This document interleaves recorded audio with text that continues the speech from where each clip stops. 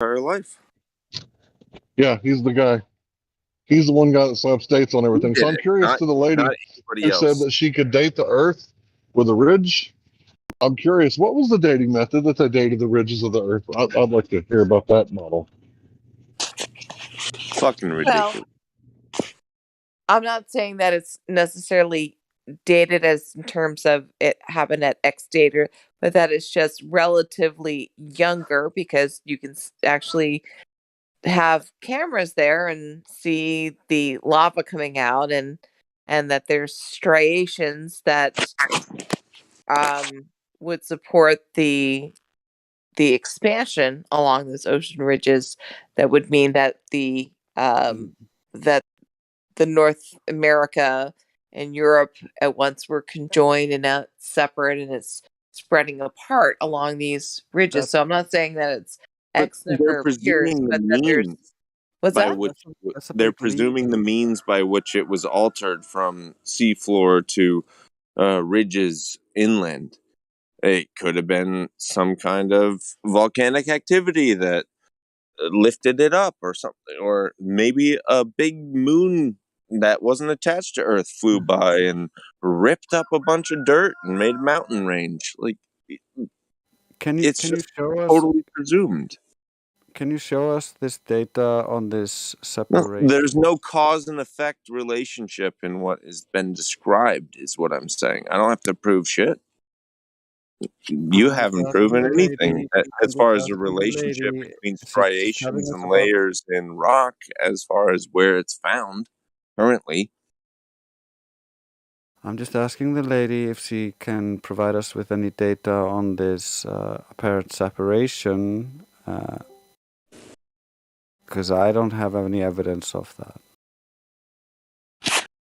Okay, hold on a second.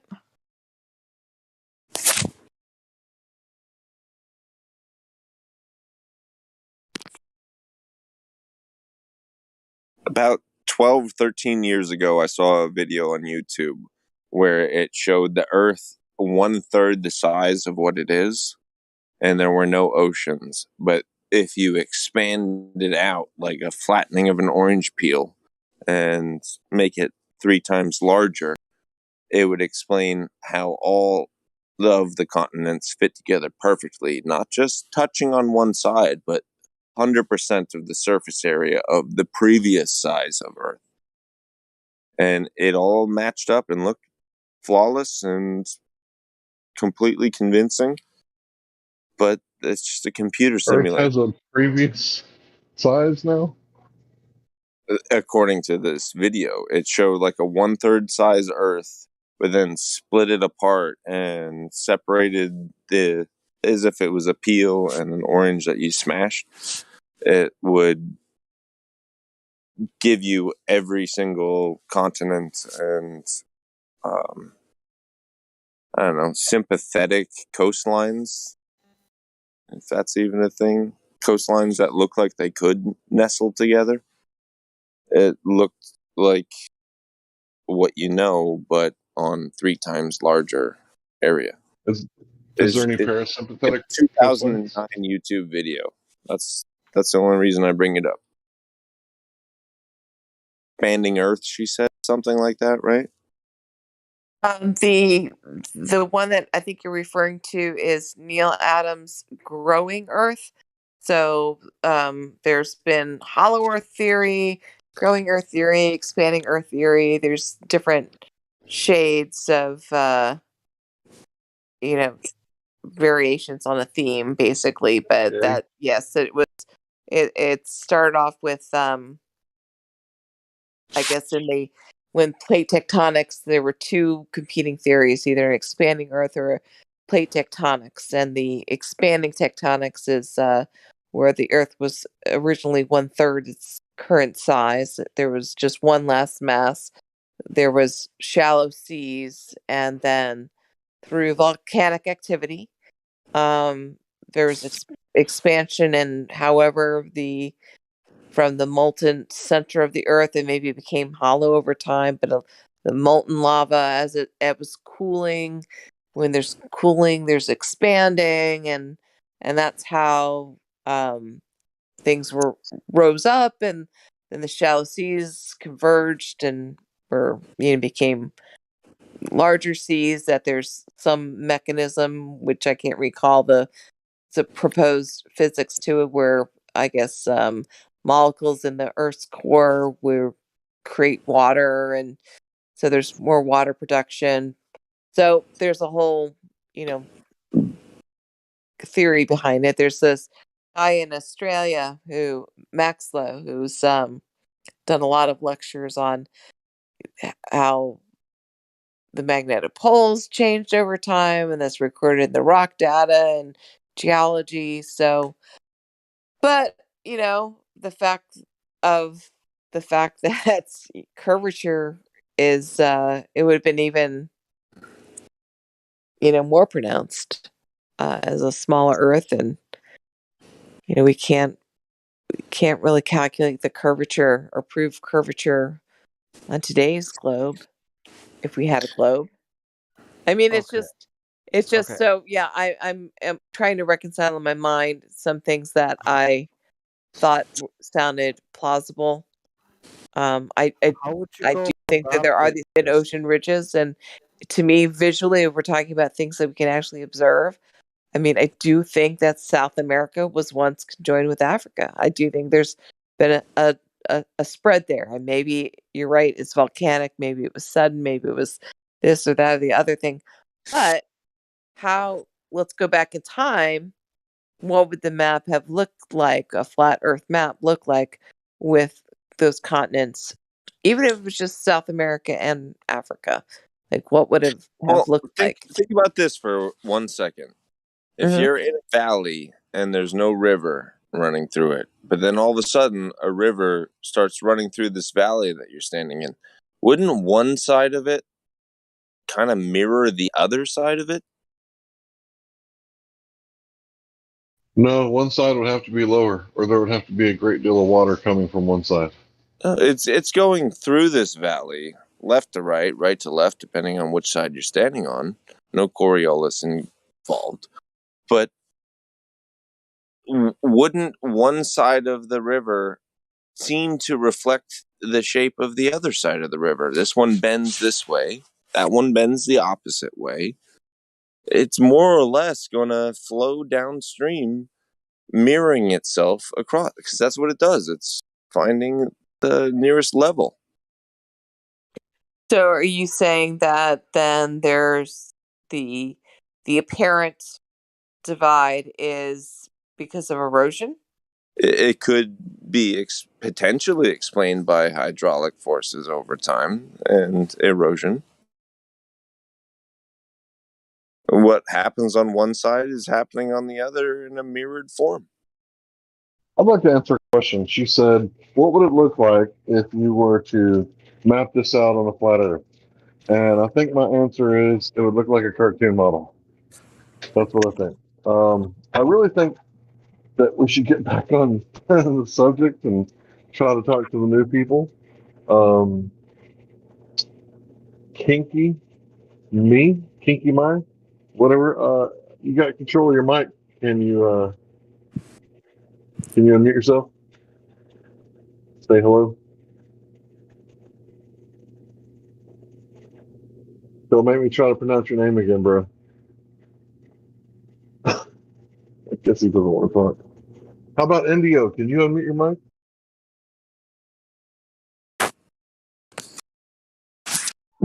So why is the Earth flat?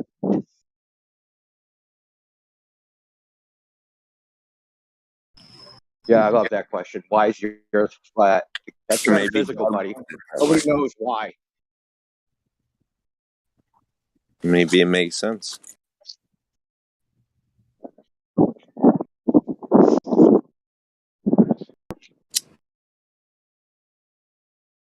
If you're gonna build anything, you need to have a good foundation.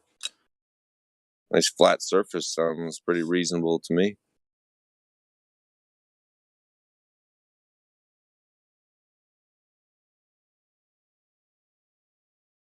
I was listening in. I just jumped in to offer one comment, if I could, for Truth Seeker.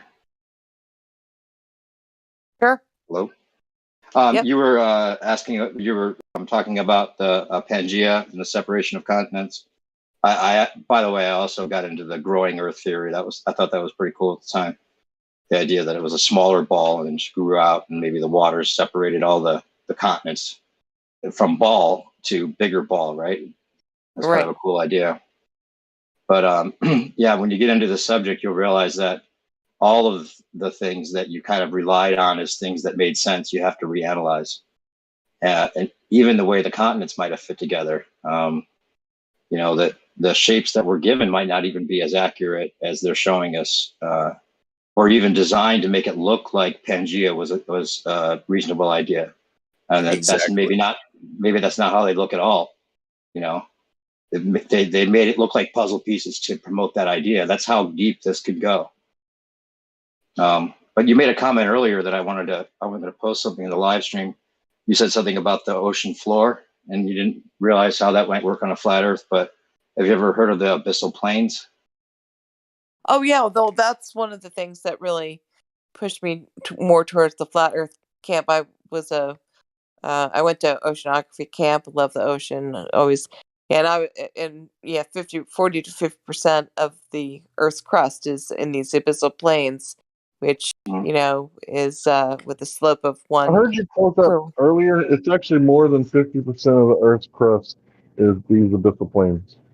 It's Or Oh, more. really? whatever, What's your what's whatever portion of the Earth they're allowing us to think is Earth. Like when people say it's 70% water, like we don't know. I mean, there could be a lot more water, a lot more land. If it's a flat Earth. well? Depends on That's how much true. they're hiding. Yeah, exactly. I thought you were saying something earlier about how you didn't know how the ocean floors or the ocean crust would work in a flat Earth, and so I thought I'd offer that. Maybe you already got to that Oh, point. thanks. No, I was more or less like what the Pangea would be on a flat Earth, but now I've actually looked at I was looking up some sites on that. It's kind of interesting. They have a Pangea. Of course, it's including Antarctica in the Pangea, but let me just post this here because I think it's kind of interesting. It actually kind of works more in favor of a flat Earth, really, when I'm looking at it.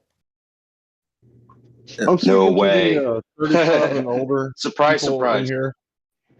The people that are 35 and older, don't you remember there used to be two pole caps, right? And didn't they say that, oh my God, global warming, what happens if the pole caps were to melt? Well, apparently, if you look at Google Earth, one of them is gone. And now, like Mexico and South America is like slid over to the east by like 1,000 miles, it seems like, because they used to be like right under one another, Yeah, I know right? what you're But talking about. now like South America is like way over there to the Halfway to east. Africa. Yeah. And it's like nudged up against Africa so close that it makes it look like they were like at one time, approaching each other very closely. But the problem with this is to me is that the sea level rises, and when it rises, it changes like the landscape. So if we had a different sea level, which we have lost cities off the coast of Japan, off the coast of India, underwater sunken cities, then we know we had, different sea levels at one point. And if we did, then we had different, continent shapes at one point. I mean, it would have to be. So I don't really think the whole Pangea thing is any good at all. I think that this Earth is meant for us to like fill it up. And I think Iceland was to the Europeans as Antarctica is to the modern man. We think it's all covered in ice, but it turns out, Green, there may be some Greenland there that they don't want us to know about. So but they just, Greenland's full of ice. right. Sorry, did I That's what just I'm burst your saying. bubble? No, no, my bubble's still intact. So that's what I'm saying. I think we're being lied to. I think there's land up north, right? But remember Bert, he said, oh, it's getting quite crowded up there. And, with the Russians and everybody's military, okay, it's crowded. What's crowded? The water? What is he talking about? So there's land up north, there's land down south. And in my opinion, if the Earth is 4.54 million or billion years old, like they say, wouldn't there be like hundreds of Hawaiis in the Pacific Rim, where all the action's going on at? I mean, that's just my thing. No, That's a volcanoes are tongue in cheek. capitalists. They recognize scarcity being valuable. If you just look at truth seeker, if you just look at even just the globe, I've always found it interesting. It seems like when you turn it around, there's like one whole side of it that's all water. You Yeah, know, there could be lots of land there that we're not told about. that's true. Yeah, there's actually I have a friend that used to do a lot of deep research into that area and trying to figure out with all the different tools online to get in there. And he said, you at one point it just whites out. You can't even see what's supposed to be there. It's like blocked. I have a question. Hmm. How come erosion appears to happen at a 50,000 times higher rate above sea level than below sea level? Because these volcanic islands, they go up thousands of feet and then they peak out over the ocean surface and then they're little nubs.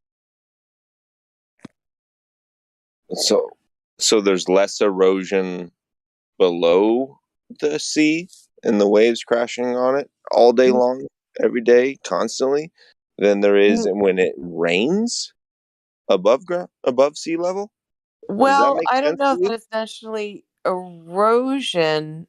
Um, Especially with the abyssal plains, there's a lot of sediment. So, according to, I So guess let's use the Hawaii for oceanography. example. What's that? Let's use the archipelago of Hawaii for example. Mm-hmm. So from the sea floor, from the abyssal plain, it juts up thousands of feet, like 1,300 feet, if Mm-hmm. memory serves. So how does it not get eroded below the sea, but it does above the sea in the bright sunny day? How come Uh, that column of stone goes just that high and no higher? I think it's hard to understand exactly what you're trying to say. Why? How do you know it's not eroded below? Well, we haven't had any Hawaiian islands tip over and fall into the sea recently that I'm aware of. There could still But be erosion, though. how does that negate the question that I asked? I'm not sure I understand exactly. Maybe somebody else does. Why does it appear that there's more erosion above sea level than below on these I have volcanic no. archipelagos? Well, I don't know. I think the theory, if I'm understanding the question correctly, and if my answer is anywhere accurate, to the prevailing theories about erosion, is that there is erosion i- from top to bottom, and there's sediment buildup. So there may be erosion below, but then any erosion from the top or below will have to settle somewhere. And so, for example, the abyssal plains, if they're sloping down from an island and a continental shelf, or it's going to go somewhere and settle. And that's one of the reasons that the abyssal plains are so flat, is because similar to how water seeks its own level, this kind of lighter sediment actually will settle and be flat. So you might have harder formations on the abyssal plain that are underneath, all this sediment that has fallen in from erosion from wherever, top or below, and then flattened out. That makes a little bit of sense. I mean, more than a little bit. So maybe oxygen could be a crucial component in the erosion. And it going from molten lava to touching water and immediately crystallizing. Maybe it's more like steel than iron and has a much stronger composition. So I can imagine a lot of things that could make that actually true. I'm not saying it's not true. And there's still I'm just some, saying you may have convinced and with me. the Big Island, there's still active volcanoes, so it's actually still theoretically like growing in a certain resource. So it's Yeah, so I don't know about the that rate of that doesn't work new for lava me because we've formation. had You've versus had a erosion. volcano going for over a year now, and I live on a point where the supposed plates are supposed to be going apart.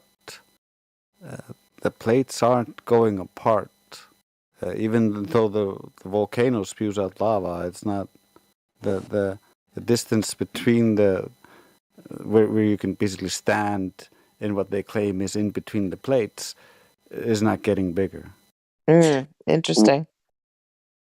Weren't we I was talking just about how rock could crystallize much faster when it touches water, more immediate transition from liquid to solid, and therefore subsist against erosion for a much longer period of time than the stuff that air dried? that's one point that you were bringing up. It's an interesting point, but it's funny. I was just going to jump in and say two people in here I like to listen to more than anybody, Indio and Drace, and I was going to throw out two topics. First was tectonic plates, and the other was volcanoes, and what on a flat Earth, because we have to understand some of these things may be happening, especially if it's plates. Think about it, flat Earth, it's a plate, not a bowl. But what you two or anybody else, but those two guys that I like to listen to, I'd like to hear some response of what the deal is with tectonic plates and volcanoes, and what the idea that volcanoes are man-made garbage piles has been brought up recently in some documentaries. I don't know. I don't know anything about that. As far as I'm concerned, lava exists in the ground in different pockets and in what appear like veins. If you look at the where they say it's splitting apart, there's highly volcanic areas underneath that ridges basically, and so it's kind of like in your body you have arteries, and in those arteries there's a lot of blood, and but you also have blood elsewhere in your body, and that's kind of how I see the Earth. I see the Earth as a living thing, and we're just part of it. And there's lava tubes too that people can that are hollowed out now, right? People can, at least that's the story, right? I don't know. I don't know everything. Well, I think that that it's plate tectonic theory. So that to me means it's like a 50-50 whether it's true or not, and probably is not true. I don't think there's any solid evidence of subduction anywhere. That's one of the reasons that I was attracted to the whole expanding Earth theory. But that Amen. said, He just said amen. Keep going. but there's now looking at because I'd never seen a Pangea model on in a flat map form, which I just put into the text a little bit ago, and I'm like, so it looked like it would work, and you could still have expansion without necessarily Having subduction. having subduction, and still end up with a very similar modern day flat Earth map that's more in line Oh with wait, so the you're AE saying that map. you're saying the continental drift still works with the flat Earth? Is that what you're saying? Yeah, I see the potential for it. Yeah, I'd have to look through it a little bit more, because I do think with with animals, let's forget about dinosaurs, but like with animal fossils of like the platypus, it's a very unique animal, and how it's found on different different continents, means that it had to be some sort of migration, had to physically be able to walk when things were closer together. So If they all came from a common source, yeah. yeah, I And mean, that's excluding the possibility that the same way that the map is distorted to make it look like a puzzle that fits together, maybe they said, oh, this possum from this continent is identical to this possum from this continent, or they had a common ancestor before it's separated, and it's just not more nonsense. It's unsubstantiatable. Well, The idea it's all of continental drift. Think about continent drifting, and then think about the realistic There's way some that would form ever of deer on every single continent, except Antarctica, if you believe that's a continent. Yeah, but deer is food, human element. You know, people always talk about natural selection. They completely There's ignore, cats you know. everywhere. There's dogs everywhere. You might call them coyotes, but they're fucking dogs. Right, but I'm saying humans will move things. Like, what if the humans in the past, they really liked the duck-billed platypus? Right? That's What if it true. was like some sort of guard dog for them? Right? What if they domesticated them in the past? Right? We wouldn't Or have what if no the king evidence of of. the tribe had to have one to prove his worthiness Sure, and kept anything's one as a possible. pet? Yeah, palm trees aren't even native to California, so. Well, they were planted for one movie, and now it costs the taxpayers like $18 million a year. But let's go back to the idea of continents drifting. What does anyone think about that? Really being, have we abandoned that idea completely, and can we just get rid of the Where do Pangea mountains altogether? come from? If we're If the at it, Earth was where the hell does if a the, mountain come from? if the Earth was spinning for 4.54 billion years, like they claim, and there was this continental drift, right? The centrifugal force alone would put 90% of the land like in this area, and then the On the parts that would be, equator. yeah, Yeah. on the equator, right? So, well, the Earth's not moving. That's bullshit. So, can we dismiss the plates? I don't know if we could just dismiss those, because if you think about it, it would make a lot of sense that the Earth is dynamic above the soil and below the soil, right? And there could be stuff moving, shifting, exploding, you know, especially, you know, with man's intervention, right? What are we doing down there? We're drilling holes, right? So, you know, look at your body. If I were to start drilling like all these microscopic holes in your body, you might have, you know, a few changes too. But then there's like the natural aspect of this place being a giant compost heap, right? We can tell the earth is used, right? It's yeah. well Well, used I before think we you ever can. came. Oil and think. natural gas are organic. Well, Well, if the continents drift, then that means you'd be able to swim under them, right? no, not necessarily. I mean, if Well, if it's they came from that far away, you know what I'm saying? Like if they You're drifted that conflating far. drifting and floating, and Yeah, it's that's a true. little I bit am. You're right. dishonest.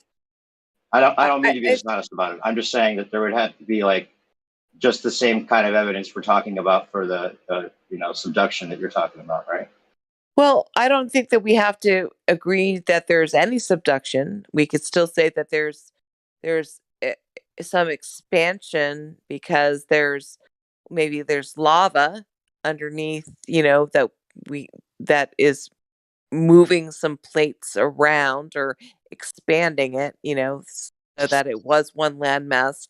I don't think it's mutually exclusive, and I don't know that it has to actually take a long time either. So if you believe in a young Earth or not, it could be sudden. I mean, volcanic eruptions and earthquakes, it could be very sudden. It could lend credence to some of the the flooding. I think you can be agnostic on whether or not um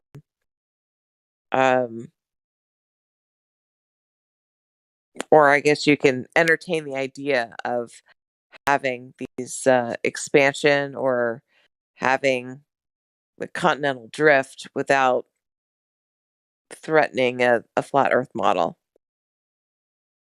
So does it have to be static? In other words, I mean, we know Wait, that time out. There's no flat Earth model.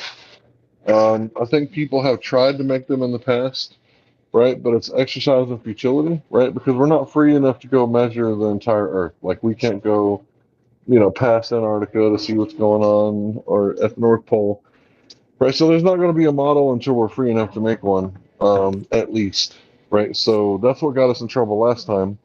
So we're going to avoid the model, and we're just going to collect data, information, and what we can prove and verify to be true.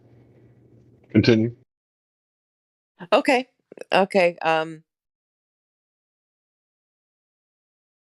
Well, I was using it more or less like the flat Earth theory rather than an actual like model or map of it.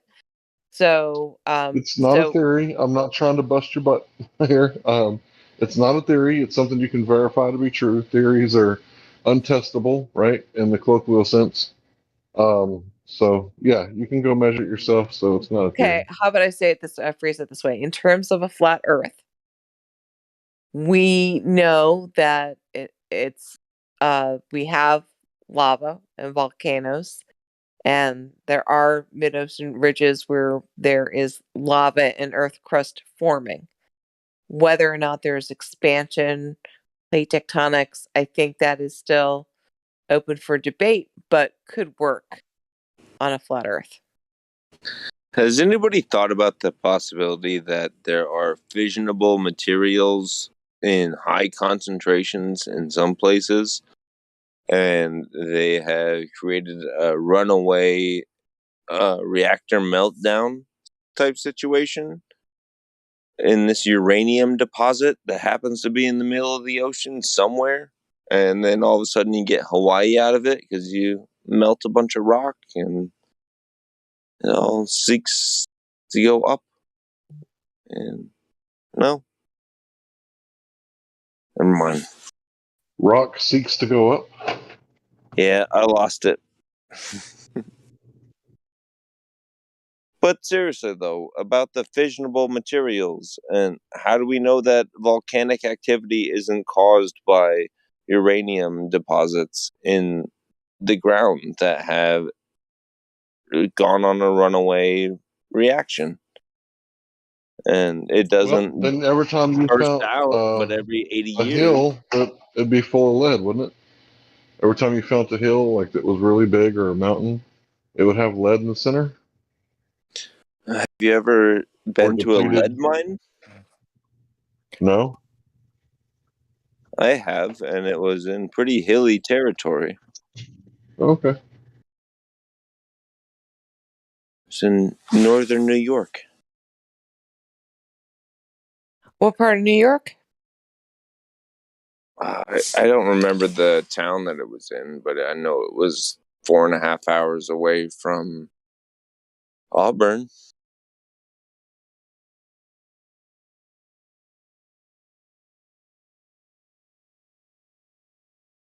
Okay, yeah, can't place Auburn. I lived in the Hudson Valley area. My mother's from Buffalo. I'm not sure even it's a large state. Not sure. I currently live in the Hudson Valley. Oh yeah? Yeah, I'm in Brewster.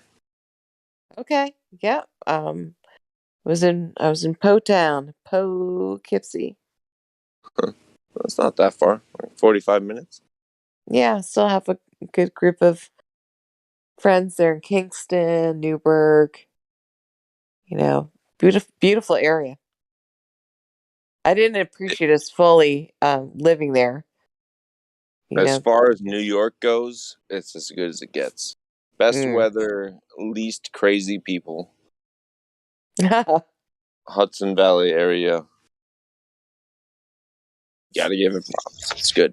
Yeah, right I've out of been to college, Saratoga. I Really nice place. worked in Manhattan, and I took that really long train ride. Luckily, I didn't work in Manhattan every day. It was like 2.5 hours, like each way. And there's a whole interesting subculture on those trains. Yeah. It's like standing underneath a bridge in Manhattan. It's like, where am I? What is going on? Is this real life? It can get really weird on that train.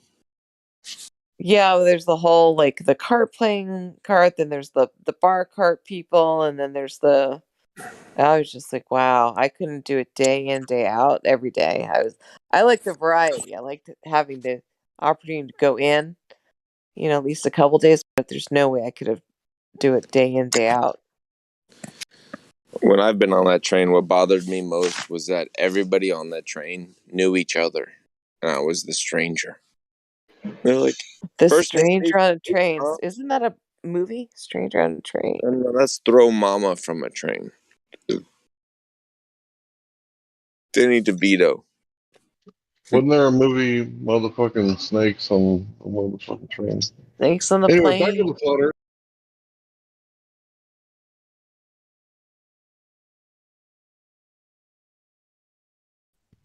You heard any globe Earth arguments that were any good lately? That's a joke. That's a Globe joke. Earth arguments that are good. I'm trying to think of which ones.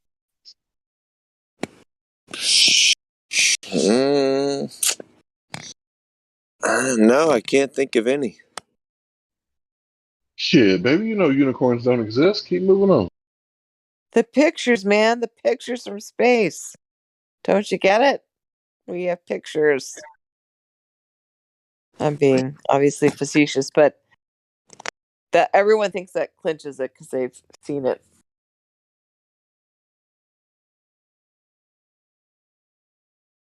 How do you know that that volcano's not erupting because there's an underground deposit of uranium ore that has been on a runaway reaction for 80 years and it's finally burst like a fucking zip?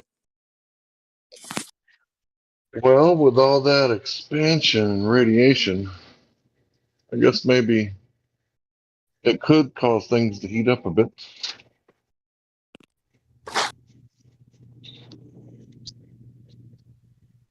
What the fuck's a geyser? Old Faithful? Can we talk about that for 5 minutes? I know what a geyser is. I love that park. I had the best vacation. Amazing.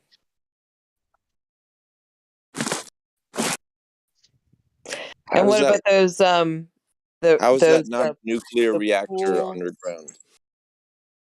Well, they have those sulfur pools, those rainbow um gosh, now the name is escaping me, but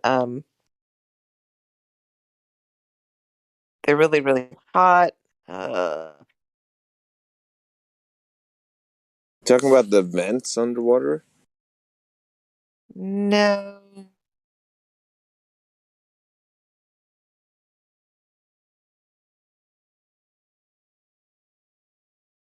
I'll get in a second. Okay. Research mode. Research mode. That's right. Research for sure. Uh, okay. I'll get a picture of it. If you haven't gotten it yet, you should be fired from your imaginary job. I'm not saying you don't have a job. I'm saying from the job that I gave you. Okay. All right. Well, hopefully I can So, squeak here. are you So these fired are or not? these are rainbow pools in the park, and they get wicked hot. You can be vaporized. They have wooden pathways. They and signs everywhere. Do not deviate from the path. And someone's people were vaporized recently. It happens every so often. Some kid falls, or someone, a dog or something, and someone tries to rescue them, and they all get vaporized in these pools. I don't know how hot it is, but you know, and what the Whoa, bro. actual You source telling me if is. I go to Yellowstone, I could smoke myself? Oh, man. That sounds righteous.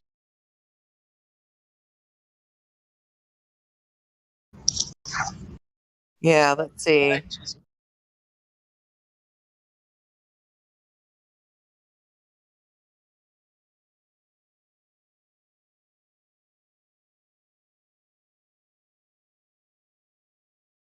So they're 100-foot diameter pools, hot springs, hydrothermal water can severely burn or melt you, basically.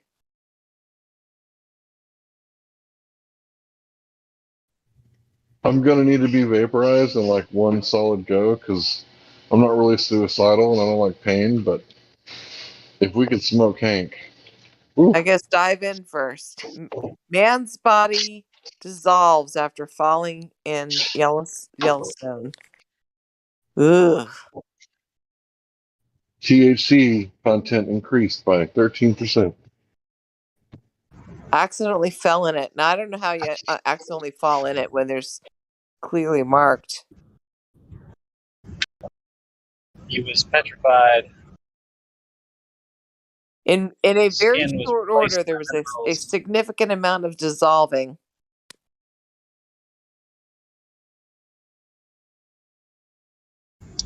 Truth Seeker, you come across anything about fossils being really young?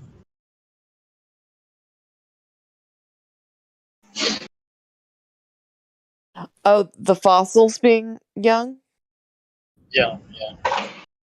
I don't know about fossils and the dating. I know that there's problems with dating things in general. Like woken up to that fact that the carbon dating is not exact science at all. So I don't know about dating. Um, I'll entertain that things are much younger than what we've been told. Doesn't have to be millions of years, but it could be millions of years too. I don't have a problem with that either. I guess. Well, good news. They dated a snail, right? It was a living snail, and it came back to be like, what was it, tens of thousands of years old? And I can cite my Nice. source on that if you're really interested. And then another time, three different labs were spent some of the same material, right? And it came back to be like, an ungodly amount of years old, right? And then they told them like, oh, this was directly from Mount St. Helen, the eruption that happened in like the early '80s. And they were like, why didn't you tell us that it was from Mount St. Helens? And it was like, well, we caught you lying, bitch, and now you Well, want to act like it's an exact science, right? And you're all butthurt because we didn't tell you where we got it from. hey, Ben. The only time it works is when there is an unknown date for it. Right, right. And then it's usually like between 65 million and 75 million years old. It's like, oh, that's a small gap. If you know how old it is, it doesn't work. Right. If you don't know how old it is, that's when you know it works. Weird science. I'd love to make a supermodel from my Epson 110 printer. Like, what the hell? Talking about a Not 3D printer possible. for the house. You need a really powerful lightning bolt to make that happen. 1.21 gigawatts. 1.21. Get it right.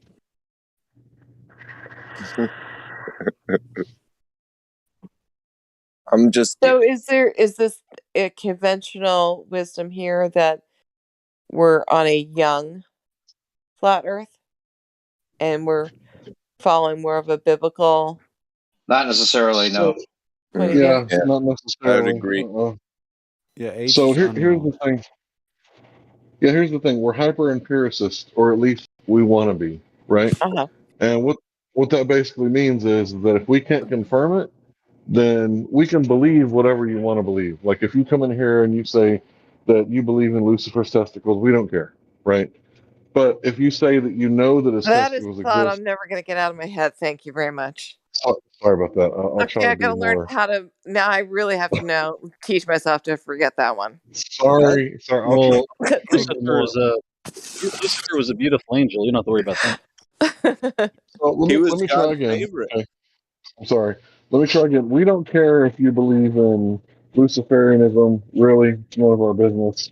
But if you make a claim, right, we're going to want to, cite your source, back up your Mhm. claim, right? Hold you That to it.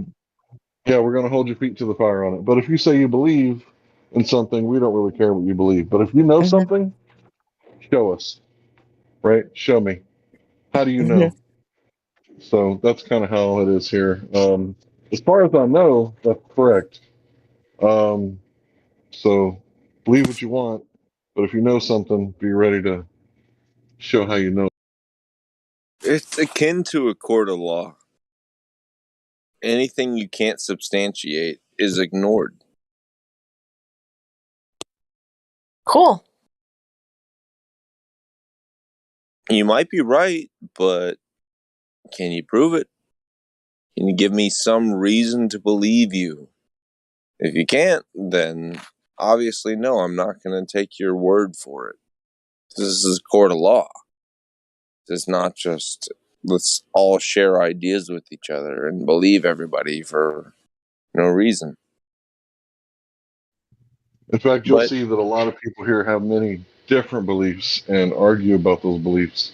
I'm not really the type to argue about a belief so much these days, but I will argue over knowledge claims. If someone claims the Earth is a shape and it's got this curvature rate, I'll argue that stuff all day long. But beliefs, I don't really care what you believe.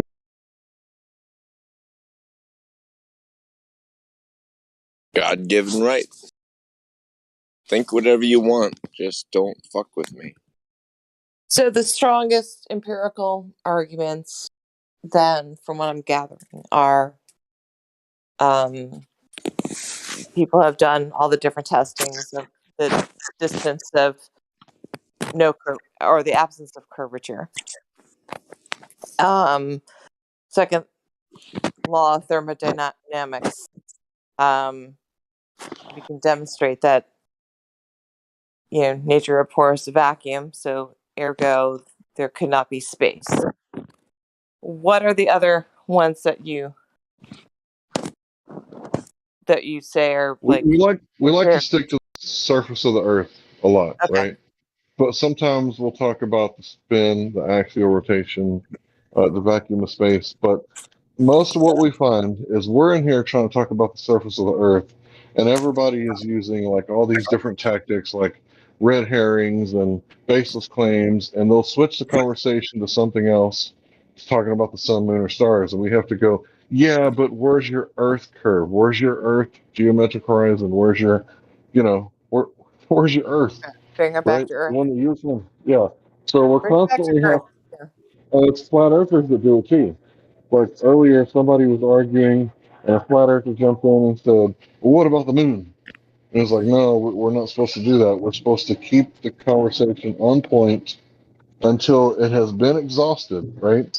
And if at the very end the guy says, well, I just don't agree with what you're saying, then we can agree to disagree, right? That's no problem. But we can't just have people like come back like an hour later, like after we agree to disagree, and then keep on with the same old shit. It's like Yeah, we appreciate people on the globe side, but they have to be honest. Go ahead.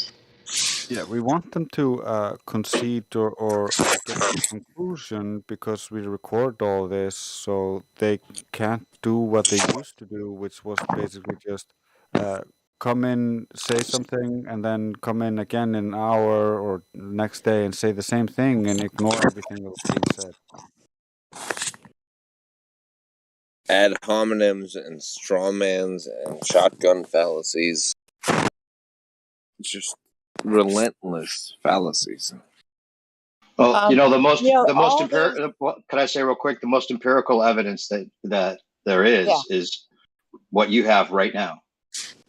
The Earth, the world, your existence, the world. It presents itself as flat and stationary, as far as you can tell. If you were born on this Earth, you're never told anything about the globe, about what the stars are doing, or anything like that. You would just assume you're on a stationary plane, just like it seems. So that's your base axiom. And any belief, anything that says that it's something different than what it seems, that's where the belief comes in. And then this whole argument has gotten cornered purposely, I would argue, into us having to define the whole thing as if that could be done, because they showed us the ball from space. Then then the challenge is we're supposed to show the whole flat Earth. Like we're supposed to show what it's supposed to look like on all perimeters, which is probably not even possible. It could be, I think it's probably infinite. So, there's, it's an impossible task that they put to us, because they know that it can't be done. Even if they know that theirs is just a fake model, they want a whole model. They want everything figured out before they can accept this in place of their ridiculous model. Right. Do you bring up the Michelson-Morley experiments and Sagnac? Is that how you pronounce it? The one that proved the ether. Do you get into any of those? Michelson Morley and Sagnac. Yeah, those are two that are brought up a lot. Yeah. Okay. Didn't someone just And retweet they'll that claim that recently? they prove globe too. They'll just reverse it and say it proves globe. Oh, well, gosh, that's Well, they can't explain why or how, but they'll claim it. Right. They can't explain the link between the cause and effect relationship. A lot of times, what they'll do is they'll claim like Foucault's pendulum and claim that this proves that the Earth is spinning underneath the pendulum, but it doesn't spin underneath everything else, like helicopters, right? And another tactic they'll use is they'll bring up the guy playing with his balls in a shed, right? And they'll say that this somehow proves gravity, right? And it's like, this doesn't really prove anything, right? And they're like, it proves gravity. It's like, wait, what was he trying to prove? Oh, he was trying to prove the density of the Earth. It's like, okay, so you say it proves gravity. Like, show me. And it's like they can't really make the connection. Then you have to explain to them it's not a real scientific experiment. And that's when they usually start. So, if you have a really, really, really large pendulum in a tall chamber, how come you can't say what is dead center, middle of the floor where it should be, and then measure it being offset by 0.0027 degrees because the Earth is spinning east to west? There's no measurable rotation, motion, curvature, anything.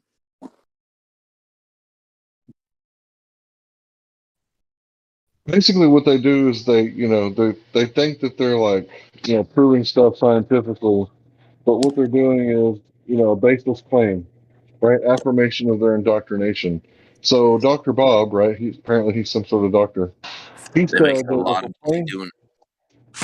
he said if a plane flies to the east and to the west, the package will weigh differently when it flies from the east to the west. The package in the plane, and somehow this proves that the Earth is spinning.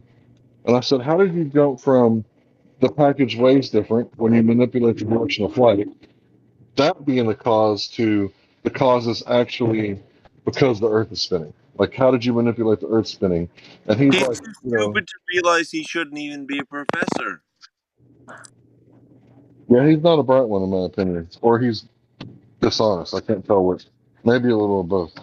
But yeah, the thing is, the thing that you're manipulating, right, is the cause, and when you see the effect, right, that's a little more closer to scientific, right? But then that would mean that when you fly to the east, you fly to the west. If this claim is even true, that it weighs different, that has nothing to do with the spin of the Earth. Or is it true the Earth is spinning? That's the thing in question to begin with. So his affirmation, somebody like turning the microphone, his affirmation of his indoctrination without experimentation is cute. That's how I see it. It's poetry, right? No different than Edgar Allan Poe and his Annabelle Lee. They well, probably realized that there was a different fuel efficiency one direction versus the other, different headwinds, and they computed how much fuel savings they would get, and they compared that to what they would need in extra fuel for extra cargo in the plane, and they just transposed something 4 degrees from Sunday and made a claim that is ridiculous. They're liars, basically. so I want to get back to that Coriolis effect, where because that's very inconsistent how they're applying it. So supposedly, when you're a sharpshooter or a sniper, you have to take account the rotation of the Earth. But if you're in a helicopter, you don't, because you're the whole column of air is moving with you. And then, but then it comes into effect again with their pendulum, but not for other things. Wait, I got to So stop you right there. If the atmosphere is spinning with the Earth, then there wouldn't be wind, right? no, So, I totally get that. oh, I'm trying to go through their ill logic that they're Yeah, right, I know I'm trying to and go through it with you. and Go ahead. so someone can kick a football, and because it curves, or apparent curves, but that's because of the Earth spinning, right? Because Neil deGrasse Tyson claimed, oh well, this the it curved in and made a goal because the Earth was spinning or something like that. This shit is flat. Like all the Glober stories, they are inherently self-contradictory and they have conflicting conditions. I called it what did I call it? It's whatever, doesn't matter. Uh, anyway, snipers don't account for Coriolis. It's a footnote in some sniper books. Thousands of them have come here and talked to flat earthers about this and admitted never using it. My dad owns sniper rifles. We tested it out. There was no Coriolis. There's a little bit of Magnus effect if you're shooting really long distances, and there's some bullet drop. But Coriolis effect was actually discovered by flat earthers long before Globers, and it was used as evidence, or the non-existence of Coriolis was used as evidence that the Earth wasn't a rotating ball. And then they co-opted it and called it the Coriolis effect.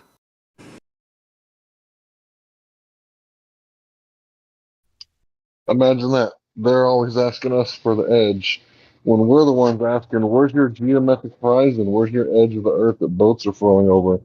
Right? Because if you think about it, if the Earth is a plane, it's pretty much level, right? There's topography, but it's a stationary plane, tens of thousands of miles in diameter, right? What are the chances of you falling off of that? Like zero, right? Because we're all hanging out in the middle. Like nobody's hanging out towards this hypothetical edge that maybe could exist in reality. But they always come in here and they ask, "Where's the edge?" And I think it's because it's based on the innate human trait to find the perimeter, or animal trait. It's an animal trait actually. Take a Well, new kitten, right? It's gonna But isn't it's that gonna suss why? out the perimeter, and that's what Isn't that human why natural instinct is to Antarctica do. sucks so many bags of D's? Nobody wants to be there. You get halfway there and you're like, you know what? This was a bad idea. Let's go home. Like, who the hell would go to Antarctica? Seriously. It's like the Truman Show. The closer you get to the edge, the more offensive it reacts towards your presence. And whether that's naval ships or weather or temperature, like, it doesn't matter. The closer you get to Antarctica, the more you're going to be disinclined to continue going towards Antarctica. The Well, whole I think the that knee-jerk question about where's the edge is twofold. One is we're all shown, with people were so afraid when Christopher Columbus was going off. They thought the Earth was flat and he was going to fall off the edge. We're all told that in he showed school. us. And then you've got the Flat Earth Society disinformation that's out there, showing you that disk, being propelled up through space. I mean, I came across that, and I was like, oh, please, these flat earthers, and I stopped looking into that. So that worked on me for a little bit. Can't remember how I came back into it, but I could see people just kind of stopping there and like, oh, this is ridiculous, and so they fall into that trap. So that I can see. Well, that's why they come in here and ask about the edge. Show me the edge and I'll talk about it. And you got to be Show me careful. Got to be careful about positive claim in this regard as well. That there is an edge to begin with, or that there's a ice wall surrounding us completely. We don't know that for sure. We don't know that Antarctica is completely surrounding us 360 degrees. That's something we can't confirm. Give me evidence, then I'll address it. But until you, No, I'm not talking to you. I'm not talking to you. I'm just talking about in general. Like, since she's new to this a little bit, some flat earthers will claim Antarctica surrounds us 360 degrees, but we don't know that. Antarctica could be its own continent, in fact, and there could be still, it could be part of the area that surrounds us, or, I mean, there's some of these things that we don't know for sure, but that gets claimed, and then that puts us in a defensive position because we're claiming things we don't know for sure. Antarctica could have its own little area that you could actually go around, and it could be set up as a red herring that somehow is proved later, and then, oh, I guess flat Earth isn't true because someone went around Antarctica. So that's what we have to be careful of. Well, I like this empirical reasoning and basis for your arguments or your method of debating, because I do find that when I listen to some of the YouTubers are like, oh, it's the goes all the way around us, and then they're saying, but we can't go there, we can't prove it, and it's better to just go with what you know, so what you can prove. I like that. Yeah, that's how we get into this mess, making claims that we can't back up. That's why we're here, right? Yeah, no one checked it. I think there's a larger part to play in that, is that you are a little late to the game. Mm-hmm. You know what I mean? I don't mean that in an insulting way in any way. But if you were 3 years ago going through the same crisis of conscience, and is this true or is this not true? Like 3 years ago, it was a completely different environment. And because you're going through it right now, the information available to you and what you're going to hear from people like us is kind of predicated on the fact that we've been doing this for a few years, and everything seems tired and old and redundant. But to you, it's still very new. You know what I mean? Right. So, don't be off put. And you're ahead of a lot. You're ahead of most everybody else still, by the way. Yeah, you're still in the front of the pack. That's for fucking sure. But don't be off put by people saying, oh my God, how many times do we have to have the same conversation if you bring something up? Don't be off put. Please. Okay. Because you're on the right track and you're doing fucking amazing. Oh, thanks. Keep it up. Well, Have you went out and measured it yet? You went out to the Earth and asked the Earth directly, yo, Mother Earth, what's your measurements? How dare you ask a female planet what her size is? Right? Don't ask her her age. I don't think she'll tell you, but I think you can get her measurements if you go out and ask at the right place in the right time. Large body of water at rest. You ever made any observations like that? Truth. It's also you're the one making the observation. I always tell everybody I'm 20 years older than I am, because then everyone's like, "Oh, you look great." That's a good strategy. I kind of do the same thing. But I also identify as somebody born in 1910. I'm with you If there. we're just going to make up what we identify as, then I'm from 1910. And I'm old school. Oh, I should have been in the era of Glenn Miller. I love Glenn Miller music, big band music.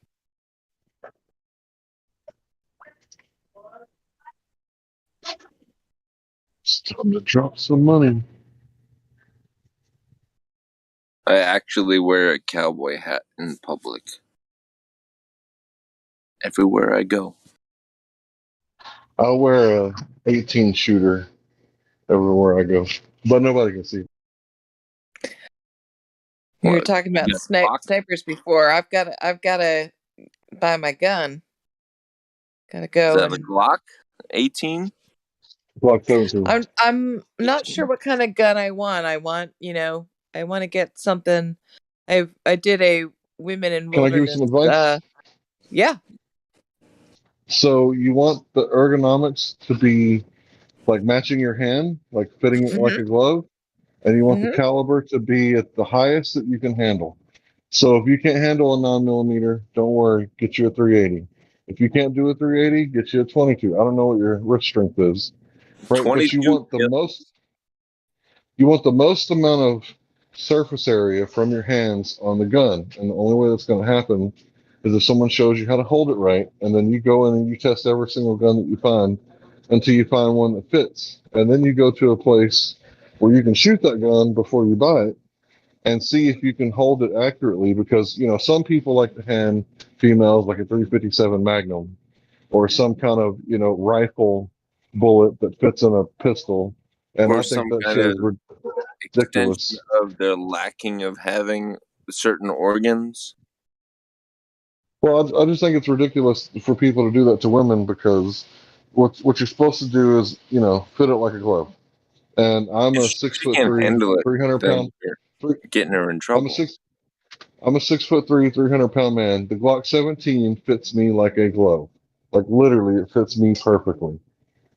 I mean, I could probably get a bigger round, but my criteria is ammo availability and not the larger round. Anyway, continue. I prefer a Sig Sauer 45. That's just me, though. I'm 6'4", not 6'3", so I guess that explains it. I'm just kidding, Hank. I love you.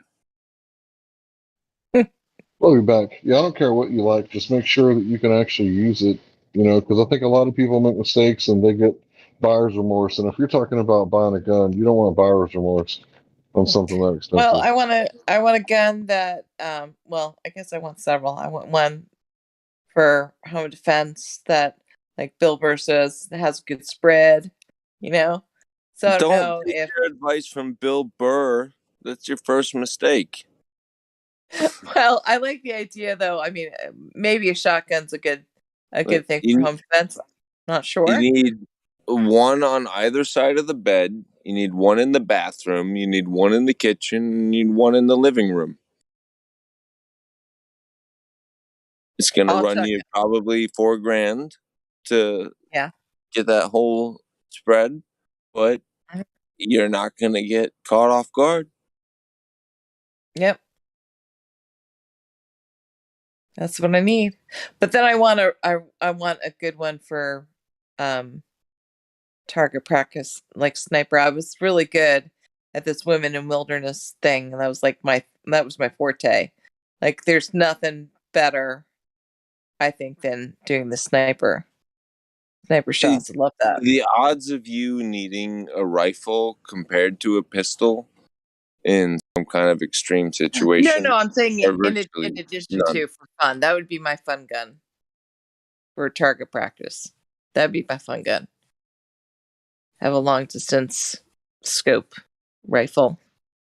Yeah, that's kind of how you imagine it, because it's least like, oh, I'm in danger and something could happen to me too. No, I'm way up here on the mountaintop and I'm looking at you 200 yards away, putting a crosshair on your heart, and you don't even know I'm here, do you? It's a very convenient fantasy, but if you're ever going to use a firearm, it's not going to be a rifle. You can use No, firearms no, no. for relaxation or, No, I'm recreation, meditation. separating need and safety, which All I I'm totally saying is make recognize as sure a you got your kinetic pistol game on point before you even think about rifles. Don't waste your dollars on rifles. Get pistols first. pistols first. Okay. The best thing you can do is, go to your local ranges and inform yourself. You know, meet up with people so that you can see, feel, and experience what is out there and get first-hand reactions from people that actually use them. Yeah. Yeah, like if you I came up to me and you said, "Hey, can I shoot your pistol?" I'd be like, "Well, how educated are you? And No. are you going to shoot me with it?" Right? And once I found out that you were educated and you knew how to handle a gun, I'd be like, "Yeah, go ahead. Throw some of your own ammo in there, and I'll let you shoot it. Or give me $20, and I'll give you what's the old day, $20." Anyway, yeah, give me some ammo. I'll let you shoot it. I think that's what I would do, just as long as you can prove to everyone that you're not going to shoot them, because whenever you ask someone for a pistol, it's kind of like saying, "Could you turn around so I could stab you? Where's your heart at? On the left side?" It's Yeah. like it's almost an insult to ask someone for the pistol. But if you explain why, it'll be different.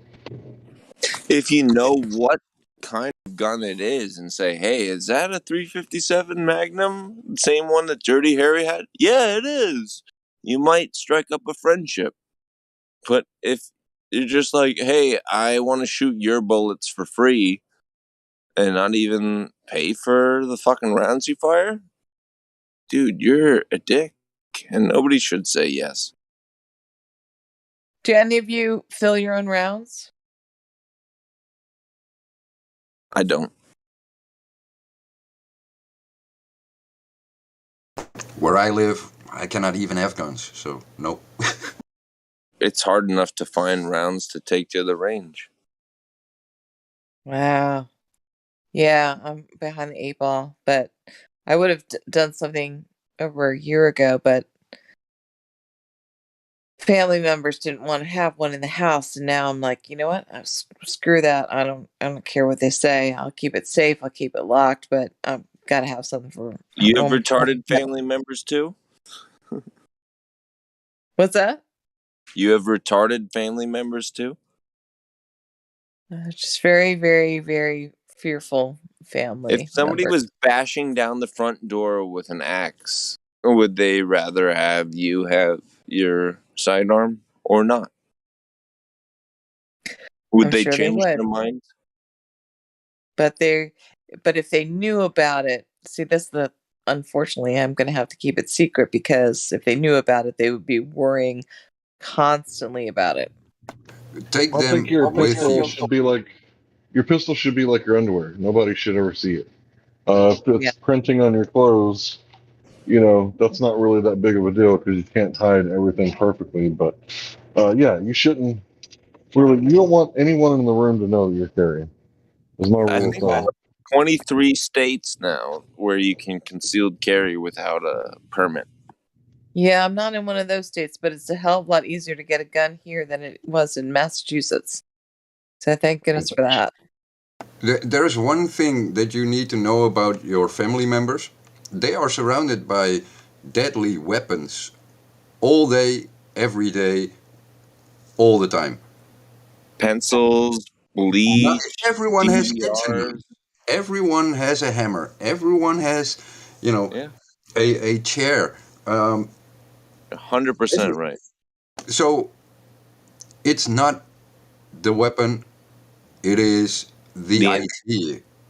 Think about Yeah. this. My son weighs 130, 140 pounds. He's a black belt in Taekwondo. Do you know what that means? That means if he kicks you in the head, it's equivalent to someone swinging a metal baseball bat. The same amount of velocity, right? Because the three pivot kick adds three velocities together, and when you do that, that's the equivalency of a baseball swing. You've created a monster. But He's dangerous. But wait. I did create a monster, but he Good for understands the you. philosophy. He understands the philosophy and keeps it sheathed 100% of the time. but if I'm glad you did.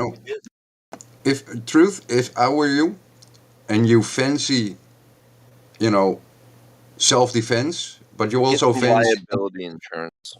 relaxation, prioritize. Do you want a firearm for defense first, or do you want the relaxation of long distance shooting? Definitely for self-defense first, and I'd master that one, but I've always been into those like Then any kind of shooting game, and I always had good eye-hand coordination. I was, so I enjoy target practice. So I She think I sounds want. like she could handle a 38. I don't know. Can If we you have disagree? a 30 round 22, I'm 5'8".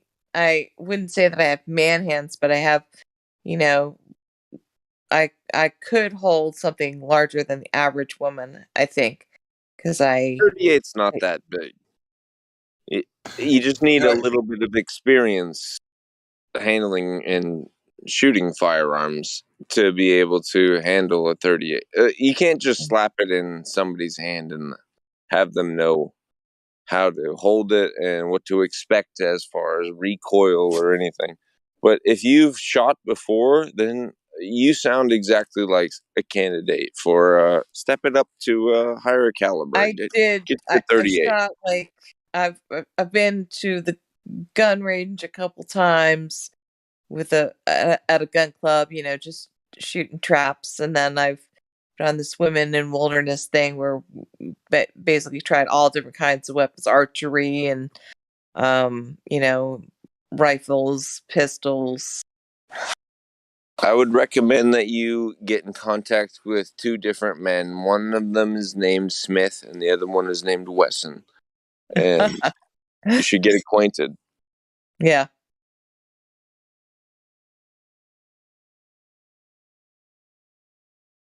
Or you could get a Glock 17. But I don't know.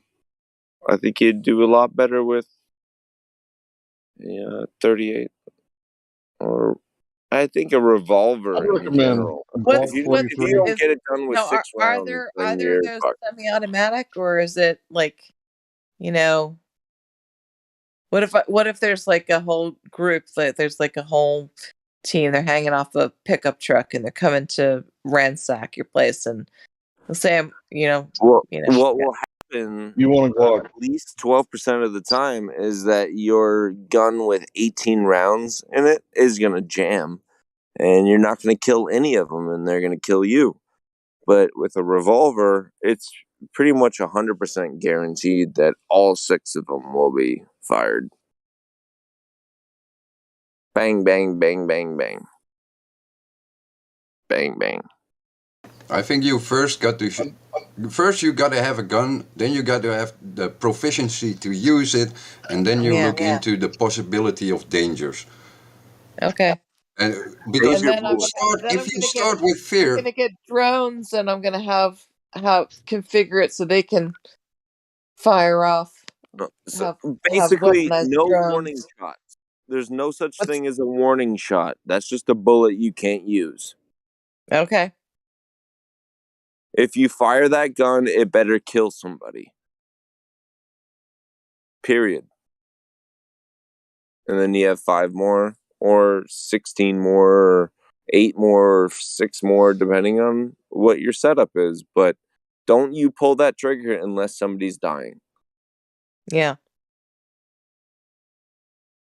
Because if you fire a warning shot, that's just one less bullet that you don't have. Good I would say advice. get some training. Get some training because there's more. Like he's saying, there's more to it than just the stopping someone from harming someone. There's the legal aspect, right? So you got to know that if you ever get stopped by the cops, this is not legal advice, of course. This is for entertainment only. If you ever get stopped by the cops, right, you say, "Am I being detained?" If they say yes, you say, "I want my lawyer," and that's the only thing that you say. "I want my lawyer. I want my lawyer." Right, Mm-hmm. and then if they say no, you're free to go. Then you calmly walk away. So the next thing is that if you actually shoot somebody, and let's say you did do that. Let's say you didn't snitch on yourself like a dummy and put yourself in prison, right? Let's say you did wait to talk to your lawyer, right? Well, you get found not guilty. That's great, but guess what? The guy you killed, his mama thinks he didn't do nothing wrong. Because she's going to Civil sue court. you in civil court.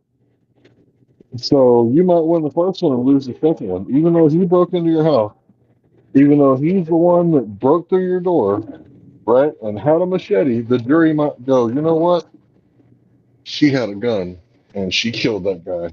She doesn't deserve to get away with it. She's a murderer, even though He that's was crazy. only going to steal like $600 worth of stuff, and you killed him? How dare you? I know. Right. Well, here's another scenario. You pull up to a gas station, like you get out of your car, and all of a sudden you see there's like blood everywhere and bodies everywhere. And then a guy steps out from behind the wall, and he's got another guy, and he's got a gun to his head. right? What are you thinking? Shoot the guy with the gun, right? Well, that guy with the gun's an off-duty police officer who just happened to apprehend the criminal, and you're going to shoot and kill the cop because he's the one with the guns, and there's bodies everywhere. So you have to see like everything start and everything finish, and then make a decision like, do I really need to get involved? And some people think like, oh man, I can't wait to shoot somebody. That's not how it works. No, It's not no, can no. I shoot. It's not can I shoot. It's must I stop him. Must I shoot? Because pepper spray will take the fight away. If you take someone and you wrap their neck around with a rear naked choke, they wake up like a few seconds later, they don't have any fight left in them. So you It don't have to kill people it every has to time. be the last thing you do. There literally cannot be any other option other than to do it, or you're fucked. Yeah. Well, So it's like this lifestyle, you have to be like clean, sober, moral. You know, you have to understand like natural law. clean, You have to check, understand like sober, situational check, awareness. You check. smoked weed 3 weeks ago? It's murder. Uh, no, In no Texas, weed, I wouldn't disagree with you. no weed smoking. I'm as clean living as they get. Cool. Texas is the Yeah, only place I've ever been incarcerated.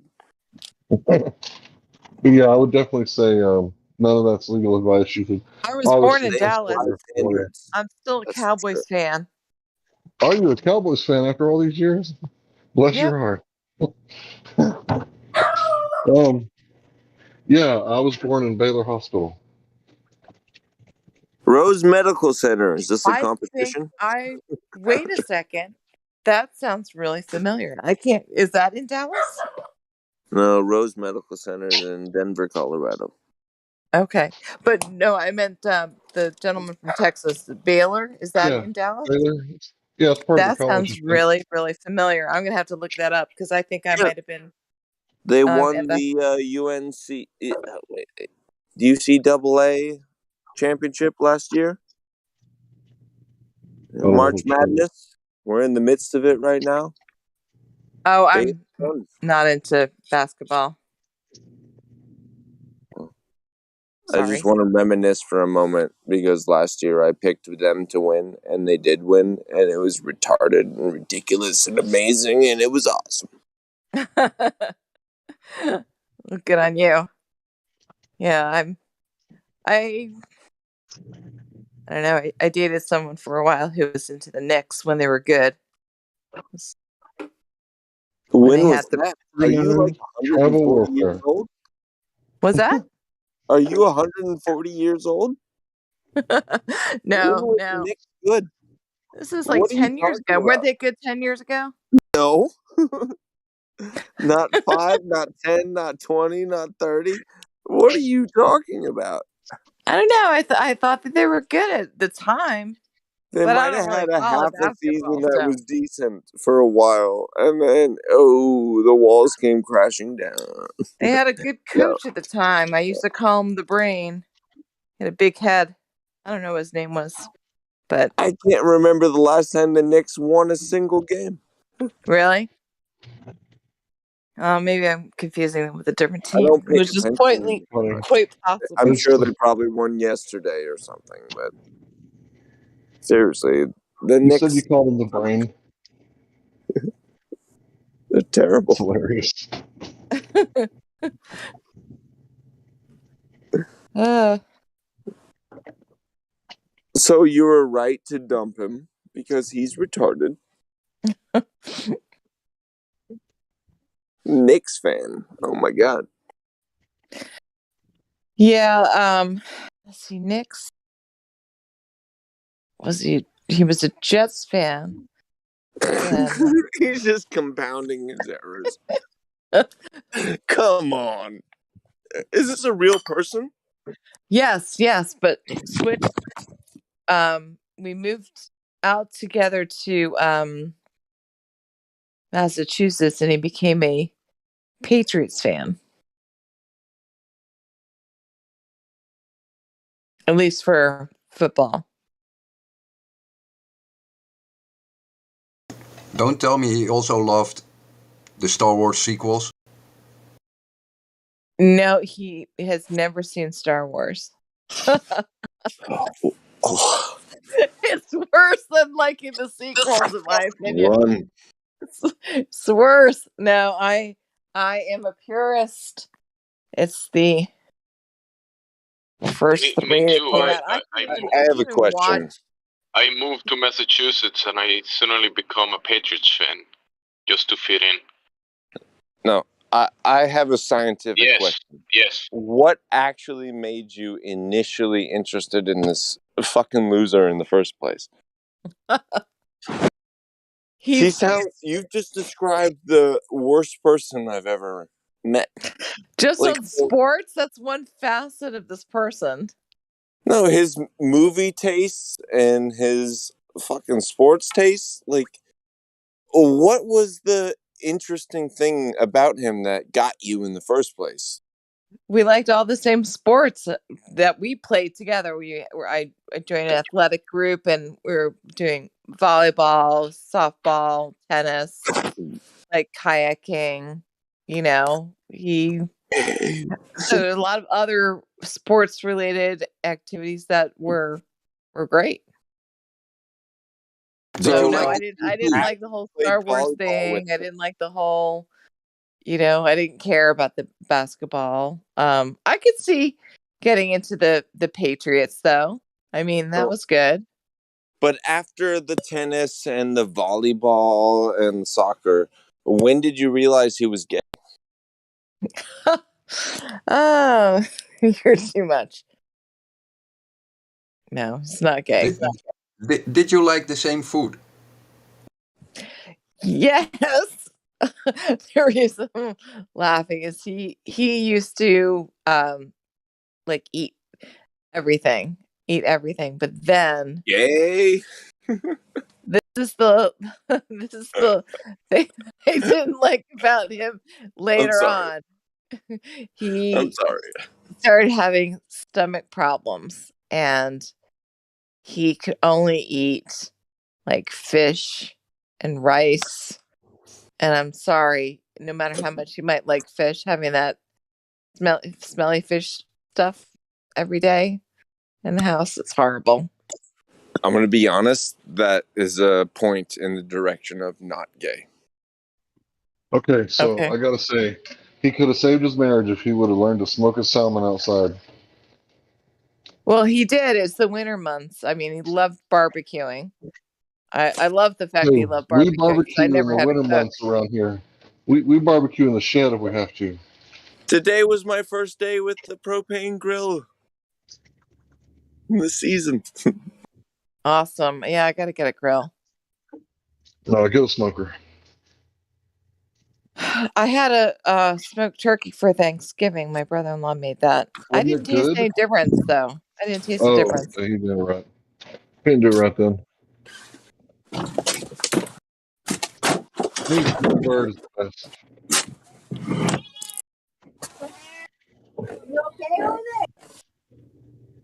Was that But yeah, cats I heard? oh no. Yeah, it's my cat. He's kind of a dick. He wants to participate in the Discord, but I tell him, no, shut up, cat. You're a cat. You don't talk to people. Aw. You can let the cat talk. It's very important to have international fans for a cat. Why are you suppressing the cat? Suppressing the cat. You're censoring the cat. The best thing about a cat is that there are no speech limitations on internet or Discord for cats. Because people from Discord cannot hear them. They don't understand them. So they can say whatever they want. So don't limit the free speech of the cat online. That's right. Free speech for cats. So you're Lives matter. advocating that I shove the iPad in my cat's face and say, talk, man. Come on, talk. No, you're gonna say meow, meow. What's your cat's name? Let me talk to the cat.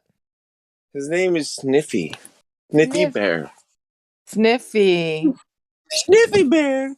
hi. Sniffy Bear. Hi, Sniffy He's just Bear. rubbing on it. He's not Hi, talking. Sniffy Bear. No, I'm talking. Keep I'm it up. talking. He's responding.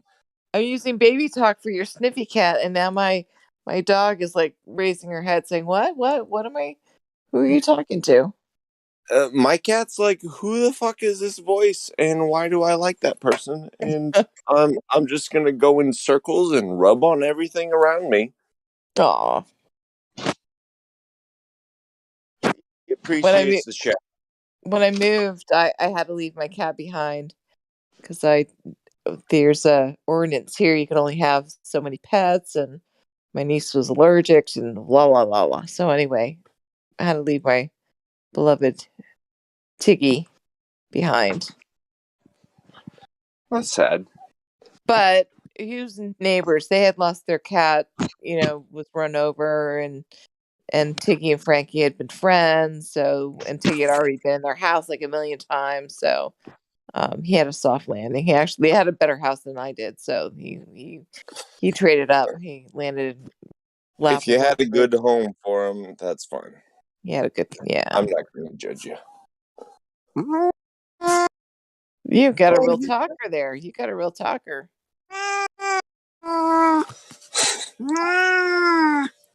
You want to get down? Is that a real cat? It doesn't even sound like a real cat. Yeah, he thinks he's a bagpipe because I'm holding his belly and he's making little moany sounds, but it's a cat.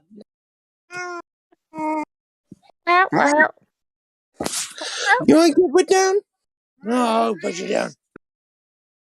Drop him like a log. I like to catch my cats in mid meow and like grab their stomach and just like squeeze it where they go "Wah, wah, wah, wah, wah," like they make that noise. And I love catching them when they're like hunting birds and they make that like clickety noise with their Little mouth. chattery sound. Yeah. Yeah, and they're basically like Elmer Fudd, like "Shh, we're hunting rabbits." We're hunting. Meow. Did you?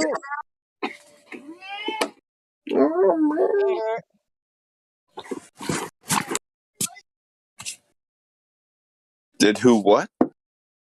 Well, this is just an odd fact, but I don't know why it leapt in my head. But we were talking about like cats, and then I was thinking, well, I wonder how they, how animals can sense like north and south, and navigation birds and all that. I'm wondering, like, has anyone done any experiment with animals in terms of like magnetic influences on them? Like, I don't know if you know this, but dogs, for example, it's been proven that dogs will orientate themselves north to south when they're going to the bathroom. They do not like to line up east west. Apparently, there's some sort of magnetic sense, so they actually align themselves north south. Well, I can tell you that birds, I don't know about mammals, but I know birds absolutely do have a little cavity in their skull where there's a crystal of hematite, which is basically just iron ore, and it acts as a compass and it orients itself like a compass does. And they basically have a sensory organ in their head that tells them north, south, east, west. Wow. It only tells them north, but they figure out the rest. And the hematite crystal forms out of iron from their blood. So that explains how it gets inside and Well, grows. that's a complicated rock. That's a very complicated rock. I have 15 birds, and I know a lot about birds, and they all know which direction is north. And it's Magnetoreception creepy. in birds. Interesting. Well, you said you had 15 birds. Well, I guess it's better to be bird shit crazy than bat shit crazy, right? Yeah, bats make you fucking insane. The gases that come off of bat shit, and if you get it on your hands and It absorbs through your skin. You Isn't literally get a where the psychosis. Marburg virus is supposed to come from? It's like guano from bats. You become psychotic pretty fucking fast when you're inundated with bat shit. No, If you you don't jump become in a psychotic. cave in South America and there's like 14 feet of bat shit in it, you're gonna lose your mind. Guaranteed. You're gonna lose it. Loco, as they call it down there. Is that what happened to Ace Ventura for the guano? Well, it's debatable, but I would venture to say yes. In fact, it is. You You remember when know, he crawled out of the rubber rhino's butthole? Yeah. Yeah, it was just too hot inside. He had to get out. That was pretty funny, actually, back then. 1998. Chikaka. That was 25 years ago. Can you believe that? What? What about bat farts? If you walk into a bat's fart field, right, is that gonna like make you go crazy too? No. It's the You know what a fart pathogens field that is, right? live in feces and Okay. inundate. You That's know, what. cats have this thing Yeah. where they can infect like a young infant, and this thing that infects the kid, I forget what it's called, but apparently it makes you aggressive and hypersexual, and they say that it's like a mind controlling agent to where you lose self control. And that's one of the best arguments I've ever heard for someone saying that we don't have free will. And I was like, you are kidding me, right? But he was serious. The guy was making an argument that we don't have free will because of the stuff that infects children or babies, infants, from cat shit. From Crazy. what you have just said has made every single person in this room stupider for having heard it. I award you no points, and may God have mercy on your soul. Billy Madison? Yeah, but it's true. Keep infants away from cats.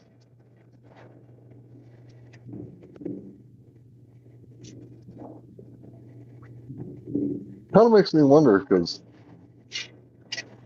If infants and cats were such a problem, shouldn't you not be the first person to let me know about it?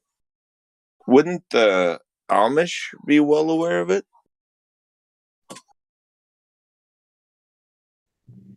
I think there's a lot of stuff the Amish aren't aware of. I would believe you to be correct in that assertion, but still, they're pretty empirical people, right? They Oh, no don't believe doubt. anything they're told, they believe what they can demonstrate and repeat. Agreed, but not a lot of people know about the cat shit disease that affects children. In a way, the Amish are the most scientific people amongst our society. They know what works and they stick to it.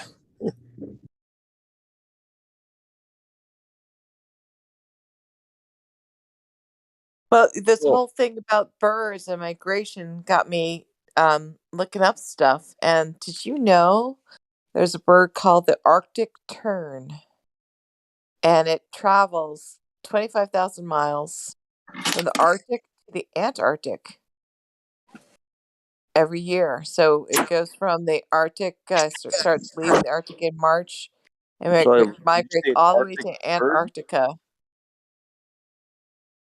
Tern? Like with an N?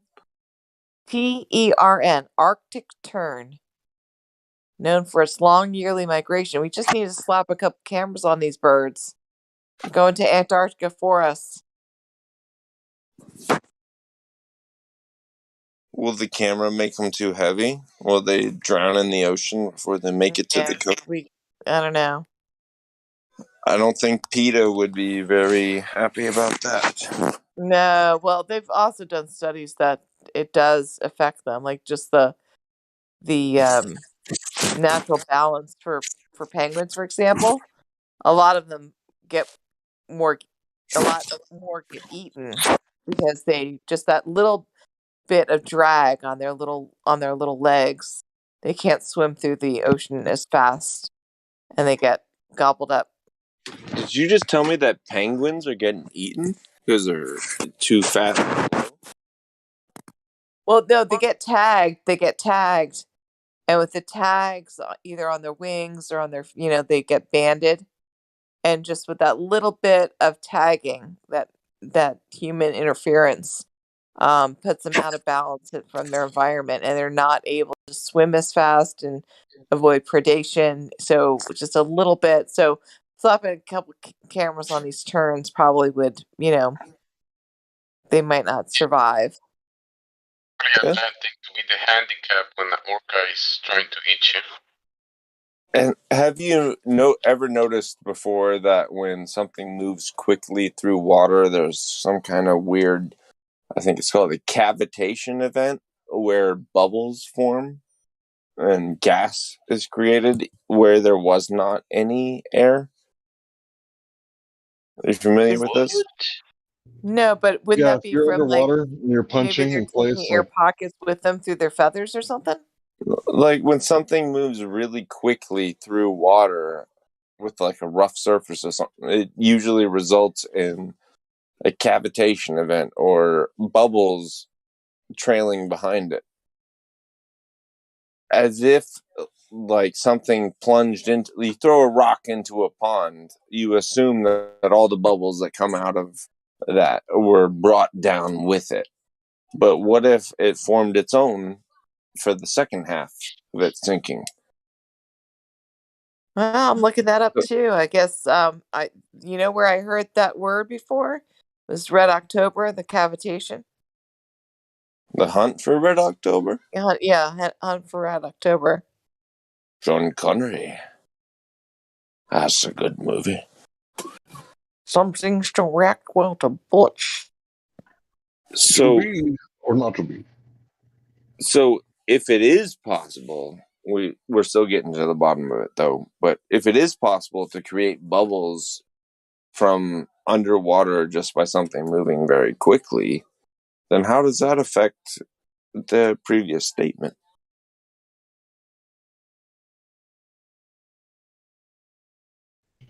Well, when a Not cat falls in a pool of water, it hauls ass so fast that it creates oxygen for it to survive, but it usually doesn't stick around to protect. It doesn't necessarily breathe the oxygen, but it does create it. I'm being facetious at this point. But it is a good question. Like a submarine, you brought up the Hunt for Red October. A submarine, when it starts spinning its screw, as they call their, propeller. yeah, I thought of screw and I couldn't think of propeller. Thanks for saving me. But when that starts turning, then bubbles start forming, right? That's right. So it kind of stands to reason that things moving quickly and aggressively through water The process in which create a bubbles. void or bubble in a liquid rapidly collapses, producing a shockwave. It's got to be a vibrational effect that turns it from one state to another. Well, this is really cool how sound waves can actually cause a light to form in water. What? Yes. Let there be light, God said. And Bullshit. water. You're calling I need a you're calling link. bullshit on that? I need a link, please. Right? She's talking about sonoluminescence, right? Creating it causes the bubble to collapse, like to collapse into a bubble. The sound. No, she was talking about light being created by Yep. vibration or something. Sound waves, bubble, light. Sonoluminescence. Yes, thank you. Good word. All right. There we go. Move over here.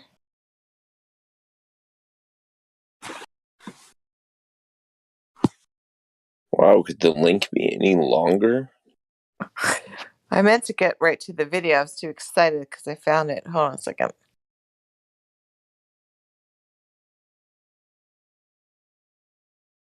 I was All right, here we joking, go.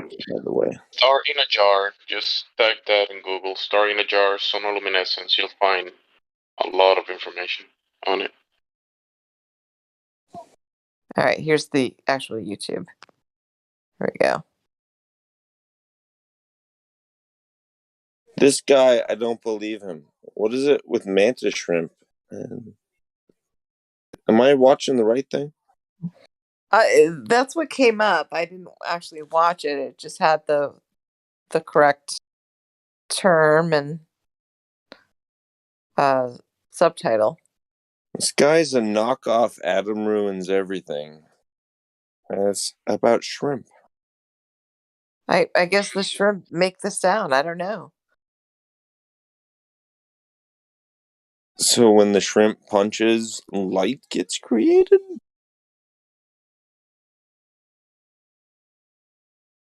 As hot as the surface of the sun, he says.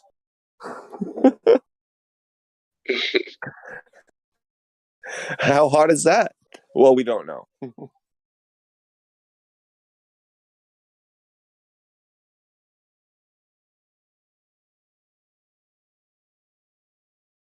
Get hot as sun. Right, cavitation.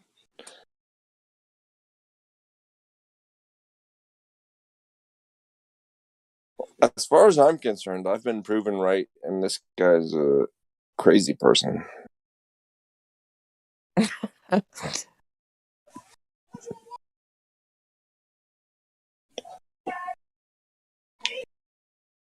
Bubbles of air forming in water is cavitation. Fact check true.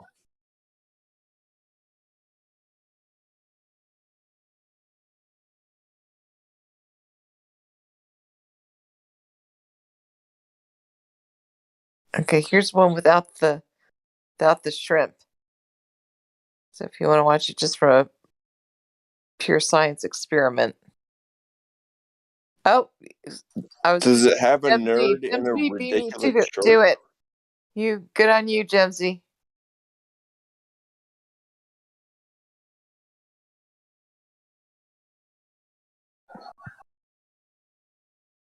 Yes, sonoluminescence. Star in a jar. It's pretty similar to. It looks similar to the observation that we do, like in the luminaries, the what we call the stars. Mm-hmm. The stars look pretty. I wouldn't say this is what it is, but it's pretty similar effect. Well, it goes to support, the fact that there would be lights in a type of barrier or water, water separating the waters from the waters. If that was a thing. I'm more concerned with what is their definition of light. Is it something measurable? Like, can your eyes see it, or is it just registerable on a photoreceptor? Is it X waves, Y waves, Z waves? What are you talking about? Can you see it or not? I think they're abusing visible light versus light. Does that make sense? Well, it just says light emission. I think it's visible in the visible light emission. Let's see. But by Blah blah omitting blah. visible, I feel like The, they're the inertia trying of to proclaim collapsing something that bubble. they have no basis for. It's capable of ionizing a small fraction of the noble gas within that volume of bubble. So it's the gas, and it ionizes it. And That's just energy emission and absorption. It's not light necessarily. It could be radio waves. It could be a well, it's an microwave. intense flash of light. Well, isn't it depends on the wavelength. So no, it is Yeah, light. that's what I said. Energy transformed into light. It's a light pulse. Yep. And there's Transmutation all is different not speaking to depends what on it was when it was created or emitted. what noble gas is in that bubble. So it can depend the brightness, the dimness, can all be explained by the type of gas. I wonder if Kind of that's like a neon sign. Or some of them are red, some of them are blue. Right? Is it argon, or is it nitrogen, or is it neon, or is it helium? Well, what's in that neon sign? We call them neon signs, but they all have different noble gases within them. these And ones are somehow they all correspond xenon, to a different krypton, color on the argon, spectrum. neon, helium.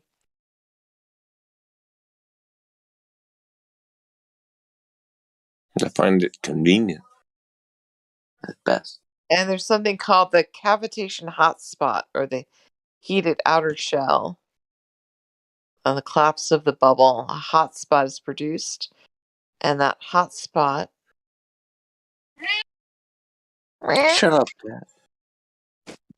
Let him Shut up. speak.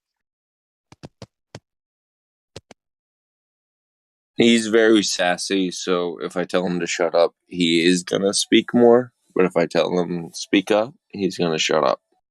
So I'm with you. I'm trying to You're with encourage me. him to Okay, you're use his using reverse voice. psychology on the cat. Yep, yep, you got it. Did you hear that?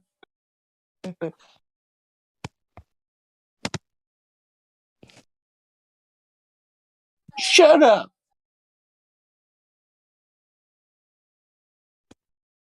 I love you.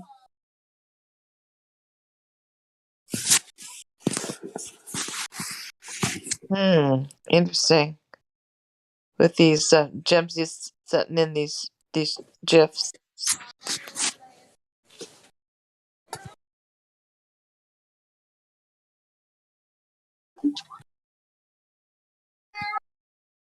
Oh, well, I am gonna fall asleep soon, so I'm gonna say sayonara, aloha, arrivederci to everyone, and thanks for being really cool. What's your name? Truth Seeker? Truth seeker, I just want to make sure. truth I never seeker, looked and at truth who's actually speaker. talking. Arrivederci. All right, bye.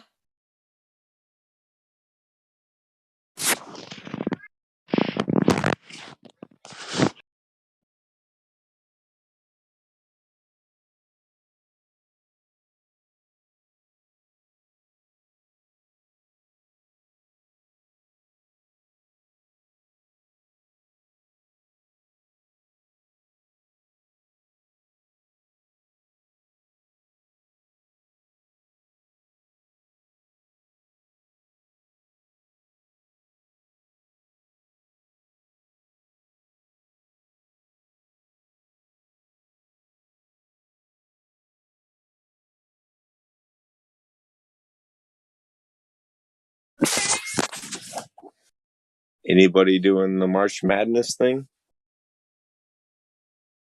What's that? It's a tournament between all the college basketball teams.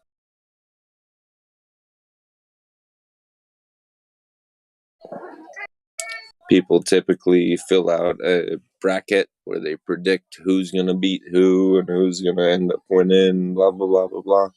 And they have little competitions between one another and bet a mediocre amount of money. How much are you bet? Shut up, cat. Shut up. Don't make me tell you again. This kid. So I got a question about the black swan. Yes. I was wondering, like, when these like Globers come with their picture of the black swan, about they show like this picture of a different black swan. Have you seen that one?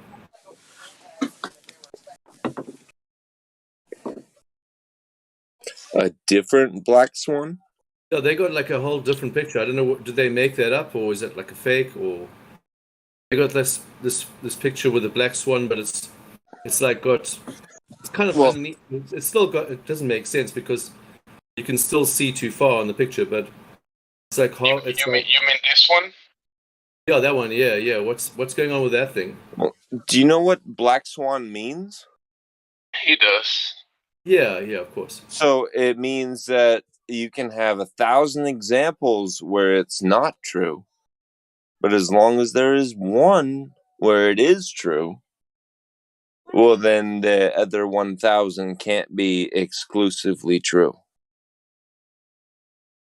Right. So how do you argue with the heavy hitting Globers with this one? Because they like to turn this one around on with all their arguments. Well, that's the whole point of the swan argument is, have you ever seen a black swan? No, all the swans you've ever seen were white. Yeah, this one that You're they're just giving showing you, us a white swan. This one is a black swan too. If you show me a white swan, that far. doesn't make the black swan disappear. Yeah, I mean you can see too far on this one because that first one is still 6 point something miles, and you should only be able to see and you can basically see the bottom of it. So basically you can see too far in that. So basically it's proving but what I'm saying is how do you word it in a good way? Like how do you put it into like a really good way of saying it? That's what I'm saying.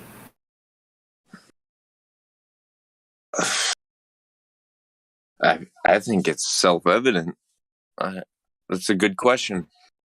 Like the issue about this one is also I don't know if they have the specific of it, the altitude. I'm not sure if there's any information because I haven't gotten any. How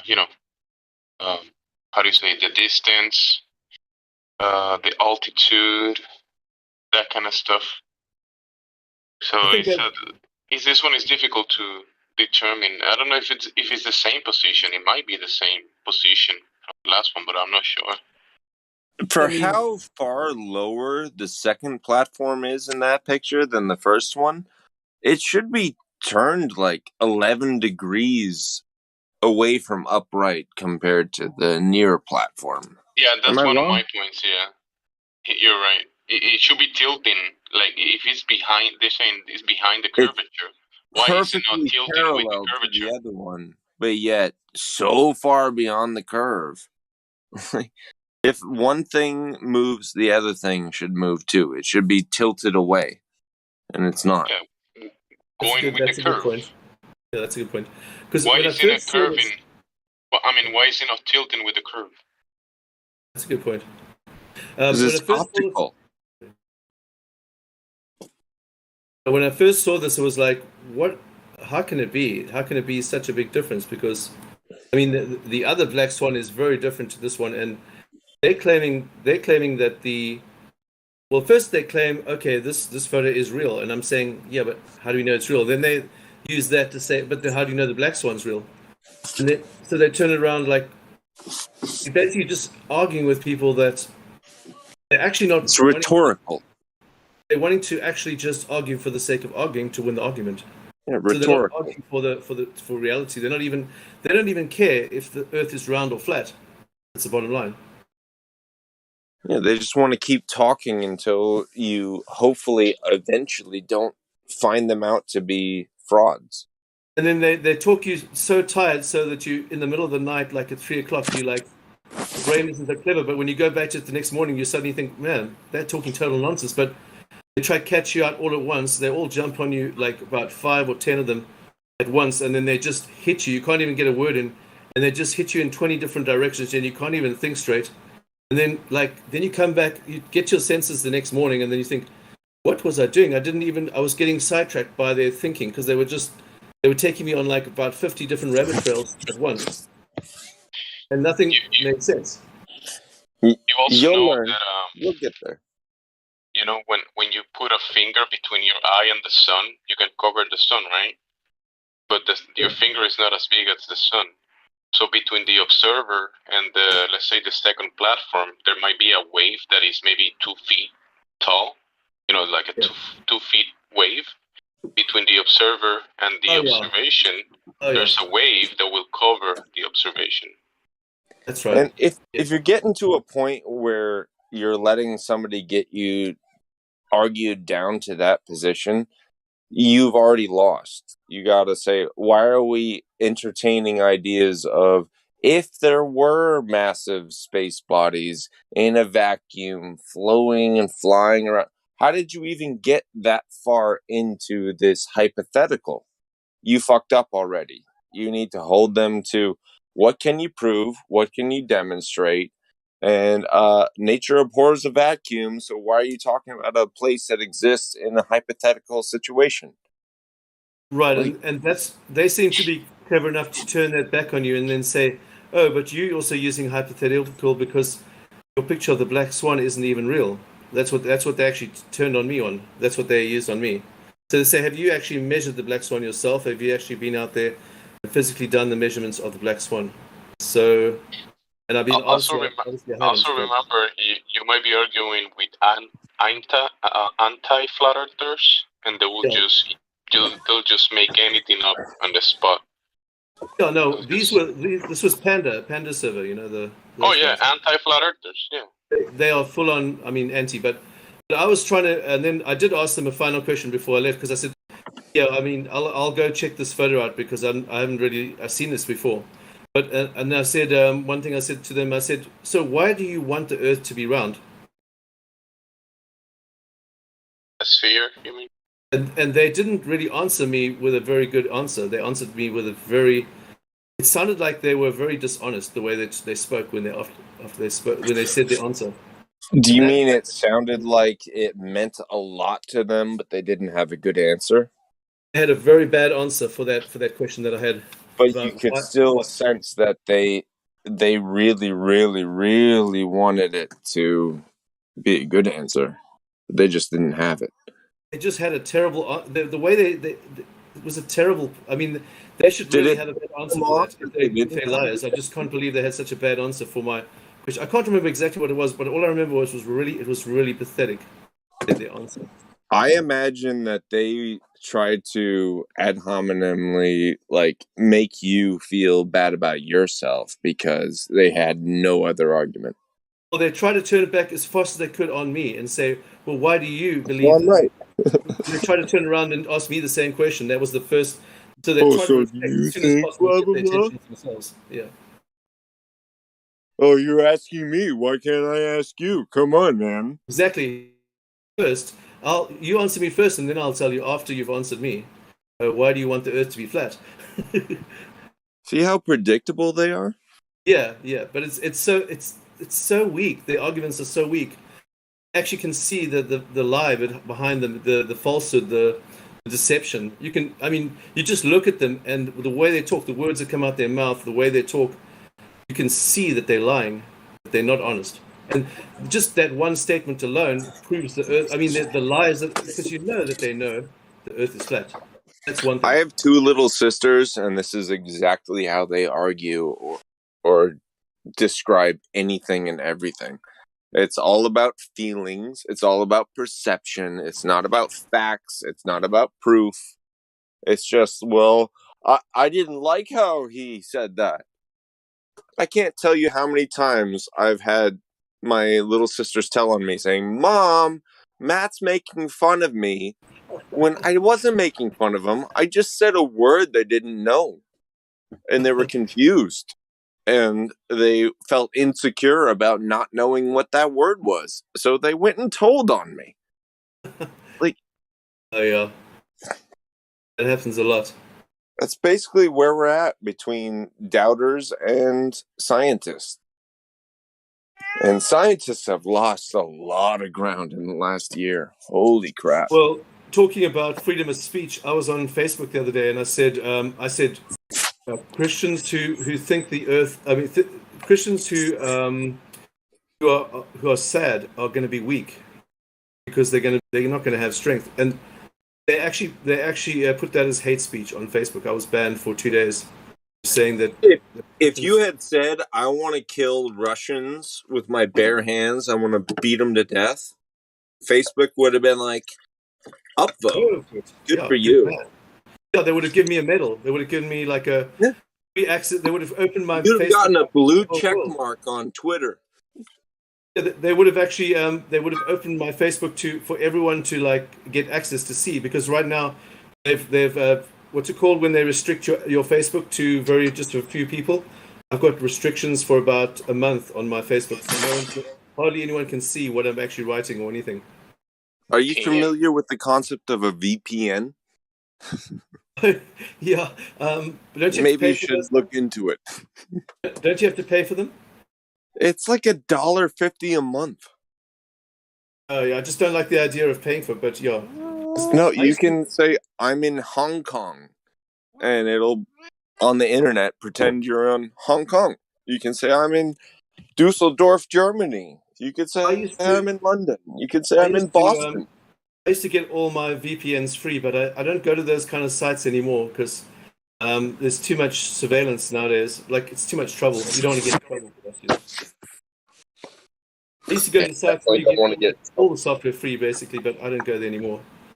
I do everything like straightforward nowadays, by the book, you know? If you're using a VPN, you don't have to worry about it. Yeah, I should get a VPN. I mean, anyway, your Facebook, if it's blocked by Facebook, it doesn't matter what VPN you use. Yeah, you got to make a new account. That's what he means. He means make a new account. No, I mean, like right now, Facebook has decided that Russia can't use Facebook. So if you were in Russia and trying to use Facebook, you would have to switch your VPN to Saudi Arabia or Croatia or Dublin or Massachusetts. It doesn't matter. As long as you fake your IP address, spoof your IP address, I used to work in an internet shop, and everyone all over the world used to use our internet shop as their they basically bounced their signal through us, and they used our computers as the middle computer. They basically took over the computer and put their software on, and then they basically used us as a relay. A relay, that's it, relay. So we were basically the relay. Internet shops are basically very good relay places, and if you have, I wasn't very high level tech, so it was very easy for people to do that and get away with it in our internet shop. So, but it's pretty. But I did see them. I knew they were doing it. But I mean, you have internet shop. You have so many hacks per day. It's like unbelievable. I mean, you've got thousands of people millions of people trying to hack the store the whole time. Because it's such an easy target, and it's such a good place to relay with, to put as a relay. And what they do, there they aren't put millions of people. Relays. There aren't millions of people doing hacking attempts. There are thousands of people, hundreds of thousands, tops, but they're hacking millions of people. That you had it backwards. It's not millions doing to thousands. It's thousands doing to millions. Yeah, true. But most of them are in the government as well, in the CIA and the KGB and all those, all those. Most hacking is done by the actual governments and stuff. It's extrajudicial spying. Yeah, but I mean, they get unwarranted. they actually all the hackers that do start hacking, they get recruited by the governments to do hacking for them, because that's what they do. They recruit people through the hacking as well. Yeah, I agree. but the thing is, like, yeah, that's just surveillance. I mean, they're doing that anyway. But like, yeah, that's the picture that they were bringing forward there. I mean, actually, if you think about it, that picture still proves the Earth's flat. That even the picture that they have proves the Earth's flat. Upright is the same for both platforms. Yeah. You can use the lighting on each individual one and say it's got the same trajectory. One's not tilted. Definitely not tilted 13 degrees. But we should talk more about refraction. We should talk more about what it's not and how it actually. I think we don't talk enough about it, like the actual, because they really love refraction, and we could really mess up their thinking if we talk more against refraction. You know what I mean? Like more like against their idea of what refraction is. Like they were splitting atmospheric refraction, but I was telling them that there's no ways atmospheric refraction could make that much effect on that. It's atmospheric refraction isn't. That how can it change that much? I know where you're coming from, but Yeah. they have all kinds of dance moves to avoid. They do. They like basically they just trick you while you're talking the whole time. It's just They change the subject. They won't even talk about it. Yeah, but like when you're talking against someone who's arguing refraction, I don't think I'm really equipped to do that. But I wish I was. That's what I'm saying. Find one person who argues for terrestrial refraction and ask them, hey, explain where you got R in your equation. What's the radius? How do you know? Where'd you get it? They'll say, oh my god, you're one of them. Oh, jeez. I'm not even going to try to explain because you're so stupid. You're talking about the radius of the Earth, right? Well, 7/6R. What's R? You're talking about the radius of the Earth, right? Yeah. But if refraction, terrestrial refraction is 7/6R, prove to me R or ignore 7/6. That's just an excuse. Like, what are you talking about? Right. If you can't prove R, then you can't prove 7/6R. It's a what's it called? A circular false reasoning. Yeah. Mm-hmm. Circular logic. All right. Self-perpetuating ideology. Right. Because you can't. It's a fallacy from the beginning. Yeah. It's like fruit from a poison tree. Every red monkey. Fruit that falls from it is poison also. It's a red monkey. Yeah. Red herring. Red monkey. Yeah. If we're going to start with a lie, why would anything become truth later on?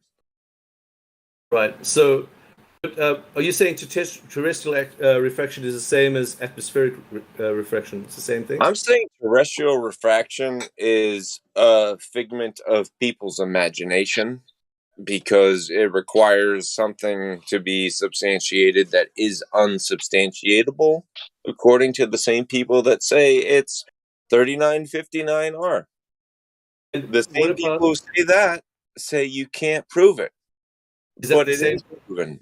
But you can't. But it is. But you can't. But it is. As atmospheric refraction? Is it the same thing? Or is it supposed to be? Or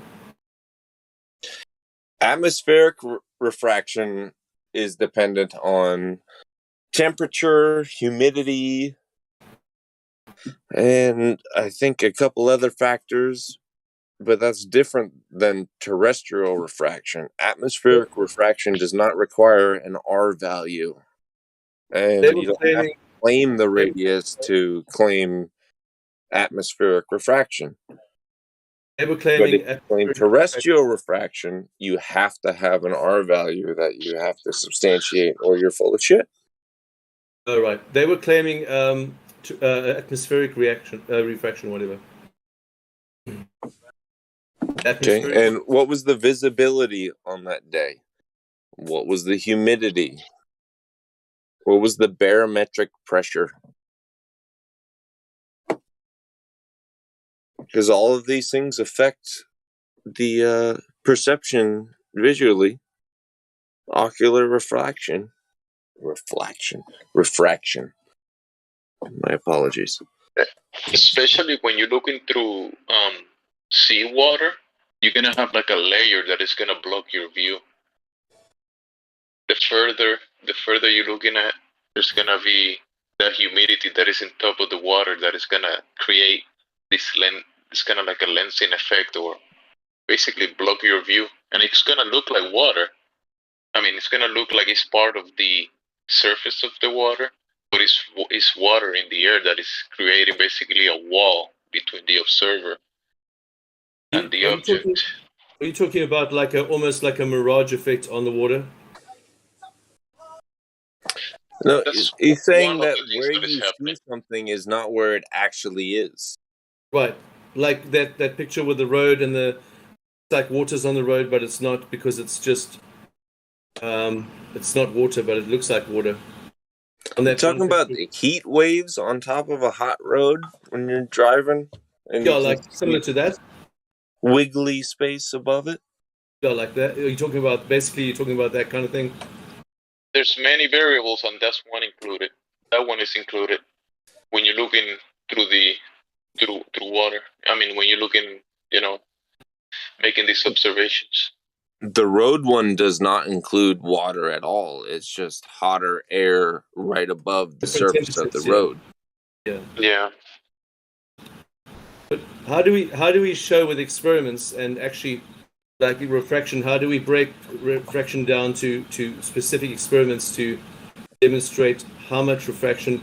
Because I was claiming the whole time that I couldn't back my claim, but I was saying that refraction can't make you bend round corners and change that much. It can't do that. It's not a standard thing. It's constantly in flux. Every single moment of every single day is constantly slightly different than every other moment in history. There's no constant to judge it by. You need laboratory conditions over long distances to even attempt to measure these things in controlled circumstances. You can't do it in the bay. Right. What other factors influence what we're seeing in this situation? Like, as you said, waves. That's a good one. And yeah, you said pressure, air pressure, temperature, visibility, humidity. Humidity. What else do you think? What is it? Smog? Something that How much exhaust is in the air from all the cars in San Francisco? Yes, that might be a factor. Sand, the Sahara Desert in the air. I couldn't hear that. Sand from the Sahara Desert. Oh, sand. Yeah, sand.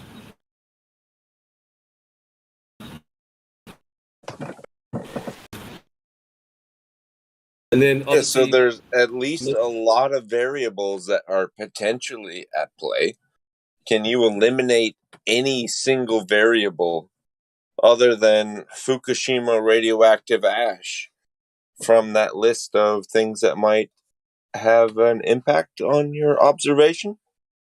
Yeah, there could be a fire happening in California somewhere. Affecting it. Yeah, mist. Yeah, exactly. Lots of things. Yeah.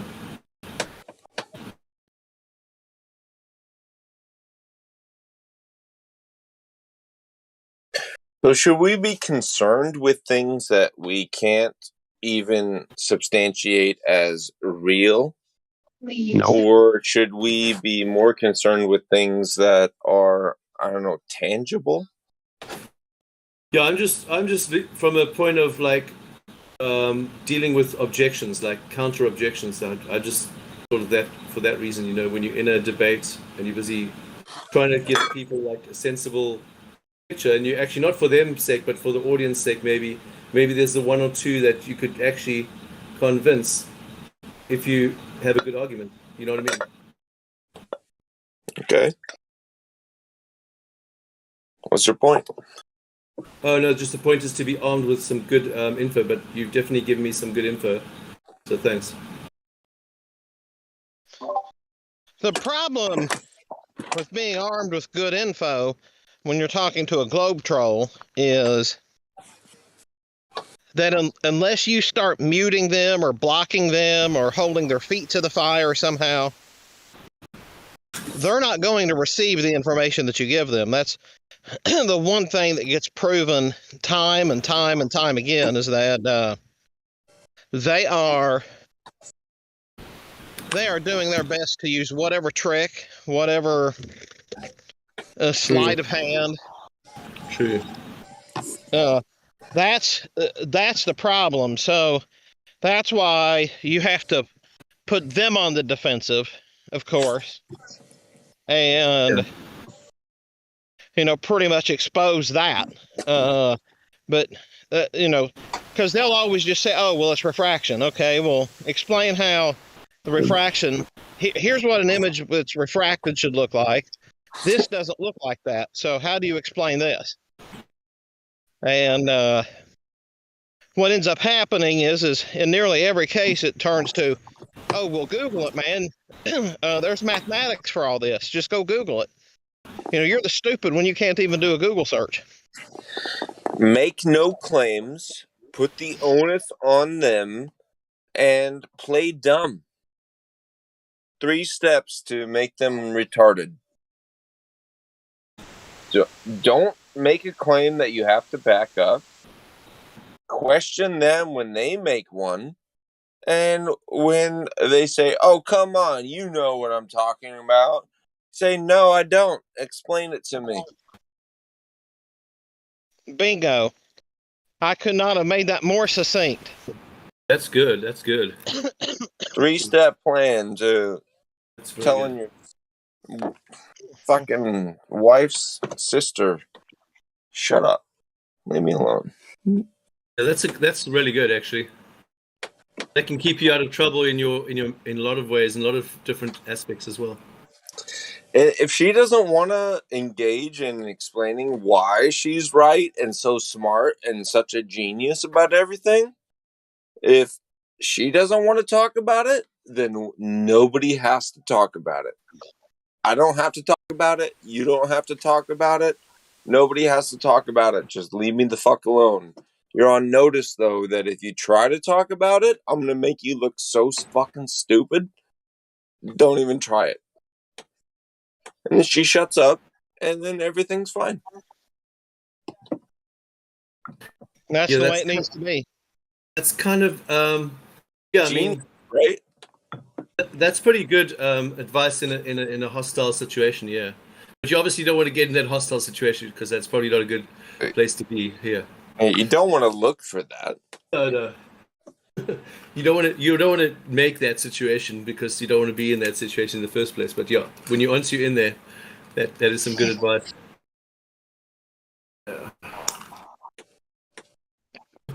And the truth is that they don't know their model.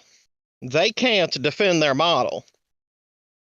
All they can do is start the straw men and the ad hominem attacks. Yeah. Oh, you're stupid because you don't know what I'm talking about. We have math for this. Okay, well, what's the math? Okay, show me the formula and show me how. The person who says that doesn't know what 9 times 30 is.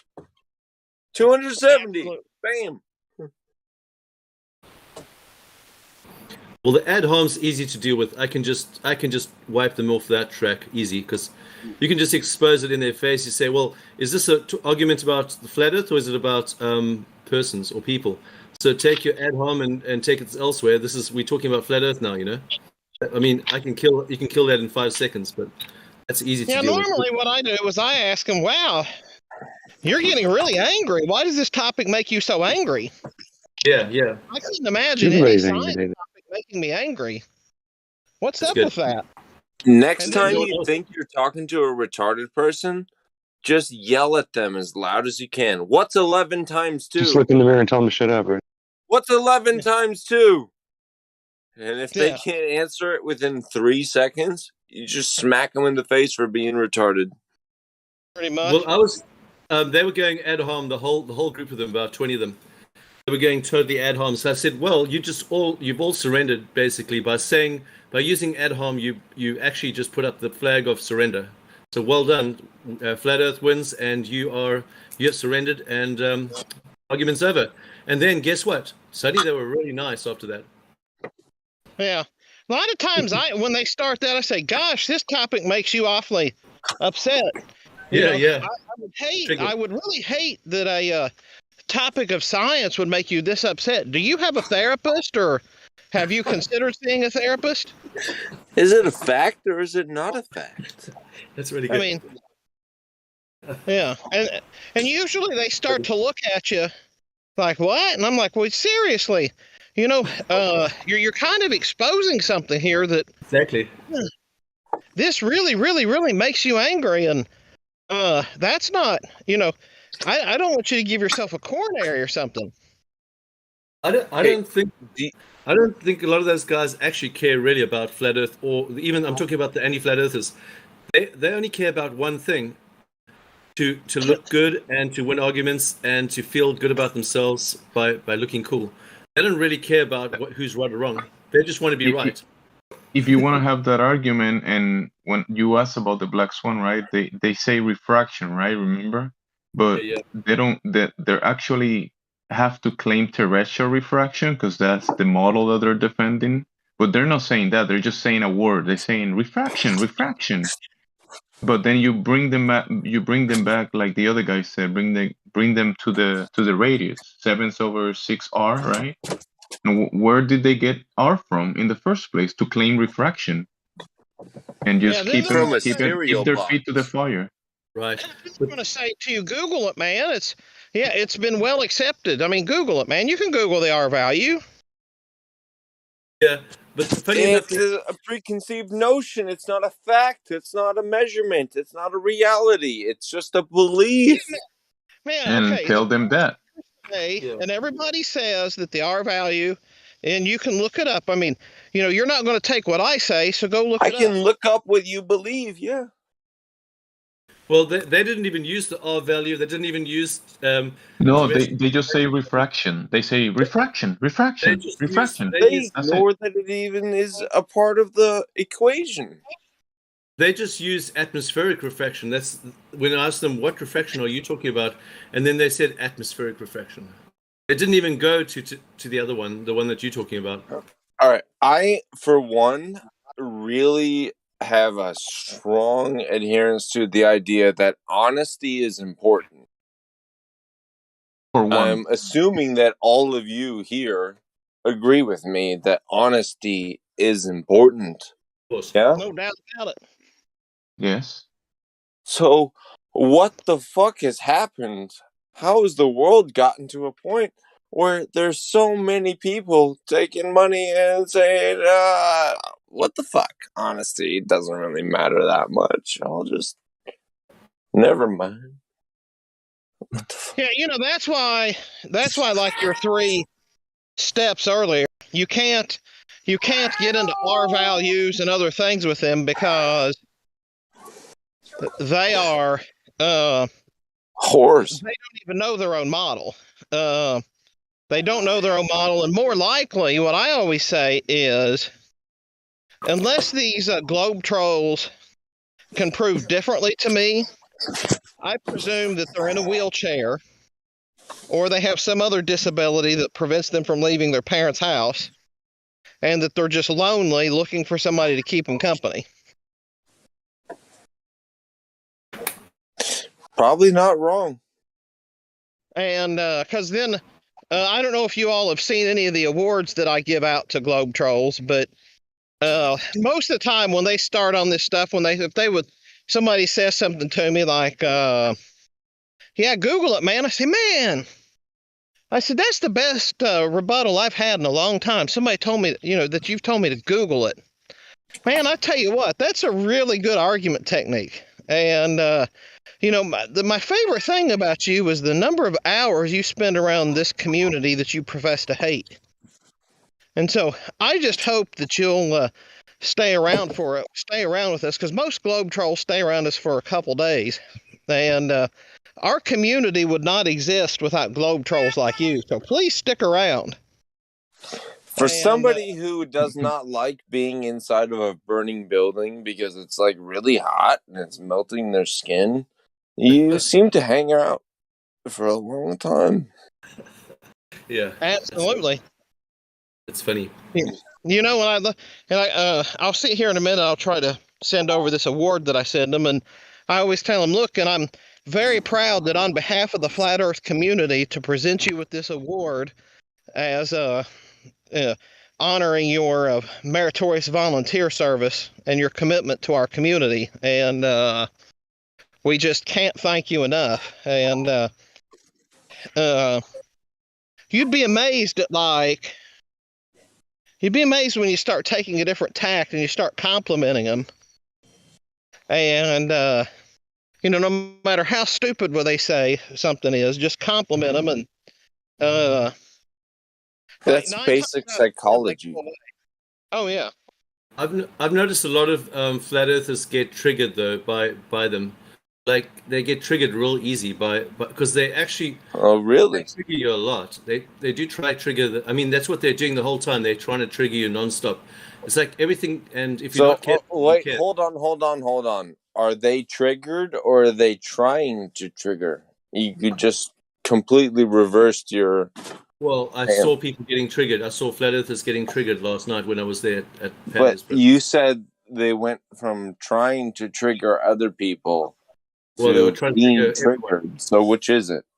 Well, they try to trigger me, okay?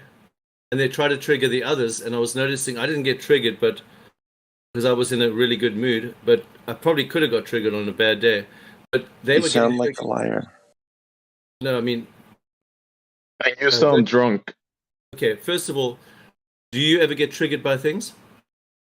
So if you don't, then you're just perhaps from time to time. He's just wrong. He's calling you a liar because he's just misunderstanding you. No, but you could be a liar if you don't. Yes, you are misunderstanding him. Because I could How trigger am I you easily. I could get you misunderstanding triggered him? real quick. 5 seconds. Because you call him a liar and he's not lying. Shut up! Santa Claus is coming to town. Ho ho ho! I could trigger you in shut 5 up. seconds. I could trigger you in 5 seconds if I wanted to. But you didn't trigger me. It was I just other triggered boy. you now. I just triggered you right now. No, you got didn't. triggered. I felt the trigger. I could feel it over the microphone. So I just showed you an example how easy it is to trigger someone. So I wouldn't call someone a liar if they say they could get triggered, because that is true. People can get triggered quite easy, even good people. It's a fact. I mean, we all know. And if you all look at the voice text, you'll see the award that I was pass out. Cool. But that's the thing, like sometimes flat earthers are a little bit defensive, I think. They suspect people to be like bad people. And you got to be careful, I think. That's also one of the things. Because when I first came here, that was the first day I came here, when you guys first explained it to me, I was like, I felt there's a lot of defensiveness that wasn't necessary. And that's probably a good tip for some folks, you know? Yeah. Can we get back to making me the asshole? You will get that because during the day you have noticed that a lot of many days of the week a lot of trolls join and people try to kind of I have a talk story. to them. I have a story about being persecuted for being flat Earth. Yeah, so people enjoy the server, and sometimes people are like on the edge and argue with them, but there's different personalities. I'd like to hear what this guy wants to say. Yeah, but I'm not done with my sentence because I was replying to the other guy. Go so ahead. just wait for me to finish my sentence, and then you can go ahead and tell your story. Not my story. Yeah, so you're saying that flat earthers get triggered, but yeah, that happens. There's people in here. No, so some people are muted. Speak up. Some people are muted, and the other ones that want to speak to them, some will sound triggered. But it's not everybody that is triggered. It wasn't about triggering. It's I'm not about blaming them. I'm just saying a that they probably perspective need that Iron, we I'm do talking not to get. you, bro. Iron, I'm talking to you, bro. I'm talking to Trinity that was saying that. I'm not blaming them. I'm just saying that probably if they, I think we need to be more equipped to be able to not get triggered. That's what I'm saying. Yeah, but there's a lot of people in here, and not everybody. You know, some people join. They want to talk I'm to not condemning anyone. Globers or whatever, I'm not and talking down at people. Yeah. yeah, no, I know. Not all the time you're gonna get people being very specific about the topics at hand, and some people will get triggered. You know that happens. You've seen it many times. Yeah, but I'm not blaming anyone because people do get triggered. I mean, Yeah, I mean, even people get suspicious. Like this guy just got suspicious here. I get suspicious It's a not a lot of the time. requirement, but it is a really good attribute for us to be hesitant to react in a negative way. You know what I mean? We can't assume everybody's yelling at us. You know what I mean? You have to be strong enough to resist at least one little detail, one little Yeah. asshole comment. If you can't handle one asshole comment, then you're automatically the asshole. But I don't think I think that could turn a lot of people away. That like people that would be interested, kind of, they wonder why. Because obviously there's good reason. I mean, like for example, some people are really tough, but they're tough because they've been against the really bad guys, the worst of the worst, like people like Panda Server. But when you're dealing with an average person off the street, I don't think they're not there to try and trick you. They're just trying to find out what's going on. And Definitely no. No, don't get triggered with the people on the street. yeah, I mean, they're not going to be like trying to trick you with. They just really believe it. Like I know a lot of people who. That's exactly what happened to me tonight. I got in a street fight with motorcycle gangs over Flat Earth. Oh no. Yeah, Don't 10 do of that. them. 10 of them on me. Don't do it. So I tried to offer them a peace offering of a Slim Jim, you know, one of those big Slim Jims. And motherfuckers took it and whipped me with it in the face. Damn.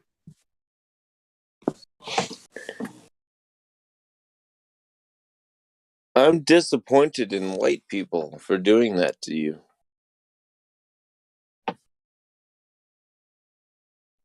Me too, man. And they pulled out knives and were circling my car like they were going to stab the tires. Wait, so they were white? Yeah, they want to stab my tires, man. But you know the motorcycle guys don't get shot by people because of flat earth, bro. Don't That's don't not worth don't it. argue I'll with the do whatever I motorcycle got guys, to do, 'cause man. I mean, I'm out here fighting for Don't us, you get know. shot over I'm anything. fucking dude. I'm a Fuck martyr, flat man. Earth. I'm a flat Earth martyr, man. Shit. How I'll about die. you Don't do I'll that. die get for Don't the do that. shot? cause. Oh I'll no, die please. for it. well, you know many of these motorcycles guys are probably high on coke and doing stuff and looking for fights. And if you tell them the world is not a globe, they might want to shoot you.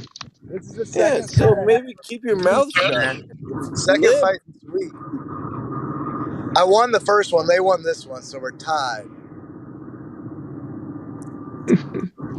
Oh man, don't bring that up. Maybe you should like rather try debating with like people that are like nerds and stuff like that. Rather, like you know, like people Yeah, that are I'm like. heading to the strip club right now, so that's gonna be better. Yeah, just tell the strippers the earth is flat. I mean, you can talk to That's the strangers. plan. Yeah. Maybe pick Whisper it your in their ear. maybe pick your customers that are. Just tell them the earth is flat and money has no value, and don't give But them but any I'll tell money. them my penis is not flat. People will tip you more if you say, I believe the earth is flat.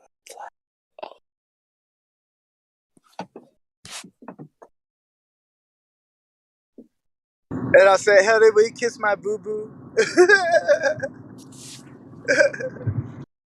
Boo boo. That's rude. You be nicer. Yeah, boo boo. Has anybody been watching the fucking NCAA tournament? Who watched that stuff? March Madness. Globers? Is anybody here a March Madness person? Who watches that stuff? Globers? I don't watch any sports games ever at all until March when I play the bracket game and bet a bunch of people that I'm smarter than you and I'm gonna win. Yeah, hopefully you quadruple your money, bro. I've won almost every year, so it's not a big issue. Who's winning this year? Who's winning? But I just want to talk to somebody else who's actually in the game. If I say Kansas and fucking St. Peter's, like, you should I know don't what know, I'm talking man. There's a bunch of flat earthers in here. I don't think they like playing with balls that much, so you're not gonna find that many. Okay, a number 2 seed, Kansas, lost to number 15 seed, St. Peter's. And it was probably the biggest upset in the last 30 years. Hey, what's up, Iron? Hey, that sounds like my friend Godric. Is that my friend Godric? I'm ready for my next original art painting. Notre Dame.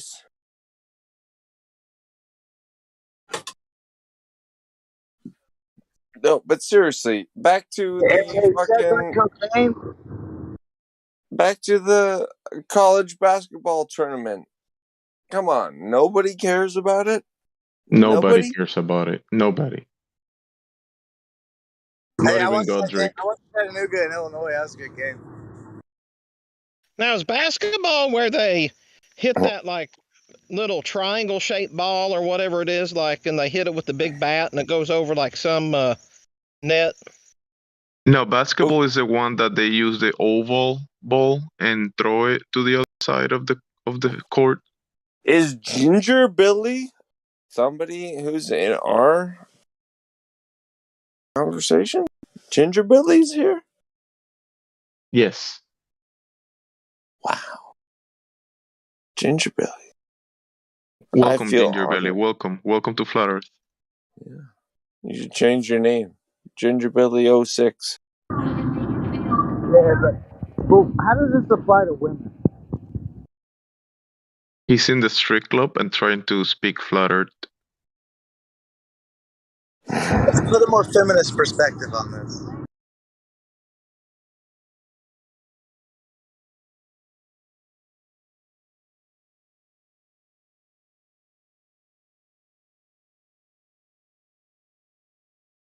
Bro, ladies in the strip club, they don't want to know anything about flatness. They want to hear the balls.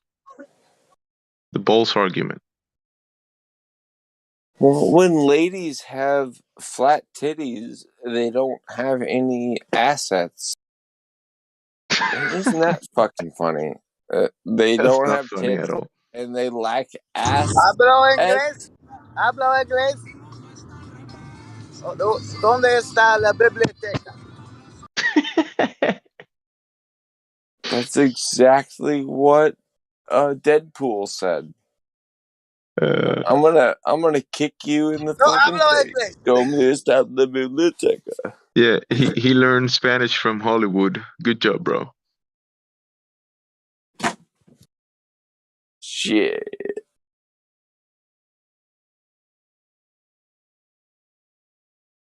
Hey, you can't say you can't learn anything from movies. Eres estúpido porque tienes no brain. Cerebro. Porque no eres cerebro. You're stupid because you don't have a brain. Go to sleep. Shh.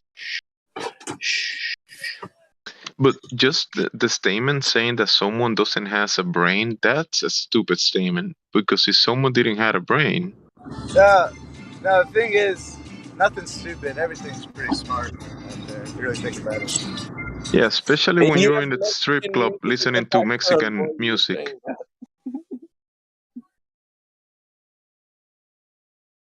No hablo inglés.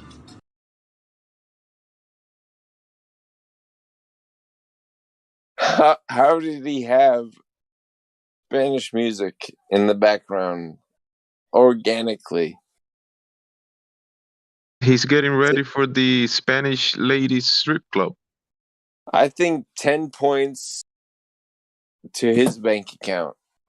Good for him.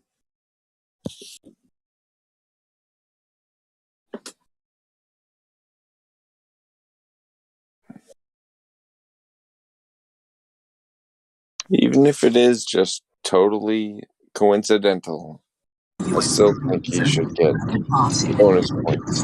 He's going to the strip club in Mexico, that's why. Polls have closed in East Timor, where nearly an You know what's wrong with going to a strip club in Mexico? There's only Mexican girls in the strip club. But the good part is that you'll be tipping in pesos, which is cheaper, so you'll save money. So it's a good deal. Yeah. You know what? You may have changed my mind. It sounds like a good deal. So what, like $3 instead of 10, and I get a lap dance? Pesos, you gotta say pesos. Yeah, but what is it, like 60 to 1? Let me Google it.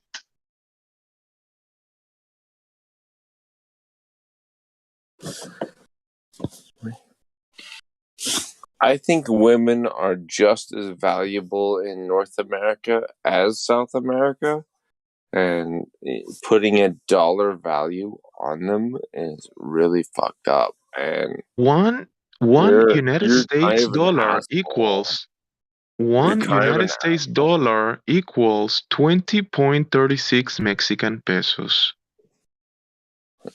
So one Mexican with her bra off is 45 Mexicans. What? Huh? No habla inglés. Yo no dice español.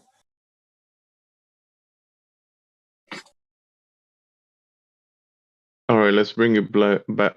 Let's bring it black to flat Earth.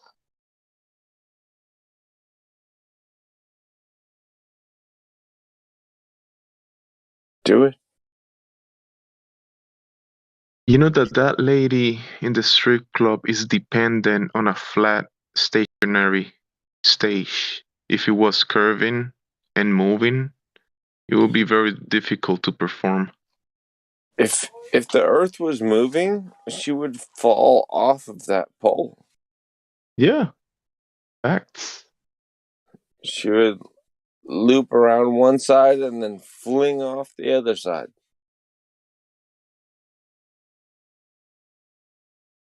Porque eres fat?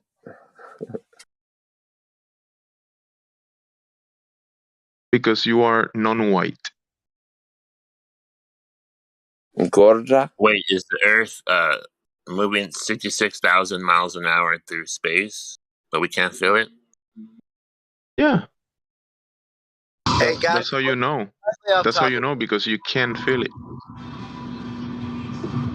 Slightly off topic, was JFK assassinated by the CIA, you think? Yes. Yeah, the Mexican CIA. That's good. Okay. Mexicans would never have gotten that fucking done. You think the Mexican CIA would have figured that out? Mexicans killed JFK. That's a new one. Come on. He did. It was Jorge Bush Sr. It wasn't the Mexican CIA. Let's be honest. How do you know? Prove it. Because our CIA would have a hard time doing it. So I'm pretty sure a Mexican CIA would have more difficulty. Nah, because remember, the one cleaning the restroom and doing all the back work is the Mexican guy, and nobody will be suspecting him. So you're trying to go with the avenue. I'll let you finish. Finish up. Okay, never mind. I'm just saying I met a CIA agent at the bar while proselytizing flat Earth. Ozzy Osbourne's daughter was like, "Oh, who's going to clean your toilets, Donald Trump?" And you basically did the same thing just now. So, I mean, white people is not gonna clean the toilets. You think they're gonna do that? No. hey, did you know that African Americans were subjugated in slavery in the United States for 186 years? No. You didn't know that? Did you is that know what they that said in? Irish, Is that what they told you in school? people were subjugated into slavery under the Great Britain's throne of fuck you for Is 800 years? Did you read that in the same book they told you the Earth is a spinning globe? No. What if you can claim victimhood privilege for 190 years, I can claim it for 900. Okay, I'll I claim don't it think for we should play that 1,000. game. I think we should be shaking hands and saying we're equals and it's not a fucking thing, and we shouldn't either one of us pretend it is a thing. Because But it's we're still your fault.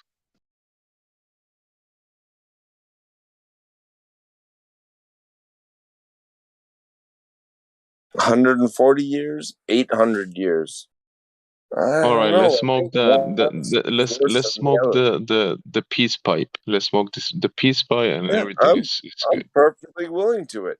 But All right, yesterday, let's do Joe that. Biden said to everybody, "I may be Irish, but I'm not retarded." What the fuck? He's definitely trolling. He's doing a decent LARP. Well, I shouldn't be expected to believe that that's a reasonable or an actual randomly accidental thing. What the fuck? Are you kidding me? I might be Irish, but I'm not retarded. What the He's fuck? actually said that. He said it. On St. Patrick's Day, he said, "I may be Irish, but I'm not stupid." What the fuck? Google I it. might be stupid, but I'm not retarded. I may be Irish, but I'm not a stupid person thing, man. What the fuck? So I guess apparently Irish people are idiots, according to our president. If he said so, it must be true.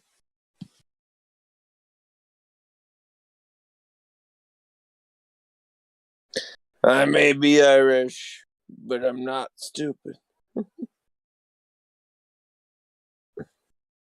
Wow.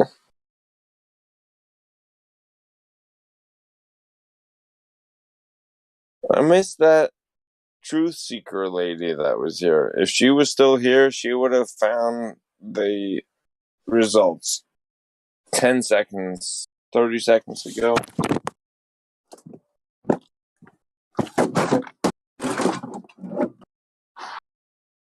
Ow.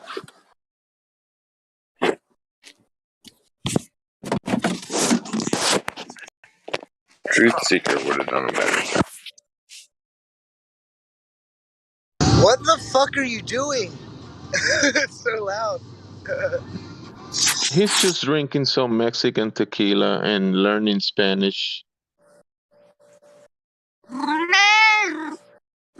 while speaking to his cat. Shut up, cat. Hey, what the fuck are you saying?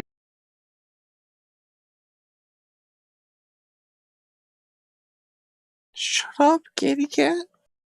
Hey, leave the guy alone. He's just drunk.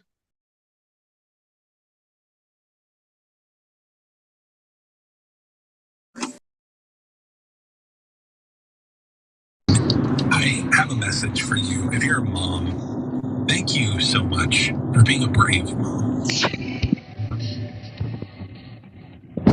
I know a lot of brave moms. I have a wife who was a brave mom. I was raised by a brave mom. And I just want to say thank you so much. How do I cancel it? I'm trying to get muted. You've created a monster. How do I cancel this shit? There we go. Kill the monster.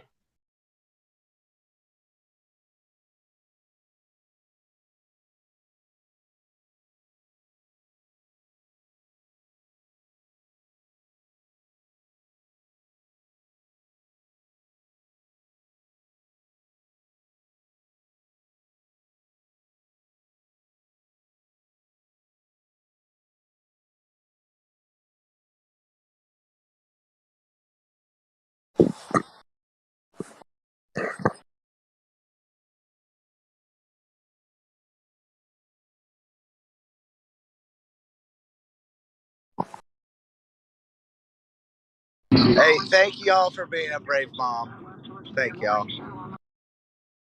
Is somebody playing a video right now?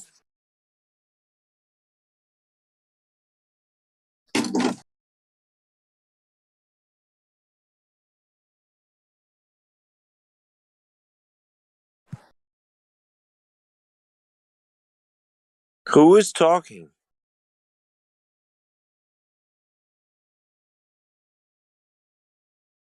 You.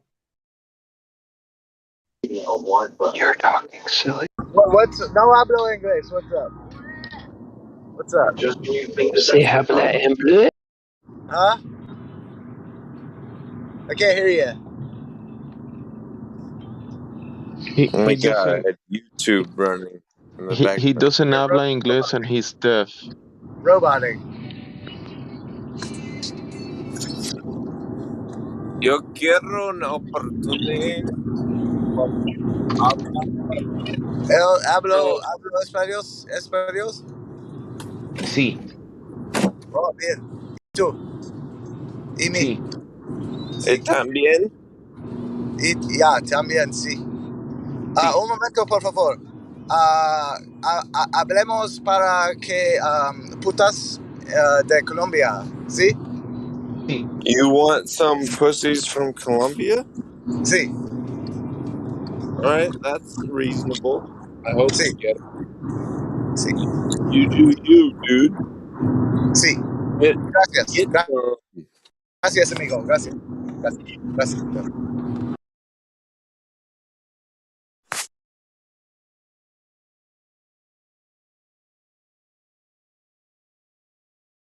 My wife is from Spain, and that's the only reason I understand you.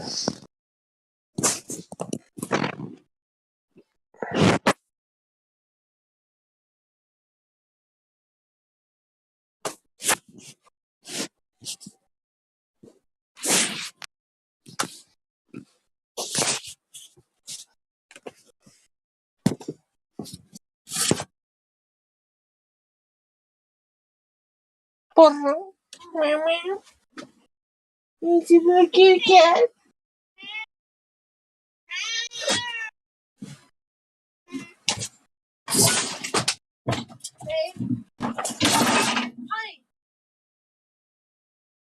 Yeah.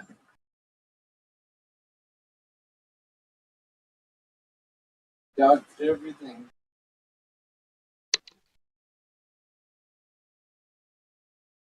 embarrassed. They heard that.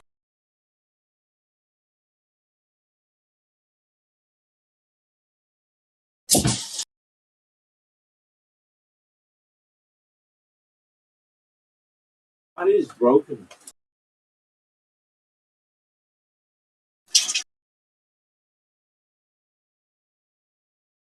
Hey, Frank, you turn my iPad off.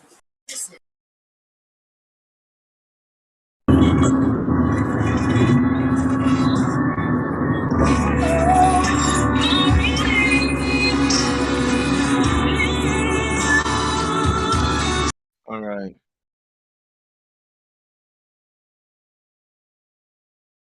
You've been playing music and stuff, and that's a bannable offense. You know that, right? Mexican guy, Colombian guy. Sorry, can you repeat that? My music got turned up real loud. What was that? Yeah, you've been playing music, and that's a bannable offense. To putting us against devils? I'm trying not to. All right. All right, I'm almost at the strip club. I'll talk to you guys later. See y'all. He's going to talk to us later.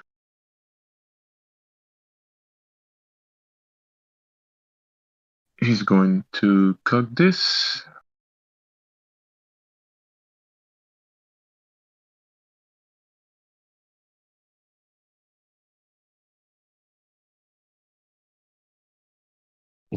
He's a weird dude, that one.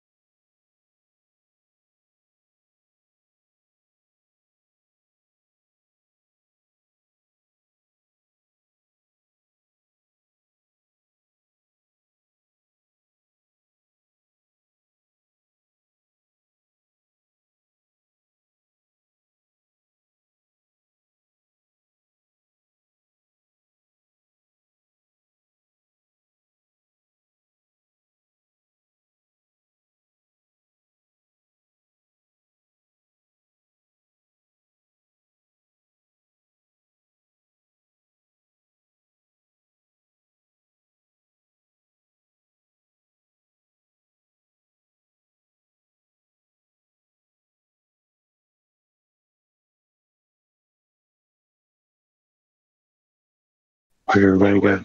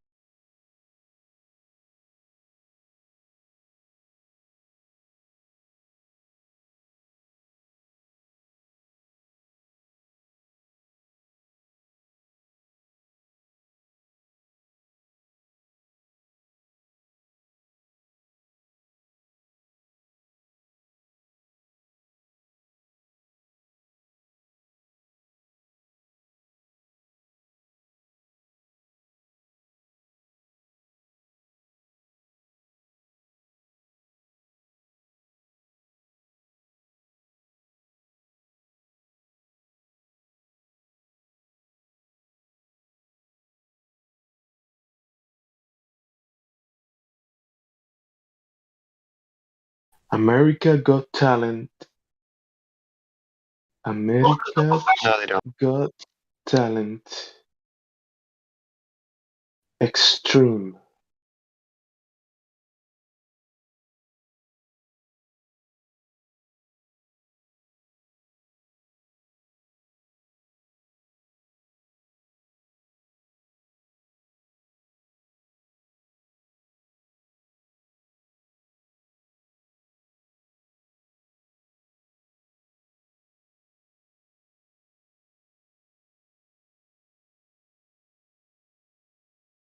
I got a bunch of drones making shapes. How will you call it? Illustrations?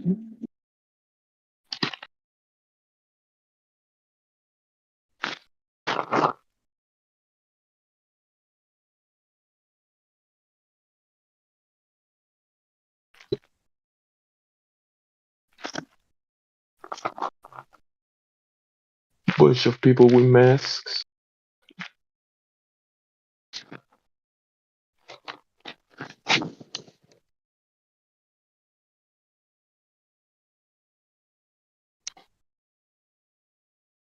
What's going on?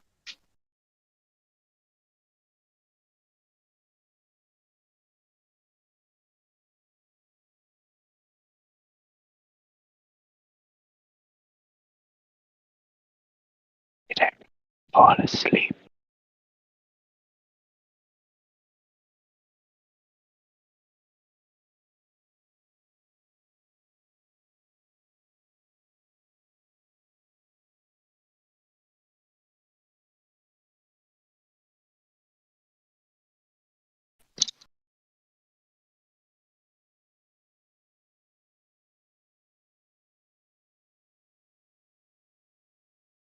Are you allowed to talk about what's going on in the other continent at the moment, or is that like also against Discord rules? Or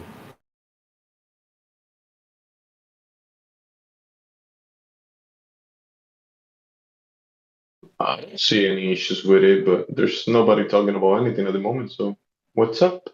I'm saying, like, are you allowed to talk about Ukraine? Is that a banned subject by Discord? Yeah, you can talk about Ukraine as long as you are pro Ukraine. So it's basically it's being monitored and censored. Everything you say about Ukraine, right? Possibly, I'm not 100% sure, but there's something to it about spreading misinformation, you know? Oh yeah. Especially from the end of the month, end of March.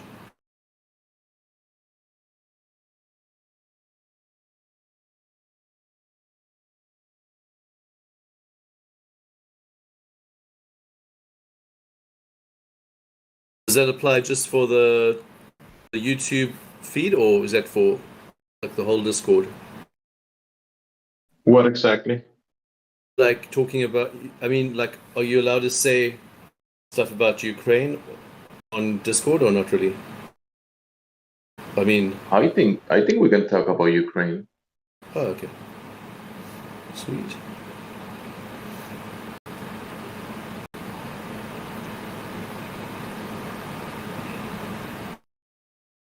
Do you have any secrets about it? Oh no, I heard a lot of things, but like that Ukraine is the country they were using to help forward the New World Order. That was the Like country. one of the countries? I mean, all the countries, but they had a lot of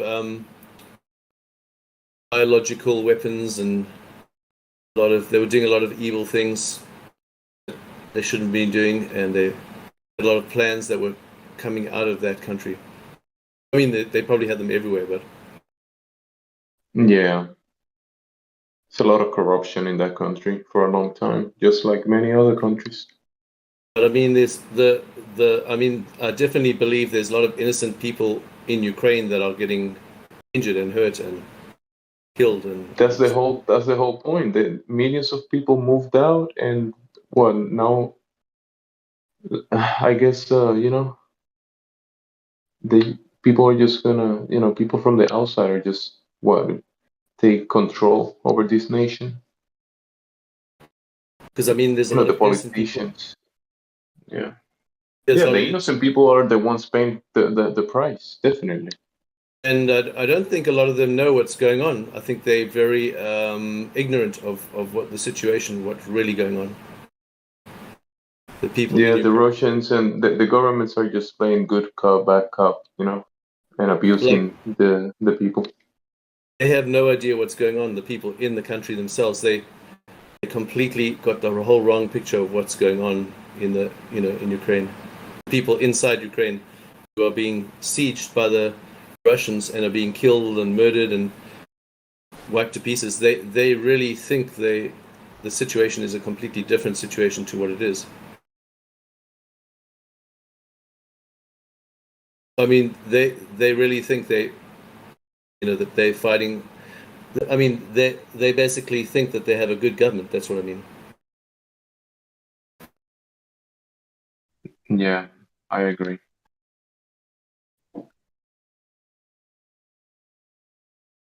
Be manipulated. But that president, he was actually he's like a clown, like a dancing clown with confused identity, all kinds of stuff. A puppet. He's a very clownish one. Yeah. I mean, he used to do clownish things on videos and yeah. Major clown. I mean, they're all clowns, but they just don't realize it.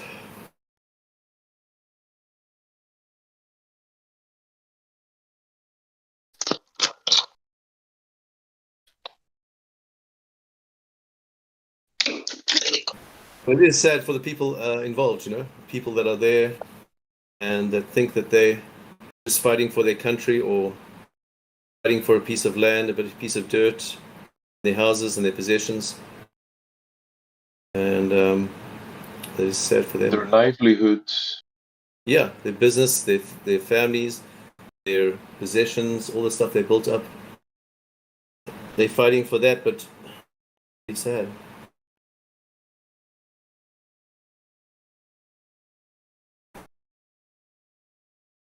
Yeah, war is very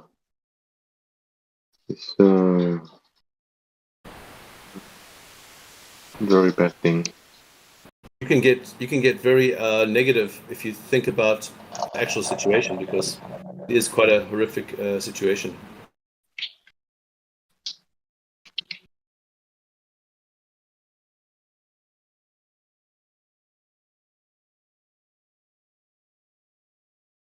But I do think a lot of a lot of the problem is also self-afflicted. The government's fighting the people as their own people as well. Well, obviously they are, because they put them in that situation.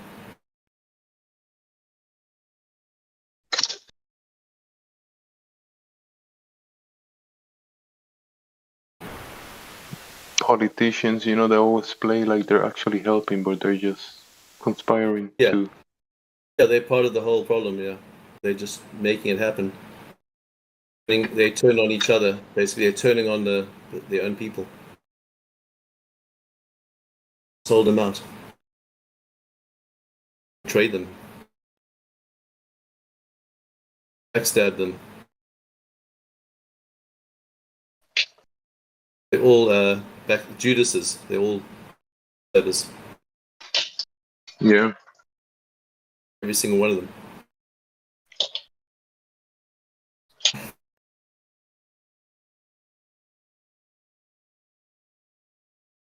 This has happened in many nations, and this is Ukraine's turn. Yeah.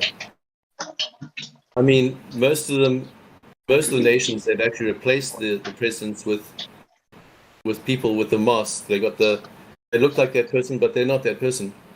So I knew the guy from Zimbabwe. He was a guard in the Zimbabwe. And actually, what happened was he said that they replaced the president because he used to know the guy, and he said that president's not the same person. That person who came in the next day, he had a face construction. He looked like him, but he wasn't him.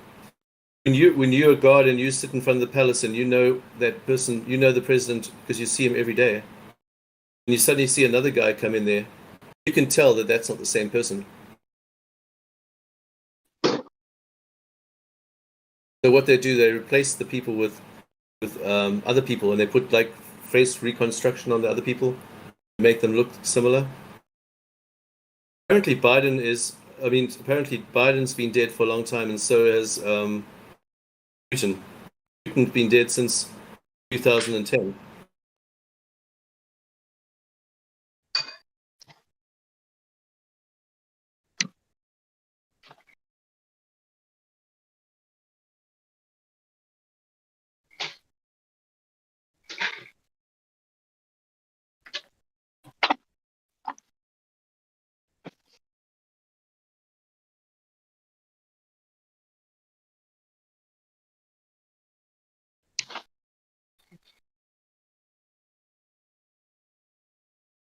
I just pray these people stop fighting there, man. That the war ends. That would be good.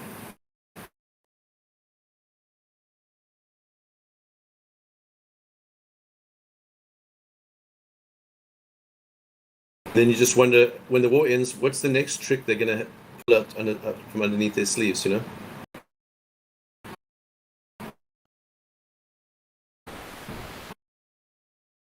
What they got planned next? You know.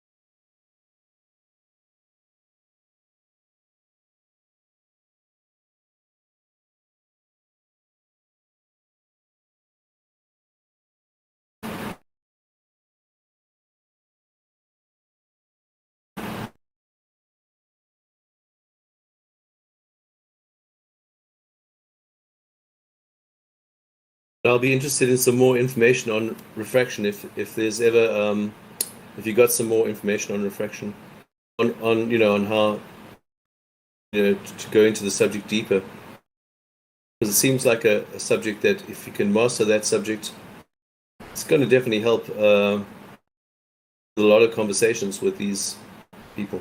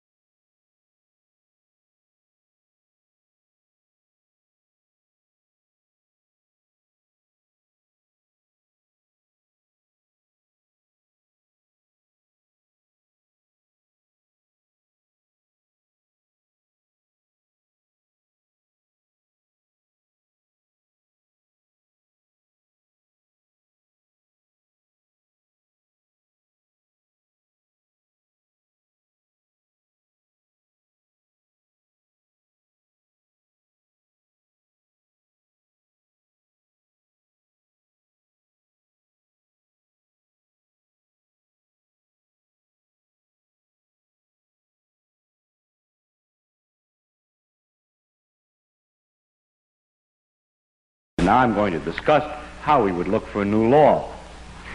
In general, we look for a new law by the following process. First, we guess it. Then we well, don't laugh, that's really true. Then we compute the consequences of the guess to see what, if this is right, if this law that we guessed is right, we see what it would imply, and then we compare those computation results to nature, or we say compare to experiment or experience, compare it directly with observation to see if it works. If it disagrees with experiment, it's wrong. In that simple statement is the key to science.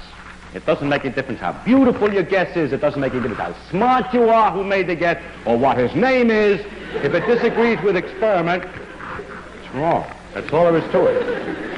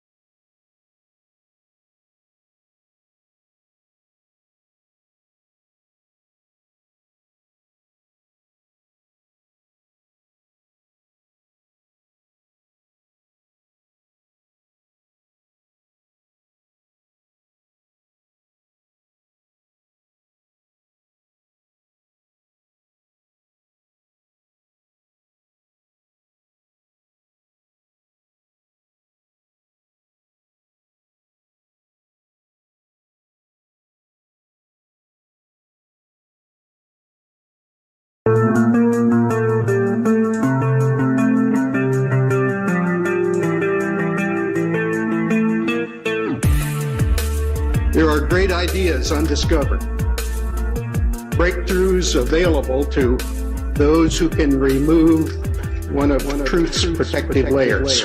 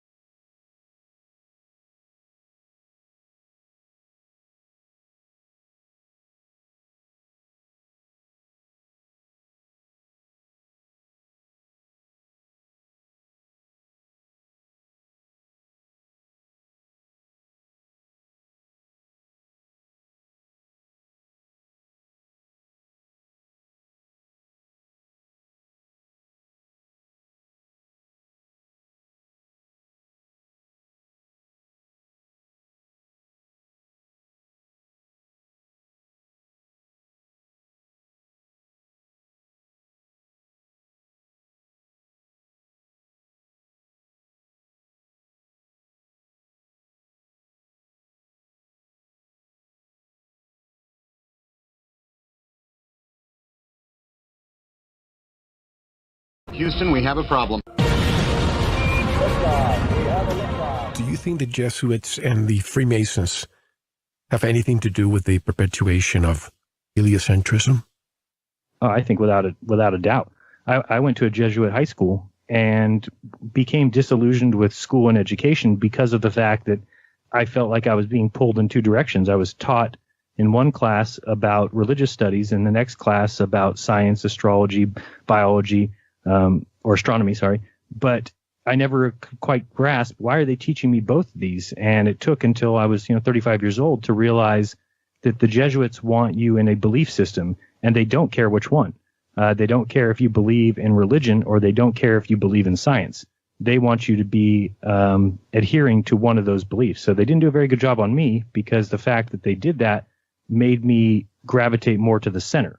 And that's where I still am, which is, of course, there's some great aspects of science, and the scientific method is the best way to get to the truth of any question. And there is some aspects of religion that are true, that there's a creator, that, all those things. So really the best path is the middle, but the Jesuits, ones who started all of these observatories. And this is a question that you probably get the first time by everybody. Why would, quote unquote, they do that? Why the lie? And, I ask every year, and I usually get a different answer as it evolves. Your answer, both of you, give me an answer as to why do you think this is happening? Jaron, you go first. Sure. And I'm actually going to, because this was important to my realization of where I live. There's two quotes told by two mainstream scientists, one of them being George Ellis, who I think is one of the most famous cosmologists, probably top 5 physicists. And George Ellis said in a 1995 article that people need to be aware that there's a range of models that can explain observations. For instance, I can construct a spherically symmetrical universe with Earth at its center, and you cannot disprove it based on observations. You can only exclude it on philosophical grounds. In my view, there's nothing wrong with that. What I want to bring into the open is the fact that we are using philosophical criteria in choosing our models, and a lot of cosmology tries to hide that. That quote made me realize that science is not what I was taught, because he's a physicist who just said that they've made decisions based on philosophical grounds, and that a lot of cosmology, which is a science, tries to hide that. So why is there a scientific enterprise out there trying to hide a truth from me? And it's because they have a worldview that they want pushed. So that's not real science when you have a worldview that you're trying to prove, that you're trying to find evidence for. They're basically pushing their idea. And even Ellis has at least he admitted that he says, in my opinion, there's nothing wrong with that, saying that in his opinion, there's nothing wrong with making these decisions philosophically, but it should be brought out into the open. And the other quote is from Edwin Hubble, and I don't know if anyone's ever heard that, but when Edwin Hubble noticed that galaxies seem to be moving away from the Earth, which seems to bring into question, doesn't that seem like we're the center? Since everything is moving away from the Earth, well, then we must be the center. So he said that such a condition would imply that we occupy a unique position in the universe, analogous in a sense to the ancient conception of a central Earth. He says this hypothesis cannot be disproved. So it can't be disproven that we are the center of the universe, yet everybody you ever talk to in science will tell you that it's already been disproven. And he says, but it is unwelcome and can only be accepted as a last resort. Therefore, we disregard this possibility. The unwelcome position of a favored location must be avoided at all costs. It is intolerable. Therefore, in order to restore homogeneity and to escape the horror of a unique position, it must be compensated by spatial curvature. There seems to be no other escape. That is the most important quote to my realization, because I saw what he did. He saw observationally what was going on in the universe, and he made up a theory, the one that you've heard about before, that we're all on a balloon, and that as the balloon expands, every point on the balloon is getting further away from each other, and that means that everyone in the universe sees the same thing with everything going away from them, all that nonsense. But they made up that theory because the observations told them that we were the center. And then to call it over and over again, we disregard this possibility that it's intolerable to escape the horror of a unique position. There seems to be no other escape. These men hated the idea that was presented by the Bible. And I can see why that would be. And I've always said, I don't want to be in a world that's been run by the Catholic Church for the last 500 years. And so I respect science for what they did to move away from the dogma that the Catholic Church was trying to force on people. But really what they did is just created their own religion that now they've stuck to that dogma, and they've made mistakes. And now that it's at a point where they can't admit, they can never come out and say, oops, we were wrong. The Earth is actually flat. And so they have to lie about it. And so that is, if you're talking about the reason, for me, I think that's the reason, that science has no choice. Once they went headfirst into this idea that how wrong the church is and this is the truth, then when they pushed it so hard, if they ever realized down the road that they were wrong, they couldn't have come out about it. It would have lost all their jobs. Science would have gone by the wayside. People would have gone back to the church. And so I think they just try and move along every day with maintaining their hold on the world. they're the high priests right now.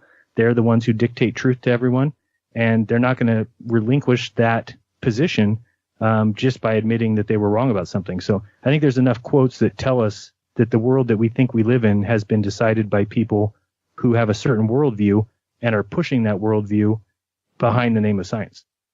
I was having this conversation with somebody the other day regarding, again, the makers of these monumental, the megaliths around the world, the pyramids and so on, how I think that the present-day Egyptians, or even going back to the what do you call it, the dynasties, pre-dynastic people were the ones who I think did it. And perhaps is what Dave's theory is, they moved to the outside layers of our realm, our plane, and they took that technology. Let's call it Atlantis, Lemuria. Let's say that they existed at one point. They moved away from us, and they have that technology over there. Now, what we have here, the technology, the tin cans that still fly on the air after 100 years, yes, we have better engines, but it's still the same concept. They still crash. It's all revenue.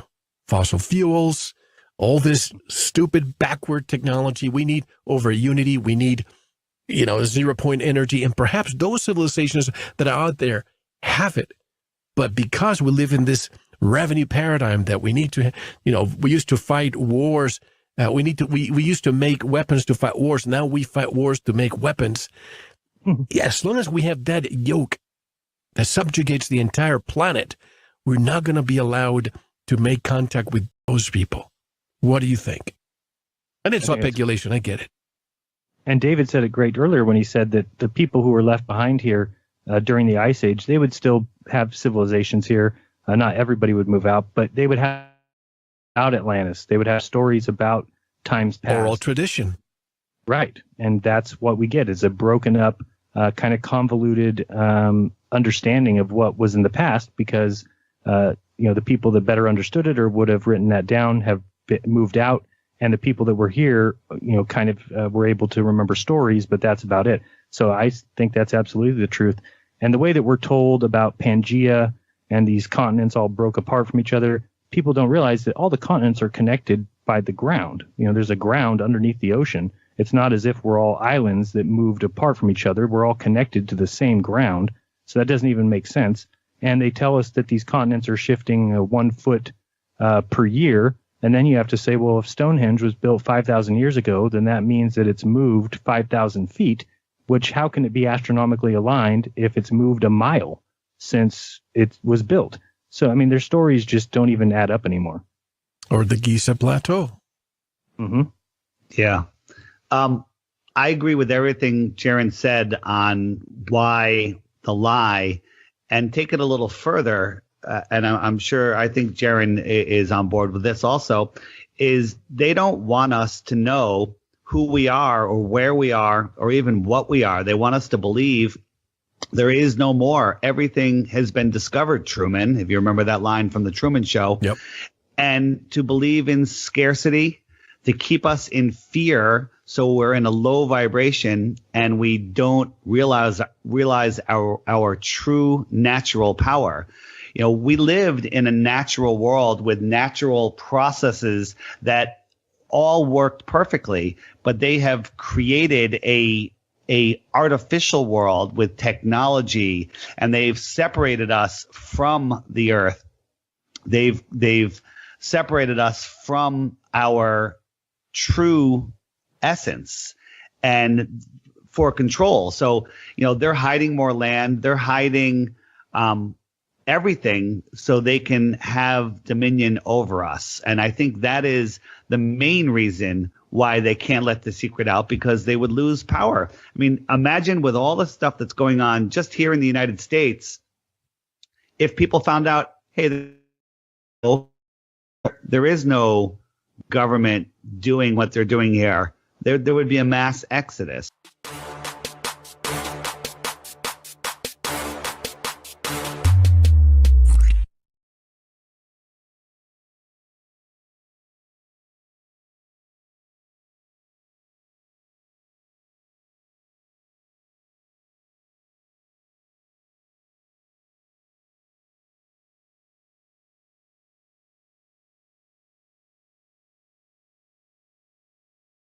Hey, Rob, let's talk about your background. I mean, we know your YouTube channel, Rob Skiba, and we'll talk about your books as well. But how did you get involved in this world, through ministry? But well, let's start at the very beginning. Okay, the very beginning, June 26, 1969. That's when I was born. And less than a month later, and nobody believes me when I say this, but I've been able to describe the room accurately in quite a bit of detail. I remember less than a month later, after I was born, I remember sitting on my mom's lap watching the television of man allegedly walking on the moon. And Dad was taking pictures of it. I have the photo album of my dad's photos that he took of the television set, of Neil Armstrong and whatnot, supposedly walking on the moon and stuff like that. So from a very, very young age, I was sort of marked in that regard. I mean, I always had an obsession with space and wanting to be an astronaut. That was my life ambition, and it only intensified in 1977 when I saw Star Wars. I mean, my 7-year-old mind was blown when I saw that movie 13 times in the theater the first year it came out, and God knows how many times after that. Loved the movie, and I made a declaration. By the time when I was 8 years old, I said I will either be an astronaut, a filmmaker, a movie star, or dead by the time I'm 30. And I didn't have a death wish or anything like that. It's just as an 8-year-old, 30's like this, ancient, you're real old. So my thinking was, if I hadn't achieved one of those things by the time I was 30, it would have had to have been because I was dead. So I got busy right away. I mean, I did well in school. I got a telescope at a young age and was always out in my front yard. And in the evening, my parents, at my parents' house, if it was a nice clear night, I was outside. I had one of those star chart wheels where you can, see wherever, point it north or whatever direction you're looking and wheel it into the date and see what you're supposed to see. And at that time, I can't do it really anymore, but I could point to almost anything in the sky and tell you what it was, what the constellation was, what the star was, if it was a planet. Looking at the moon. I mean, I love that stuff. But I remember going to the Springfield Planetarium. I lived in Massachusetts, and they had a big telescope there, and I would ask them. I said, put it on the Sea of Tranquility. I want to see the lunar lander, and the doom buggies and all that stuff, and at the other sites and whatnot. And they would never do it. They would always tell me, well, it's not powerful enough. We can't see it and blah, blah, blah. And then later on, as Hubble came out and all these other things, they could read a dime from outer space, supposedly. I'm like, okay, somebody point the thing at the moon. I want to see this, and it seemed like nobody would ever do it. So I became very suspicious of the space program early on in my early 30s, I should say, after I didn't become an astronaut. and didn't die. Didn't die. I did become a filmmaker. I was at that time doing a lot of corporate video, and then later ended up becoming a missionary and traveled to over a dozen countries doing videos that help them to create awareness for what they do and help them raise support. So on the filmmaking side, I haven't made a motion picture or a television series yet, but I've done a ton of documentary videos and stuff like that. But as I was doing a lot of these documentaries, becoming more and more of a researcher to do these documentaries, I started questioning things. And in 2006, while I was actually on a plane ride as a missionary to Kazakhstan, the people behind me were talking about 9/11 being an inside job. Now, at that time, was very much still in the camp that I believe that, box cutter toting terrorists, the official story. I very much believe the official story.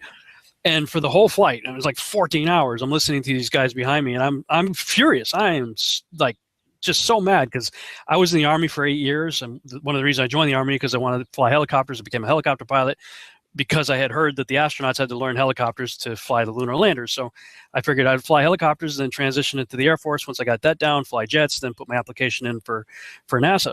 So very patriotic, third generation Army guy, listening to these guys, trash my country, basically. And it made me so mad. I did my job there in Kazakhstan, and when I came back home, I'm like, I'm going to prove those guys wrong. I'd never see them again, but I figured I'm going to prove them wrong, at least for myself. And as soon as I took the time to actually do the research, I very quickly realized that a lot of what they were saying was true. And that's a paradigm shift type of moment right there, where you're just like, oh my God, what do I do with this information? And the more I looked into 9/11, the more sickening and disgusting it became. And that led to me eventually in 2012 publishing my first book, Babylon Rising, and the First Shall Be Last, which dealt with a lot of government conspiracy type things, and the fact that our government officials, at least the higher levels, presidential levels, are, in my mind, Luciferians to the core, worshippers of Osiris with all of their Freemason and skull and bones rituals and things of that nature, Illuminati and all that kind of stuff. And then finding out that our founding fathers weren't really Christians like we were all taught that they were, that these guys were actually deists, and looking into the format and layout of Washington, D.C. and how it's all very occultic. That's what that whole book was, basically my journey into researching all of that, and what are the implications of that? What does it mean? And I called it Babylon Rising because I believe that Babylon is rising, but has been here for a long time, ever since the original Babylon. It's taken off into a slightly different format and becoming what we might call mystery Babylon or spiritual Babylon, but physical Babylon is also rising, and that's sort of what I was dealing with in that book, was the United States involvement in the Middle East. I believe physical Babylon will be in the original place of the first Babylon. But if and when that Babylon does rise, and I would contend that it already has risen, it is only because of us. So we are certainly, some people out there are saying that we are Babylon, and I understand the arguments.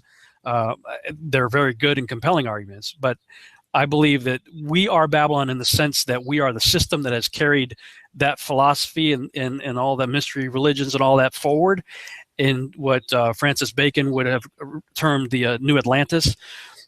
We are the agents through which Babylon will rise and has risen, in my mind, already. But as part of that, it was December 21st, 2010.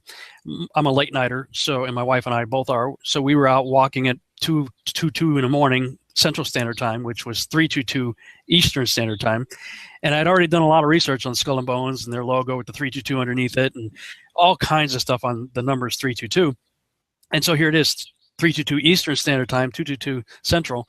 And I'm looking up, and the moon's turning blood red. Everybody's talking about the blood moons today, right?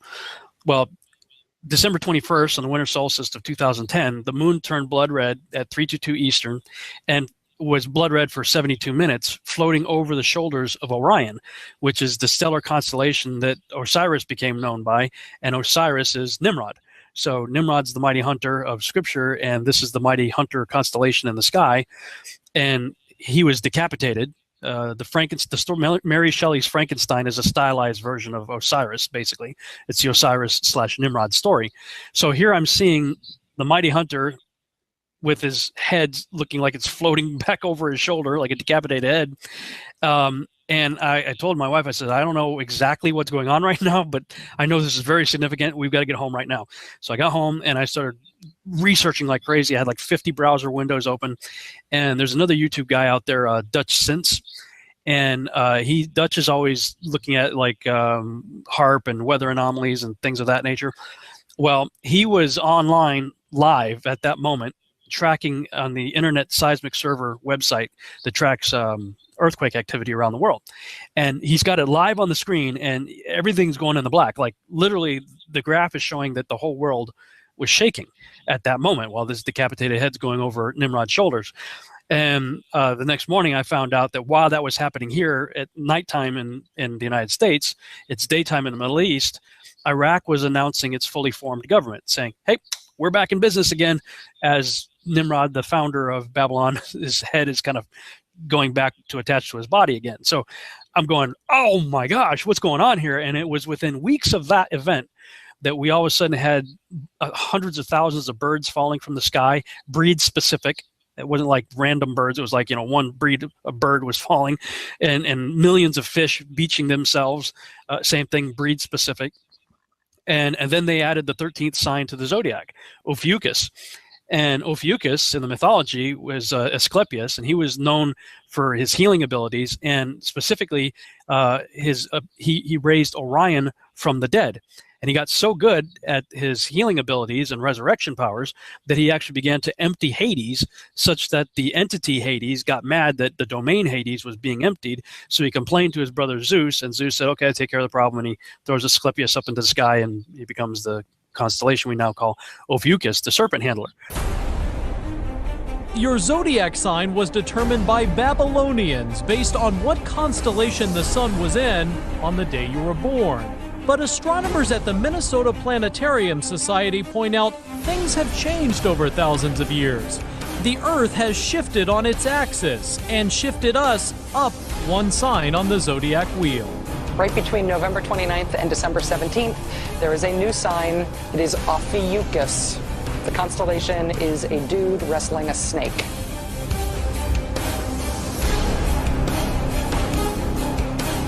Birds, fish, and all kinds of creatures just dropping dead. 8,000 dead turtle doves in Italy.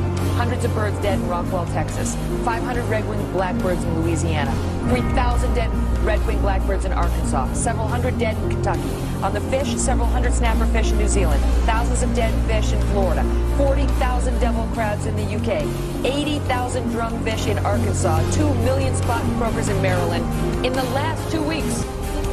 This is all a sign of the apocalypse. So, like, all of that happened in very short order after the eclipse that I saw, the blood moon of December 21st, 2010. Of course, at that time, we were all speculating about what's going to happen on December 21st, 2012, because the Aztec calendar stone, the Mayans, and all that. And I was speculating, like a lot of people, about what could be happening on that day, because there were a lot of things pointing to it. Just like, to be fair, a lot of things pointing to September 23rd. But this was like ancient stuff. I mean, right now, people are pointing to movies and television shows. Hey, look at all these memes. With December 21st, 2012, I mean, you had the Aztec calendar stone goes back to 3114 BC.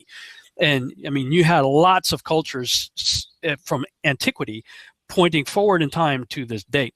So it was very intriguing. But that date came and went with nothing, as far as I know, that happened. But when I went back and reanalyzed on the backside of it, I'm like, okay, why was everybody wrong? On this. Now, I never came out and said this is what's going to happen on December 21st. I was saying, hey, a lot of people are saying something's going to happen. And then nothing apparently did happen. But when I went back to look into it, I had realized I already found the clue, and I wrote about it in the last chapter of my book, Truth or Tradition. And in that chapter, I pointed out that Jesus was not born on December 25th. That's the Antichrist birthday, basically. That's all the dying and resurrecting sun gods of antiquity.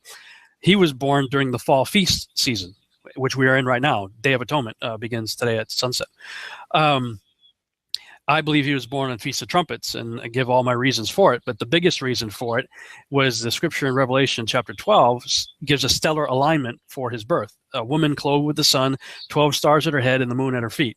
That exact alignment, Virgo with the sun in her belly, and the crescent new moon at her feet, and the 9 stars of Leo plus the planets of, I think it was Jupiter, Venus, and Mercury, were all right at her head for 80 minutes in human history. 80 minutes.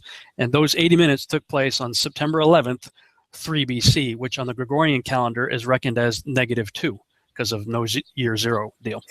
So I thought, whoa, maybe that's it. Maybe our calendar is off by 2 years, because the events that took place on December 21st, 2010 were so significant that if they would have happened in 2012, everybody in their talking parrot would have been, out there going off on this deal. But nobody caught it because nobody was, I happened to be walking around at 2:02 in the morning and saw this stuff and was putting the pieces together, afterwards.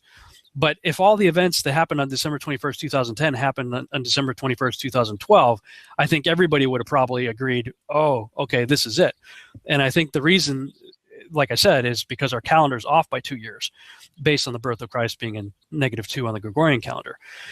So that was what really sent me on the journey that led me to where I am right now. That was my first book, was a result of blogging for 2011, the whole year. After that event in 2010, I just started writing. I woke up in the morning, whatever I thought about, I wrote. And I ended up at the end of 2011 taking a step back and saying, I wonder how much I wrote. And I pulled it off a blog format, put it into print format software, and saw that I had over 1,000 pages of content. I thought, wow, I need to turn these into books. So Babylon Rising was the first book that I pulled out of those 1,000 pages. And in chapter 1 of that book, It was called the Genesis 6 experiment, talking about the angels of Genesis 6 that came down and mated with women and produced the angel-human hybrids called the Nephilim, which are the Titans of Greek mythology, the Anunnaki of the Sumerian mythology. Every ancient culture basically has the same story. They just use different names to describe it. That was probably the shortest chapter of the book, the Genesis 6 experiment. After I wrote that book, I realized I got to really unpack that chapter. So the second book, Archon Invasion, was a 366-page elaboration on chapter 1 of my first book. And I had intentions of continuing my saga that I had started with these books, when all of a sudden I find myself on this topic of flat freaking Earth of all things. I mean, I had a lot of other little side projects going on between the publishing of Archon and recently getting involved with this. But in April of this year, I happened to listen to Mark Sargent's interview with, he was on Canary Cry with Basil and Gons on Canary Cry Radio. And I thought it was a joke. It was April 13th. I was heading down to do my taxes, and it was my accountant's an hour and a half away. So I was looking for something that a podcast to listen to on my drive. And I saw that, and I thought, cause this was like April 13th and had already been recorded. So I thought, maybe this is an April Fool's joke, flat Earth, whatever. So I listened to this thing for an hour and a half driving down to do my taxes. And at first, I'm rolling my eyes like everybody else. But then by the end of it, I'm going, well, shoot, that guy kind of made a little bit of sense, So I did my taxes and I got back in the car. I said, I got to listen to that again. So I listened to it again on my drive home, and I thought, man, I'm going to look this guy up. So I watched all of his, I think he had 11 parts of the Flat Earth Clues videos at that time. Watched them all and reached out because he put his phone number at the end of every video. I said, boy, this guy's, he's kind of gutsy. So I called him up and asked him if he'd be on my radio show. So he came on my show that week. It was all very quick. So it was like, I listened to it, I think it was on Monday, and had him on my show on Wednesday. And I listened at that time when I was talking to him. If you heard the show I did with him, I was saying, hey, I still very much believe in the spinning heliocentric globe. I believe in the expanding Earth model that Neil Adams talks about, and had just did a teaching on it back in December, as a matter of fact. That was something I kept saying throughout the episode. I still very much believe this, but what you're saying is really interesting. Tell me more. And when I got off that interview, I thought, man, I can't let this go. I've got to look into this. And the first thing I did was look into the pictures, because he challenged me. He said, hey, go ahead and see if you can prove the globe, but do so without using the word NASA or the military or the government, because that's where most of our sources for the globe come from. Well, at first I had the thought that everybody else has. We've all seen the pictures, but those pictures come from NASA, the military, and the government. But I'm going to look into it anyway. So as I start looking into those pictures and realizing they are either questionable at best, when you see the Apollo 11 footage of the astronauts faking the globular shape of the Earth through a round window in their spacecraft, that gives you a real big red flag going, what's up with that, and then you don't really get a picture of the Earth until the Apollo 17 famous one that we've all seen. And then Matt Boylan comes out and he's like, that's a painting. And so, I'm looking at it, I'm an artist, I'm a painter, not quite as good as some of these guys like Matt Boylan is. I mean, he's very photorealistic with his artwork. But I'm questioning it now, And then you look at all the other blue marbles that they put out, and they are, if you read the fine print, they're telling you these are composite images. This is artwork. And when you look into the composite images, they're not even good composite images. They're very bad composite images. I'm a Photoshop guy. I live in Photoshop. Almost every day I'm doing something in Photoshop. I can show you, and have shown people, the clone, where they're using the clone tool to replicate clouds. This cloud is exactly the same as this cloud. These 5 clouds are exactly the same as this one, and showing you they're using the Photoshop clone tool. And you're like, well, wait a minute. You're telling us we're taking pictures of Pluto. We've taken pictures of Jupiter and Saturn, supposedly massively huge planets, way bigger than ours. And yet we have to have cartoon artwork and bad composite Photoshop images of our world? Really? Then you start seeing videos, allegedly shot time-lapse videos from satellites showing the Earth in rotation. In one case, 25 hours of time-lapse rotation, and the clouds aren't changing. You're like, and some people say, well, they really are. You just got to get a higher resolution. And I've looked at the higher resolution one, which I question because I don't even think they had that ability in 1990. So it looks like somebody just redid it. But even still, the amount of movement that you were seeing is negligible for 25 hours. I mean, set a camera up outside for an hour and then speed it up in your computer and see how much cloud movement you get. So I began to question all of it. And that was the first thing I did. The second thing I did, I'm a Bible believing Christian, so the first thing I should have done would have been to consult the scriptures. It was actually the second thing I did. When I did that, though, I was done, because at this point, you cannot get, and I tried, you cannot get a spinning heliocentric globe out of the scriptures. You get the exact opposite. You get a circular, fixed, stationary world set on pillars under a dome within which the sun, moon, and stars are placed on day 4. And I've taught creation science type stuff for years. I used my own spin-off version of Kent Hovind's material, combined with a little bit from Henry Morris and Carl Baugh and some of these other big guys in the creation world.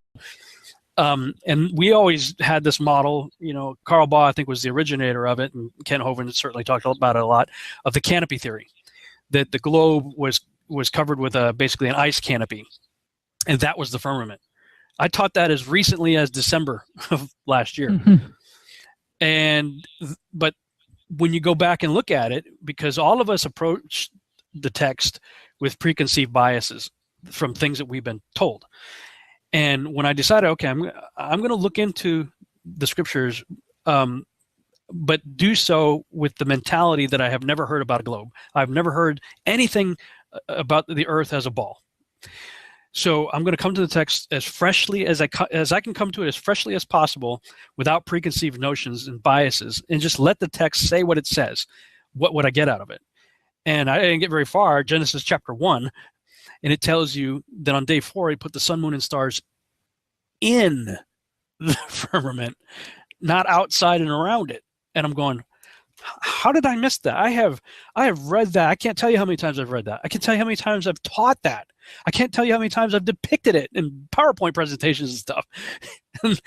Yet there it is. Sun, moon, and stars in the firmament. And then when you realize Job predates Genesis, Job was written before Genesis, Job goes into even more detail. And then you read what Solomon had to say about it. And you read what all these guys had to say. And you finally get to Isaiah. And he's the one everybody wants to quote, Isaiah 40:22, the circle of the earth. Well, and especially if you're a King James only type, and God bless the guys that are out there. I've been around you my whole life. I understand your arguments. I don't happen to agree with you, but I understand their arguments. But if you're a King James only guy, welcome to the Flat Earth Society, because man, you can't get around it. And Isaiah is the only guy that used the word ball. The problem is he didn't use it in chapter 40, verse 22. He used it in chapter 22, verse 18. He says, I'll throw you like a ball. And if you look up the Hebrew word for that, it's dur. The Hebrew word ball, dur. The Hebrew word that he used for circle is chug. So he knew the difference in Hebrew, and we should know the difference in English. And apparently the King James translators did, because they translated dur as ball in 22:18 and chug as circle in 40:22. So yeah, at this point, I'm kind of like, what am I going to do? Because I've spent my entire ministry, a little bit about my background. I accepted Christ as my Savior as age 7. I've been in some form of ministry my entire life, since vacation Bible school in my parents' front yard, to teaching Sunday school, to starting the drama ministry in my church, writing, directing, and playing Jesus and Passion plays on Ishtar Day, Christmas plays, and Nimrod Boner Day, and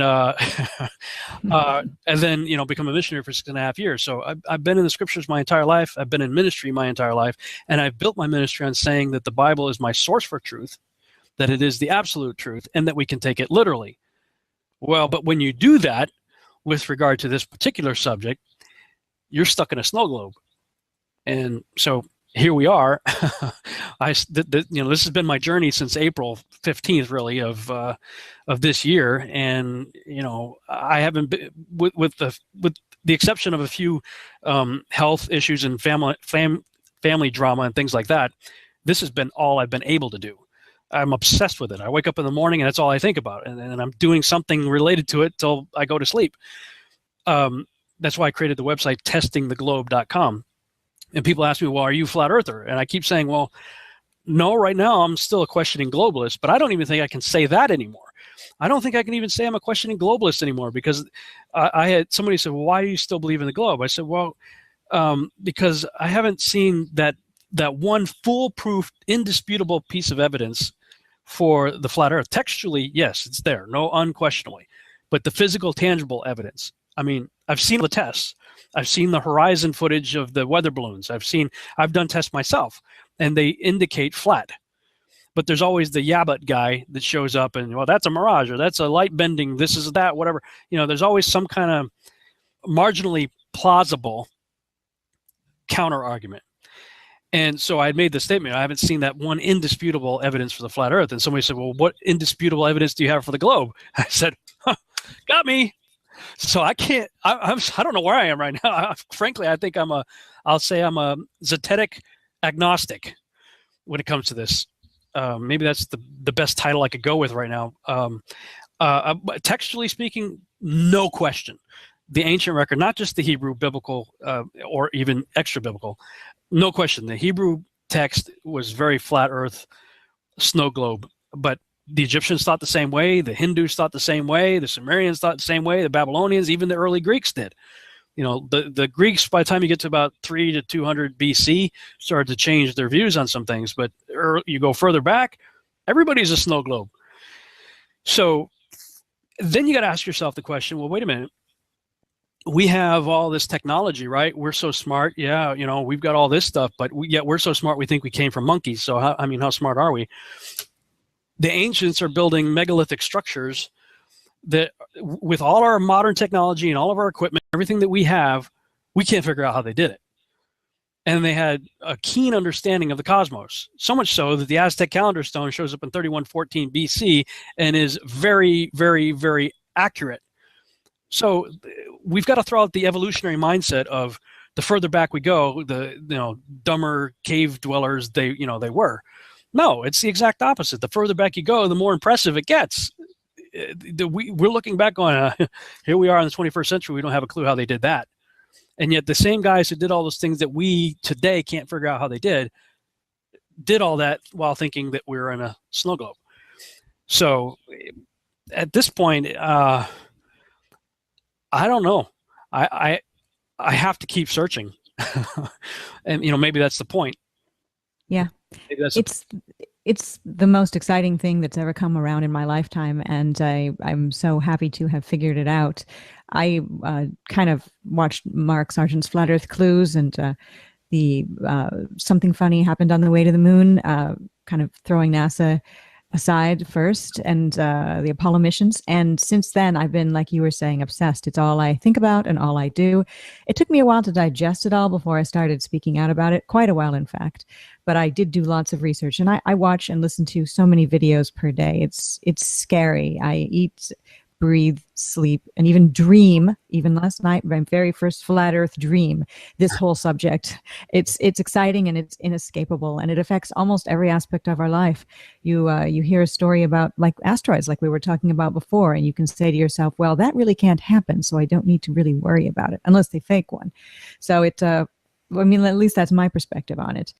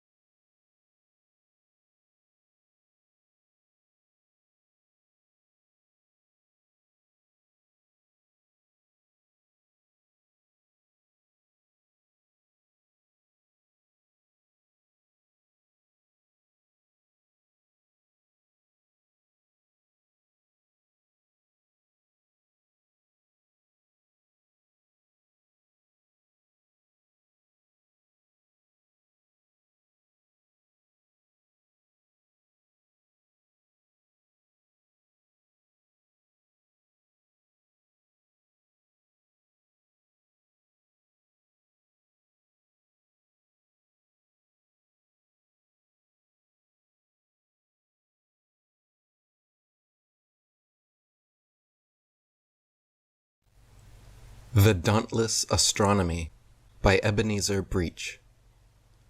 Ladies and gentlemen, truth is great and must prevail, so that all who are taught, led, or persuaded to contend for the impossible must sooner or later knuckle down to the possible, the inevitable, and the true. Man's nature, since the fall, is so constituted that imposture has more hold on his intellectual faculties than truth, and that which is false can attain much more ready and universal acceptance than that which is true. Thus, a lie, once made to fit, can get round the world, while truth is putting its boots on. It has been thus with modern astronomy, which is considered by all the educated and learned certain, settled, and intellectual science that they are disgusted with the least hint that this boasted science is founded on a scanty and baseless foundation. But the truth will out, and if any man wishes to be wise, even in the things of this world, he must be willing to commence fool that he may be wise.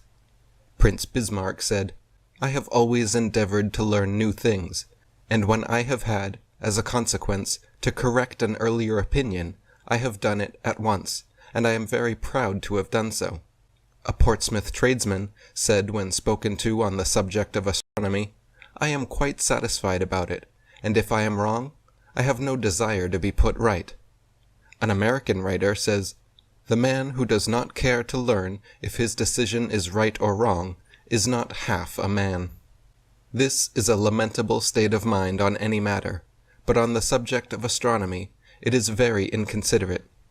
Suppose Dr. Cousins, for instance, were to tell you that your heart was the breathing apparatus of your system, and the lungs, the organ that propelled the blood through your veins. You would think he was a long way from being an eminent Portsmouth physician. And quite rightly, too, for no medical man could understand the human frame if his knowledge of physiology held such a baseless theory. It is precisely the same with the science of astronomy.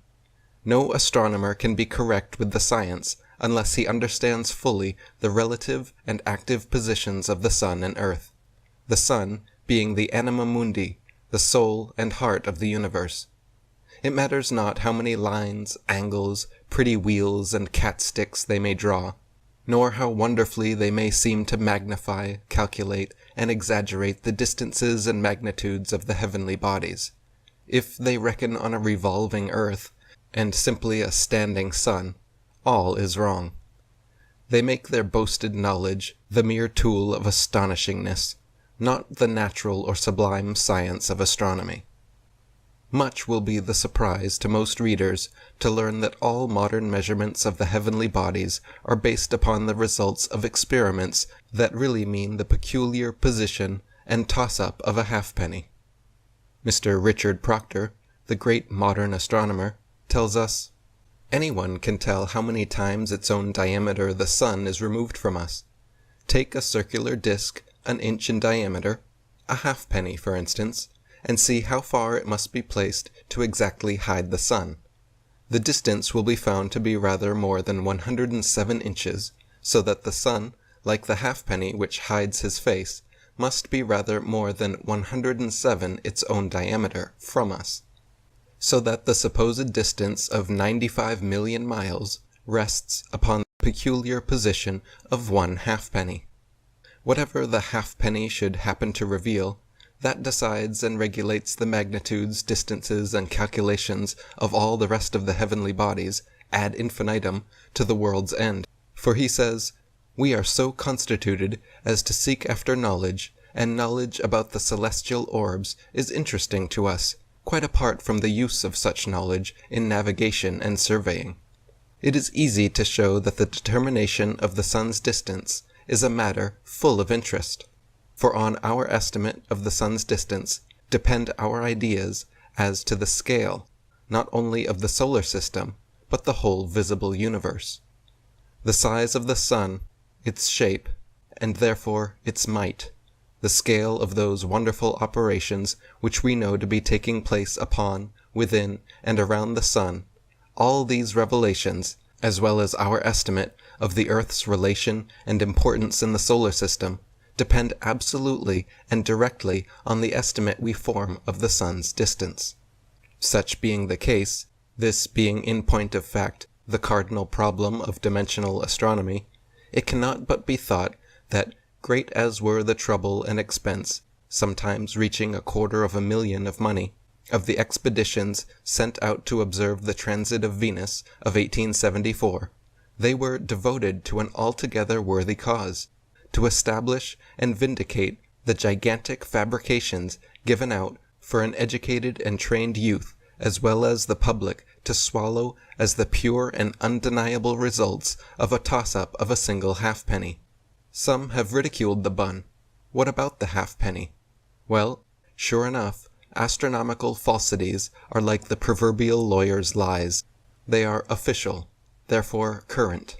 As long as they are official, canonized, stamped by government, and printed by authority, they may be used by the bushel. But you must not indulge in them personally, or singly. If children do, their parents will be angry. Their schoolmaster will cane them. Their governess will stand them on the form. Their minister will denounce them. If adults, from the pulpit as black sheep, for others to be aware of. And some ministers will thunder against Jacob's deception, yet coolly allow their school children to be taught the greatest deception and lies of the age in geography. Science ought to be a collection of truths, but the astronomers and geologists have made it a collection of lies. We cannot verify as truth that which is not of itself indisputably true, nor are the scriptures a ladder we can kick away with regard to the science of nature, any more than the science of the soul. Everyone is considered nowadays behind the times, and the age, who does not believe in the results of the halfpenny. But there are some phenomena in nature which suggest false ideas. There are manifold ways in which our senses may deceive us, unless their evidence is carefully cross-examined. It strikes us that this halfpenny requires a great deal of cross-examination. We tried it ourselves, and could hide the sun at 37 inches. That would make a lot of difference all around, from Greenwich to Venus, and from the transit of Venus to the sun, which never budges an inch for the greatest astronomer, or the most costly coin of the realm. Not even Sir William Pink's Christmas calculations would make the slightest of difference to Phoebus, who simply avenges all mistakes by still traveling and shining. It would be difficult to say which was the most ridiculous problem, the Hindu notion of the earth resting on the back of an elephant, or the British notion of the distance of the sun resting on the top side of a halfpenny. But doubtless the Hindu's is the most beautiful and natural. But Sir William Pink places undoubted reliance on results from the top of a halfpenny, as witness the first paragraph in his Christmas address of 1893, which commences, quote, "Ladies and gentlemen, some astronomers a few weeks since held a meeting of the heavenly bodies in the chair, for the purpose of demonstrating that the earth is not round, and does not revolve, but is somewhat the shape of a wedding cake, with figures on the top, and sugar representing the everlasting snows, glaciers, and frozen Arctic regions. These learned men had the temerity to attest that the sun revolves round the earth, so that the sun must travel 270 millions of miles in 24 hours, or over 11 millions of miles each hour.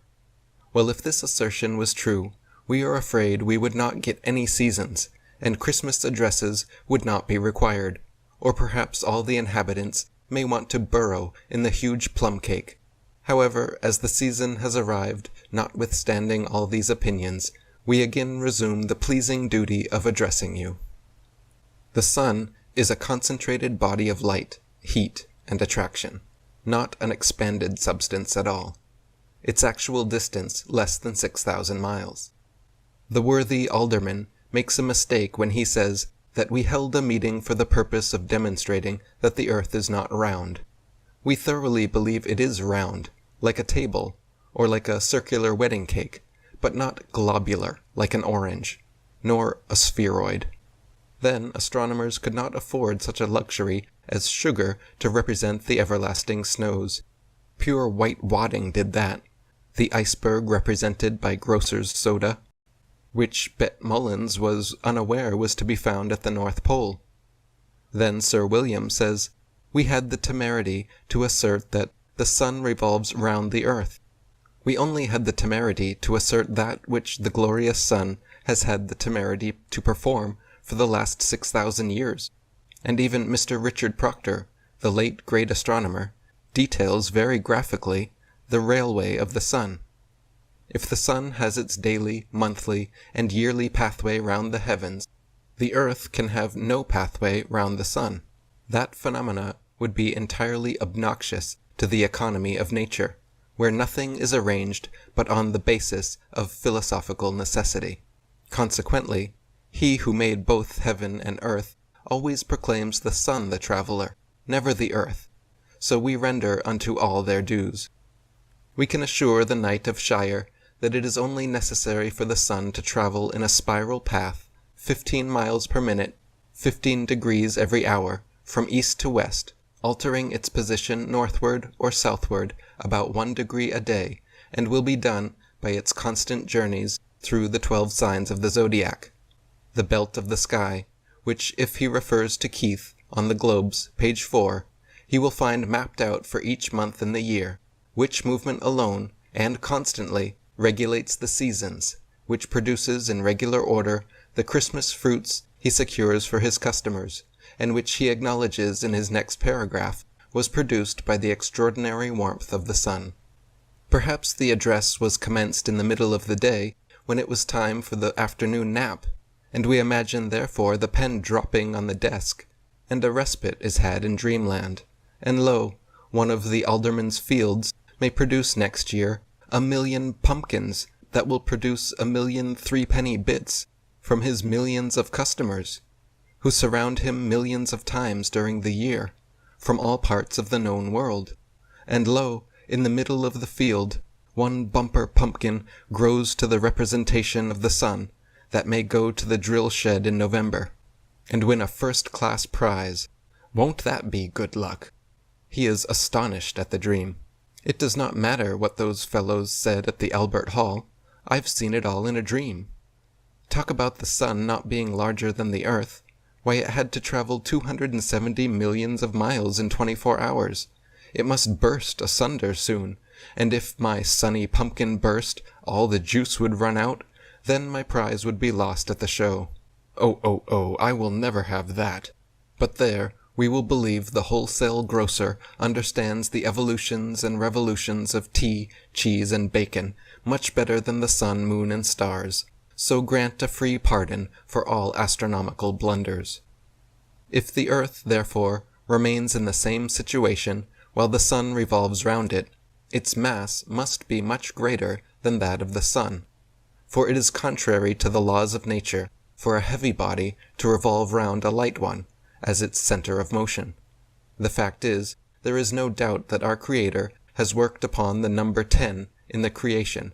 10 divides the allotted period of the world's present era, 6,000.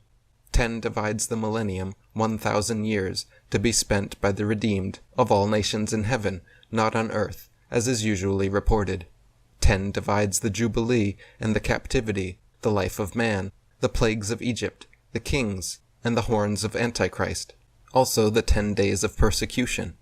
Now the earth is at least 10,000 miles in diameter, not 8,000.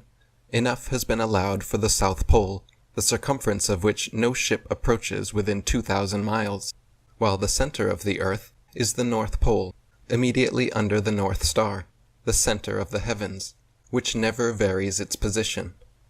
The president of the Geographical Society stated at the Portland Hall on one occasion that tropical vegetation had been found as far north as Disco. If found any farther north, they would have to change the present accepted theory of the shape of the earth. The sun is not more than 1/10 the diameter of the earth, nor more than 6,000 miles distant. Everything else in proportion, and everything is within 10,000 miles of us, so that the redeemed often are permitted to hear the songs of heaven before they reach there. "What beautiful singing of birds I hear," said a doctor as he was dying in St. George's Square. "Open the windows and doors, and let me hear that beautiful music," said another dying saint in Sultan Road, Landport. Eclipses are never occasioned by the Earth's intervention, or they would not be recorded 3 times out of 4, invisible at Greenwich. They are entirely associated with, ruled by, and dependent on the heavenly bodies. When a planet crosses the sun, it is a black disk. Eclipses are easily and correctly predicted by the Metonic system, not at Greenwich, but those able to compile the nautical almanac for Greenwich. The Chaldeans had the celebrated Metonic system of 19 years and could calculate eclipses for hundreds of years in advance. An eclipse has been known to occur while both luminaries have been above the horizon, so the Earth was entirely left out. The Moon has also a spiral motion 12 times faster than the Sun through the zodiac stars. All agree it is the nearest of heavenly bodies. Then how ridiculous to state that the nearest star is 100 times more distant than the Sun. With regard to the ocean, it is most certainly a level. Several gentlemen that have been to sea all their lives attest the same. As level as the road, said one to me, also experienced by the authorities that have had years of experience at the dockyard semaphore. A globular ocean is absurd in theory, ridiculous in imagination, and never had an existence. The same phenomena that occurs with a ship outward or homeward bound would never occur on the plains of the Orinoco, which are level for 1,000 miles. Would anyone declare the level plain to be globular because the pole of a van might be seen first, owing entirely to laws of perspective and angular vision? This has been tested in our own experience with an opera glass. If the Earth revolved 120 times swifter than a cannonball, no engine would keep the metals, as nothing will remain on the drum of the shaft, unless it is spliced on. The life of no living creature would be worth 5 minutes' purchase after it had started 1 revolution. The laws of gravitation is a myth, a vain imagination, and a scientific toadstool. A light is never made larger than the place to be enlightened. A room is never taken round the light, but the light round the room. A light is never placed far distant, but as near as possible. All matter is inert and motionless, so we are not a set of leapfrogs, leaping about on Newton's merry-go-round, but stately men and women walking on a stable and fixed earth. Thus we cannot do without railways, by reckoning so many jumps to each place as we want it, and it comes round, or we might be able to reckon 3 jumps to London, 4 jumps to Kent, 8 jumps to Birmingham, and back again in tent. With regards to navigation, an artificial globe is never taken to sea to sail by, but always superficial charts as flat as the surface of the sea. One of the greatest lighthouses just opened is fully visible at the distance of 300 miles. Navigators always take the sun, never the earth, and they use tables compiled 200 years ago and handed to them by pagans 200 years before that.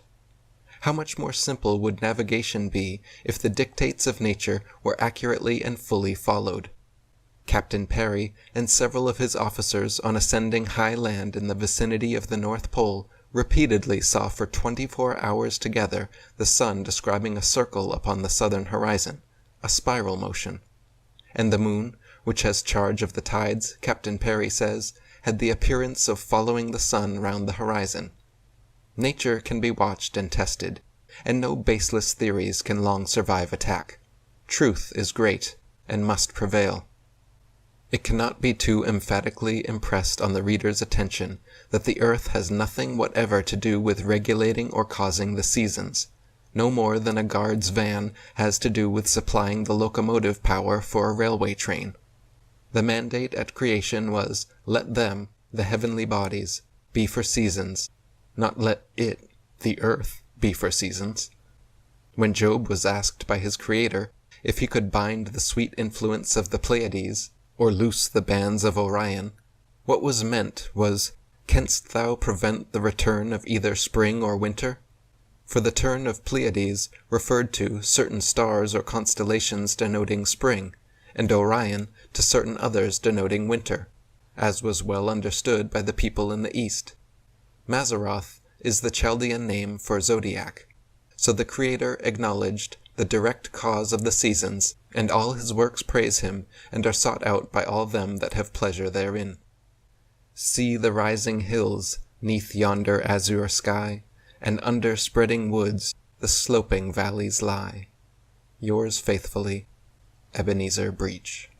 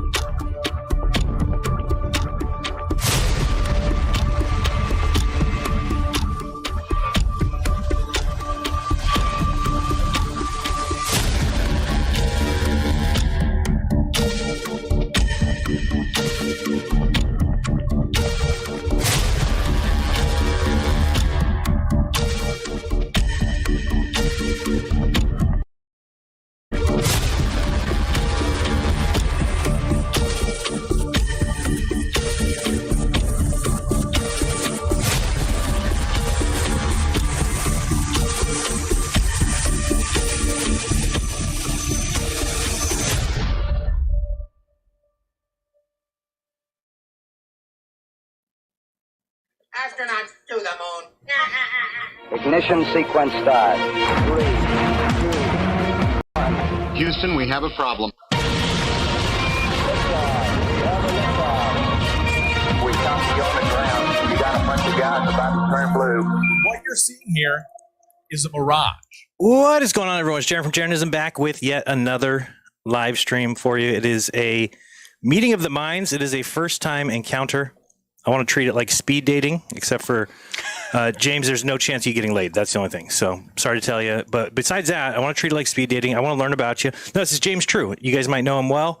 Maybe you don't know him at all. So we'll introduce him and get to know him and have a little conversation. It is our first time ever meeting. I don't know if you see me in your chat. I've been there, and I've seen you in my chat. So we've flirted, but never actually got together. So that's right. How are you, my friend? I'm great. We Good. once parked next to each other once or twice. Once or twice.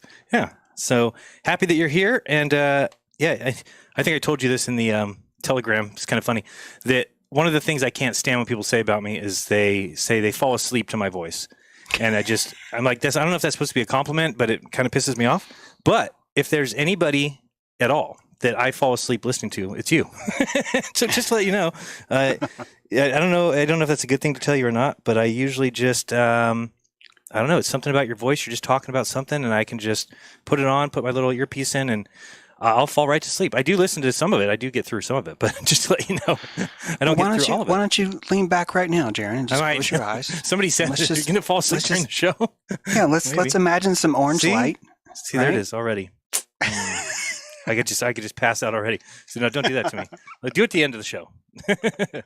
So there you go, yeah. No, tons of topics that I want to get to, but I think first for people who don't know you, if you could just tell everybody who you are and how long. I know you're an OG truther, so just give us a heads up of who you are and where you're from, all that stuff. I used to be in the software industry, wrote a lot of code,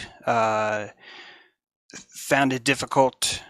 This is pre the jab stuff, but a good bit ago, started to really have trouble fitting in in society with sort of how I was saying. Started writing, turned into a few books. I've written about 5 books now, and really just been enlightened, moved, and following this hermetical initiation through this world of discernment, and it's really blown me away. It's kind of given me a newfound strength in this place, snapping out of the old ideas, learning these new cosmologies, things like that. Right, we'll get into that so people know. Just been amazing. So I'm like you. I am a fellow traveler, and after my books, I just started naturally podcasting and then YouTubing as a result of that. And I'd say probably YouTube would be my bigger claim to witness, but I've been shut down 5 times just this year, so even that has been. So right now you're on strikes? Yeah, actually, right now my channel, I have another channel, James True Live. It actually is. I'm allowed to post on it. However, when you have 2 strikes, because of what they struck me for last time, which was just so. I don't mind. I don't mind when I've earned the strike. Right? It happens sometimes, right? We do earn it.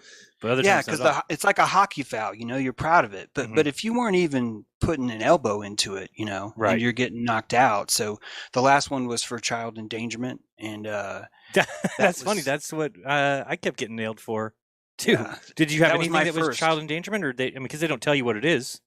Well, because they don't tell you my guess, this is just a guess. I redid my intros, and one intro has 2 children having a street fight for like 3 or 4 seconds. Again, this is my guess. If they give you a timestamp, it'd be fabulous, right? Because then you know exactly where the issue is. Anyway, because of that, I'm actually worried that I'm going to lose. There's over 350 episodes on there. So what I'm doing is that I'm staying off that channel until March 21st, because then my other strike comes off. And then I sort of have a little bit more, like leeway to, if I have to abandon that channel, I'd rather abandon it and it at least stay up as sort of like a beacon or a lighthouse, for others maybe. And then kind of archive it like that, which I hate to do. That's a good idea, Yeah, I had to do the same thing. I had 400 videos and had to pull them all down because I got 2 strikes in the same day, and I was like, "Oh, so now I got to wait, 3 months and hope they don't get one of these other ones." I just didn't think there was a good chance of that. And the child endangerment, it's weird that they get shown that too. We had a show called the Baby Truther Show. The intro had some babies, but they were CGI babies dancing around. I don't know how that's child endangerment, but whatever. I guess we learned not to do that one. The Justin Bieber song. Thank you very much for the super chat. Ready? Daily dose of Pirate Chain. Financial privacy today is freedom tomorrow. I can even say it in the pirate guy's voice almost. And we'll talk about some crypto stuff today too. I want to get your feelings on that. But go ahead. I don't want to interrupt you some more. So that tells you where your YouTube channel is gone. I know you've got the website jtrue.com, and you're also a member at Rockfin. So That's right. Yeah, just join Rockfin. That's been a big ray of hope, actually. That's through the turmoil, that's really been a nice beacon. And I love the personal relationship we have with Rockfin and their staff. Yeah. And it's really, really great. I really hope that they do well. Me too. I'm trying not to put too much hope into it because you know how it goes with stuff like that with free speeches. They'll try and shut that down the best they can. But I'm with it as long as it's there and as long as they keep improving. And they've got some things to work on. The app needs a little bit of work and the chat probably needs a little bit of work. But they say they're going to work on it, and so I do trust them. But you're right. I mean, the other day I was emailing Martin. He emailed right back. I mean, what other company can I be with that I'm emailing the CEO and he's, I'm not going to get Susan Wojcicki to email me back from YouTube. Yeah. Yeah. And he's got a good strategy because he's not even trying to bill himself as a free speech platform. Right. So I think that's really smart. And we'll see how it goes. So my work though, I still want it to touch YouTube. Right. I don't need to be on YouTube because I haven't been monetized there for a while. Right.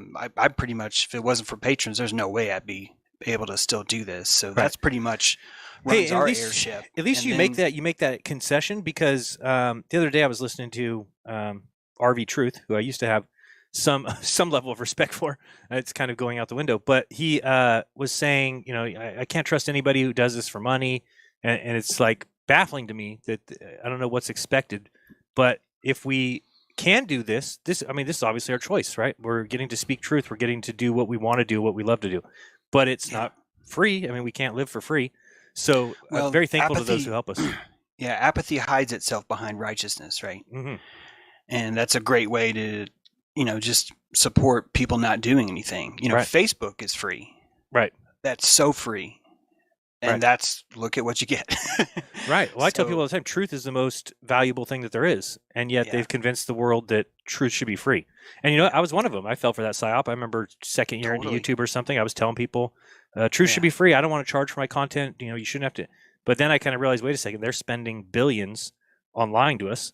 So how are we supposed to combat that with a bunch of guys who are doing it for free? That means they have to be independently wealthy or something like that, and it's just not realistic. So I'm very thankful to those that help out as well. And just so people know, we're going to do about a half hour here at YouTube, and then we're going to go over to Rockfin where we can talk like big boys. And that's what Rockfin's really beneficial for. Is it's kind of like the YouTube of 2014.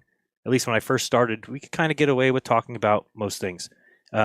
Now, not the case at all. In fact, you don't even know what you're allowed to say anymore because things that you weren't allowed to say are now true. And I wish I would have asked you before the stream started, if you even had a list, because I don't even know. I'm doing the best I can. Yeah, so. No, I think that for the most part, I don't get too much into the hacksaw, I call it, the vaxsaw.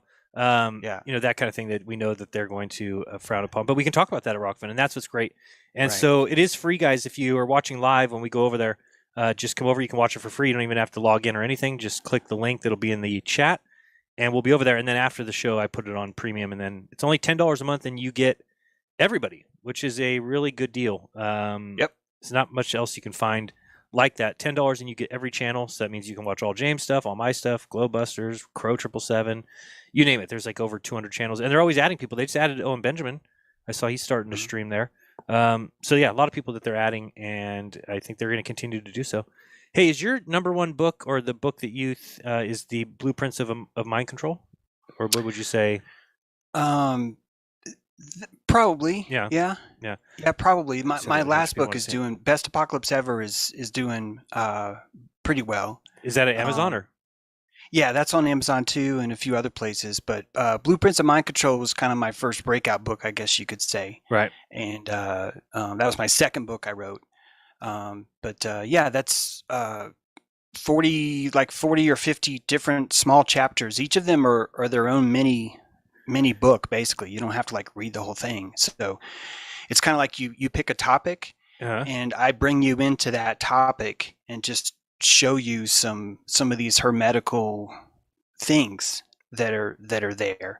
Not ritual. I'm not talking about ritual. I'm talking about built into the fabric of reality. There are these certain levels, man. There's like steps, and as you follow this yellow brick road through these discernment rituals, right, you eventually make it to the Emerald City and look behind the curtain, and seeing the wizard for what it truly is like why we're here. It's not even like we got to fix this. So you got to run and see the wizard. It's like, no, it's literally why we're here. Yeah, I want to get into that because I've got some thoughts on that as well. I do have some thoughts of how hard is it to write a book? I mean, I've wanted to, and then I'll tell you my problem and you tell me how I get around it. If I start writing, I like it, but then I go back and I try and kind of clean it up, right? And I find myself just almost hacking myself to where I'm constantly changing, and then I read it, and then it sounds very like robotic. Then it doesn't sound like me. But if it's that's why I like doing these live streams, because it is what it is. It comes out, and deal with it. If you don't like it, it's too bad, and it's over. It's just out of my mouth, and it's usually when I do my best is just off the top of my head. So when I write, for some reason, I think it comes out correctly. Then I read it, I'm like, oh, that doesn't make a lot of sense, or it's hard. And then I try and clean it up, and before you know it, I don't even think it sounds like me anymore. So I've kind of tried writing a book a couple times, and I get discouraged, and I'm like, forget this, I'll just do a live stream. But I'm wondering if you had that kind of issue, or do you just write it once and kind of there it is, or how do you deal it? Well, my first book took 10 years to write because I wasn't satisfied. Right. I was never satisfied with the quality of it, and I wanted it to be better and better and better. And I noticed that I was hacking the crap out of it up, but then I also was trying to like always be reductionist to it, always trying to distill it. I'm not trying to. I don't mean like make it boring. I'm talking about distill it to its finest, simple measure. Right. What can you convey just in 2 sentences versus 3 paragraphs? Right. And so most of my work was in those kinds of. That's why the 10 years took so long, and it was. And you still think it sounded like you at the end of distilling it?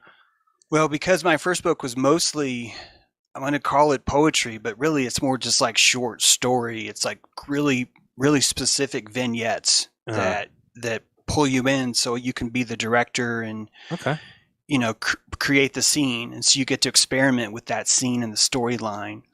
And I probably had like maybe 300 or 400 of these, but I just took 52 of them, or I think it was 47 of them, and that I thought were the best ones, and put those in blueprints of my control. That's a good idea, though. It's a good idea if you kind of do that, like smaller chapters. I'm starting to think now, like maybe that's a good way to start. Yeah, it's a different mind now, Jaron. So I think that it's actually more responsible as a writer to distill your work like this, because it's not the same kind of paradigm as when you would think the typical novel. Right. I mean, 20,000 words isn't that hard. First of all, it's really not. I swear. No. It doesn't take that long to get to 20,000 words, and that's typically what you would call a novel. Mm-hmm. But to think in modern times, I really want people to remember me as a writer.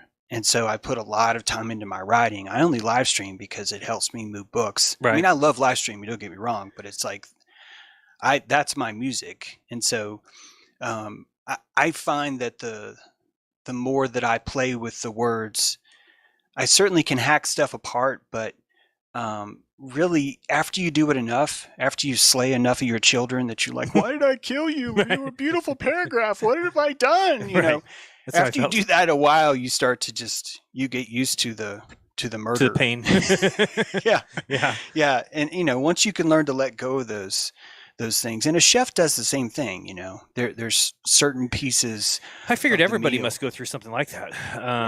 It just because I want it to be perfect, and you don't want that first book to come out and be okay, and not be happy with it, especially if you put so much time into it. But I like, because I can tell when you do live streams, it's almost like you're talking to yourself. I mean, I know you've got the camera in front of you, you're talking to the audience, but it's more like you're thinking. You're thinking to yourself and wandering through things, and you kind of take people with you. It's a very you could do audiobooks like that. I think you have a lot of potential to do things like that. Guided meditations, almost kind of idea. Have you ever thought of that? Lay back, Jaron. I told you I'm not going to sleep. Now I got to sit up. I got to eat grapes or something. I'd like to tell you about the ball Earth, Jaron. Now I'm going to have nightmares. Somebody in my chat yesterday said, a friend bought me a globe. I said, time out. I said, friends do not buy people globes. You mean your enemy bought you a globe? But he was pointing out that it says not for educational purposes. So I did see somebody in the chat earlier saying, are you going to flat smack him? James, what do you think the shape of the world is? Zetetically stationary. I can zetetically tell you it's stationary, and it's definitely not a ball. There you go. Well, So I can't say definitely. There is one paradigm where it is a ball, but I haven't encountered that paradigm in a while. But it doesn't mean that couldn't be there. So, zetetically, I can't really say. So first of all, I love flat Earth, and I so this is not about this. If people don't know this, I've been writing about this for a while. So, but as I've evolved my thinking, realizing what I really was, I think I'm more of that experiential zetetic, and I get that I can experience a stationary world. I get that. However, when I look into this, what is consciousness? Where is our I? Like how we perceive the world, I think doesn't actually come through our eyes. I know that makes sense, but I don't think it's real. I don't think that's true.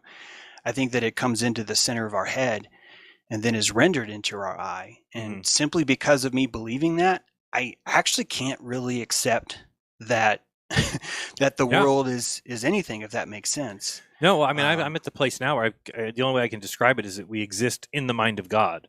So is it a realm? Is it a plane of existence? I don't know what it is, but I think that we've been stolen. That truth has been stolen from us by having these scientists come and make it very materialistic. So it's very easy to look at these lights in the sky and say, no, that's a planet, and things go around it, and it's made of gas, and this one's made of rock, and then you get this idea of what's below it, what's above it, what's to the right, what's to the left, what's north, what's south. Whereas I don't think those things really even matter in reality as far as what's 50 million miles that way. I mean, it's pointless. It's kind of like a mind palace, like we have a shared mind palace, and this is it. And we can mark the pixels of the ether and say, this is mine, and you protect that because it's inside your skull and no one else can touch it. After a while, people just stop questioning it and say, yeah, that's his ether. That's him. That's who he is. Right. So that's really how it boils down to, who and what we are. So, but it appears that the plasma is slowly rotating. And I believe that rotation is, the ability for you to experience the now, the present, requires you having the desktop to have the past right next to it, and the desktop to have the future projection of where you think you're going. That's really what the now also entails. So we have this slowly turning plasma that's turning much like a hard drive would turn. By spinning, you're giving it the space for the old bit to be transmitted into the new bit, right? Right. And creating time, right? Otherwise, you would just have kind of stillness. And if you have that kind of movement, I think that's where we get time from. Is that what you're saying? Is when you talk about the plasma moving, is that what would be affecting like the Foucault's pendulum? Is that what they call Coriolis force? Is that, you think it's that tangible, or are you talking more metaphysical? Well, I think that pendulum stuff's just kind of crap. Like I've never seen it work. I mean, I know that they put the magnetic drives underneath the thing, so it's kind of getting pushed each time. But I have heard, and I guess until I saw this happen in the South, I would be interested to see it, because I do think that they claim that the pendulum moves one way in the North and one way in the South. Never seen it, and I know it switches sometimes. The what do they call it? The alias effect, which is when it switches during a eclipse. That's happened before to these pendulums where eclipse happens and it switches its direction. So I don't know. That's a questionable one for me, but I know that it can't be proof of the Earth spinning, obviously, because even Einstein, way after that, said there's no proof of the Earth spinning. So if it was the Foucault's pendulum, I'm pretty sure he would have said Foucault's pendulum, right? But he didn't even say that. And also Einstein said you couldn't never prove what he was saying. No. So nope. He said you can only prove it wrong, right, or something. That's like your girlfriend in Canada, right? That you made out with, and you felt 7 times, boobs, and you had your first boob, and no one else did. Call her, and call her. Yeah, you're like, I can't. She's at church. I'll call her later. Yeah.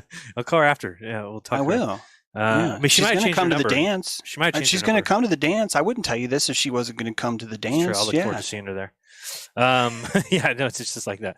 And the Coriolis force too. It's so funny because it's they use it when they need to, and then other time. I mean, if you have something that's rotating separate from the Earth, then you would have planes that would take less time to go New York to California, and that's not the case. Well, yeah, but even before that, though, imagining that you could create a device of such precision and accuracy with the ball bearing that hung right the pendulum. Can we know what the hook was? Can we know what kind of twine you used? Yeah, that we might as well tie giant lead balls together inside a barn and straddle them with fucking wood and hang out outside and look at them and say, "Look, the lead moved. Gravity's real." Right. You know. And then from that, you can calculate. We did that too. Yeah. You can calculate the mass of the Earth from that. You know.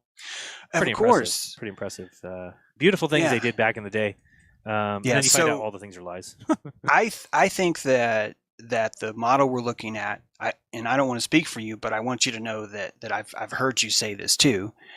But I think that we're looking at this torus-shaped bunk cake thing as you described. Yeah. But that would actually be the Van Allen belt. That if you take the Van Allen belt and split it, azimuthally split it properly, that you would actually see that bunk cake shape. You would actually see it. I can share if you want. Absolutely. Show me. I figured this was old hat to you, but I have not heard the Van Allen belts brought into play with this, so I want to see. I don't see it yet. Oops, I put on the wrong thing. My bad. That's my share. Yours is over here. There we go. There you go. Now we're good. Okay, so, ladies and gentlemen, if you can imagine that this ball has been azimuthally projected, right? So it's been spread. You're taking the South Pole and you're, squeezing it out like you should and making it a flat plane.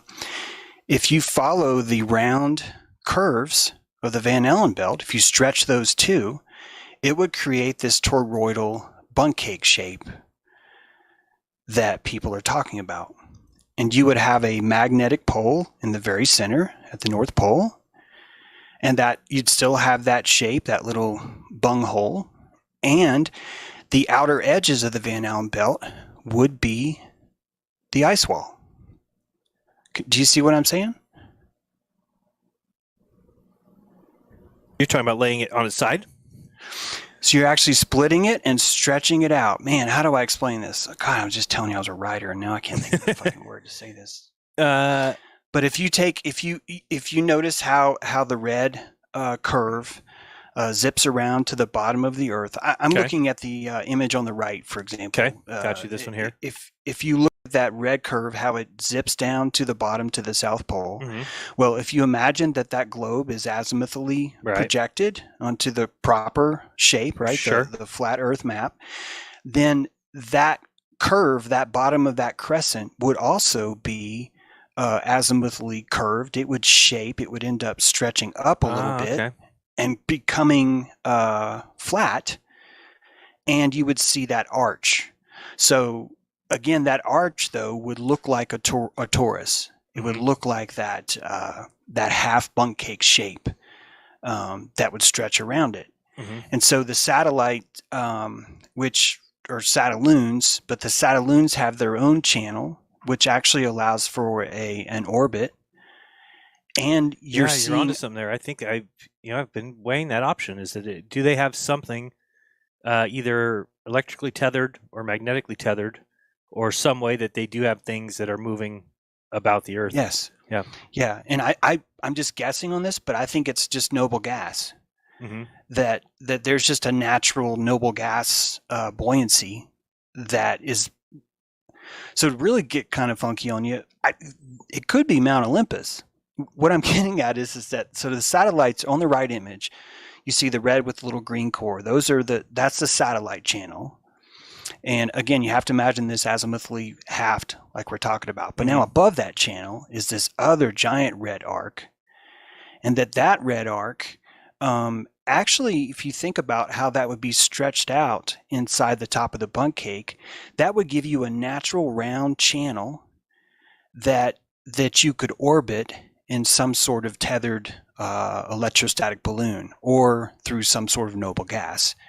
So by NASA having an embargo on all the helium, it's really number one easy, user of helium. Yep. It's really easy to store that helium.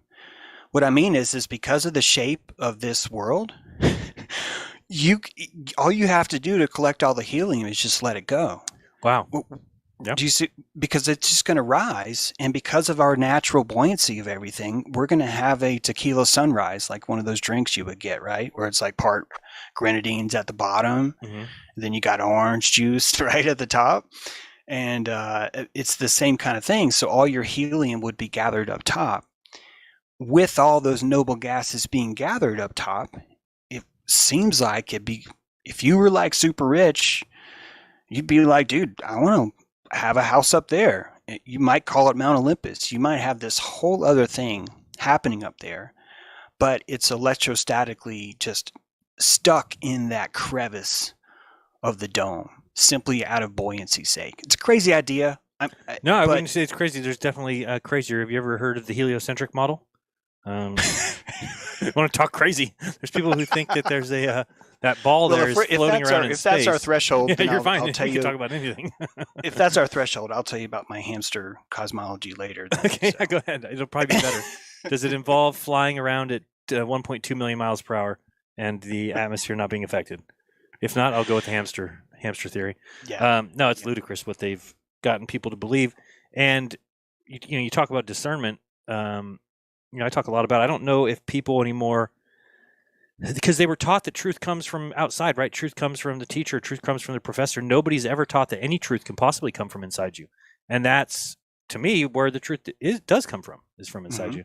So it's like that's a great way to confuse the world, is to sit us all in chairs and tell us that the teacher gives us the truth, and you don't discover anything on your own. And this is why those science guys, the science channels and things that do nothing but make fun of flat Earth and promote science, to me it's kind of baffling that they don't even discover anything. They don't have any inventions. They don't come up with any formulas. They simply are like parrots. And it's just really weird to me that to be considered smart in today's world, all you need to do is just go grab a physics book and be able to repeat it, and then people will say, oh, that guy's so smart, he knows the physics book. Whereas to me, that's the least smart you could be, would be to be somebody who, because put it this way, Jim, if I want to know your beliefs on things, I've got to sit here and I got to talk to you. I got to ask you questions about every single thing, every single event, every single scientific fact, because I don't know your beliefs, because you're a unique person. You're a human being who has unique thoughts. If it's somebody sitting here who believes in science, I don't need to ask them anything, because they all believe the exact same thing. None of them come, oh, actually, I don't believe in this kind of gravity. No, if you're a science back, you have to believe in exactly what the mainstream science says. This is why you could just tell people that right away, oh, that guy's going to get the hacksaw. That guy's going to get it, because they don't have an option. It's part of science, and therefore, even if they somewhat felt inside like they can't even let themselves believe that you shouldn't get it. It's going to be, nope, I got to get it. I just think that's such a shitty existence. Why would you want to live your life and all your beliefs, everything that you believe has been handed to you? Here's what you believe, sir. Oh, thank you. Very kindly. Okay, and the 9.8 meters per second squared. I mean, that's the extent of their knowledge, is what's been handed to them. And I'd much rather deal with somebody like you. In fact, I think most of them are wastes of space. If I already know what they believe, I might as well read a physics book. At least the physics book doesn't call me a retard.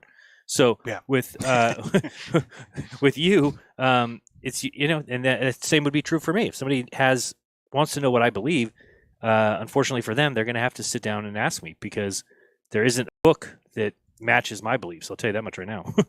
Yeah. So, well, we're watching man evolve out of man, bear, pig. You're watching him step out of slavery into sovereignty, and that's why Rome was built on slavery. Half that country was run off slavery because people needed slavery to rise out of the muck. And I look at the Republican and Democrat, the two-party system. I look at all the follies that we see, not even as deceit, but as simply Jungian projections of our mind, where we're just broadcasting the responsibility we don't want to have as individuals. And one of those responsibilities is actually rendering your reality bubble. All of us are in charge of our psyop, our reality bubble. Mm-hmm. And I think it's much fairer to call it that. You are in charge of your own psyop, and that psyop is going to motivate you, and it's going to hold you back, and you get to tailor what that narrative is going to be. You can have your own pizza gates in there. You can add whatever elements you want to spice it up, but that's your psyop. Mm-hmm. And when a creature such as the human doesn't have enough electricity to run their own psyop, they find it very helpful to have a common bipolar red-blue psyop to give them something to kind of hold on to, kind of like a handrail, Yep, or a on baby your blanket way up the stairs. Yeah. And so it's designed to kind of be sort of not perfect. It's designed, I think, even to kind of wean you off of that. And then you start finding things like conspiracy theory or truth or whatever else. Those only happen because you and I, maybe it was our parents, if not us directly, but you and I went of leaning on that two-party system for a long, long time. And now we're just ready for more because we have more electricity now. Mm-hmm. So we can afford to do things more. Until then, though, having a world that has even lies in it could actually be a very constructive thing. Yeah, I mean, I'd like to think that I think you need enough people to see it, and that's the scary thing here. I mean, because really, with and we're going to go over to Rockman, but thanks to What's It for the super chat. He said, "You know what they say when life gives you lemons, get AIDS." So I don't know if they say that, but I've heard that one. No, I just think that. Yeah, I guess it's better. I won't knock it on top of that on this side. So sorry, I brought it up. I will let it go. But no, we're going to go to Rockfin and kind of get into more details there. I'm trying to think if there's anything else we can talk about here. I guess things that they usually let us get away with. We can talk real quick. What's your feeling on what NASA's doing? When will we be at the moon? What do you think about the James Webb Telescope, which just barely missed its projection for? It was supposed to be out in 2007. They just barely missed it.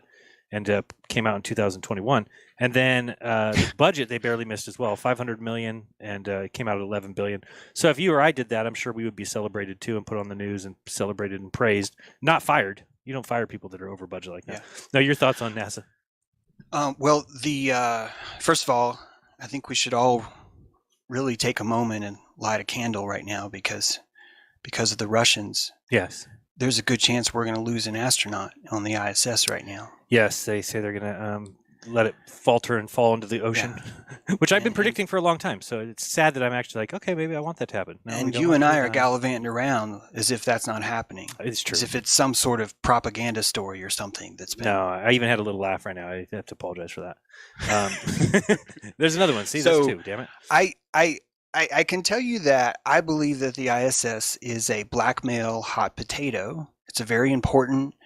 It's not just a lie. I think that it certainly has, it's a module, and you add modules to this thing, and most of them are black magic propaganda, and primarily most of them are as this ISS mutual blackmail device. It's very, very important. It would be the only way that international politics could even exist, is you would have to have a mutual blackmail device. And the ISS would be that. What do I mean by that? You and I are going to rob a bank and leave our fingerprints on this gun, and we are going to have mutual keys to press a button, and that is mailed to the police. Okay? Okay. If you and I had that, if we didn't trust each other, we now trust each other.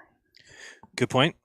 Do you understand? Yeah. We now trust each other because if you do it, if I do it, so we enter into, because we're not normal, nice people, because we're psychopathic hyena lords, we use this to build community. We use blackmail to build trust. Well, we also exchange bloodlines, we intermix families, all that. But there's the tool that outlasts bloodlines, and it's blackmail. It's international blackmail. So the ISS is, all of us are agreeing that the ISS is real, and that holds us to this lie that we are all a part of, and that ties back into nuclear weapons. But if you just keep it with the ISS, you'll find that there's even some proof for this. Do you think the same goes for like planets and stuff, Mars and things like that, or you change it up a little bit when it gets to those? Are they the same kind of thought process that's happening? I haven't thought about it that way. Yeah. No, just because I think when you start getting into like the law of attraction and that we create our own reality, I'm just wondering to what extent does that go? Meaning, since they taught the whole world that Mars is a planet, and we grew up, you and I both grew up thinking Mars was a planet and thinking that Jupiter was. So, did we effectively create those? Yeah. Oh, I freaking love you said that, because I think, remember how I said that? Well, you've been occupying this piece of ether the whole time, saying it's you, it's you, it's you. So fine, this is you now, and now you have a body, and you can grow, and your zygote can grow. Mm-hmm. That's proof of this. That's saying the same thing.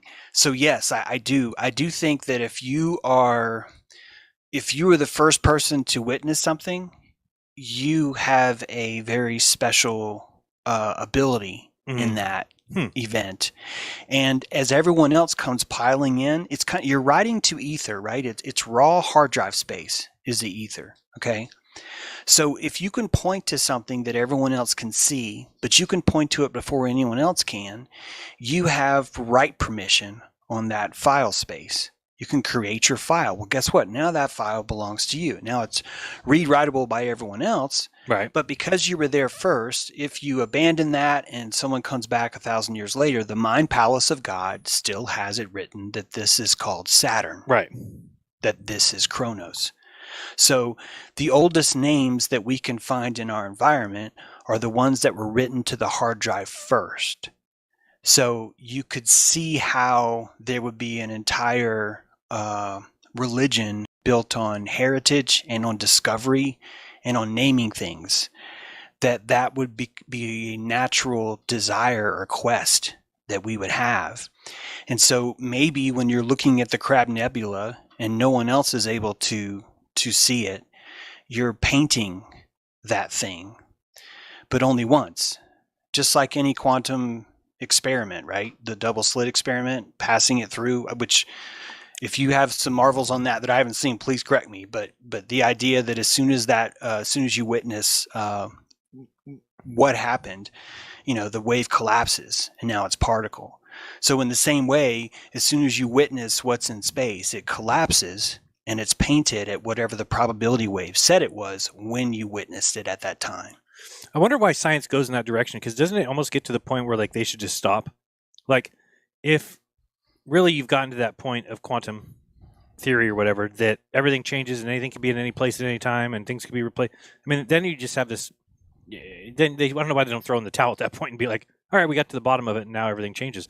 They keep, now they think they're discovering Higgs boson and string theories and multiverse things they can't do.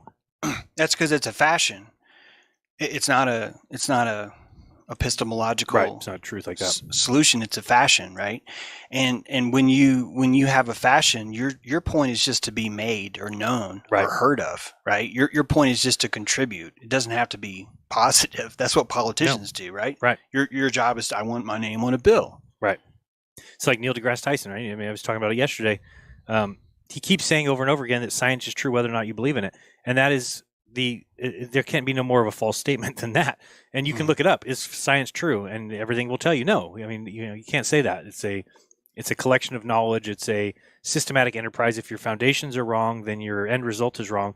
So I just find it hilarious that guy keeps saying that the science is true whether or not you believe in it, which is just simply a false statement. Period. In fact, it's science is false whether or not you believe it to be true. It's just a stepping stone trying to get closer to the truth. But when you base everything off of worldview, and I know I've talked about this before, but if you know what Edwin Hubble did when he said, I see these galaxies moving away, and so we have to stay away from the absolute horror of a unique position, and we can't do that at all costs. We have to stay away from it. I mean, that is somebody who is putting their foot down with their worldview and saying, we will not be the center. And same thing that what's his name said, Hawking, when he said that we do it based on modesty. So I mean, these are scientists who are then making decisions on philosophical criteria, on modesty, on we have to stay away from this absolute horror, and then everything that's built after that, the Copernican model, the cosmological constant, the big G, everything is built off of what I think is false. We never went back and said, well, let's look at both options. They just said, what can we do if everything's moving away from us? Somebody please come up with something. I think this is why they celebrate people like Einstein, because when they got to holes that they were in trouble, like with Michelson Morley, when they didn't know what to do, Einstein came and told a story, right? Yep. He didn't do any kind of hard science. He's told a story about relativity that allowed them to get away with it. Yeah, he perpetuated the fractal. When you start to unwrap society, how these things work, you find that there's always an endless fractal around a certain concept. And one of those concepts, I can't say the word. And another one is cosmology. There's a lot of different ones. But when and we're seeing that collapse in the financial world, where it's all bullshit. In a lot of the science fields, it's all bullshit. In a lot of the medical fields, it's all the same. We're seeing that same thing. But here's the thing: it wasn't actually broken. Everything's a church, and the church is only going to survive if it has a fractal of belief that you can follow. The moment that you solve the issue is the moment the church is destroyed. Right. The entire church falls, and you have to develop a new fashion, because man is motivated by belief, not by knowledge. I know we like to think that, but really, it's so true. Really, it's like when I say belief is the enemy of knowledge. I'm like, well, not really. I mean, we all have these beliefs. You have to. Yeah. Knowledge is petrified belief, in my opinion. It really is. It's petrified belief, and you can say, "Hey, this is a good belief, man." It's really matches been belief. Everything we see every day, but it's still belief. And it's been that way. Like it's 786 days until our last accident. That's really what knowledge is. Right. It really is. And if we're pretending that, well, the problem is there's a lot of people out there that don't know what knowledge is. Just like, dude, we are all that way. Right. We call it knowledge because it gives us the excuse to go ahead and put a foundation there and put a stone on top of. Right. And so we do that. And the last thing you were ever going to be able to do is to say, hey, guys, we should save this for Rockfin too. But if you start going too far on that. But for you to start to undermine the block that's 6 or 7 courses down, man, that's going to take a lot of calories. You're going to have to fight a lot of people when you're doing that. That's going to destroy a lot of work and a lot of the reputations, not of the people that are in the field, but of the people that were given their reputation by their predecessor in the field. And now you're coming along, mucking it all up. They don't want anything to do with that. That's why science takes so long to actually have new findings, because you're not, especially when you have like peer review, right? You got 400 guys who all believe the same thing, who all came up the same way. And so when you issue a paper, as long as you're within the paradigm of not basically calling them all losers and saying you guys have all been completely wrong, then they're okay with reading it and accepting that paper. But this is why people say, well, where's your paper that you submitted about the flat earth? I'm like, what a joke you are. Like, if you submitted that paper, none of those 400 people are going to read it. Because what you're saying, if it were to be true, is you guys have all been barking up the wrong tree and been wrong for 20 years. Nobody can admit that. It's not even a human. We don't have that ability to admit that. It's so painful when you look at the statistics. Here's someone that's going to spend 10 years of his life on a PhD, and his final dissertation will be read by an average of 2 people. And one of those people, is his mom. You know that. Like, that one of the people is going to be him. And even she just skimmed through it. She's not going to read the whole thing. And even then, she doesn't fucking care. No, are you kidding? She's just shining it on. The optical equivalence of lensing in a low solution pyrade. She puts it inside of a book like this and then pretends to read it, right? So he thinks you're reading it. Yeah. So imagine now you're going out in the field and you realize, wait, none of you guys give a shit? And the answer is no. Right. No. And this is what I mean. They don't read each other's. They don't read each other's paper. Why would they? Because no one read mine. Right. No one read mine. What do you think? I'm going to go spend time reading someone else's paper right now? So the trauma is built into the bureaucracy of the system. You're going there to like, yes, I'm going to be a champion and study dinosaurs. And then you get there and you're just like, oh my God. And then you are so pigeonholed with what you studied and what you're good. And then I'm assuming that what must come over your mind is that, well, since I'm the authority on this subject, everybody else is the authority in their subjects. So it's really compartmentalization from education. So this is why you don't have a polymath anymore, right? We don't really have anybody who's he's excellent at all these subjects. Just people are like one track mind. And then even then, if you ask somebody who's great at physics about biology, they don't even try and answer. Oh, that's not my place, because they defer to the biologist. Yeah. Well, they're giving PhDs out in geosynchronous orbit now. PhDs in space. I had lunch with a guy that has a PhD in geosynchronous orbit. Wow. And I asked him about flat Earth. And Jaron, he never even thought about it. Right. It wasn't that he was like, it's the stupidest thing I ever heard. And on day one, we went out there 2,000 years ago. Sticks and shadows. You walked 500 miles. He looked at me. He was very honest, but he looked at me and he really just, he'd never, and he wasn't open to it, by the way. Not at all. Of course he wasn't open to it. Because it would be like, you learn something, like ABCs or something, and then somebody comes along and says, well, the alphabet isn't real. It's actually, and you'd be like, no, I learned it. What do you mean? Yeah. How could it not be real? The alphabet's real. Yeah. So that's, I think, the feeling. After your 200th circumcision, someone gives you a pamphlet like, circumcision, is it good? And you're like, yeah, I don't need to read that. No, you're not going to. Right. What are you going to do? Admit that you've been chopping things off that you shouldn't have been? I mean, it's just not going to be. Yeah. It's not going to be okay. That's the hermetical thing that I'm telling you that's built into life. That when you start to see those things, you really start to understand what a person is and what they're not. Would you call it born again? Is that a good term? I think that I think it's a good way of looking at it because you're baptized in what you've just seen. So and there's a resurrection after each step for sure. Yeah, I feel like that's a big step. I'm pretty sure most of the people that are into flat Earth have already hit that. I used to think that there is some still shit people in flat Earth. Don't get me wrong, but when I first got in, I didn't think there was going to be because I thought everybody had kind of crossed that that line, and then I realized now that no, a lot of them are still they haven't graduated anything. But I thought that too with like the Aranon, the letter after that. I have to say that because I was struck for that word too. But that's when I first started to notice that it wasn't a truth movement; it was a comfort movement. Right. And instead of like just bitching about that, which believe me, I bitched about it for a while, I really started to look at, well, why is it that way? Mm-hmm. And that's when I really started to look at the mechanics of what makes you believe something versus what doesn't. And it really does come down to comfort. We believe what really is chemically comfortable for us. And we even hide things from our view as a safety mechanism, much like a possum. Much like a fainting goat, these goats that will faint if you scare them too much, not having that throttle if they had a throttle, they wouldn't faint, meaning that if something was shown to the goat, but the amygdala said, whoa, if you show this to the goat, he's going to faint. He's going to turn stiff. He's going to faint. And then it would stop and it would not show you the full truth. Mm-hmm. I'm telling you that's what our body does, that the aperture uses melanin and dopamine to kind of give the gas and the brake for what reality we even see and render. And that's based on our comfort level, which is why you and I will look at the ISS and have a completely different experience as someone else maybe. And both of us are actually still in touch with reality. We're both seeing things, right?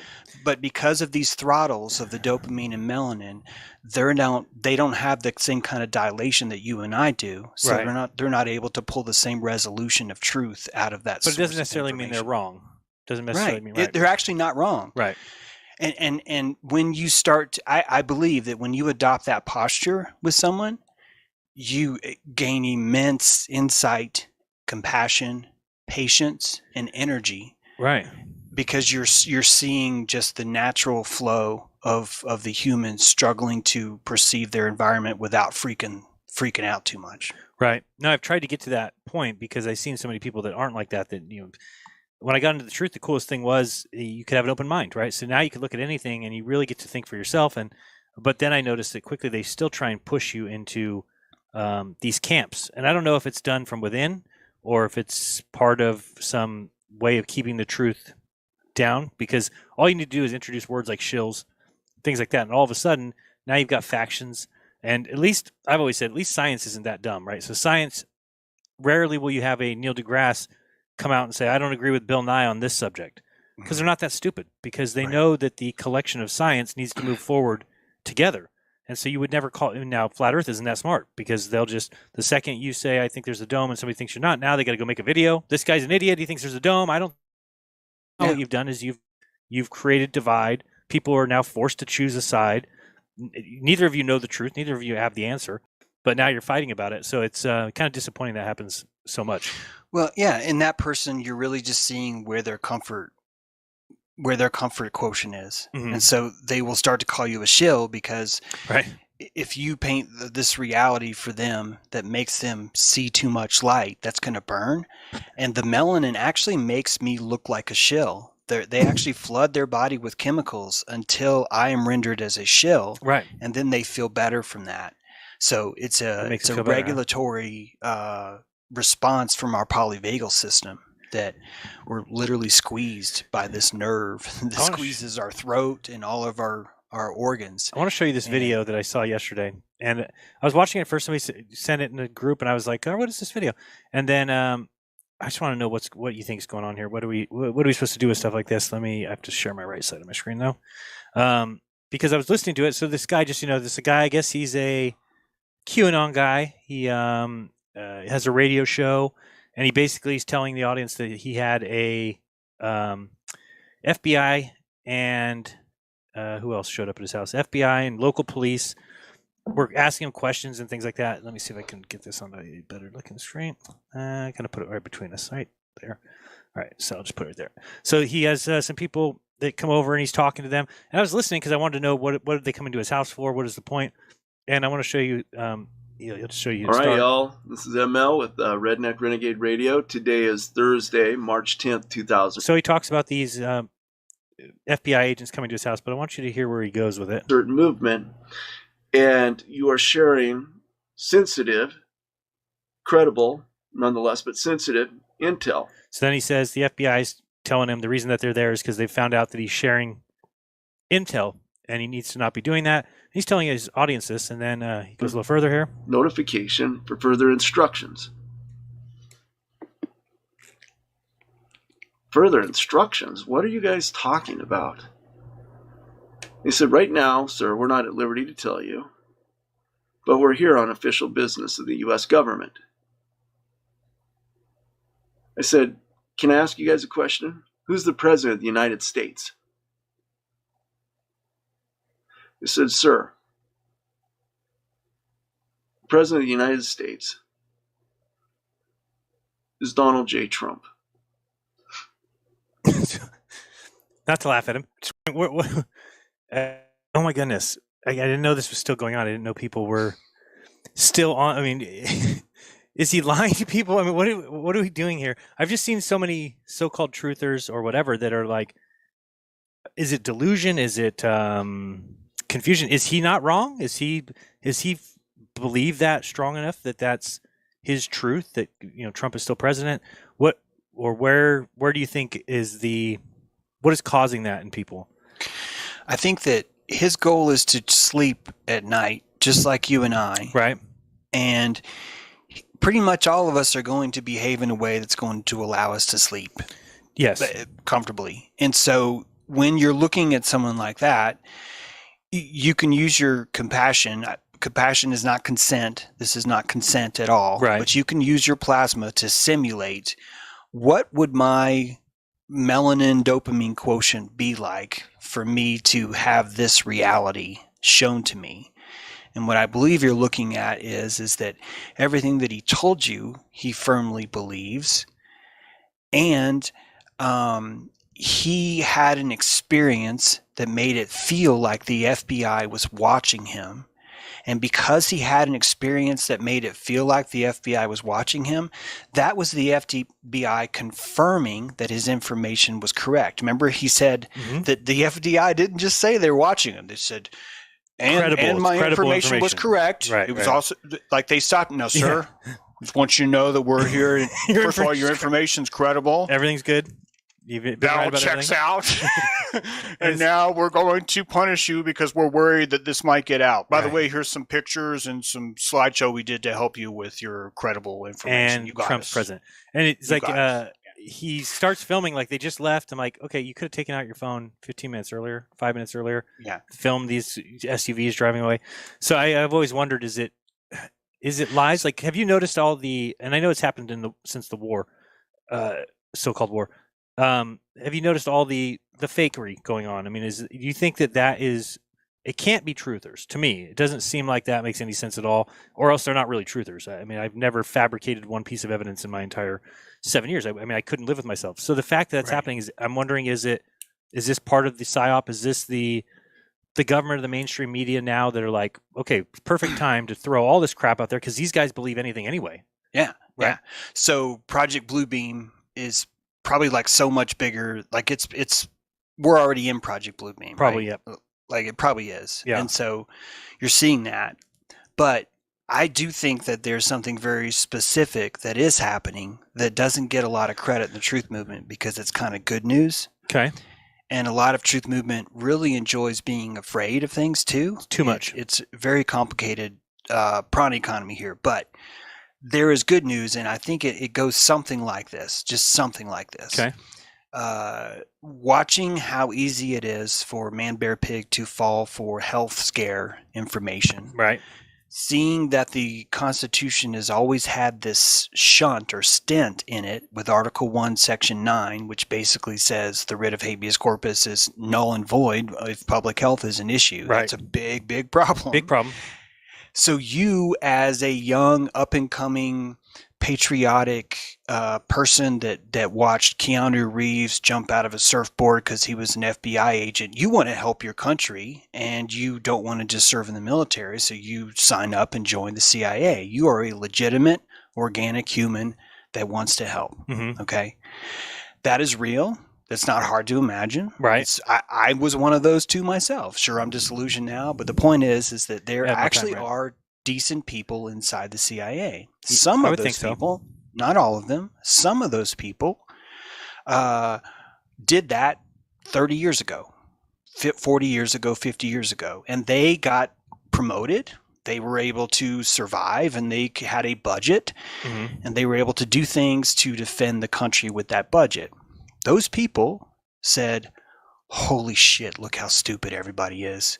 We are going to lose the entire grip of the country here to either this world health scare or to this digital central bank digital currency or to this terrorism war, all that stuff. This is how delicate our populace is. We only have one choice. If we want to save our jobs, doesn't even have to be like patriotic, like just if we want to save our necks and just have what we built. My dad was a company man, my dad's dad was a company, stuff like that.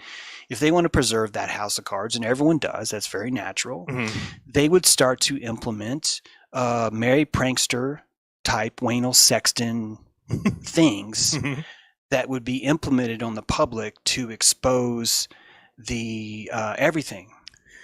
Right. It's a literal definition of a clown. Yeah. The old definition of a clown. It wasn't just someone that made you laugh. A clown was very deceitful. It was showing you something that you laughed at, and then at the very end, this is very specific to a clown. At the very end, you find out that he was making fun of you the whole time. That's literally the very definition of what a clown used to mean. And so you have some programs, and guys, don't think the CIA has to be all one thing. You can still think the CIA is evil. I have no issues with that. Right. I'm telling you that it's very natural for you to see the CIA as a large conglomerate that would have good little parts and bad little parts, right? It would have diversity. Right. They would have diversity. It can't be just all one.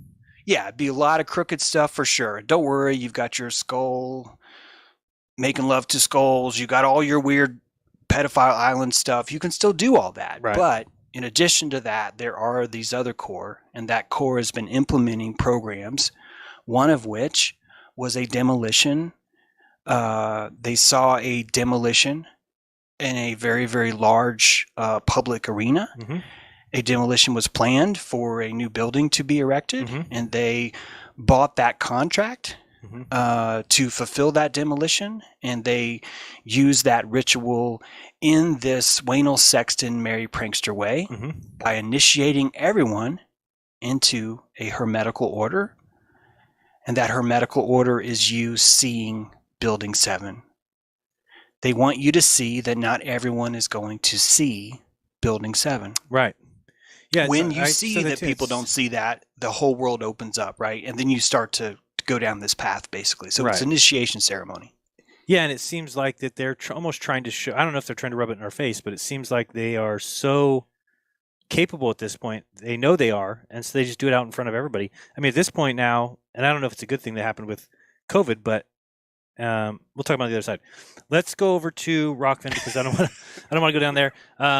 But we'll be over at Rockfin. I'm going to put the link in the description. I'm going to put the link in the chat. And do I have a song that we can play? Let me see what we got over here on my little song player. Just in the break, let's check. Oh, I do have that new song I played yesterday. This is that song Sheeple. It's got like no views, like 200 views on this guy's channel. Sheeple by Frederick. Frhetoric. Frederick. So we'll play that. I'll see you guys on the other side. Give us about 2 minutes, and then we'll see you at Rockfin. I'll drop the link in the chat and all that fun stuff. So here it is, and we'll see you and James True, myself, on the other side. Thanks, guys, at YouTube. Here is Frederick with Sheeple.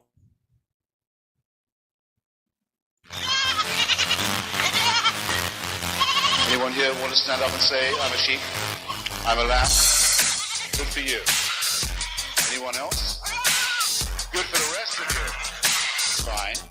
Sheep you are. The sheeple are marching the streets, marching cause none of them want to be free. They bought into talking cause talking is cheap, almost as cheap as the garbage they eat. And they are what they eat, unhealthy and processed, while on their way to a job in an office, making a living that they think is honest, but mostly because they're afraid to be jobless. At the mall, if not shopping from home, shopping for stuff that they already own, shopping for money they already spent, but they borrow some more and start shopping again. But why? Cause they believe in the lies that comes out the box that is feeding their minds. They're told how they should be leading their lives, but it's the blind leading the blind. They go left, right, just close your eyes and empty your mind and go left, right, there's nowhere to hide, so get back in line and go left, right, just close your eyes and empty your mind and go left, right, there's nowhere to hide, so get back in line.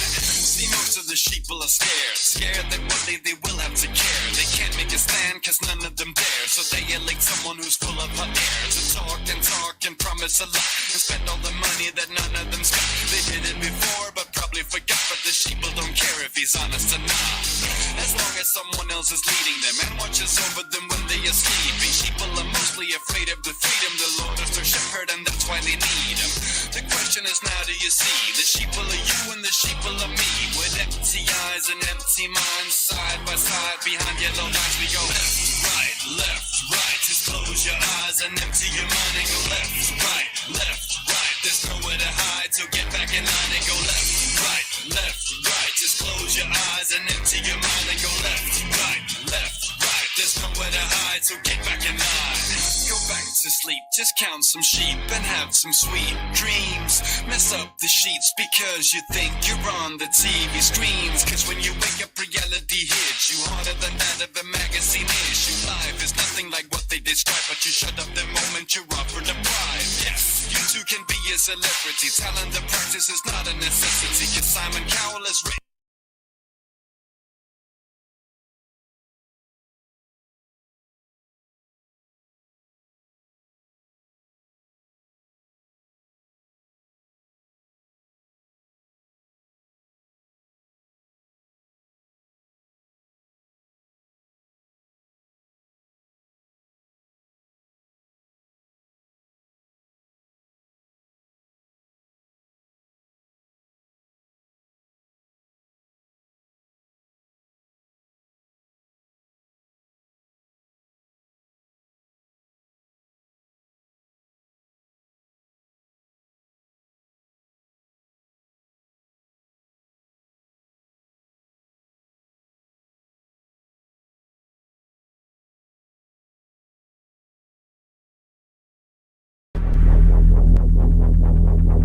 ye shall know the truth, and the truth shall make you free. Good morning, everyone. This is a follow-up video for the video that I released yesterday afternoon called Where Do Rockets Really Go? And in that video, I showed you how rockets always curve off into the ocean, into the Bermuda. So at the beginning of that video, I showed you a real short clip from a movie called Sword in the Stone, which is from 1963. Now, real quickly, pay attention to what the wizard says. Blow me to Bermuda!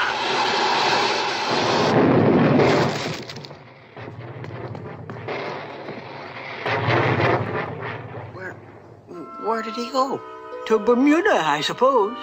Where's that? Oh, an island way off somewhere that hasn't been discovered yet. Now, remembering that that movie is from 1963, check this out.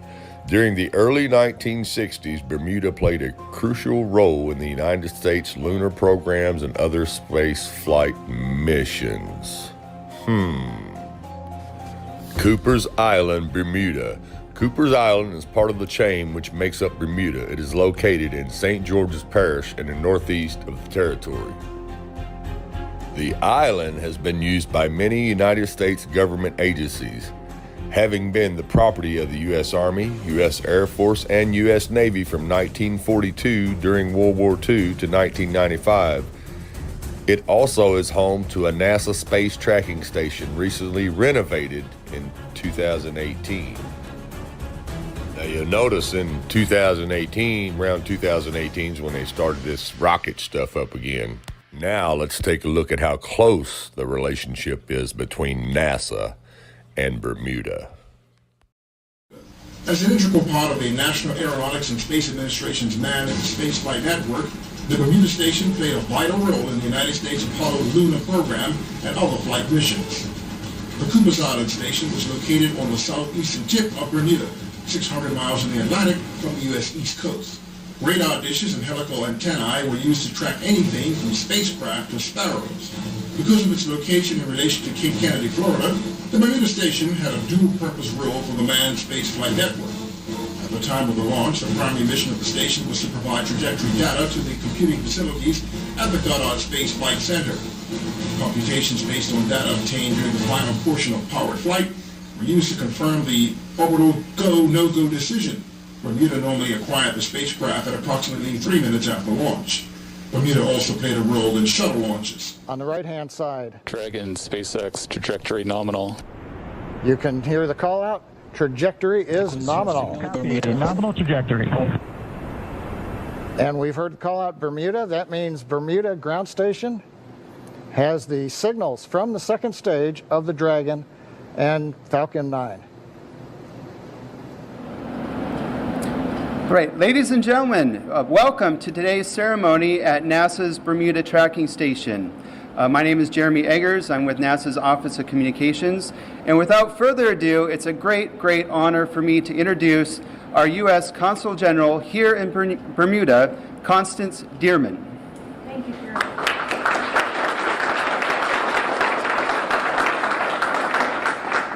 Good morning, everyone. What a wonderful day to be able to share with you. I'd like to especially welcome Deputy Premier Robin. Thank you for being here. Sir John Swan, thank you for being here.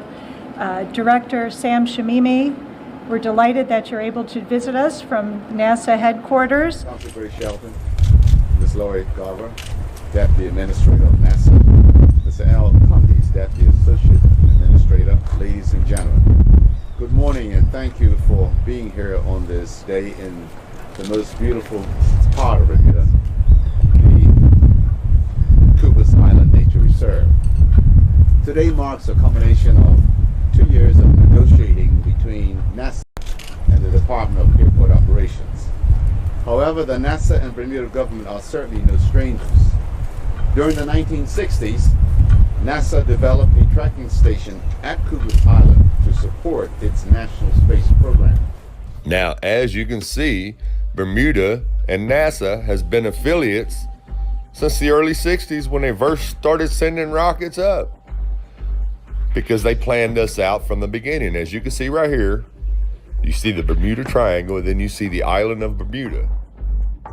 Now, 600 miles away, right over here, you have Cape Canaveral, Florida, where they do all the space launches from. Ain't that awful convenient? 600 miles away, and the only thing out in that ocean is a little island called Bermuda. Am I painting the picture clear enough for you now?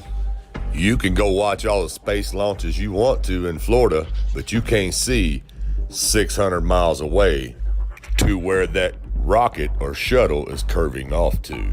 NASA has been deceiving you with this trickery since the 1960s, people. It's time to wake up. They even show you in your little programs you watch, they show you the truth.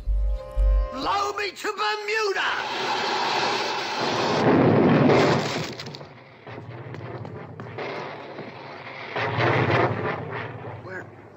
Where did he go? To Bermuda, I suppose. Where's that? Oh, an island way off somewhere that hasn't been discovered yet. A group of social criminals. Nassholes, I call them. And ye shall know the truth, and the truth shall make you free.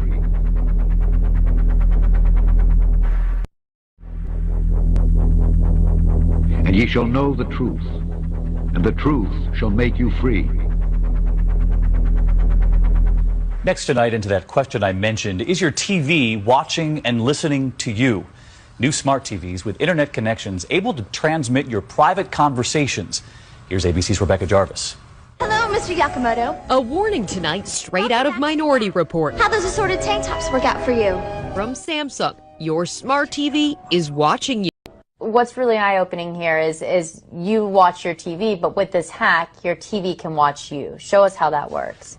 So one of the things that we were able to do with the Smart TV platform was actually abuse the browser to the extent that we could actually gain access to the camera that's built into the TV. Right. And so what we can prove here is that with a little bit of extra code, we can turn the camera on in your browser.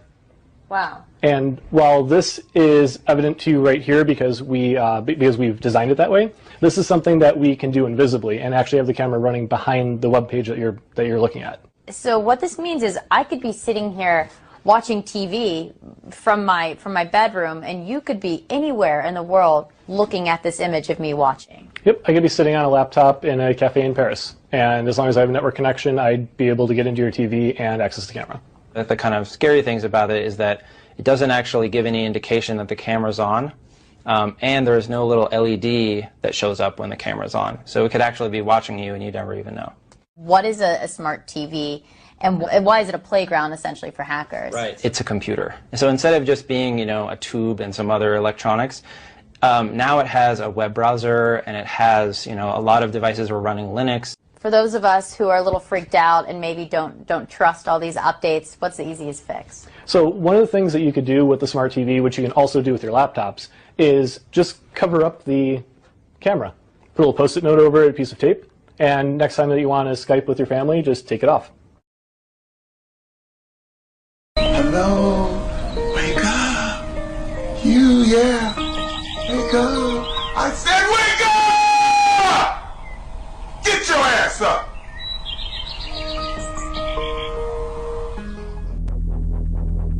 And ye shall know the truth, and the truth shall make you free.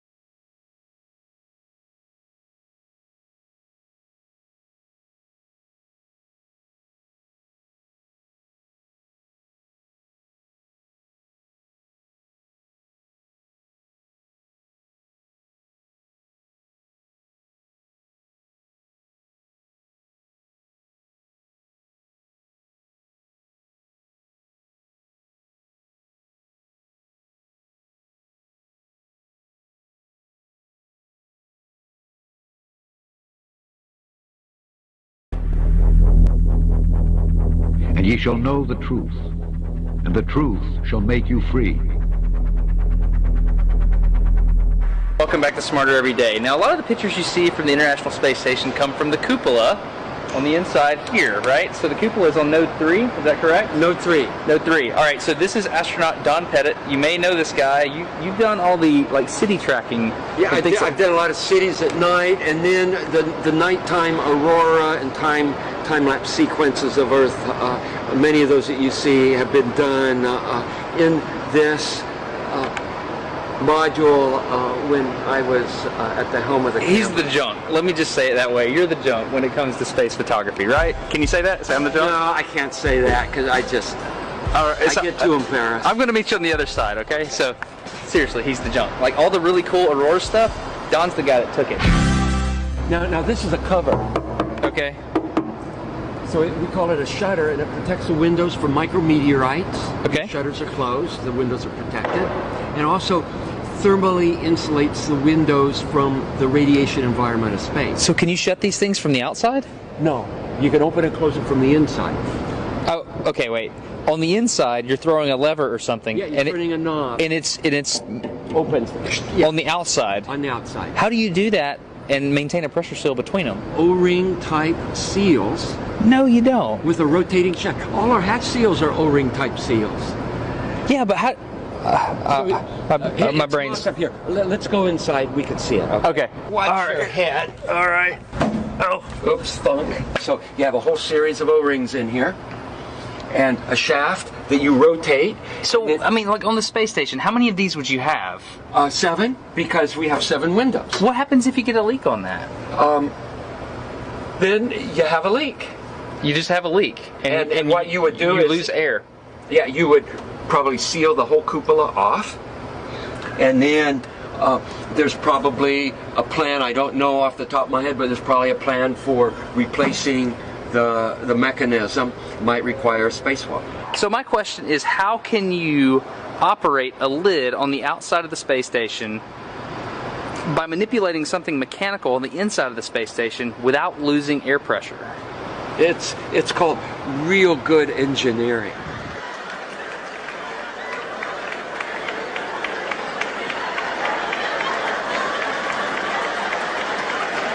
It's called real good engineering. Look at this. Somebody come and look at this. Look at this. What happens if you get a leak on that? Then you have a leak. You just have a leak. Okay, one more. Then you have a leak. You just have a leak. And what you would do is is lose air. Yeah, you would probably seal the whole cupola off, and then there's probably a plan. I don't know off the top of my head, but there's probably a plan for replacing the mechanism. Might require a spacewalk. So here we have an astronaut who has flown in space 3 times, but yet he doesn't know the procedure. He doesn't know the plan off the top of his head. If there was a leak on the ISS that he's traveled on 3 times, he doesn't know the procedure. Come on. And then there's probably a plan. I don't know off the top of my head, but there's probably a plan for replacing the mechanism.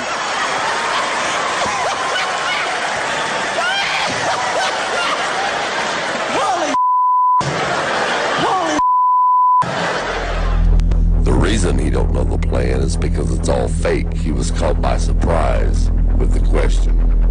Thanks for watching, and God bless. Have you ever looked away from Earth into the black void? Because you can see the stars. Oh yeah. You know, and we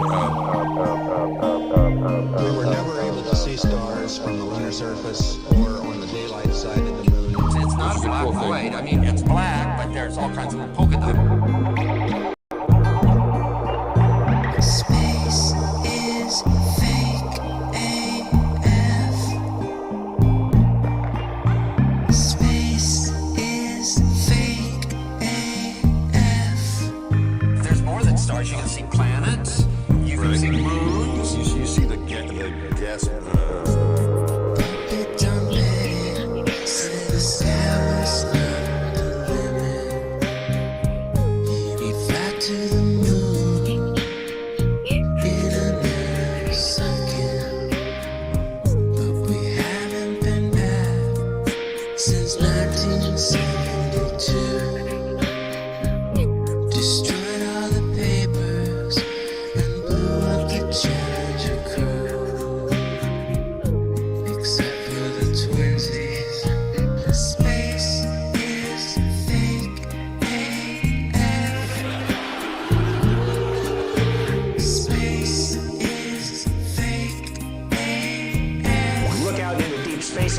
sun is the darkest night you can imagine.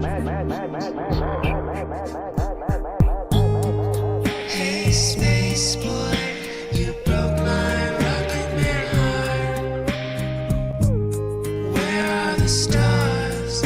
Is it bright or is it dark? The vacuum of space, oh, the tomfoolery.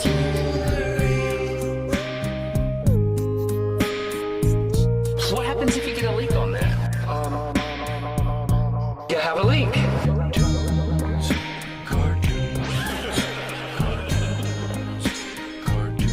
Debunk my bubble.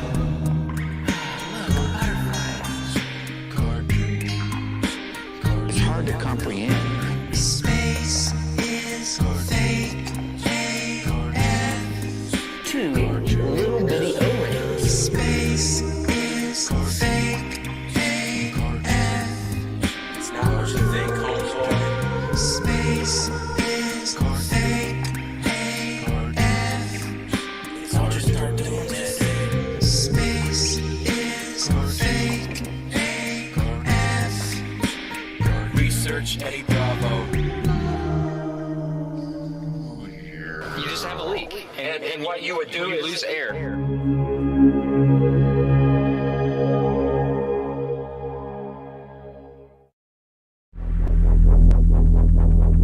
And ye shall know the truth, and the truth shall make you free.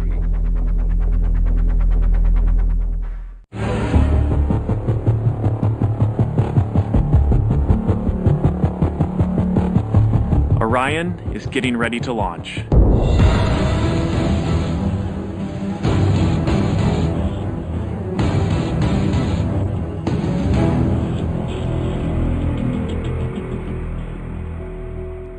My name is Kelly Smith, and I work on navigation and guidance for Orion. Before we can send astronauts into space on Orion, we have to test all of its systems. And there's only one way to know if we got it right. Fly it in space. For Orion's first flight, no astronauts will be aboard. The spacecraft is loaded with sensors to record and measure all aspects of the flight in every detail. As the spacecraft and the upper stage begin their first lap around Earth, Mission Control in Houston is monitoring the progress of the flight. Orion's over 100 miles up and going about 17,000 miles per hour. Just as it passes over the Indian Ocean, we lose communication. This is expected. The communications link we have through satellites to Orion is momentarily lost, but Orion continues to receive and process data. Its computers can handle 480 million instructions per second. We are headed 3,600 miles above Earth, 15 times higher from the planet than the International Space Station. As we get further away from Earth, we'll pass through the Van Allen belts, an area of dangerous radiation. Radiation like this could harm the guidance systems, onboard computers, or other electronics on Orion. Naturally, we have to pass through this danger zone twice, once up and once back. But Orion has protection. Shielding will be put to the test as the vehicle cuts through the waves of radiation. Sensors aboard will record radiation levels for scientists to study. We must solve these challenges before we send people through this region of space. We must solve these challenges before we send people through this region of space. We must solve these challenges before we send people through this region of space. Here's Apollo 12 astronaut Alan Bean being interviewed about the Van Allen radiation belts. Any ill effects from the Van Allen radiation belts? No. Now, I'm not sure we went far enough out to encounter the Van Allen radiation belt. Maybe we did. I don't know the distance to the Van Allen radiation belt. The belts are 1,000 miles to 25,000 miles above the Earth. Then we went right out through them. No effects on your cells? We didn't even know it. I don't think anybody, well, maybe somebody said you went through the radiation belt, but we didn't feel it inside, and we didn't get any, added radiation. Not on our mission, by the way. They hadn't been discovered yet. So you see, he wasn't even sure what the Van Allen belts were, and when he was told, he basically says that the radiation belts didn't apply to his mission because they hadn't been discovered yet. Okay. Okay. Well, maybe somebody said you went through the radiation belt, but we didn't feel it inside. Not on our mission. By the way, they hadn't been discovered yet. The guy just said, maybe somebody said we just went through the Van Allen radiation belts, but how is that possible if they hadn't been discovered yet? Well, maybe somebody said you went through the radiation belt, but we didn't feel it inside. Not on our mission. By the way, they hadn't been discovered yet. We must solve these challenges before we send people through this region of space. Not on our mission. By the way, they hadn't been discovered yet.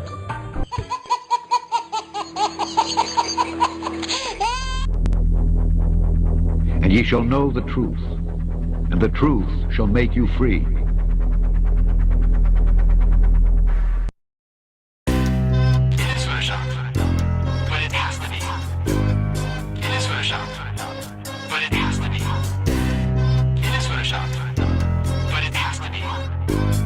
What you're seeing here is a mirage. A lie is a lie, and it don't matter how many dumb sheeple believe it. And the truth is the truth, hiding right out in plain sight, and still people don't see it. Man, this shit got me heated, and I won't stop till the elite are being defeated. They keep us deceived about everything that we think, and they keep it a secret. What we're taught is not conducive with reality. Big bang, evolution, and there's gravity. I tell the truth, and then these motherfuckers laugh at me, telling me the earth is photoshopped because it has to be. Most people accept the deception happily, but what they're doing to us all is a tragedy. God created the heavens and the earth in a verse, but we're living in a Freemasonic galaxy. They say we're monkeys on a ball flying through outer space, but there's no proof, it seems to have vanished without a trace. NASA and other agencies falling down from grace. You can take that bullshit pseudoscience and get out my face. I'm the antisocial type. You're a government prototype. That's why you make it a point to tell me that I'm crazy every time you're angry, cause you know I'm right. I'm standing outside the house of cards about to watch it fall. No more living on a cartoon ball. Horizon means horizontal. Indoctrination is awful because you're taught the globe model. Ever since y'all could crawl. We follow rapists and murderers, liars, thieves, and sun worshippers, saying we can't see curvature cause we're all too small. And though it's never been proven, they say we're ripping and shooting. The earth is spinning and moving. Oh no, no, not at all. It's a criminal enterprise where deception intensifies. Assholes got us all living life on a cartoon ball. It is photoshopped, but it has to be. What you're seeing here is a mirage.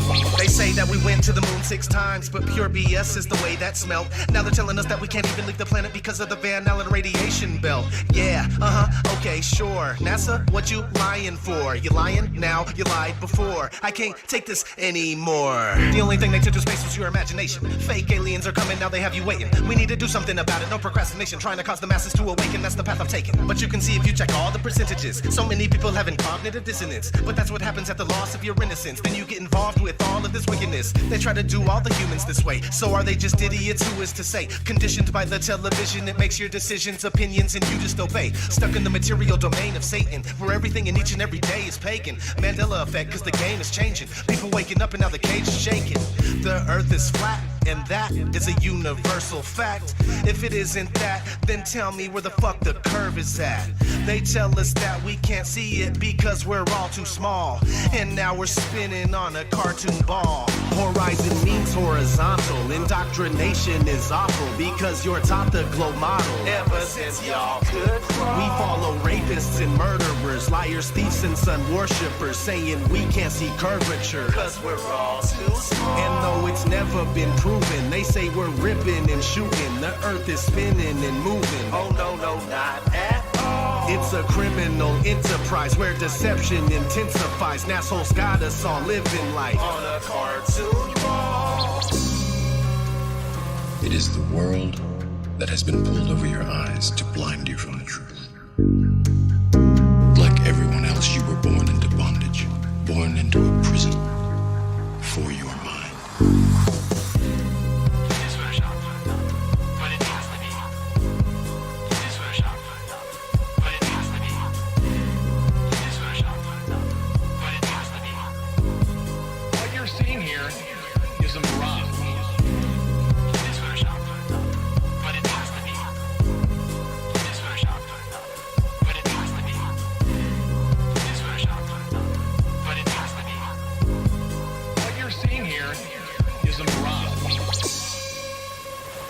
we accept the reality of the world with which we're presented. It's as simple as that.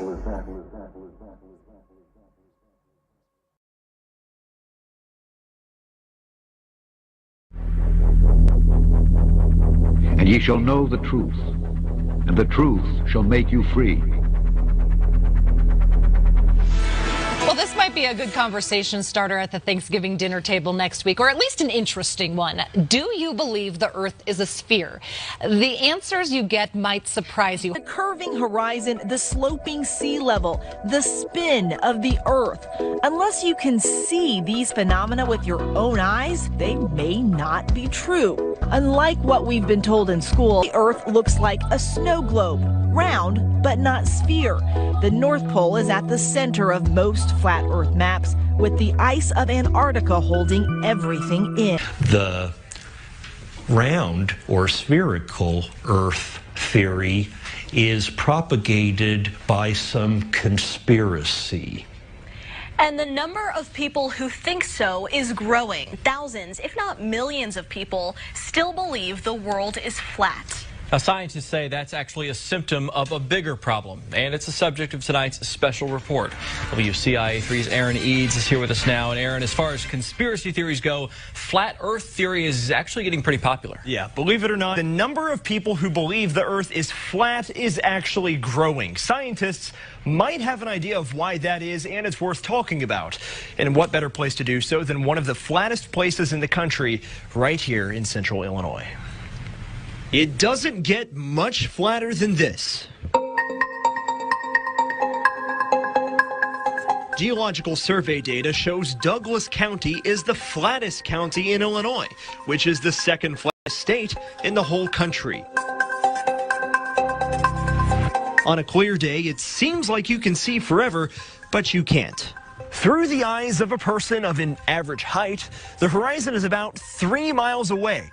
But that's it. You can go up higher to see a greater distance, but you'll never be able to see the whole world no matter how high you get. But there are ideas that this is a sham. NASA, a fraudulent organization bent on siphoning your tax dollars. The moon landing didn't happen. Those iconic blue marble images seen from space, fakes. You start seeing words like composite or animation or something that tells you this is not an actual photograph of the Earth. The biggest concern with the flat Earth movement is how fast it's gaining steam. Scientists are worried that flat Earth could become a political issue like climate change, vaccination, or evolution. Guys. All right, fascinating stuff. All right, Aaron, thank you. Very interesting. Well, new this morning, all our lives, we've been taught that there's little doubt that the Earth is round, of course. We've seen the images from space, but not everyone's really convinced. There's a whole group of people who are not convinced. Denver 7's Nicole Brady joins us live this morning. And Nicole, a conference dedicated to people who think the Earth is flat kicks off today. There are some variations in what flat earthers believe, but some common themes are the Earth is not a sphere, as you said. It's not moving. We are not spinning on an axis or revolving around anything. And they don't really believe in space. Some flat earthers are biblical literalists, believing the Earth and everything we see when we look up in the sky exists in sort of a dome. That's the belief of organizer Robbie Davidson. He does not believe that there is a vast government conspiracy to hide the truth from us, but he does believe that mainstream science deliberately hides a creator or God. And he says it's become taboo to question science. They've become authority figures that are so high, you can't even question them. And I think it's dangerous for anybody to be at a point where they can't be questioned or critiqued or looked into. The billboard for the convention just went up along E470. People can go there, be uninhibited about their beliefs, what they think. They can discuss it openly and freely. As a pilot and engineer, Bob used to think it was crazy. One of the theories he now believes: flat earthers also do not believe that there is any such thing as space. And that's a crazy claim, right? So what about astronauts? The space shots are actually shot in a swimming pool. And they are shot in a place that's called the NASA Neutral Buoyancy Lab, okay? And in this neutral buoyancy lab, they have a full-size mock-up of the ISS. Lynn, NASA calls it their Neutral Buoyancy Lab. It's just behind Ellington Field here and is becoming an important source of new revenue. NASA's Neutral Buoyancy Lab simulates space underwater.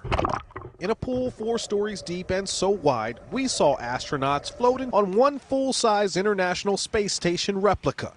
Bob knows this is controversial. He welcomes debates and says, investigate it yourself. Do your own research. That's what matters. If you are curious about the international conference, make sure to visit us online. We have more information there at cbsdenver.com. Live in Denver, Jamie Leary covering Colorado First. But I would say that people should have a better understanding of why it is they believe what they believe. The answer really is because all the smart people say so. And that should never be your baseline of why you think something is or is not true. I did not think I'd get applause for that, by the way. That was nice. So Buck just said the Earth is flat. That is freaking me out. All right. It's not a way to make friends and you know, impress your family, because if they're not willing to look, they're going to think you're crazy. And many attending the conference here say the theory has really gained popularity over the past few years, enough popularity where they can hold conferences like this. One factor of the growing popularity may be the coverage in the media. It became a hot topic recently when Duke's very own Kyrie Irving came out and claimed he believes the Earth is flat. Kyrie is my little brother. He's my all-star point guard, superstar point guard, and if he decides he wants to say the Earth is flat, then so be it. So he's an interesting guy, man. And, you know, he believes it. So Kyrie, the Earth is flat, right? Yeah. So whatever. That's news. That's news. There we go.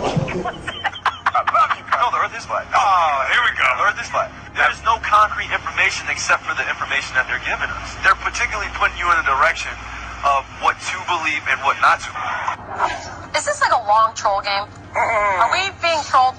I don't think we're being trolled because if you want to talk about anything that's scientific, two things must be met. Two underlining materials and variables are, is it reliable and is it valid? I just got off of a flight from Connecticut seeing my daughter, and this is a reliable.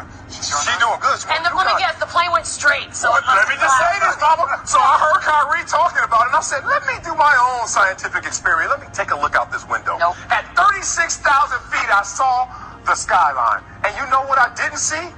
A round skyline. It was flat from the left.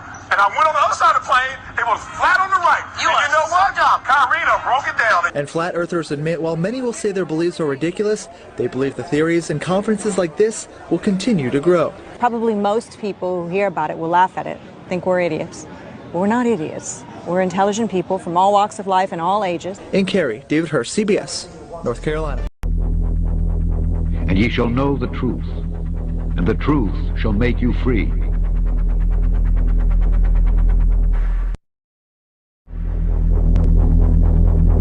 Ye shall know the truth, and the truth shall make you free.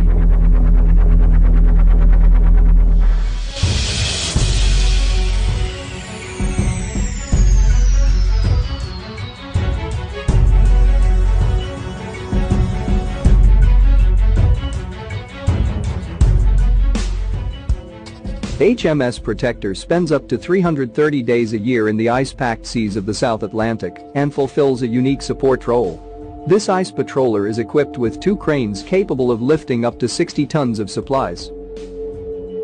With 4,741 horsepower and a uniquely shaped bow, Protector has the capacity to break through thick ice. Up to 65 personnel on board are given huge amounts of responsibility, rotating within a 330-day patrol. HMS Protector also provides support to the British Antarctic Survey, providing manpower and supplies to the 2 stations that secure a British presence in the area. The vessel arrived at Portsmouth Naval Base in May 2011, tasked with renewing the Royal Navy's ice patrol presence in the South Atlantic.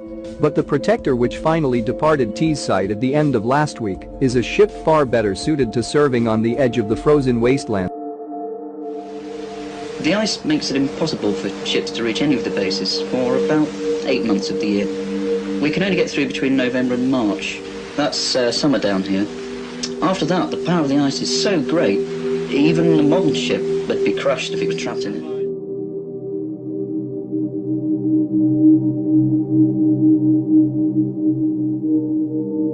So I get a lot of people who say, well, why can't we just get on a boat and go to the ice wall and see everything for ourselves? Well, for one, you're going to run into a naval patrol vessel that looks like this right here. which is also an icebreaker all in one. Okay, now that you understand that, let's just say you can get past that bad boy. If you do, then you have about 5 or 6 foot of ice that's frozen on top of the ocean water that you have to break through.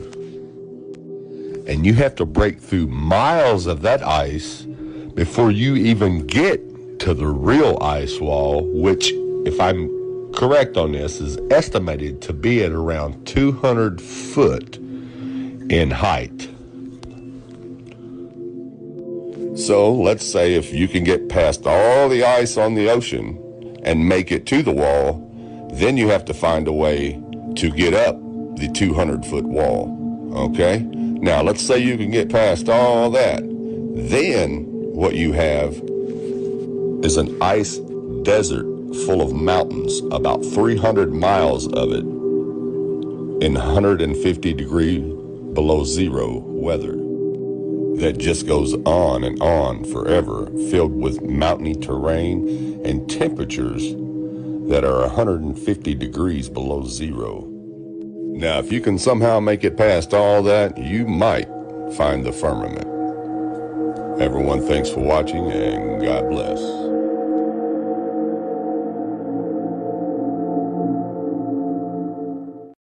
Twilight Zone.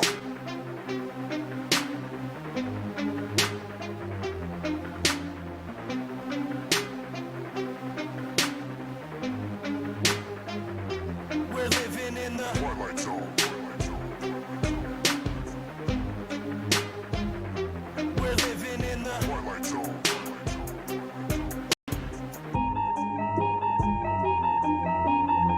These crazy days that we live in just cause me aches and pains. Lately my life is like a season of Stranger Things. This place is flooded with demons and they invade your brains. This is an artificial hell and they create the flames. Day to day I just try to stay strong and make it through.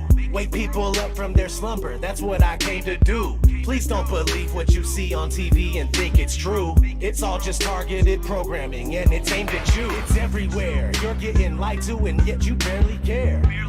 People with common sense are now very rare. But the way that they brainwash you isn't very fair. They can shove that mind. I do not consent to the way they tailor society. Ain't no variety. Plus I really hate when they lie to me. I use music as a tool to release the anger inside of me. You don't know how fucking crazy it's driving me. That we're living in the Twilight Zone. They claim you have freedom but they don't honor it. The world is a prison and you're the occupant. We're living in the Twilight Zone. The government's useless and they're incompetent. And satanic pedophiles are prominent. We're living in the Twilight Zone. The things that you believe are the total opposite. And being called crazy is just a compliment. We're living in the Twilight Zone. It's ran by the New World Order conglomerate. But there's a storm coming and there's no stopping it. We're living in the Twilight Zone. It's where we live and control you through fear and terrorism. They want to keep you in a mental prison where they tell your vision through the television. Where the ignorance is bliss and they just keep you living in it. You're a business, getting us citizenship. What did you really think that your birth certificate is? Get the straw man on. Money isn't paid, it's all a bank note. It's only a bill exchange when you pay that loan. Like a monopoly game, but you can't pass go. When you turn on the TV, all did you get politically as entertainment? The news that you see is all suggestive. Lowering frequencies contribute to our stress. And you're responding, telling me that we're free living in this country. Military overseas and it's up for our peace. Just a record on repeat from the programming. Like probably want a cracker. Put you through education for domestication, control the mind faster. Giving you medication to poison our masses. If you ever question what's coming from our masters and you're rocking the boat, or you're ever having any thoughts of your own, you better hope you never caught rocking alone. To be locked up and rode off by the echo. Got your life looking like a sci-fi show. Brain scribbling when the Wi-Fi's on. Airplane mode when I ride my phone. If your eyes wide closed. We're living in the Twilight Zone. They claim you have freedom but they don't honor it. The world is a prison and you're the occupant. We're living in the Twilight Zone. The government's useless and they're incompetent. And satanic pedophiles are prominent. We're living in the Twilight Zone. The things that you believe are the total opposite. And being called crazy is just a compliment. We're living in the Twilight Zone. It's ran by the New World Order conglomerate. But there's there's a storm coming and there's no stopping it. We're living in the Twilight Zone. I ask myself, why do I even bother? Cause people are just like sheep that are lining up for the slaughter. If they're killing rats with fluoride, then why is it in the water? They're using the news to fool us, divide us so they can conquer. The longer you stay asleep, then the longer I'm gonna scream at you. I can't believe you let them deceive you, it's inconceivable. I won't stop until you wake up and do what you need to do. This world is overran with an evil that is unspeakable. Most people don't know, so they just vote and pay taxes. The devil's hiding in the shadows and controlling their actions. And they think that the earth is a spinning globe on its axis. But I don't have any time to devote to this madness. I have nobody to relate to, so I ride alone. Just me and all these wild thoughts that are inside my dome. I feel like I don't belong here and I can't find my home. I'm tripping and I'm wishing it was different, but we're living in the Twilight Zone. They claim you have freedom, but they don't honor it. The world is a prison and you're the occupant. We're living in the Twilight Zone. The government's useless and they're incompetent. And satanic pedophiles are prominent. We're living in the Twilight Zone. The things that you believe are the total opposite. And being called crazy is just a compliment. We're living in the Twilight Zone. It's ran by the New World Order conglomerate. But there's a storm coming and there's no stopping it. We're living in the Twilight Zone. And there's nowhere that we can go. Awake and now I'm feeling all alone. We're living in the Twilight Zone. And the rest that remain asleep, sedated and still thinking that we're free. We're living in the Twilight Zone. And there's nowhere that we can go. Awake and now I'm feeling all alone. We're living in the Twilight Zone. And the rest that remain asleep, sedated and still thinking that we're free. We're living in the Twilight Zone.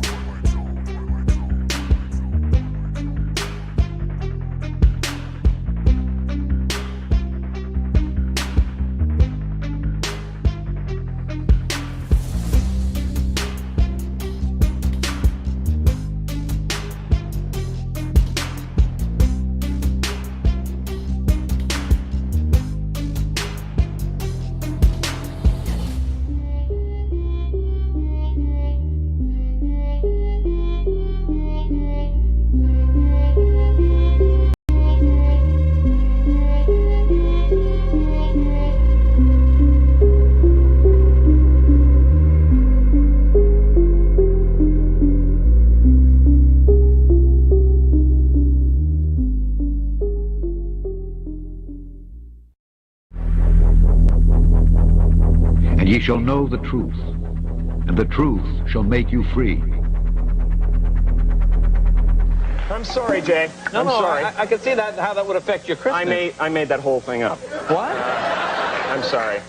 I guess I just wanted to seem interesting. I guess there's a real danger of that on this show. There's a pressure. Well, yeah. People come out and they've run out of anecdotes, you know, and they just start making stuff up. Yeah. Like that Neil Armstrong guy. Have you seen him on the talk shows? Neil Armstrong? You mean the first man to walk on the moon? Talk about a fish story. Yeah.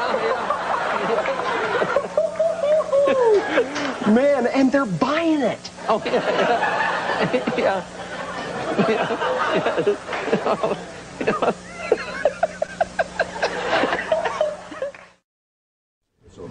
Mr. Armstrong, Bart Sibrel, ABC Digital. Wanted to give you the opportunity to swear on the Bible that you walked on the moon. Will you put your left hand on the Bible and swear to God that you walked on the moon? Gentlemen. Mr. Sibrel. Yes? If you really walked on the moon, why would you not do that? So why don't you just put the end to the record in the argument and put your hand on the Bible, swear to God you walked on the moon. Mr. Sibrel, knowing you, that's probably a fake Bible. Really? Well, no, it's a real Bible. You have the opportunity to have $5,000. The meeting is not open. Well, you have $5,000 cash. You can give it to charity if you swear on the Bible that you walked on the moon. So why don't you put your hand on the Bible and swear to God that you walked on the moon? Mr. Sibrel, you do not deserve answers. Neil Armstrong, you mean the first man to walk on the moon? Talk about a fish story. Yeah. Man, and they're buying it. Oh, yeah.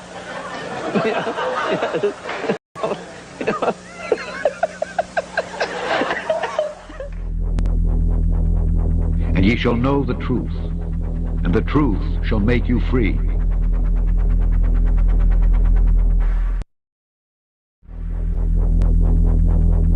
And ye shall know the truth, and the truth shall make you free.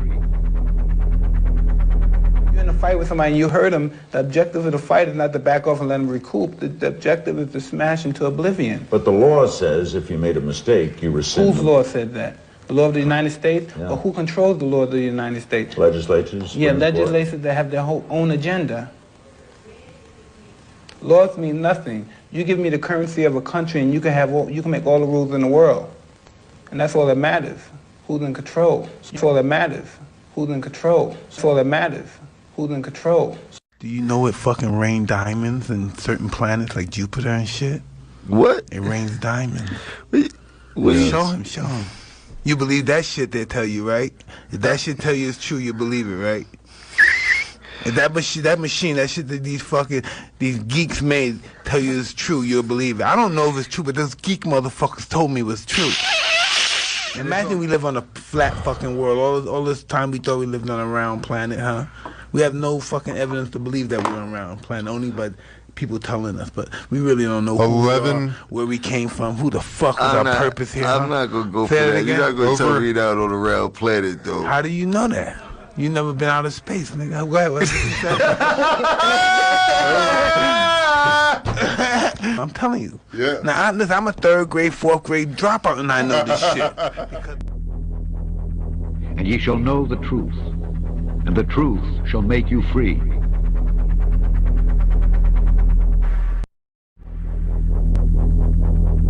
And ye shall know the truth, and the truth shall make you free. Admiral Richard Byrd explored more uncharted land than any other man in history.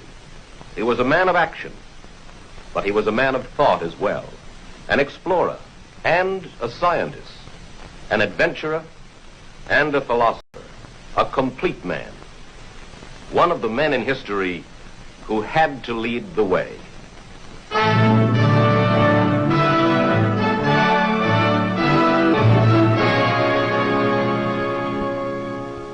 On this expedition, we hope to fly across the South Pole into the mysterious land beyond to see what is there.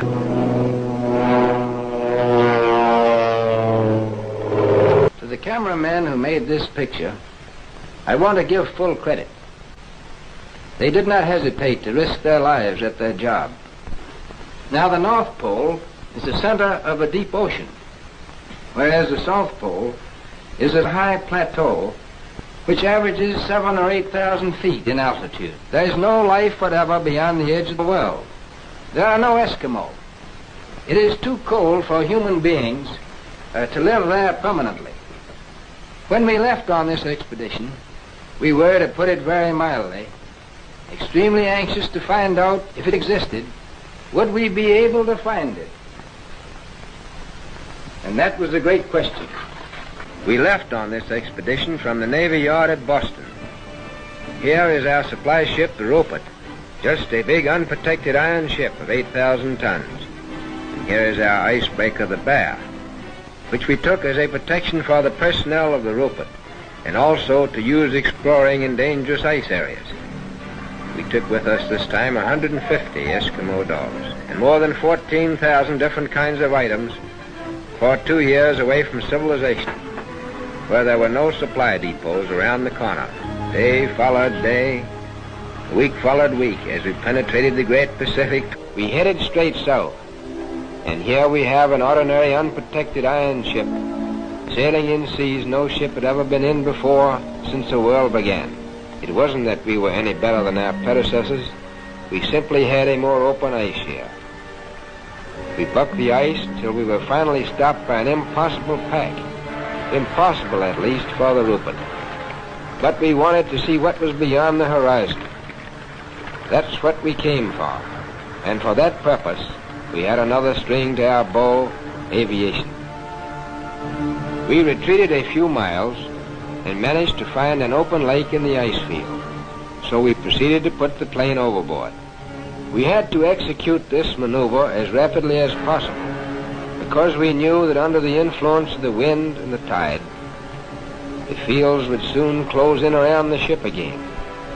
In fact, the ice is already beginning to close in. Our plan was to go south with our steamer until we were stopped by ice. and to take up the attack on the unknown with aviation. And now at last we're going to find out what was in the southern part of this mysterious part of the world. We came to this strange phenomenon, ice islands. Steaming through these ice islands was an eerie sensation. Here was the twilight of the gods, and we were curious to know what these somber giants were guarding. At long last the dice fell our way, for the elements acted in our favor. The wind and the tide which had closed the ice in around us finally opened the pack so that we could break our way into more open sea. We had added nearly 500,000 square miles to the Pacific Ocean. And here is our journey's end. At length we sighted that great natural phenomenon, the ice barrier.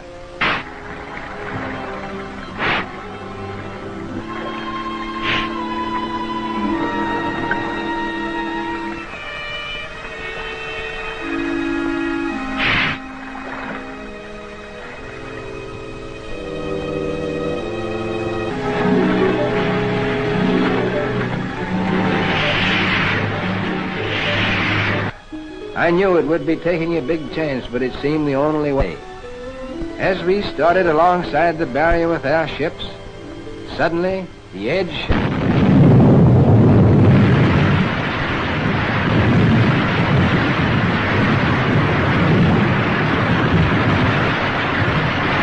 enough of ice falling to sink a fleet of ships. It seemed like a warning from Providence not to go alongside the barrier. We therefore had to unload from the bay ice. We had to put our tractors overboard with the engines running to safeguard the lives of the drivers as the ice was constantly breaking off. We had to get the tractors quickly away from the edge of the crumbling ice. We came within an ace of losing overboard our principal plane of exploration, the William Hawley. It was a critical moment. At times, as the ice broke, then all supplies would fall into the water. We kept a man on watch with a life preserver on line as a safeguard for the men working on the edge of the ice. We were working against time to finish unloading before the fall freeze-up, when the ships would have to return to civilization. You can see what a tough job we had to transport 400 tons of material through this area. The bay ice was constantly shifting and cracking. We call this period the White Nightmare, and a nightmare it was. The hardest work of all was this man-hauling of sleds into Eskimo Huskies, still the backbone of polar exploration. They can go where no tractor could ever go. You can't do without them. The Rupert must go back to civilization because the bay would soon freeze and she couldn't stand the ice. Now, the only person out of 150 men to get sick and who would have to go back on the Rupert was the doctor. Suddenly, without warning, a storm hit us before we could get all of our food and other vital supplies stored away. And all hands had to work frantically throughout the storm to prevent the loss of food boxes under deep snowdrifts. The storm lasted for many hours.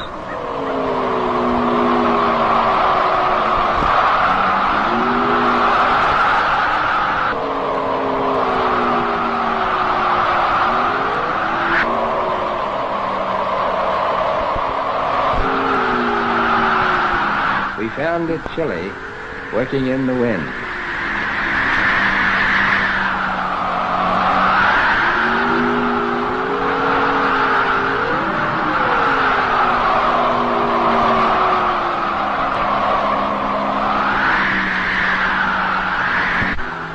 And when it was over, there was a bit of digging to do.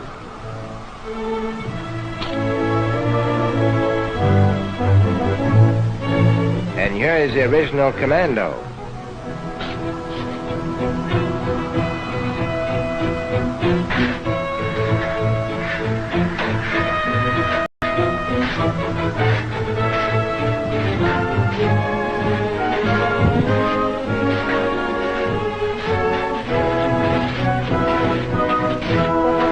the honor of leading this expedition belongs to Admiral Richard Byrd.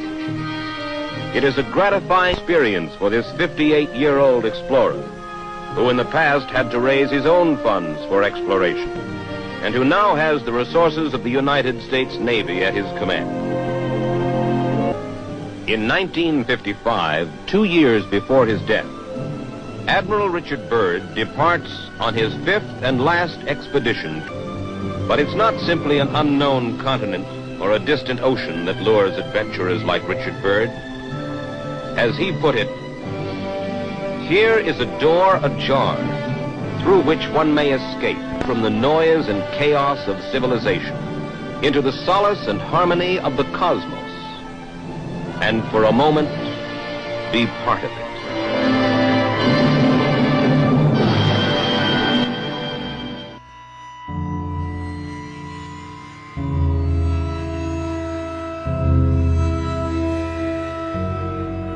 And here is our journey's end. At length we sighted that great natural phenomenon, the ice barrier.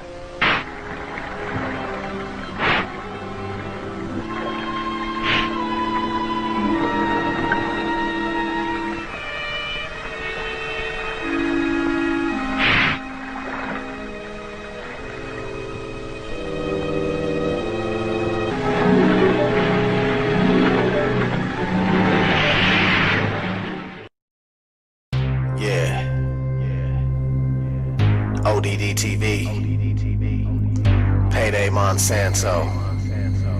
Let's get it, homie. We sleep, the alarm's going off, beep, beep. Time to wake up to the deceit. Our whole reality's made up by the elite. They live, we sleep, the alarm's going off, beep, beep. Time to wake up to the deceit. Our whole reality's made up by the elite.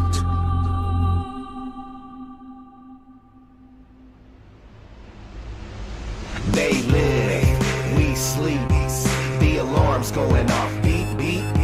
Time to wake up to the deceit. Our whole reality's made up by the elite. They live, we sleep, the alarm's going off, beep, beep.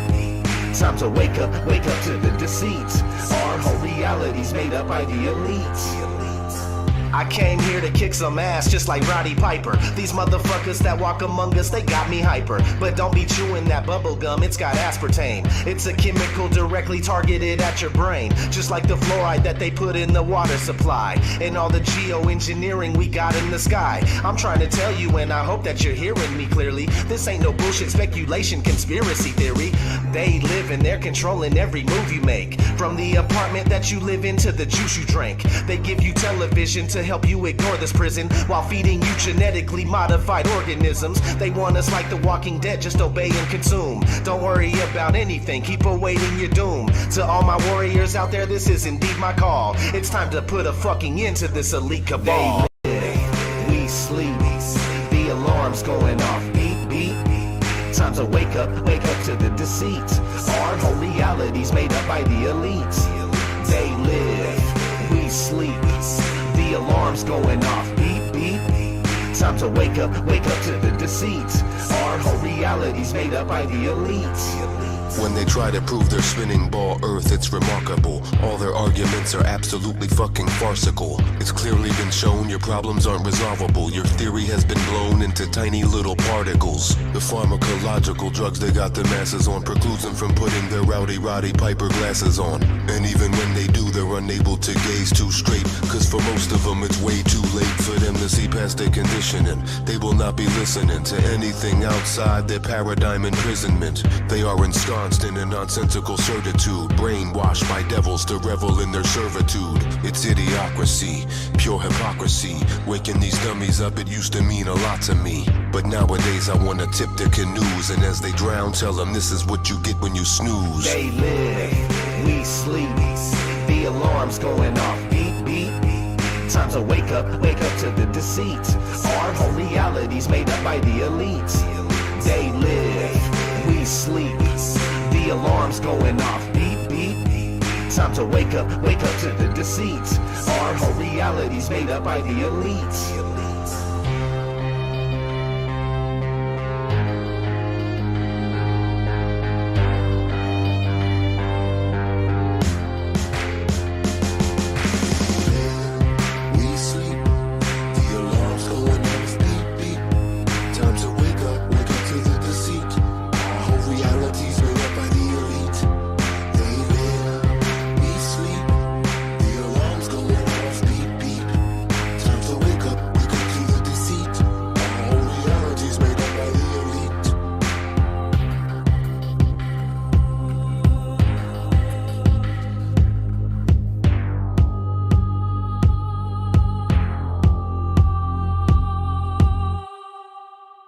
either put on these glasses or start eating that trash can. What's up, everyone? It's Jaronism again, back with another video, short one for you. And first thing I want to say, thanks to everyone for spreading the truth out there.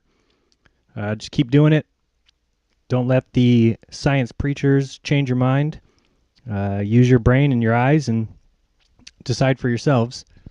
So I did want to tell NASA and SpaceX and ESA that it's time to give us our $1 trillion back.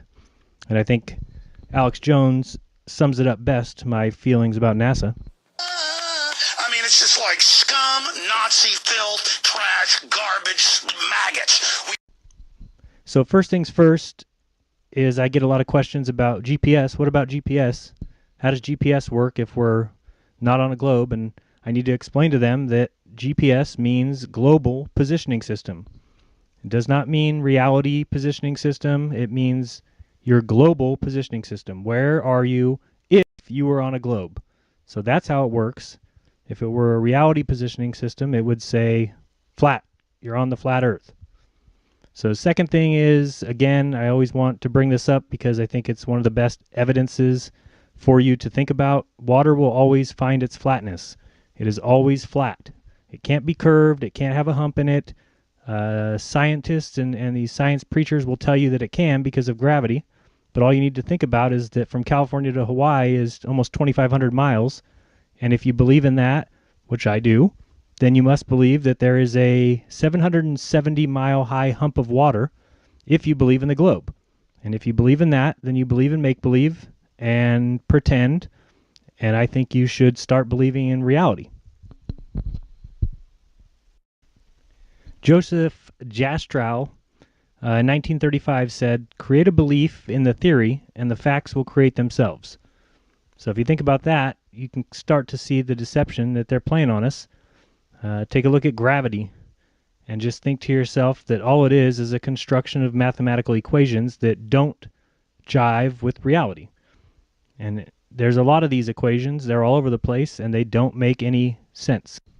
Another example of no sense making science is relativity. And tell me how smart you have to be to get this one. The theory of relativity says in its equation form that r to the little pw minus half of r to the g pw plus lambda times g to the pw equals, of course, 8 times pi to the g n to the t pw.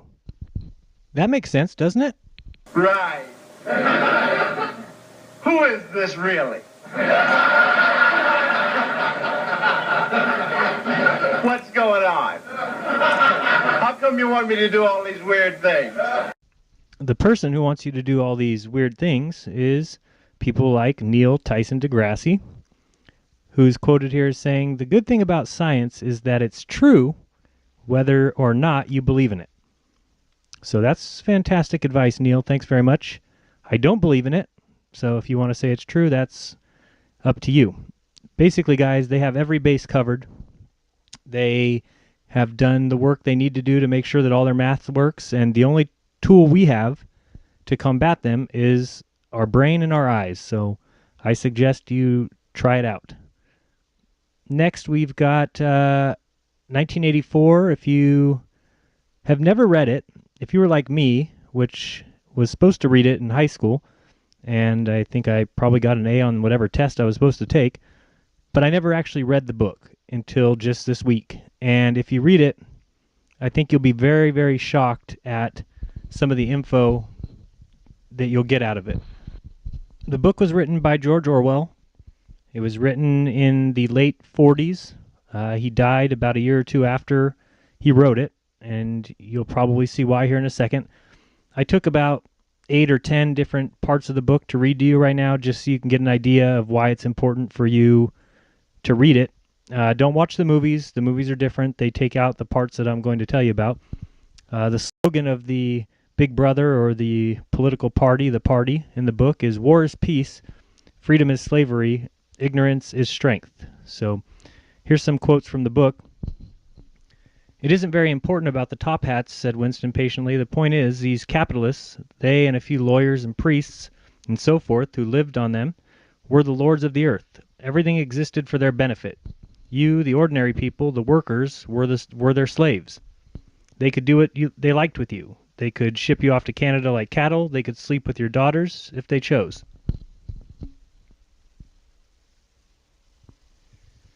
The heresy of heresies was common sense, and what was terrifying was not that they would kill you for thinking otherwise, but that they might be right. For, after all, how do we know that 2 plus 2 make 4, or that the force of gravity works, or that the past is unchangeable? If both the past and the external world exist only in the mind, and if the mind itself is controllable, what then? By making him suffer, obedience is not enough. Unless he is suffering, how can you be sure that he is obeying your will and not his own? Power is in inflicting pain and humiliation.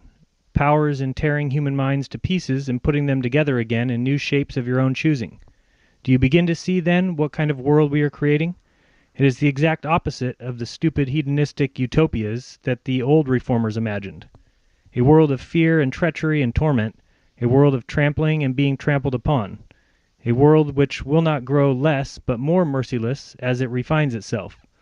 Progress in our world will be progress towards more pain. Alone, free, the human being is always defeated. It must be so, because every human being is doomed to die, which is the greatest of all failures. But if he can make complete, utter submission, if he can escape from his identity, if he can merge himself into the party, so that he is the party, then he is all-powerful and immortal. The second thing for you to realize is that power is power over human beings, over the body, but above all over the mind. Power over matter, external reality, as you would call it, is not important. Already our control over matter is absolute.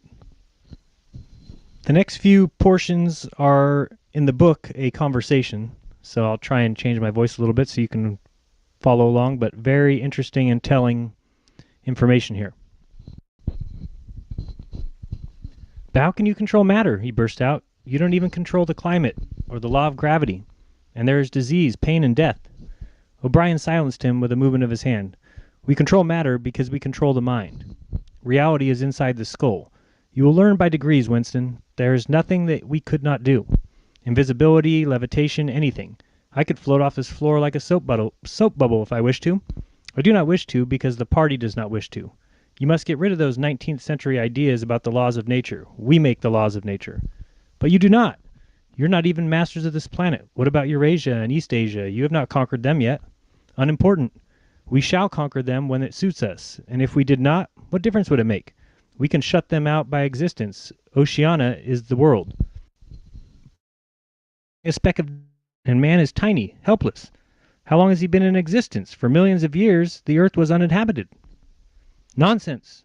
The earth is as old as we are, no older. How could it be any older? Nothing exists except through human consciousness. But the rocks are full of bones of extinct animals, mammoths and mastodons and enormous reptiles which lived here long before man was ever even heard of. Have you seen those bones, Winston? Of course not. 19th century biologists invented them. Before man there was nothing. After man, if he could come to an end, there would be nothing. Outside of man's existence, there is nothing. But the whole universe is outside of us. Look at the stars. Some of them are 1,000,000 light years away. They are out of reach forever. What are the stars? Said O'Brien indifferently. They are bits of fire a few kilometers away. We could reach them if we wanted to, or we could blot them out. The earth is the center of the universe. The sun and the stars go around it.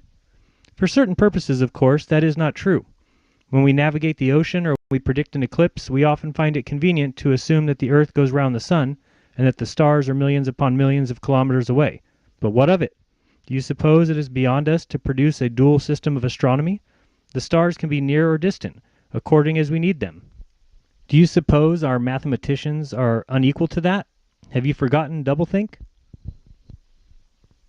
The old civilizations claim that they were founded on love or justice. Ours is founded upon hatred. In our world there will be no emotions except fear, rage, triumph, and self-abasement. Everything else we shall destroy. Everything.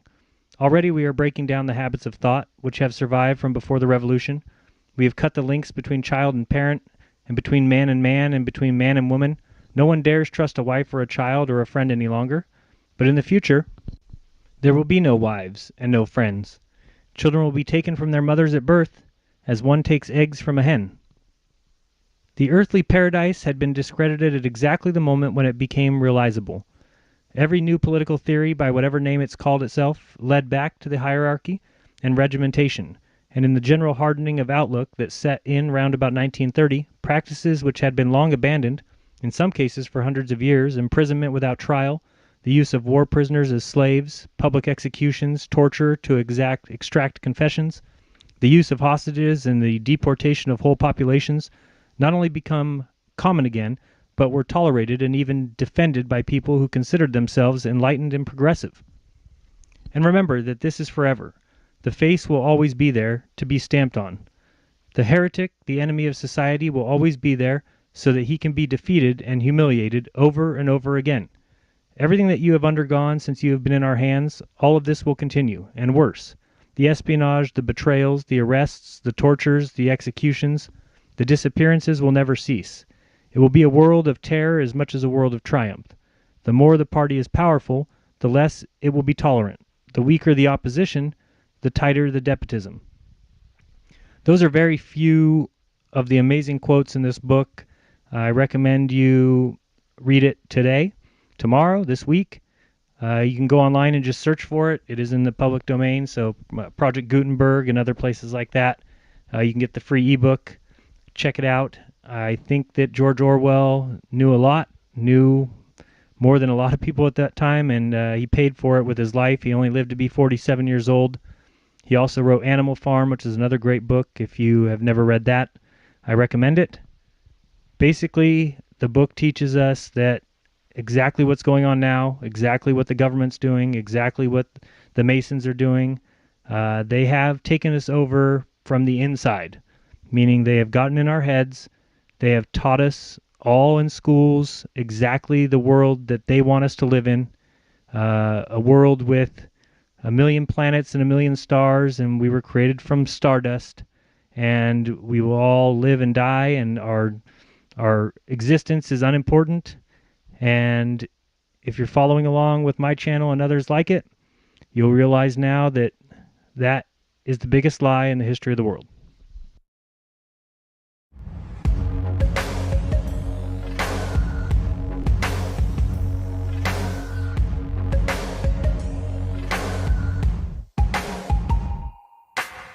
Massive shout out to Quantum Eraser YouTube channel and Quantum Eraser himself for this concise explanation of the Black Swan argument. I'll put a link to the Quantum Eraser YouTube channel down below. Subscribe today.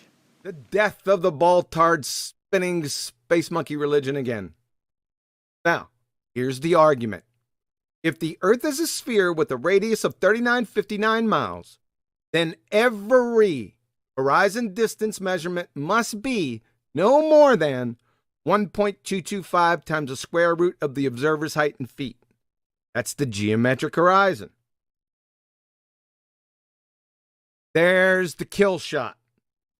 There's what they call CGI. And they think this thing's about. Unbelievable.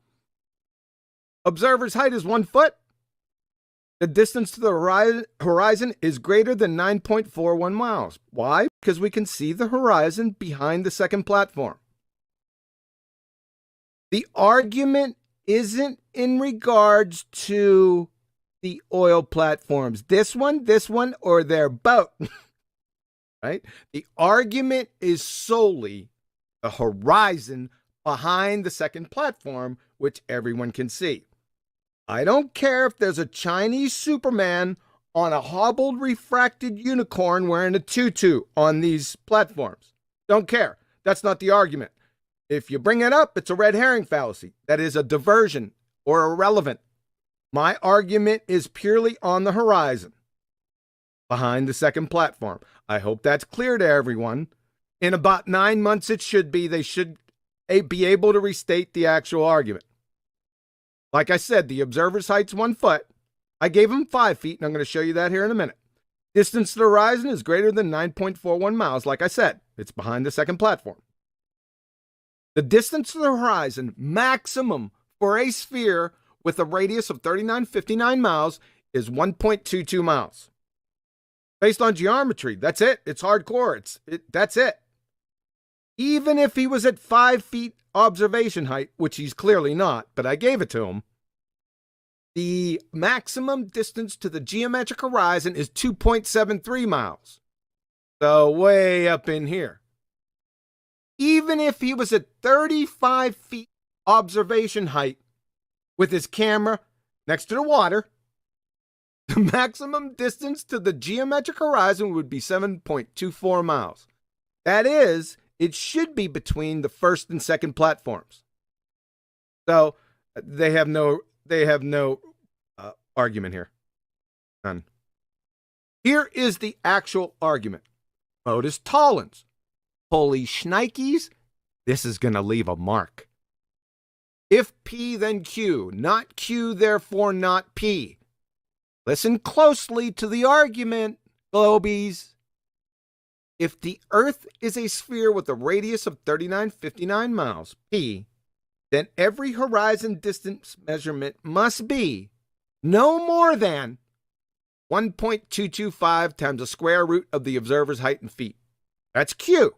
That's the geometric horizon. Not Q, because the horizon distance is greater than 9.41 miles. Therefore not P. The Earth is not a sphere. The Baltard spinning space monkey community, please allow me to introduce to you your Black Plague, the Black Swan. There it is. Bye-bye, ball.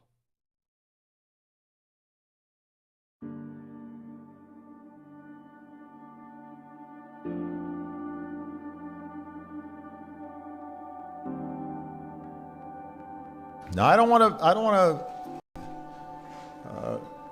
to fool you here. Last month, for the first time since 1972, NASA released a blue marble, a single snapshot of the Earth taken from outer space. And so much has changed in the decades between that first picture and the second. Borders have shifted, generations have come and gone. Our global population has nearly doubled. But one thing hasn't changed. Our planet is as beautiful as ever. It still looks blue.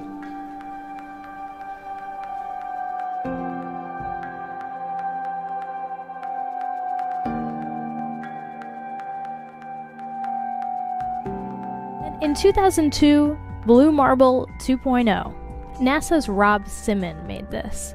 And it had wide appeal too. For example, it ended up as the default background on the iPhone. I didn't even know until I bought an iPhone and turned it on and kind of did a little happy dance.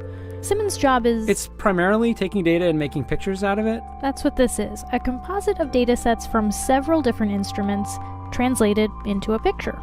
To us, the really cool thing was the data set. Up until that point, there was no realistic color map of the globe anywhere. So the land layer here comes from the moderate resolution imaging spectroradiometer aboard Terra. And the tricky part here was the weather. So we actually had to take clouds out. They stashed the clouds for later, went onto the ocean. That came from an instrument that measures phytoplankton in the sea.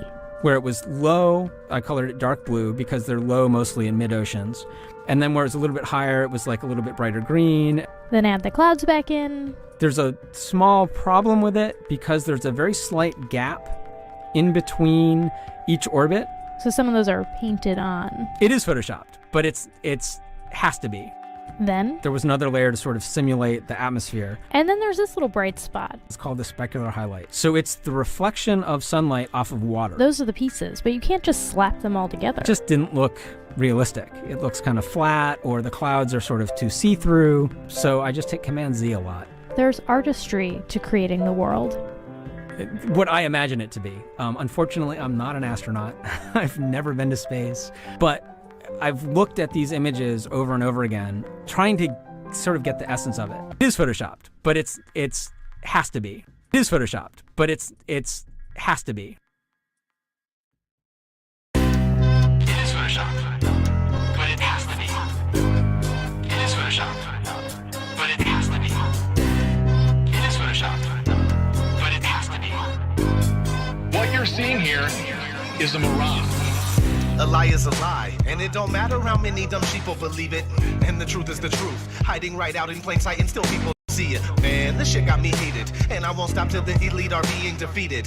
They keep us deceived about everything that we think, and they keep it a secret. What we're taught is not conducive with reality. Big bang, evolution, and there's gravity. I tell the truth and then these motherfuckers laugh at me, telling me the earth is photoshopped because it has to be. Most people accept the deception happily, but what they're doing to us all is a tragedy. God created the heavens and the earth in a verse, but we're living in a famous on the galaxy. They say we're monkeys on a ball flying through outer space, but there's no proof. It seems to have vanished without a trace. NASA and other agencies falling down from grace. You can take that bullshit pseudoscience and get out my face. I'm the antisocial type. You're a government prototype. That's why you make it a point to tell me that I'm crazy every time you're angry, cause you know I'm right. I'm standing outside the house of cards about to watch it fall. No more living on a cartoon ball. Horizon means horizontal. Indoctrination is awful because you're taught the globe model. Ever since y'all could crawl, we follow rapists and murderers, liars, thieves, and sun worshippers, saying we can't see curvature cause we're all too small. And though it's never been proven, they say we're ripping and shooting. The earth is spinning and moving. Oh no, no, not at all. It's a criminal enterprise where deception intensifies. And assholes got us all living life on a cartoon ball. It is photoshopped, but it has to be. What you're seeing here is a mirage. They say that we went to the moon 6 times, but pure BS is the way that smelled. Now they're telling us that we can't even leave the planet because of the Van Allen radiation belt. Yeah, okay, sure. NASA, what you lying for? You lying now, you lied before. I can't take this anymore. The only thing they took to space was your imagination. Fake aliens are coming, now they have you waiting. We need to do something about it, no procrastination. Trying to cause the masses to awaken, that's the path I've taken. But you can see if you check all the percentages, so many people having cognitive dissonance. But that's what happens at the loss of your innocence. Then you get involved with all of this wickedness. They try to do all the humans this way. So are they just idiots? Who is to say? Conditioned by the television, it makes your decisions, opinions, and you just obey. Stuck in the material domain of Satan, where everything in each and every day is pagan. Mandela effect, cause the game is changing. People waking up and now the cage is shaking. The earth is flat, and that is a universal fact. If it isn't that, then tell me where the fuck the curve is at. They tell us that we can't see it because we're all too small. And now we're spinning on a cartoon ball. Horizon means horizontal. Indoctrination is awful because you're taught the globe model. Ever since y'all could crawl, we follow rapists and murderers, liars, thieves, and sun worshippers, saying we can't see curvature cause we're all too small. And though it's never been proven, they say we're ripping and shooting. The earth is spinning and moving. Oh no, no, not at all. It's a criminal enterprise where deception intensifies. And assholes got us all living life on a cartoon ball. It is the world that has been pulled over your eyes to blind you from the truth. Like everyone else, you were born into bondage, born into a prison for your mind.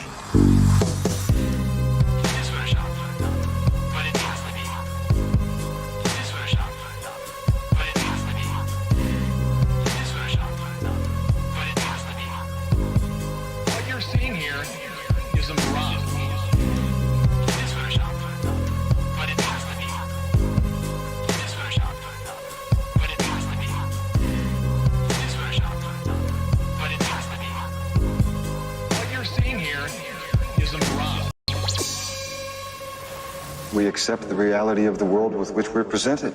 It's as simple as that.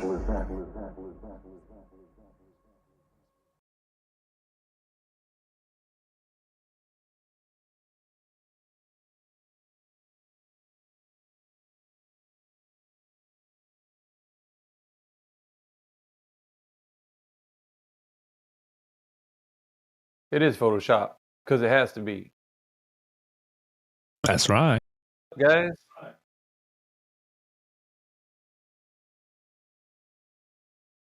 Yeah, I typed it in the voice text, but every facet of life is manipulated, man. Everything. Everything is dirty air, dirty water, dirty food. Everywhere you go.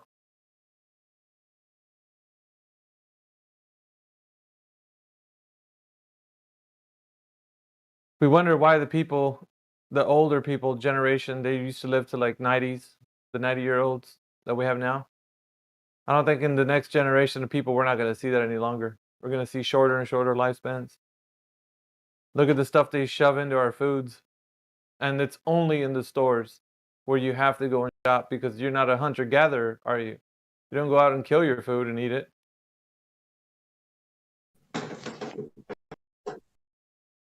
So there's that, right? Then the water supply. Yeah, so it's all bad, man. Just got to know how to live the best you can. Get the truth out there.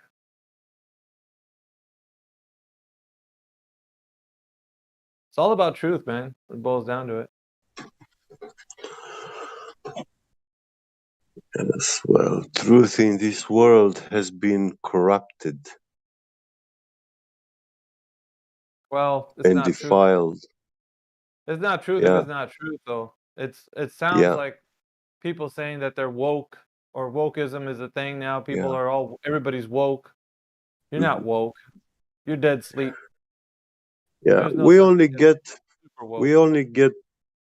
we only get tiny hints of which direction is the truth, and we start heading towards there. But life paths are never straight lines, like highways. They are not wide and straight. Life paths are very twisted with a lot of turns, up and downs, and it doesn't work when we see the truth in a certain direction. That doesn't mean that walking in a straight line towards there, that's the actually correct path to reach it. Yeah, to get from a city to another city, we have to follow the road, and vast majority of the roads in this world, they are not straight. You have turns, because you can't be walking on someone else's property. you know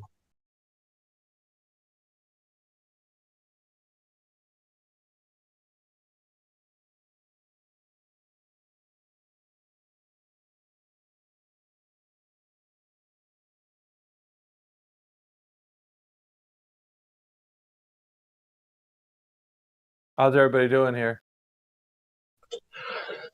oh, enjoying the free Saturday time. Yeah. How are you, Miggy? Yeah, I'm doing good. Just checking in on seeing what everybody's doing in here. Sounds like you were Nice. listening to QE explain the Black Swan. Yeah, well, I was thinking talking with you this weekend to seek for you in regards to crypto stuff. Oh yeah. Yeah. Just click on my profile and then go to the Mm-hmm. server there. It's my server. Yeah, what's the name of I joined it, but Yeah. I need to remind the name. What's the name? Oh, it's in the click my profile. It's right there. That's the Okay. same as it's a vanity link, so it's the same name as a vanity link. You could just click on it. Dynamic.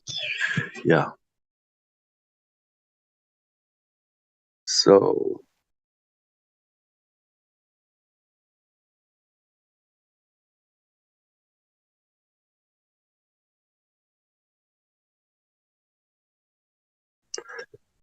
which platform are you using?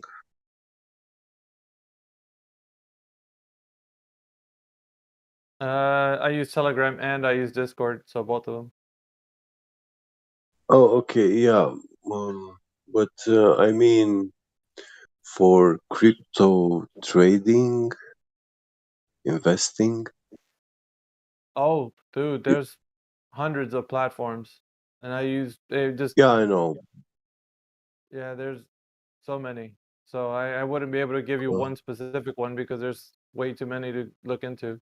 And some are there's always competition going to see which one's better, but yeah, I probably couldn't dive into all of that stuff here because we'd be talking for ages on it.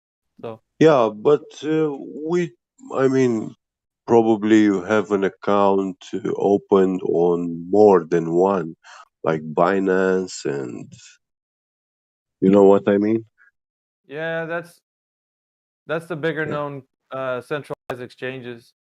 Yeah, Yeah, you can have an account on Binance, on Coinbase, all those big ones. Coinbase. Yeah. Yeah, there's you can do all that stuff. And for example, where do you do this stuff? Like which one? Well, those are just crypto to fiat conversions, Hmm. but I don't like more like those are the ways that there's other ways you can crypto to fiat like Cash App, and it just depends what country you're in. So that's just all depends what country you're in. Yeah, So it has to be. It's every country has their own regulations on crypto. So I wouldn't be able to be specific on that issue. yeah. I know, but which one? I mean, I heard you saying you got into crypto stuff. So means that you made an account somewhere, like a stock market exchange, Yeah, and then you I hear start trading, you make gotta get a investments. wallet. You gotta get a wallet to start with. That's your Yeah, first step is to get a so wallet. So you need a a wallet wallet. either. So yeah, get a wallet. First thing to do. Yeah, And find out there's lots of wallets out there. There's MetaMask, there's Trust Wallet, yeah. there's SafePal, and you get a wallet. That's how you store your cryptos. What's your favorite one? SafePal. Get a Safe PayPal? safe SafePal wallet. So that's your favorite wallet, PayPal. Yeah, I use that one the most. Yes. Uh-huh. Okay. And you buy these cryptos in from the PayPal account? No, SafePal. I'll Oh, type it in the SafePal. yes, I see. SafePal. Yeah. Not PayPal. Safe. SafePal. Yeah. Okay. It's not Elon Musk then. No. Yeah.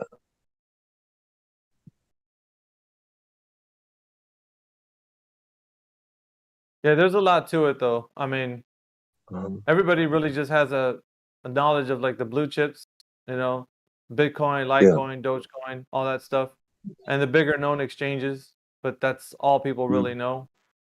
When you go into it, there's a lot more underneath where crypto actually starts becoming real to everybody. But yeah, it's a Yeah. lot to get into. It's way too much for me to tell you because right now I'm only telling you tidbits of like information, but there's much more to Yeah. get into in concerns of it.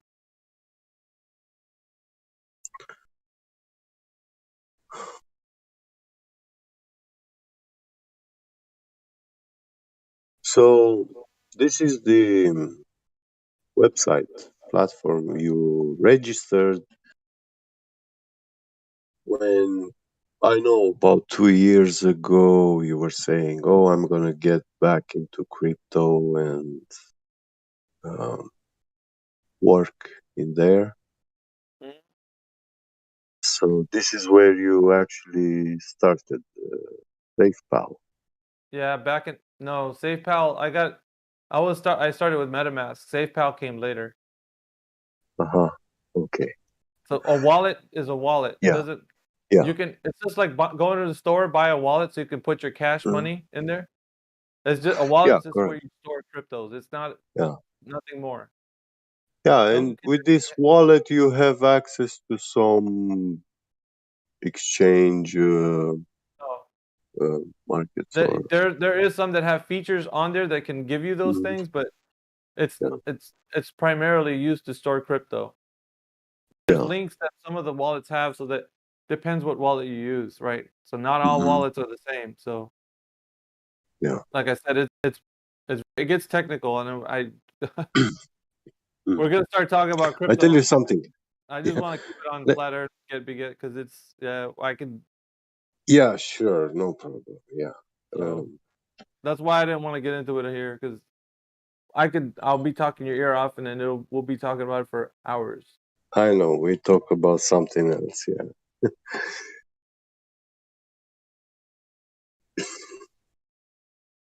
But later, I'm gonna go soon. Do a car wash and a little bit of cleaning inside because with this bad weather, winter, I hadn't had any. Uh, how do you say?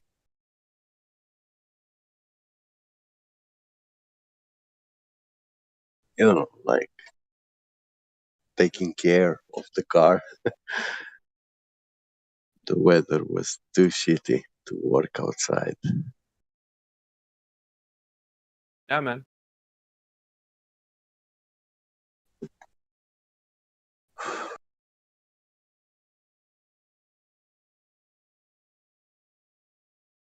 What is it morning for you? Yeah, it's 8 o'clock right now for me. Yeah. So you'll be up. You're not going to sleep soon. Oh yeah, I'll be up. Okay. Yeah. Yeah, maybe when it's about 12 o'clock your time, or 1 o'clock, if you get online in your server and we can talk about that more Yeah, sure. in depth. Yeah, I would love to. Yeah, for sure, man. I made, like this online card. It, you pay. It's not, something like a debit card, prepay, something like that. It's some sort of online bank. It's called Revolut, and they send you a card. Everything. So you have this online banking, everything.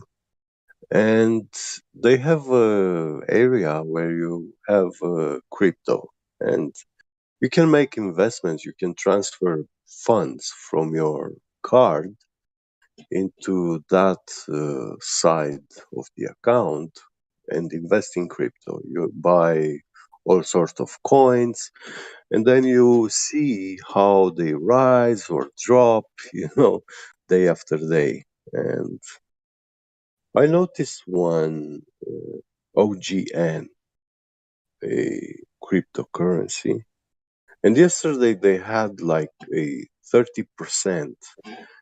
They went up, the price.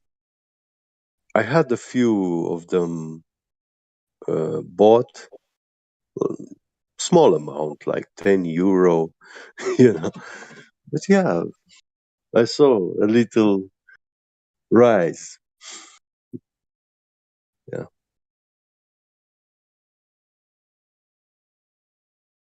Yeah. You'd like to really, if you're starting off with a little bit of money, I Mhm. would suggest looking for tokens that are about to launch, because you get in on the ground floor before they're Yeah. out there on the market.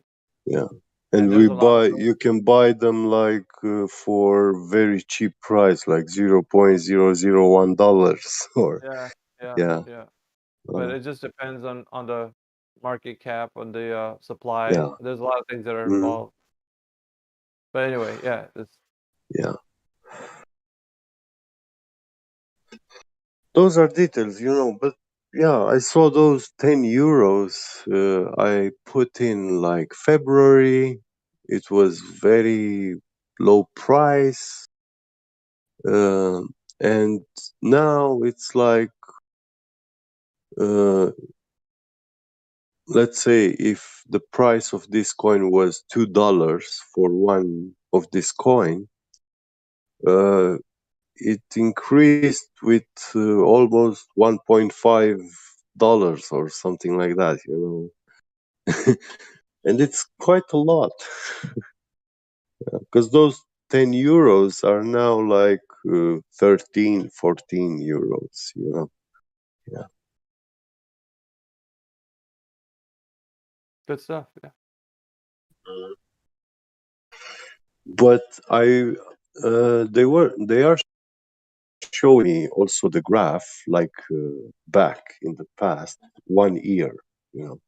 And I saw that 1 year ago in March, at the beginning, and February, the price of this coin was very, very low. But at the end of the March and April, that's when this coin started rising, like quite a lot, you know, and then drop again after 1 month.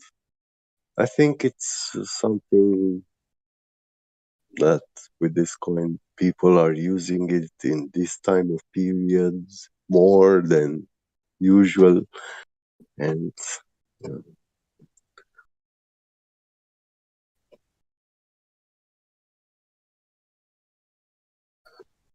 I know it's silly to make any sort of viable financial speculation or, yeah, based just on the graph transition, which was 1 year ago. And yeah, it's not a guarantee that this year will happen the same thing. Yeah.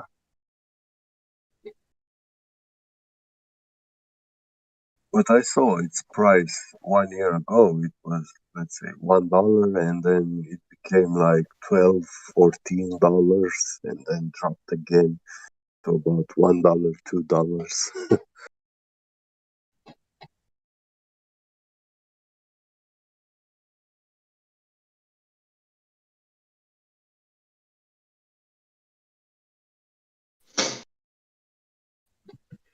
Yeah, flat Earth.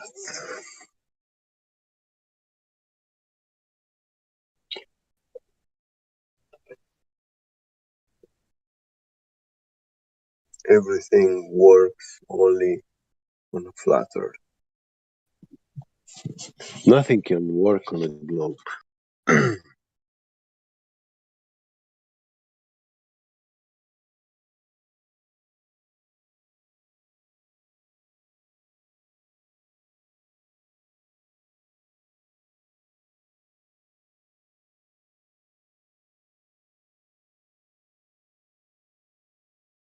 There's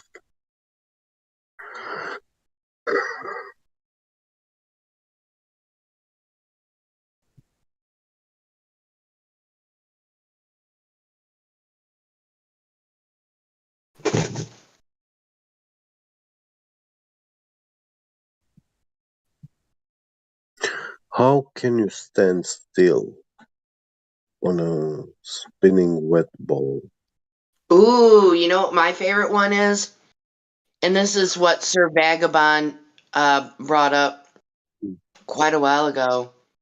And I What can't is say it? it as good as him because it was his idea and I got it written down somewhere. But how can you drink anything on an airplane? Let alone have it be level across the glass. How is that possible? I mean, because technically, we're sideways on a ball. So, Yes, but yeah.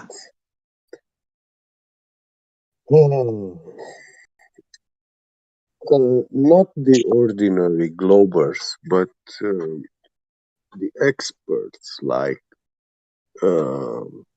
physicists, because a lot of physicists, teachers, they are also heliocentric believers. And they will invoke the gravity divergent vectors of attraction, you know. Hey, get. So, Yeah. sorry to interrupt you, but Flatty asked me how was open mic night, and that entails way too much typing. So I thought I'd answer it. Okay. So it was just incredible. There wasn't like a super lot. I mean, not like a full house, but there's quite a few people, and a lot of it was, my cheeks hurt so bad. I was smiling so much, if that gives you an indication. So I didn't get to read my quotes because the owner, she wanted me to explain and I don't believe she wanted me to do this, but this is what I did. I explained my recipe for kale slushies to everybody. And I did sing, and everybody gets 2 rounds to sing, so I really went on the fly, and I sang a song that I never sang in front of anyone before, but only one that I've loosely practiced. I mean, I didn't listen to myself to make sure I sounded good or anything like that. I just went with it. Everybody, I don't know if everybody's just being kind because that's what you do, but I don't know. I took people for their word that it sounded good. But you know how it is. You see yourself and you're like, oh, that kind of thing. But there's actually an awesome synchronicity that happened, which to me, that's reassuring, right? So I had this kind of thing where it just came to me, and I wrote it down, and I took a picture of it and I posted it in here. And it was like, I have this little to-do list that's, on my refrigerator. So I just took over it, and I wrote just Jenny on a flat earth block. In real life, Flat Smack Friday.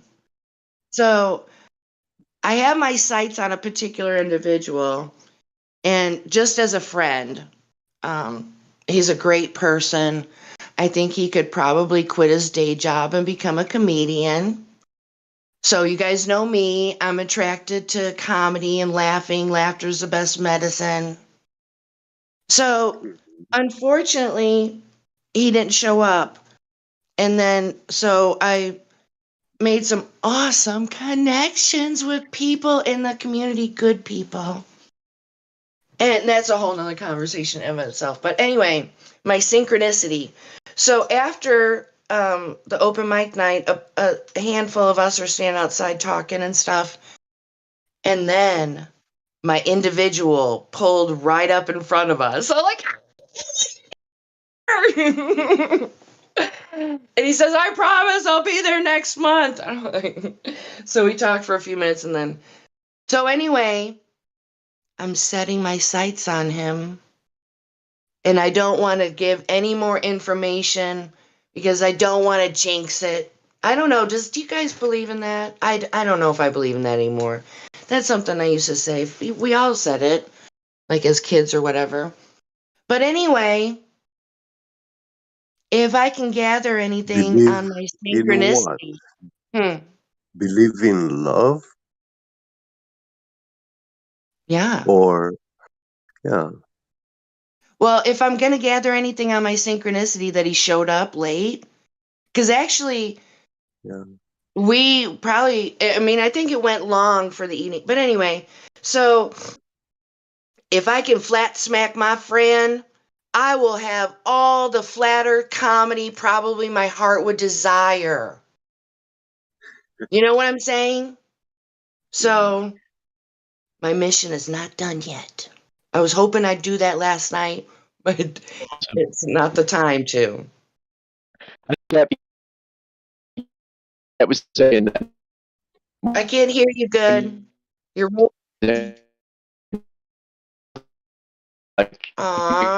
Rejoin. I didn't hear anything you said. Oh, sorry. Yeah, rejoin.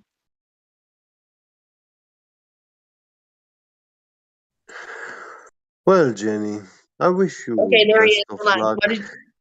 Hold on. Flatty, are you back? Can you hear me? Yeah, now we can. Yes. No. Nope. You must be in a bad area. Sorry. I liked it. I'll text. Okay, cool. Thank you. All right, what were you gonna say, Geppy Get? Yeah, I was saying that I wish you best of luck, and um, Thank you. you have to be aware that for us, now that we are mature adults,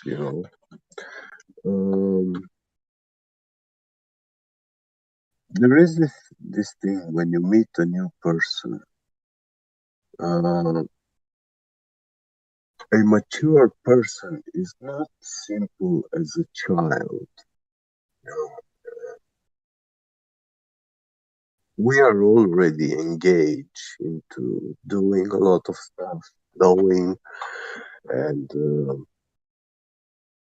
we have experienced living dreams, and there's still more dreams to be fulfilled.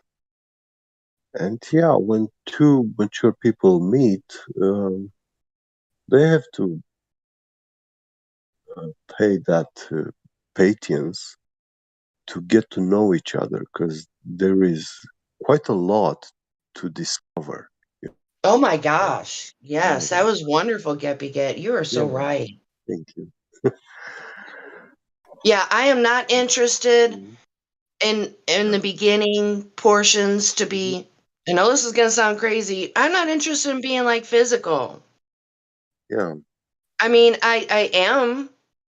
I mean, but I've gone through menopause, so I don't have all those ranging, you know, sexual hormones going through my body. It's like, Well, that's just something which is part of being alive, it's actions of living beings. It's not something that we live for. Yeah. okay, this is what Flatty was trying to say. He says, I think Geppy Get didn't hear you say, does anyone believe jinxing stuff by talking about it? That's all I was going to say, LOL. He thought you meant, does anyone still believe in love? No. Oh, yeah. But no, Mhm. I still liked what you had to say because, yeah, I'm not interested in a, what would you call it? A shallow physical interaction. Sure, maybe you get your jollies off and you want to do it again. But like, it was India that said this a couple days ago. You can only spend so much time in bed. You have to make sure you can get along. And people just sleep together and then they think they can have a successful relationship. I mean, not everybody, of course. But a lot of people do it that way. And it don't work.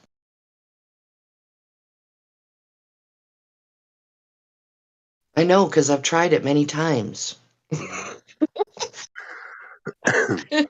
Not many times, but you know what I mean. Oh, yeah. Yeah.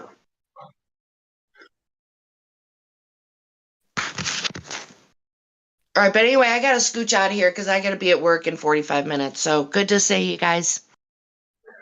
Don't work too hard, Jenny. I'll do my best. Yeah. Great. Bye, Geppy Gap. Bye, Flatty. Take care. You Bye, too. Ann. Have a good day. Bye. Thank you, Quitzo.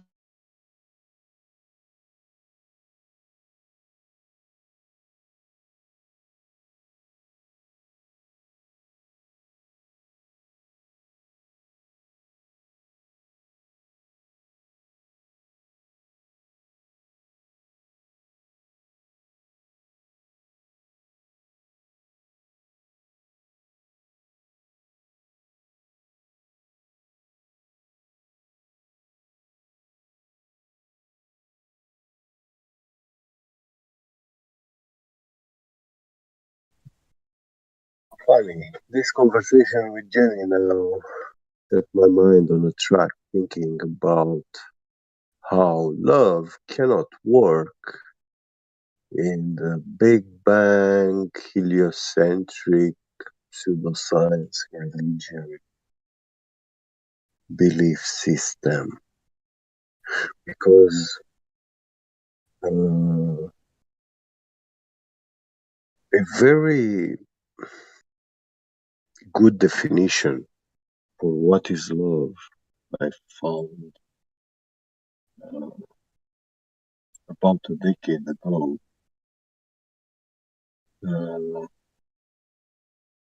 It was this woman that she absorbed the fashion Royal College in England, quite a famous college. She was very educated, but she was very extremist in many points of view.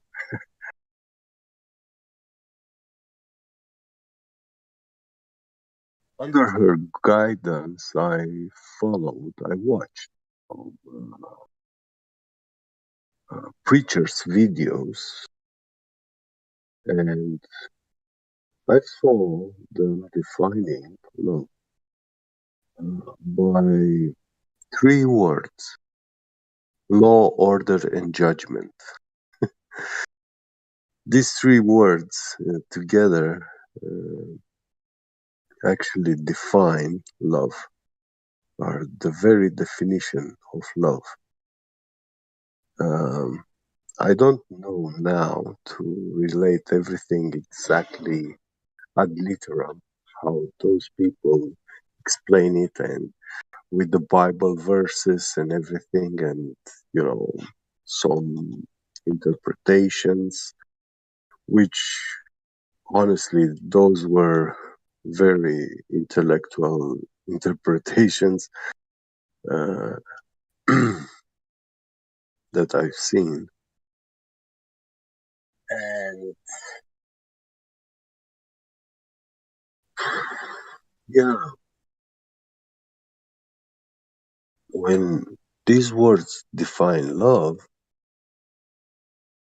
love is something that none of us can deny its existence. I mean, we literally live experiencing love, or we refuse it. Those who refuse it, they have a false feeling that they are living their life.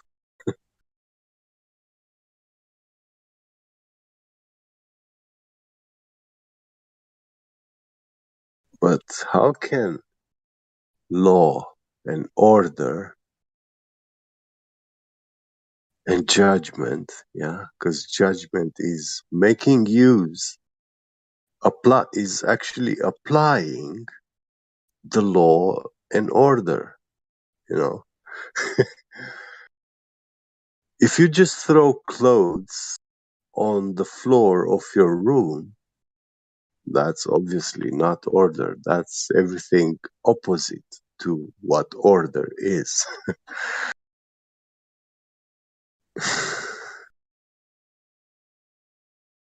So, order in a person's room means to actually fold in a certain manner all the clothes, by their type. If it's a shirt, a t-shirt, a coat, a blouse, a pant, you fold them according to what they are in a certain manner, and you place them accordingly on separate shelves, and you hang them also according to what they are. Organizing. And how does this happen in the Big Bang theory?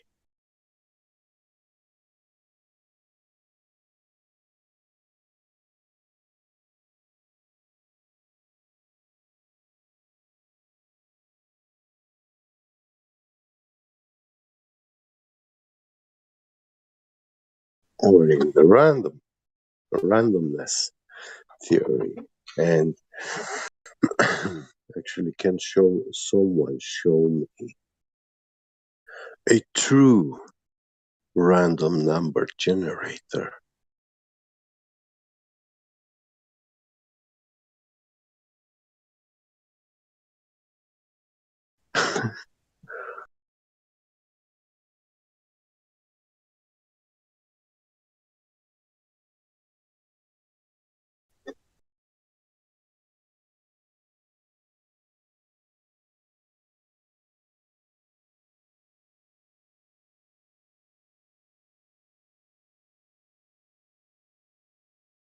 If it's too complex and uh, sequences are so large that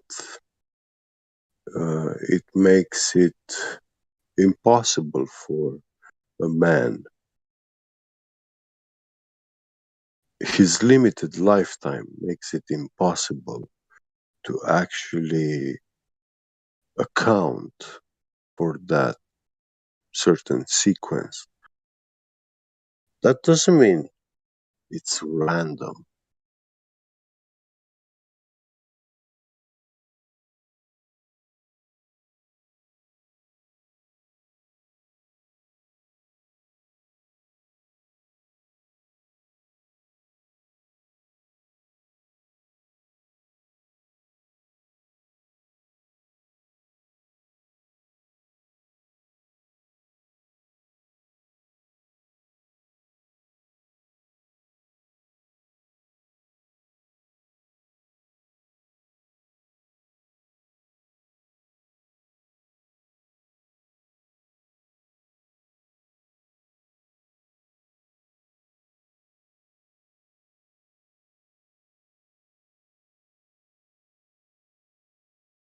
And those who believe in the Big Bang theory are people who are actually saying that they are looking at a encrypted message and they say, oh, this has no meaning.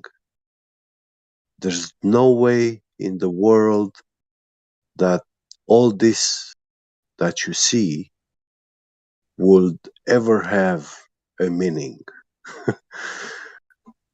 But, oh, guess what? If you use the deciphering key, then you can read the message, the coherent message that has meaning.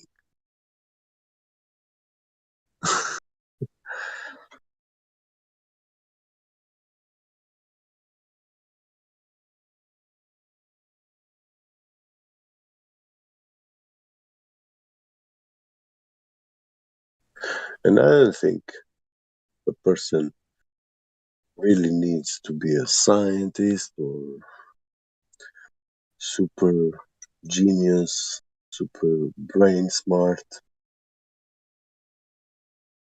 to actually understand this.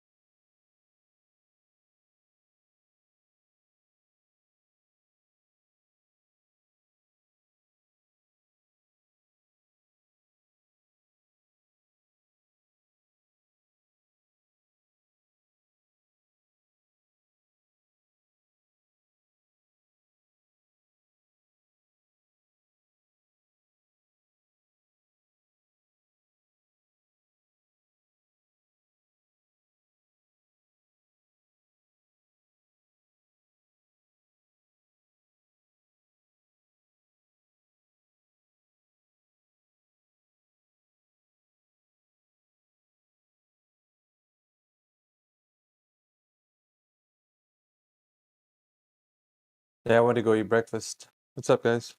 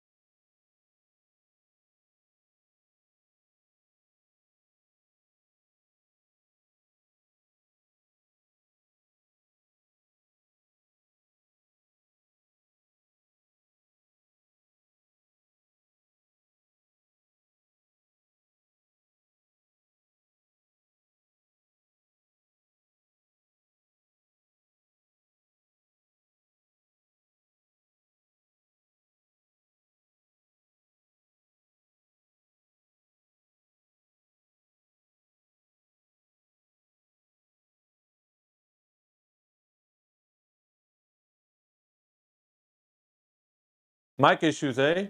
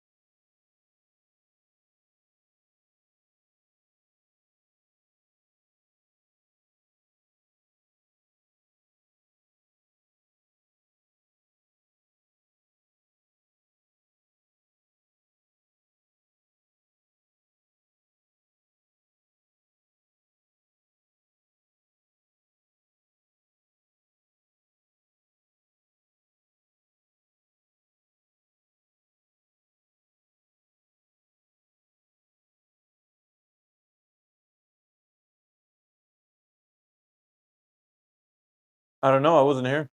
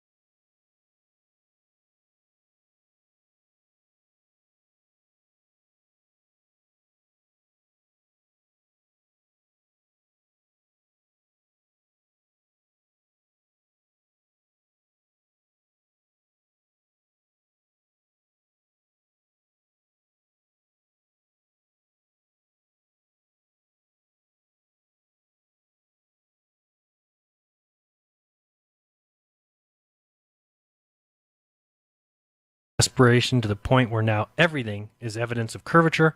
Honesty has left the building, or in this case at least the conversation, long ago. Yes, because we and all cameras can only see in a circle. Our line of sight is the radius of a circle, not because the Earth is a spinning space rock, but because our line of sight is the radius of a circle, meaning that our eyes in any camera can see furthest straight ahead, and then everything to our left or right would be pulled back. This is optics 101.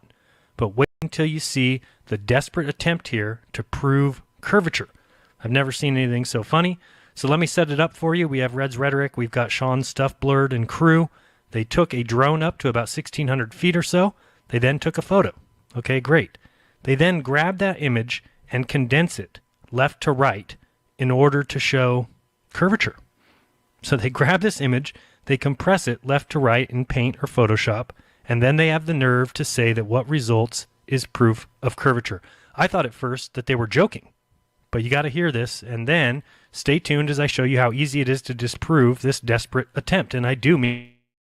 Remember, these guys are the so-called voices of reason in the flat earth versus globe earth debate. And the saddest part, or the most pathetic piece of all of this, is their cockiness. Their confidence in what they are saying, and it's not like they're just kind of wrong, or parts of what they're saying are wrong. They are 100% incorrect. They're totally mistaken. And now you'll see why I don't even bother to watch their crappy hangouts any longer. Let's watch together, but first, remember, it is a Red's Rhetoric hangout, so I do apologize beforehand for the language and childlike behavior. You are looking at a drone flight at 1,638 feet with the picture actually compressed left to right. And there is your curvature over water. So basically what we're looking at here is curvature.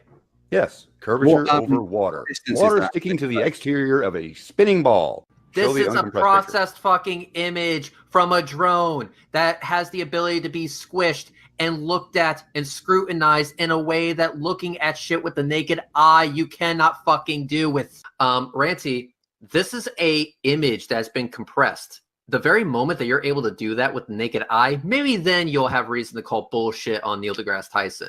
But the thing is that we're able to do things with images that we can't do with naked eye observations. Like, for example, squish them so that we can make any curvature that is there drastically more dramatic so we can actually see it. Okay, Mr. Ranty, this is the original image from, a screenshot from the drone flight. It was a video in its original size. And all we do is grab this right edge and say, squish. This allows us to see curvature in a very unique way. Let's bring that back to the center so we can zoom in on it now. Now, if the horizon is truly flat, it will remain flat the whole way through. Ooh, curvature. Curvature. Eat a dick. Curvature. It does look a bit like curvature, doesn't it? Curvature. Curvature. Curvature. Curvature. Curvature. Let me go ahead and just share this. So I'm going to allow Ranty or anyone else to take a screenshot of this. I am now presenting to everybody. So go ahead, take a screenshot. Draw a line. Tell me what the fuck you see. Curvature. Go ahead. Draw that line. Draw that fucking line. Go ahead. Draw it. Take your time. Take your time. Get a screenshot. See that curvature. Curvature. Oh my goodness. Wow. I mean, is anyone else on the floor laughing right now? Because this is beyond comedy. This is the best that the globe has to offer? A bunch of guys who don't understand our eyes or any lens at all, in fact? Give me a frickin' break. The worst part about this entire thing is that there are like 7 or 8 of these guys in that hangout, including Red's Rhetoric, Sean's Stuff Blurred, Fight the Flat Earth, and others, and no one can even step forward and say, hey guys, time out. Let's think about this for a second. Nope. They all jump aboard and call this nonsense proof of curvature. Now, I wouldn't even think that I'd need to show you how wrong that this is, but I guess I have to. You can go test this for yourself, folks. It's quite easy. It's ridiculous that this is even something that globe Earth proponents are putting forward as proof of curvature.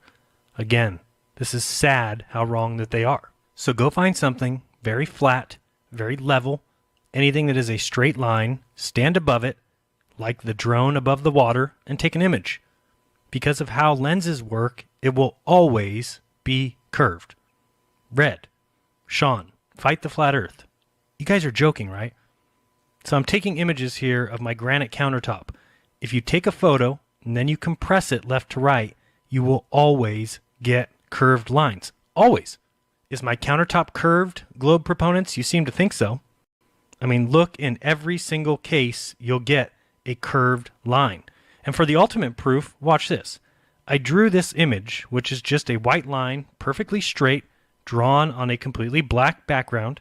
I then open it up on my computer and take a photo of it from a camera. I then condense it, and the straight line is curved. But it's a straight line. We drew it. Oh boy, you clowns have proven nothing other than your complete and total desperation. Can you admit that you were wrong? I mean, admit that much, Red, and maybe I'll answer your call. But I don't think that'll happen because you don't know how to deal honestly. If you did, then you'll all admit that you and your 7 know-nothing friends have no clue on how optics work. You were completely and totally wrong. Until then, I will continue to do as I have done lately, and that's ignore everything you guys say and everything you put out, because you're completely and totally wrong. So that's just an example of how these so-called voices of reason are not just kind of wrong, they are 100% wrong. And I'm tired of lies, and so I don't deal with it. I just don't watch you guys anymore because you can't even concede a point ever. Let's see if that changes. Thanks everyone for watching. I really appreciate it. On the way out, we do have some security footage of Red's rhetoric dancing to my outro, so we know that he's still watching my videos and loving them. Do your own research, because when you do, you'll never again believe what you've been taught. Till next time, this has been Jeranism. Peace.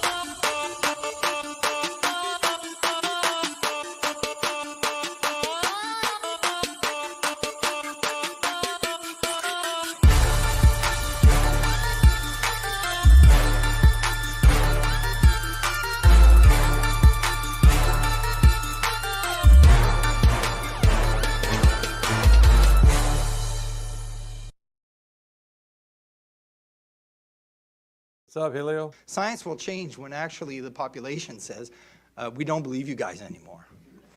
Great discoveries in science don't occur because we spend a lot of money chasing things that seem Who's that fanciful. guy?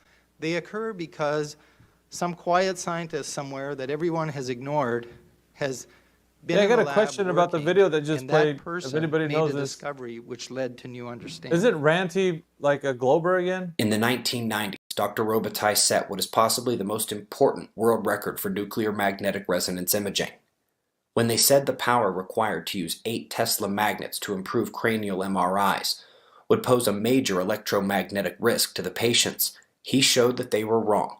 And he did so by exploiting some of the key mistakes physics has made over more than a century.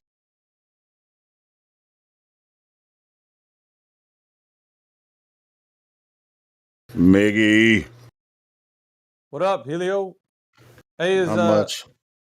Is Ranty? I don't know. I just found this channel. They're playing some old Globebusters episodes and shit on this channel. I thought, so there was nobody talking, so I was trying to fill some dead air. Yeah, for sure, man. But what video were you talking about? The one that was just playing the audio clip, or I don't know if it was a video or audio, but I was watching another video. I wasn't listening. I heard that Ranty was a Glober. He turned into one or something. Yeah. I never liked Is that Ranty even that a much thing anyway. anymore? Yeah, he went back to the Globe. Wasn't a really big fan of Ranty in the first place, but He was the one. He was That's the guy that was always going to the ocean, looking across the ocean with a camera. Not that guy. yeah. And then he had what was that? Can't remember when he went back to the Globe. He was talking about the certain video with the mountains in the background. I can't remember which where it was taken from. Oh yeah, yeah. You remember? You remember that now? I remember that.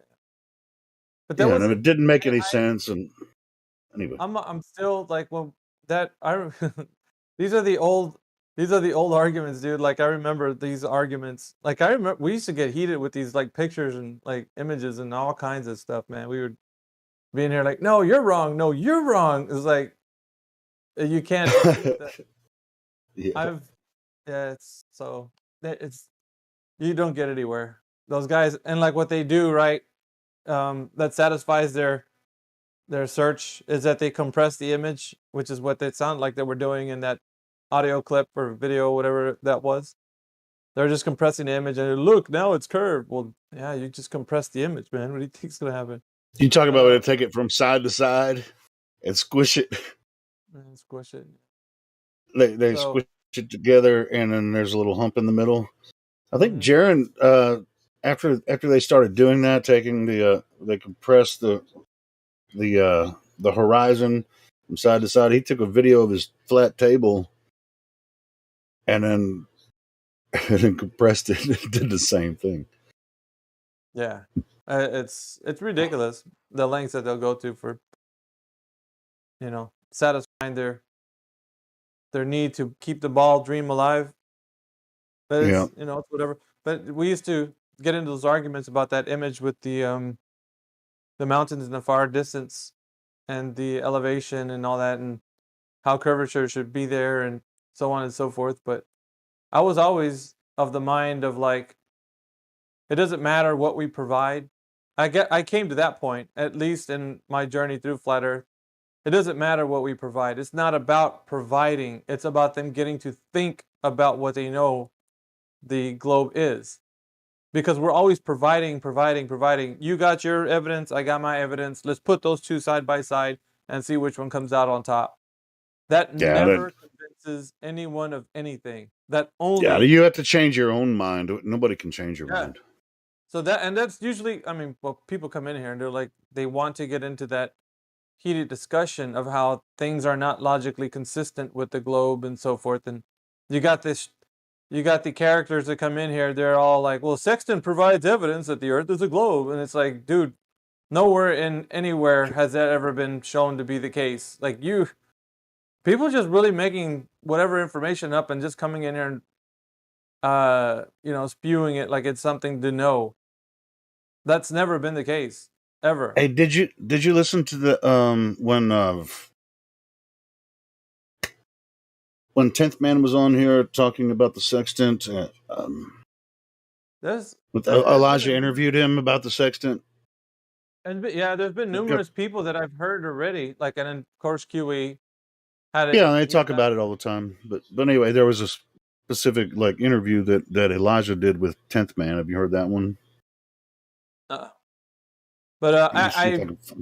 well, pretty much like I know the argument. But like, there's no. I've heard it, but like, I know that there's nothing that they can bring forward in the way of like providing evidence of the globe using that. Yet they still want to dig their heels in and say that supports the evidence of a globe, and it does. I know.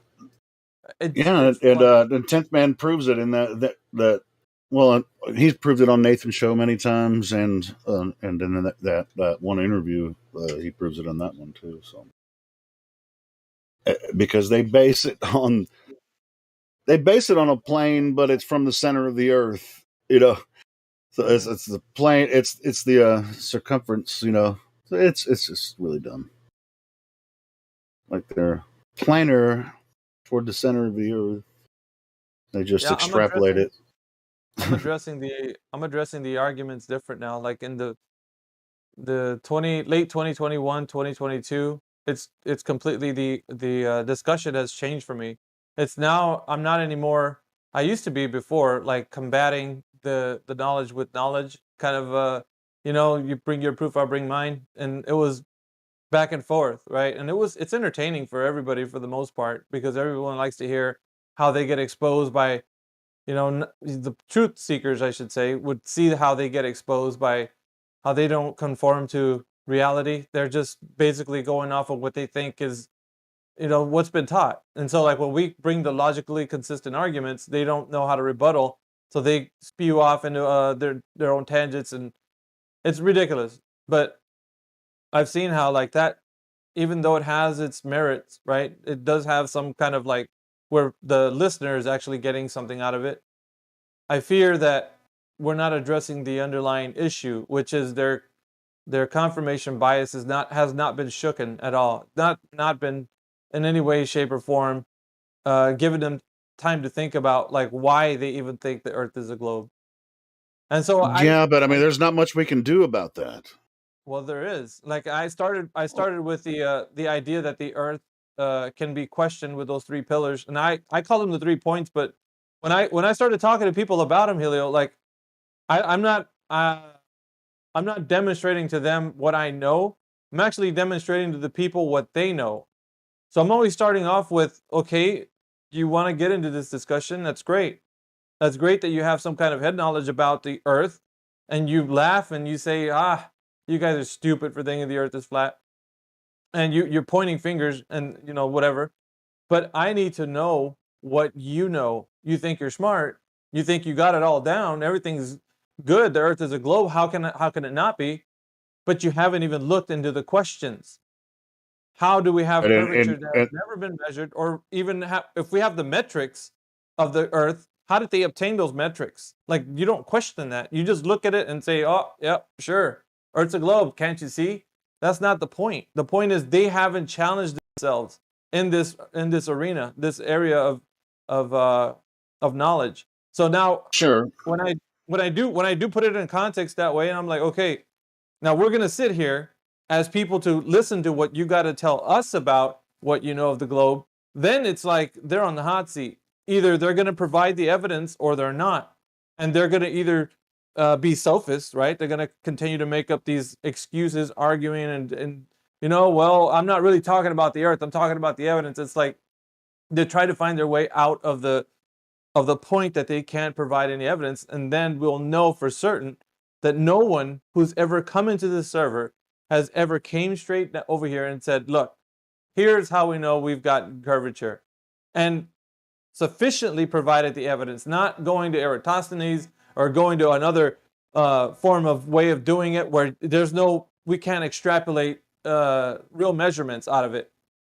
And so there's nothing that they can tell us that for at least 1,000 years, we've known that the globe has been a globe because of true measurements. We've only known it because some guy back then convinced a whole bunch of other people of some idea that he had in his mind about what he thinks reality is. And because he was of a high esteem, he was able to perpetuate that information as is true knowledge. So because of who he was, then people believed it. Well, because people always look up to these intellects, right?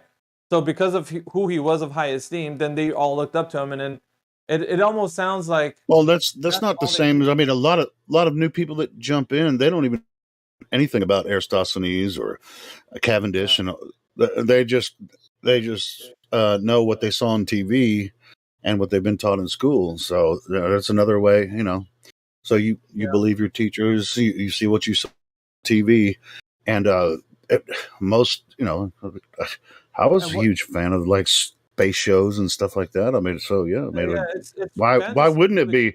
Why wouldn't it be the third rock from the sun? And yeah, because it's fantasy. It's really cool, man. Like all that stuff is just it's something for the mind to actually think about. Like it's all fantasy. There's nothing rooted in reality. We can't talk about that stuff and then go outside and say, okay, how are we gonna do what they're saying you can do? Because there's no way to do it. And if you can do it, you're somebody of like a small percentage of the population that can actually do this thing. That who knows what what they've been through to actually attain that particular status, and are you going to just believe that what they tell you? How about me? Why can't you believe me that I'm telling you the earth is not a globe? Why is it them you believe them? Well, they have a certain status on their name, and that's why they believe. So back then, as is now, they only believe people because of their status, who they are. And any regular person would come across and tell them truth. They'd be like, nah, you're not that guy. He's of a high esteem. We believe him because he's of a high esteem. So that's what happened. People are It's an appeal hoodwinked. to authority, logical fallacy, right? Yeah, back then, as in today, they're doing the very same thing. They're appealing to those who are of high esteem. So they'll come in here and they'll give it their best try. I'll give them that. They'll give it their best try and do like what they think they know about the globe. But when you really get them to like admit vocally, and they declare it, they're like, no, I don't know. And okay, that's great. But at the end of what they say is like, I don't know, but the scientist knows. Okay, which scientist? Who? Point to one. Talk about him. Let's get into what he knows. Does he really know? Because none of the ones you think about are saying they know. So doesn't matter who professor in college, I don't care who you are. Doesn't matter. If you're perpetuating the earth as a globe, then you are wholly false about everything you're teaching. And there's nothing in your rhetoric that you're going to be able to convince anyone who can't go out there in reality and verify for themselves. You're just going to keep parroting the same thing that you've been taught and thinking is true knowledge. And I don't know, man. I guess I got a bone to pick with those guys because they're the ones, not the person who's listening in the class, but the ones who actually want to perpetuate this knowledge, man. They're the ones in there teaching their classes. They're the ones telling people this is how you can know Mars is a red planet. Yeah, but don't you think they actually believe it too? Well, but they're also teaching it. And so why the thing is, here's the problem that I'm having. If you're teaching something like that, how is it that they verify? Because you can't otherwise just tell people how to do something that they can't do themselves. Well, just become an astronaut and go up there and check for yourself. Like, how can you do something that only a small percentage, like, it's not verifiable information. It's not falsifiable. You can't do that. Now, you can't tell everybody else. So the rest of the people, only two or three people are going to do something. I'm going to go and do something, or I'll come right back and tell you, hey, man, did you know there's these crazy giant unicorns that poop Skittles? Like, and you're just like going to have to believe me because, hey, I'm a person of high esteem and I told you so. So it's so. And I just, it's not possible. We can't get like a collective of people to come together and agree upon something because it's never going to be in the realm of attainable knowledge. It's always going to be where. Yeah, and the people that claim to have gone to space, they're clownish. Like the professors profess, their thing all day, and they're just like, oh, I'm going to teach you this, but I haven't been to space. But the people they send to space it's a clown show. It's weird. Yeah. And all these really smart guys that do the calculations on Earth never go there, and then they show us these freaking clowns floating around in front of green screens and shit. We've had people come in here and they've had good arguments, and there was this young lady who came in here yesterday. Her name was Truth Seeker, and she was talking about the abyssal plains and how they're large swaths of land under the ocean that are they're pretty much flat. I mean, there's a bit of sloping when it comes to like the land topography, but it's for the most part because they use sonar, and it's really accurate with sonar that they don't see that there's much curvature in the way of that. But she said there is slight sloping on there. And I told her, you can provide evidence. You can look into that topic if you'd like and then get into it, but it's never going to be something you're going to provide to somebody who's questioning or arguing the globe and then say that that's going to be evidence for the case. You're not going to be able to. And we've done it, right? We've done so many knockdown, logically consistent arguments that have been taken away and hand wave dismissed because it's people that come in here and they don't care. They want their bias of the globe to be real. And so it doesn't matter what they do and how they dismiss that evidence, and they don't want to look into it or address the point. And so this is what we're dealing with. It's more of it's psychological. Now I've realized that to the fullest, right? The fullest extent of, and people might get upset about it and be like, dude, we need to hammer this knowledge in. We don't need to hammer that knowledge in. It's not going to get hammered, guys. This isn't the way. This is not the way. The way to do it is to address the problem. The problem is their bias. They have to realize that they have a bias, like completely, because of the fact that they are coming at this with like, nah, it's a globe, nah, and it doesn't matter, like I said, what we provide. So yeah, they start from ignorance, even though they think they know because everybody else knows. But they start from ignorance about how this came about. So yeah, it does take time to really kind of cut through that. Yeah, and so like I said, Because, bro, I mean, it was the same for you probably. Yeah, when I first heard about flat Earth, man, it took me a long time to even look into it. yeah, the only one that can convince you, Helio, is yourself. I know. I don't care who That's it what I was is. just saying. I could come with the best arguments. I'm not going to convince you. But when you have time to think about the subject, right, and maybe you got to think about it and just like, you know what, I know it's a globe, but man, this argument was really good. It'll start chipping away slowly, and it hopefully will get to you to a place where you want to challenge it. And so it's more of the fact that people are coming at it with so many great logically consistent arguments, and I think it's more for the side of the flat Earth. More the logically consistent arguments are already for somebody who's wanting to know more because they know that it's not a globe anymore. Like they are now coming off the idea that it's a globe. But for those who have the bias, oh, it's not going to do anything. That logically consistent argument will be torn to shreds in their mind because they don't want to realize. And so when you make them talk about what they don't know, then it becomes real, like that it's apparent that they don't know. I can honestly say when you're in a conversation with people that are honest with each other, that if you would get them to admit that they don't know, just those words, I don't know, then something happens in them. It breaks. It starts to break away. And Like maybe at the end of the 3 questions, then I like the way you do it, and others do too.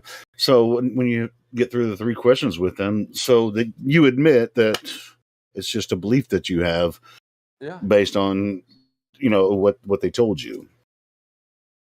It's when you experience a level stationary plane, but you believe that it's a globe. Yeah, it comes off this way though. I've been noticing this. Like to some people, it comes off, well, that's dogma. That's dogma. It's dogmatic. The approach you're doing is very dogmatic.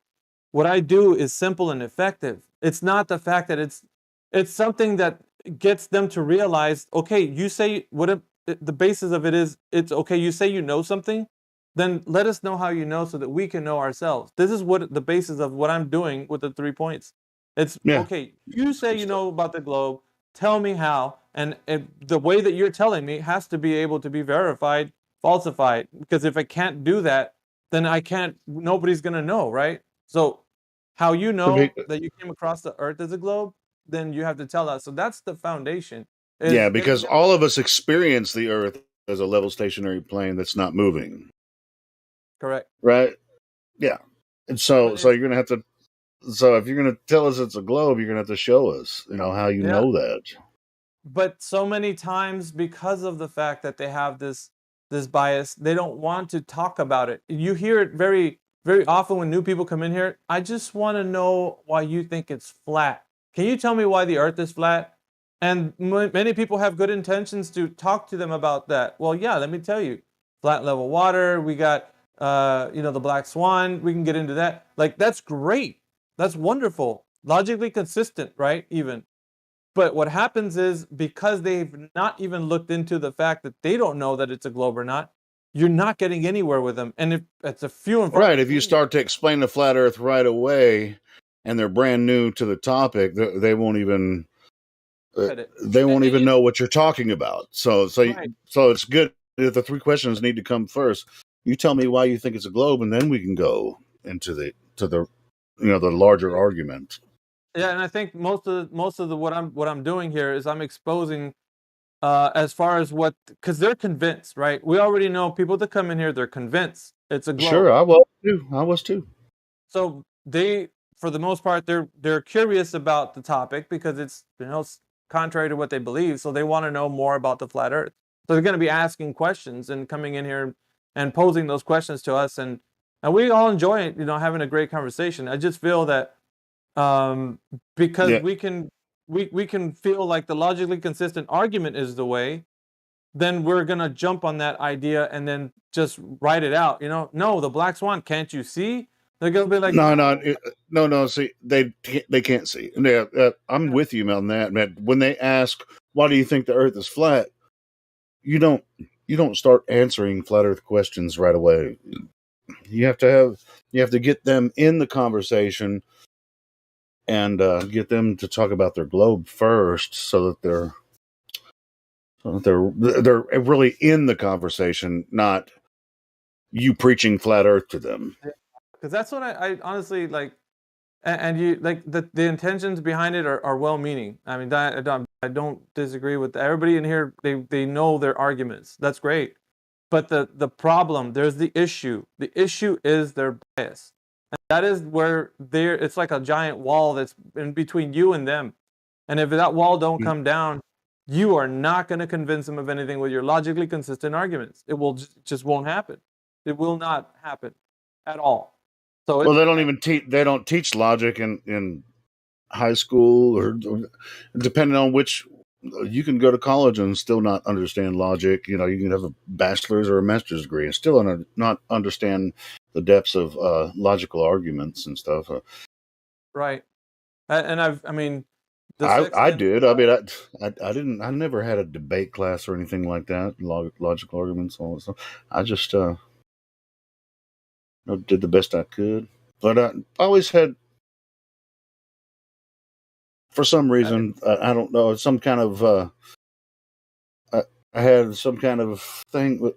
I understood that there was something off about the way the society is being moved. It's just like I guess maybe. I don't know. Sorry for Like interrupting. we're being moved like sheep and cattle. Go ahead. Oh, sorry for interrupting. I just noticed there's a guy up, Dex K, non-BC verified. Maybe he wants to ask us something. Dex K up there. Hey, you want to unmute him and talk to him, Miggy? Sure. All right, I'll unmute him. Does he have permission? Okay.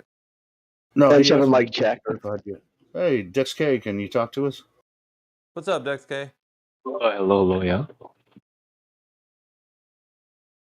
So how's it going, man? What brings you to the server?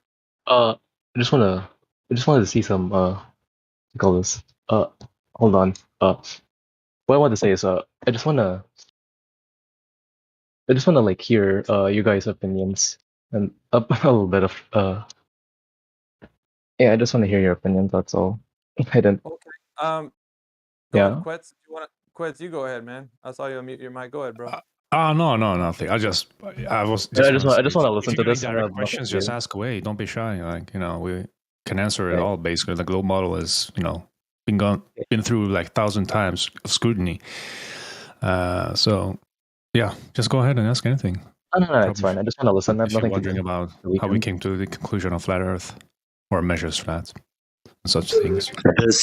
This is exactly what I wanted to comment to what Miggy was just saying now, in terms of when people come in here and ask us why we believe what we believe.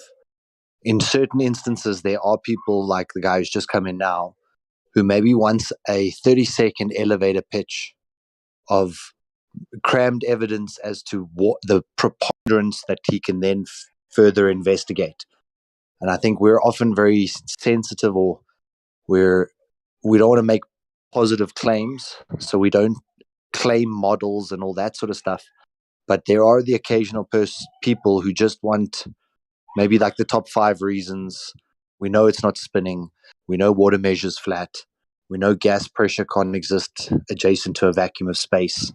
We know that every 6 months we should be pointing in different areas of space. So our day and night should flip. We know that full moons and lunar eclipses have the same explanation. Some kind of a thing that we can just give someone 5 or 8 or 10 reasons as to why they should look further into this. Yeah, that's fine. An elevator pitch or somebody's asking that question. But Dex K, I'm glad you joined the server. And the reason why I went into the spiel earlier about addressing the problem before we get into anything that we have to provide is because of the fact that to me it sounds more consistent if we talk about their knowledge. Because when they come in here, it's curious, right, that they even clicked into the server. And what started the curiosity? You know, what made them think that it could be just information that's contrary to what they know? So I want to at least address that point first, because that to me is the entry into the conversation.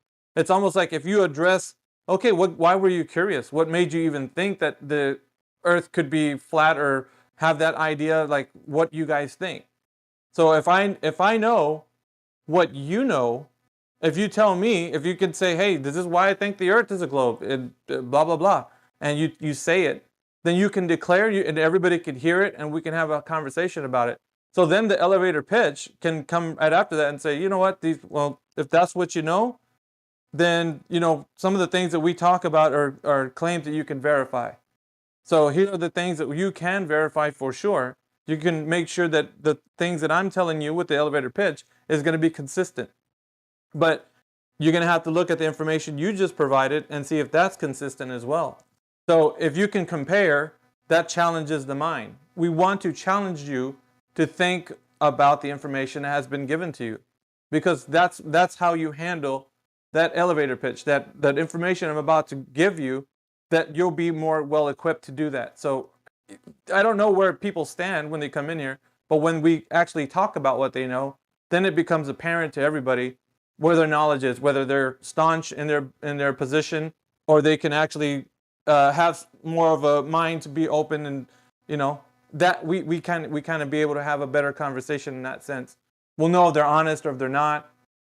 And it's just, it kind of gives us an open space to talk about things, and that's why I always want to begin with that. But previous, I felt like that was the way to go. So that's what changed my mind, is the fact that I don't know if this guy who comes in here is going to be here for 30 minutes or if he's going to be here for years to come because he wants to be a part of the movement of people who are seeking truth. Like I don't know that. So I do want to give him enough to know, challenging himself when he comes in here, if he can actually be honest with himself and with us here in the conversation.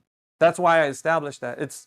To me, it seems like that would be a better opening than anything, because at least we know what he knows and now we're able to talk about it.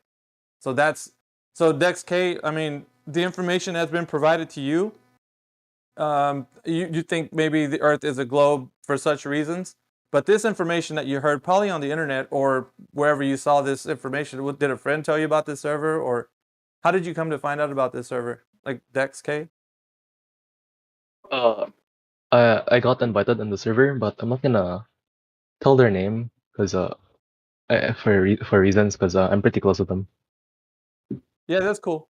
Yeah. But for whatever reasons that you came here, I think the information that we're talking about in here, Yeah. it's contrary to what you think you know about the Earth, right?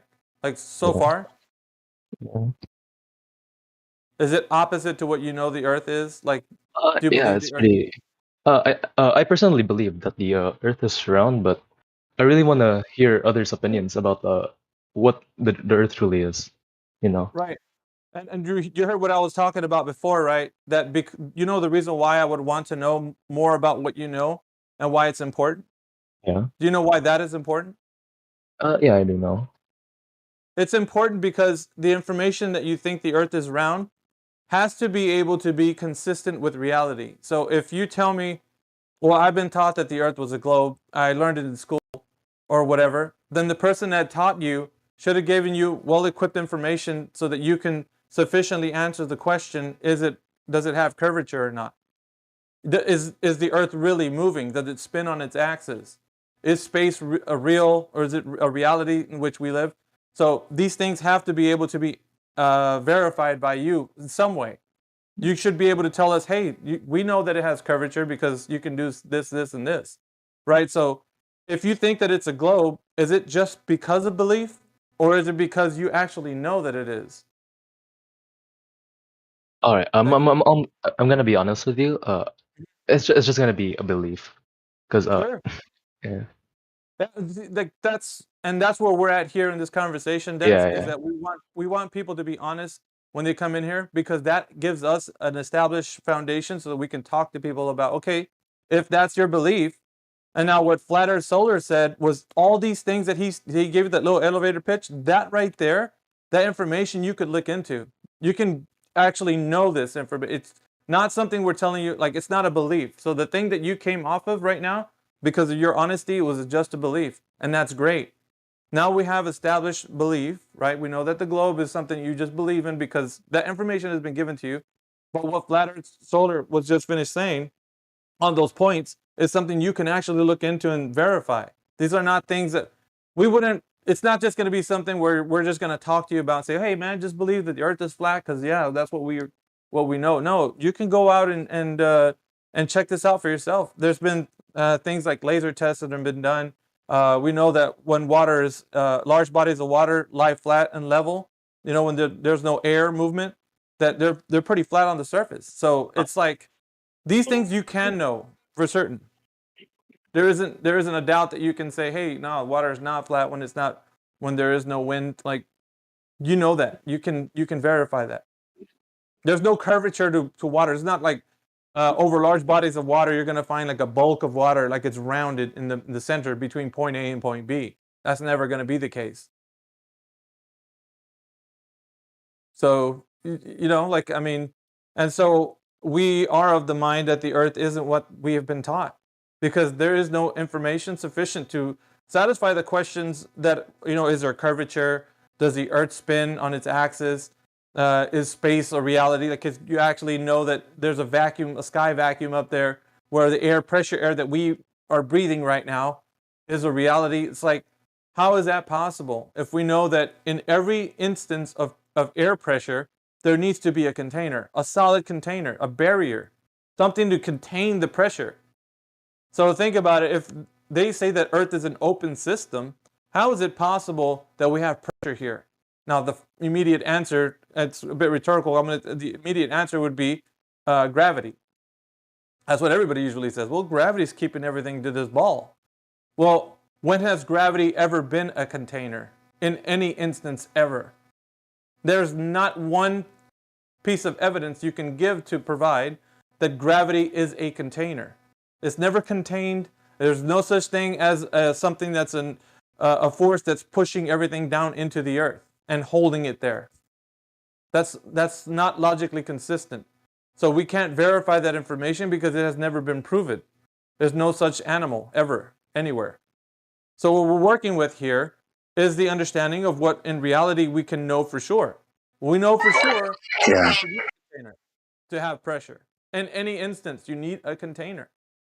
There needs to be a container. So you see how that's kind of what I'm saying.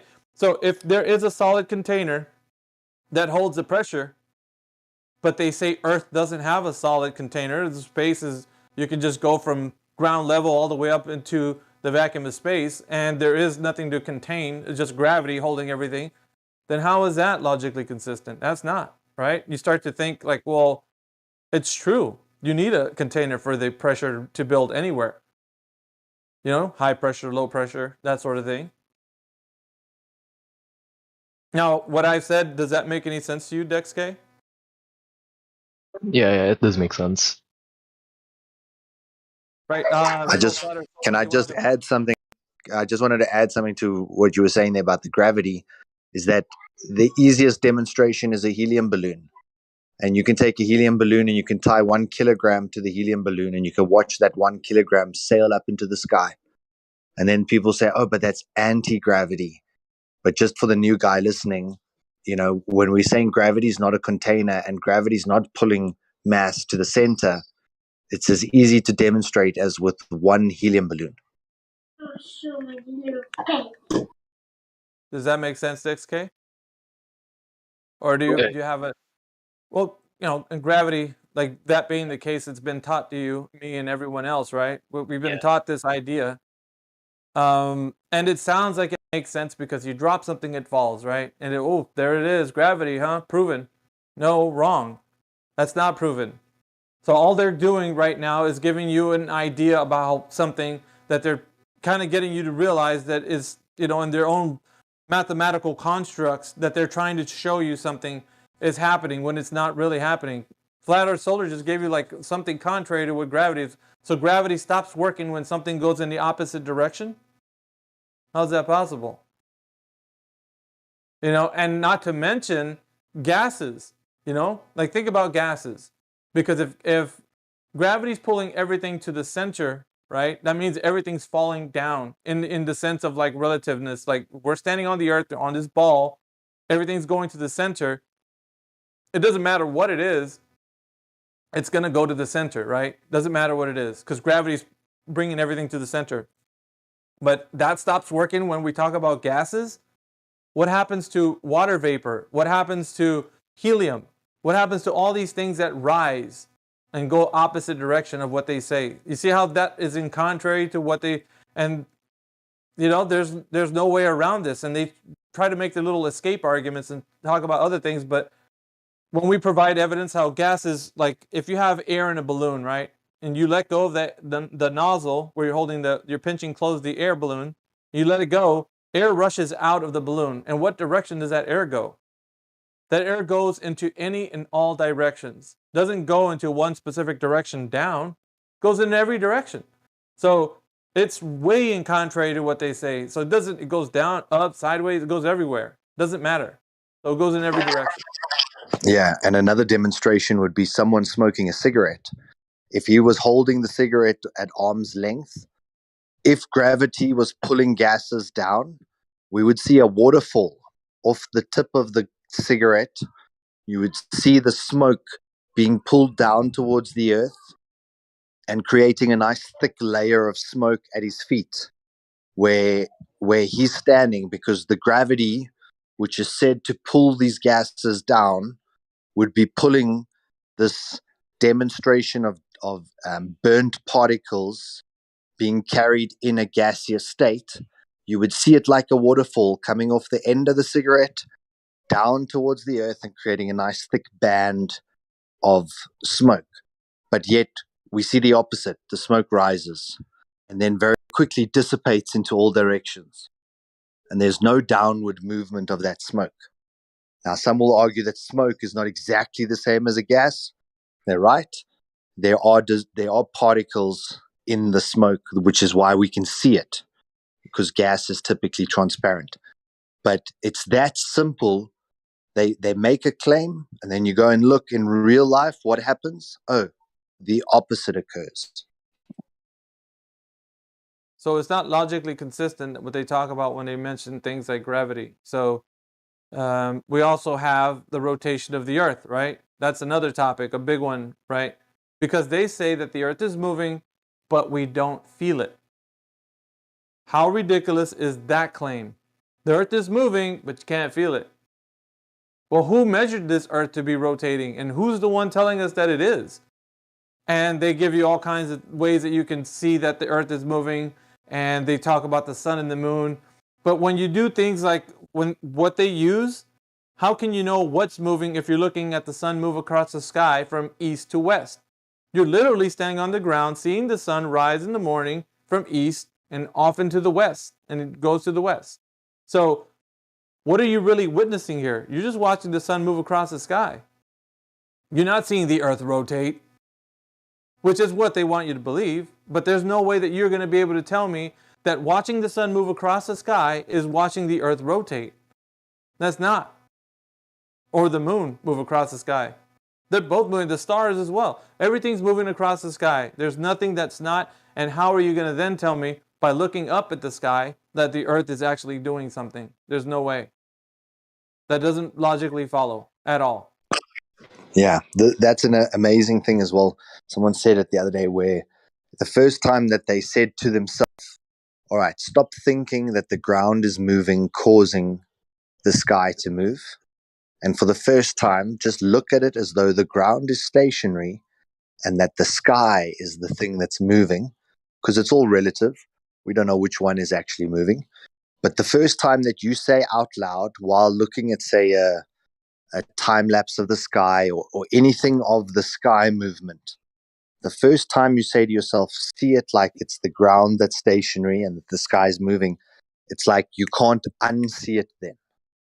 In the same way that sometimes you look at those pictures and they say, what do you see? And you see a woman, and then suddenly they say, do you see the 12 dolphins? And suddenly you can now only see the 12 dolphins. You can't see the woman anymore. It's like the moment that that little click happens in the mind, and you can see it as a stationary ground with the sky moving, you can't go back to seeing it as the ground moving. Right. So the question always goes back to, how did they establish the information or the knowledge that the earth is the one that's moving?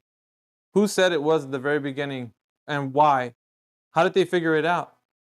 And so you can do your own research and figure out what was the reason why they started getting this information in the first place, and then telling everybody about it. But it has nothing to do with something that can be verified. It has everything to do with believing an idea. I can tell you the earth's spinning because I see the stars moving or the sun or the moon, but I can't give you the way to verify it. There's no way I can do it, because either the sun is moving or we are moving, right? That's the way it's got to be. And because of that, that answer can't be settled by looking at the sky. If it's either or and it's not one or the other, then we're in trouble. We can't verify it. Then it's just in the realm of, well, we don't know. It could be the sun moving across the sky, and it could be the earth moving. But we can't settle that argument, and that's not way. Looking at the sky is not a way to settle that. So they'll want to go to contraptions, right? Devices, apparatuses, so things that they can say, well, let's get the ring laser gyro and see what we can do there. Or, let's go to the Foucault's pendulum and let's use that thing. Okay, you want to use a Foucault's pendulum? Okay, that thing's moving. Well, the earth is moving underneath that Foucault's pendulum. Well, guess what that did to you? That means that everything that leaves the surface of the earth has to be moving. The earth has to be moving underneath that thing. It doesn't matter what it is. It could be a baseball that you throw up in the air, a football, or anything that leaves the surface of the earth. The earth would then be rotating underneath that thing. That has to stay a logically consistent argument, and guess what? It does not. It does not, because they can't support that fact. Every time they bring up the Foucault's pendulum and they start talking about how the earth is moving underneath the pendulum, oh, well, that's a knockdown for the globe that we won this. No, you didn't, because now you have a bigger problem. Everything else that leaves the surface of the earth is going to have to do the very same thing that pendulum's doing. And the earth is going to have to move underneath that thing, whatever it is. And that does not ever happen. So, problems for the globe, again, always. So there's never going to be something that they come up with and they're going to tell you, oh, okay, here's something you can do to verify. And the dumbest thing anybody could ever say is get in a rocket, go up there and look back at the earth. Because that's in the magical land of fairy tales. And we don't do that. I can't tell you to do something that you can't absolutely do. So if you cannot do that, then why would I tell you to do it? Like that's ridiculous. It's a ridiculous claim. So we stick to things that can be verified, and that cannot be verified. So the spin of the earth or the axial rotation is not able to be verified. Now we can go down each one, but at least I'm trying to give you like a brief overview as to why our opinions are of the earth not being what they told us it is. The very last one would be the curvature of the earth, right? Examining that point. Well, you got lots of things going for the globe, right? You got boats going over the horizon and disappearing over the curvature of the earth. Well, that's a knockdown win for the globe. I don't think so. Because if you can see curvature from ground level, if that is the case, then it's easily measurable. If curvature is seen, I'll say it again, if curvature is seen from ground level, then it's easily measurable. Now you got two kinds of staunch globers, people that think the earth is a globe, absolutely 100%, and they would say that the area that you're looking over is too small. You need you need to get higher. You need to go up in elevation. The higher you go in elevation, then the globe will start to be presentable, because when you're at the ground level, you can't see curvature. You cannot, I repeat, cannot see curvature, as they would say. You're too small, and you're at the ground floor. And then you got the other staunch glober who says they see curvature because the boat is going over the curvature. Well, two different staunch globers and two very bad problems, right? One of them says you can't see curvature until you get to the highest of elevations, like really high. You got to be in space, according to what they say. And the other guy says you can be on the ground watching curvature from the sea level. You know, you can see a ship going over curve. What happens when I see a boat going over the curve? Well, you just actually went contrary to your buddy next to you who thinks the Earth is a globe and says you can't see curvature from the ground level and you have to be at a certain elevation. Big problem for the globe, right? Because on the one hand, you can't see curvature from ground level, and on the other hand, you can. So which is it, right? So there isn't any at all. And that is the reason why they have this idea in their head that one can see curvature and the other cannot. Nobody can make up their mind. And if you were to ask somebody, okay, then at what height or elevation can we start to see curvature? Because it has to be apparent, right, for it to be something that we're going to be able to talk about. And every single time, you're going to get a different answer. You'll never get a logically consistent answer to that question. It would always be somebody that thinks, hey, man, nah, I've seen curvature. Dude, 12 miles. That's all you need. 12 miles. Get, boats going over the curve at 12 miles, 15 miles, whatever it is. Don't worry about it. Curvature. Well, that's not the case. So see, we have all these things that go against the globe because their arguments or their line of thinking or what they've been taught that the Earth is a certain circumference, radius, and diameter, that because of those metrics, when they're applied to the globe, right, like the measurements, okay, so at 15 miles using these measurements and so on, you can actually see if the curvature that's supposed to be there should be there. And guess what? It is not. So the globe metrics do not pan out, even if we put the metrics, to the test and use math on it. It does not come out to be what they say it is. So we have big problems, Dex K. So the 3 points that we're mentioning right now, and the reason why we're saying it's not what they say it is that the space vacuum or the spin of the Earth or the curvature problem that they're having is not demonstratively provable for anyone. You can't go and say, hey, we're going to go and show everybody the curvature of the Earth. That's not possible, because if you do see curvature when you're watching a ship go over it, then at the point where you started to see that ship dip over the curve, then you have to get a measurement done from the point A, which is where you're standing, to point B, where that boat is going over the curve. You're going to have to know the distance, and you're going to have to know the globe metrics so that you can actually apply it to math and figure out where the curvature should be and where you see it. Do you see the problem, Dex K? This is what happens, why people, when they look into this, we all been hoodwinked, bro. Like, this is the biggest bamboozle that has ever been done. And nobody's really talking about it because it's a foregone conclusion. It's something we already supposed to know. Because we started way back 1,000 years ago and we've already settled the argument. No, we haven't. We've only been brainwashed to believe this argument, that it's a globe. That's it. That's all it has ever been. It's only ever been a brainwash. It's only ever been looking up to somebody with a lofty knowledge and a higher position and whatever status they're in, and because they're such and such, they must know. No, they don't know. You got these top professors or whatever saying, well, gravity, we don't know. Like, they don't know stuff, man. And so none of that stuff even matters when we're talking about what a person like you or me should stand on. Like, what you and I should talk about, we should talk about honesty, the truth. We should say, hey, man, if something is what it is, and absolutely there is no question about it, then that's what it is. Like, if the Earth is a globe, then it will definitely be a globe, and the fullest investigation will provide evidence for the case. But that's never, ever what it tends to be. It's always for us. It's always seeing the errors in what they're telling us, and we're never, ever satisfied with any answer that's logically consistent with truth. So, anyways, these are our opinions. There's probably a lot more that we can get into, but what do you think so far, Dex K? Been monologuing for quite a bit. Oh, I'm sorry. It's like 11 p.m. in my area. Did I talk properly? What I think is I think your the stuff you just said, it's pretty valid.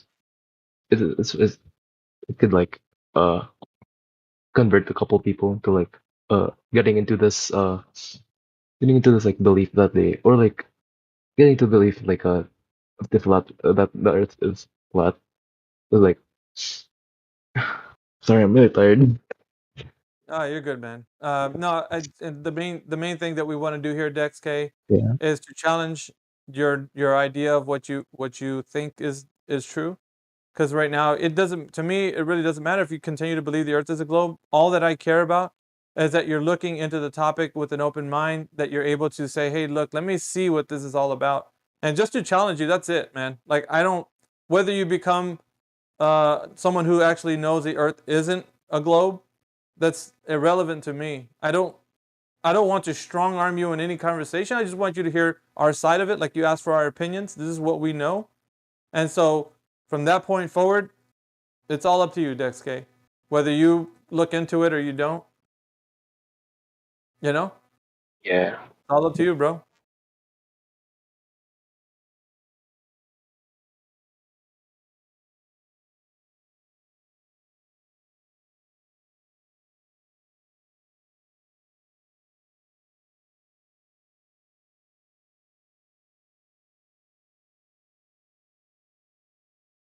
See you in here. What's up, Lou?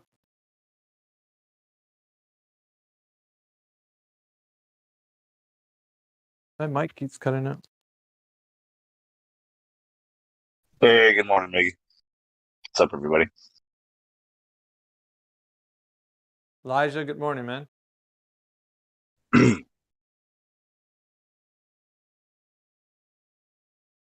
Vladdy, he's got his mic broke. Quets, what's going on, bro?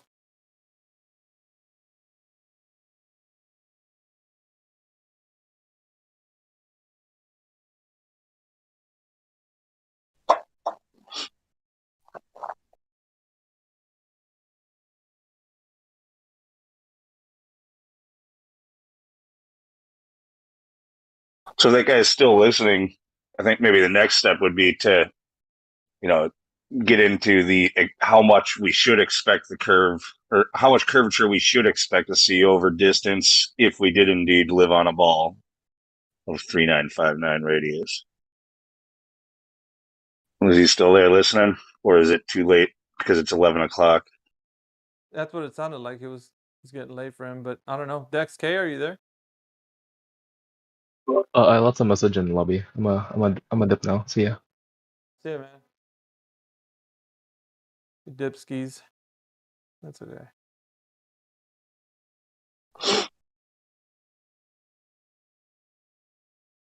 Is that Jose Mesa? Dude, I haven't seen that guy in a long time. What's up, Jose, if you're listening, bro? On the live stream. What's up, man? Yeah, Jose had been absent for like just dropping in very far and few visits in between, but he's been active a little bit more lately again. Everybody likes Jose. Yep.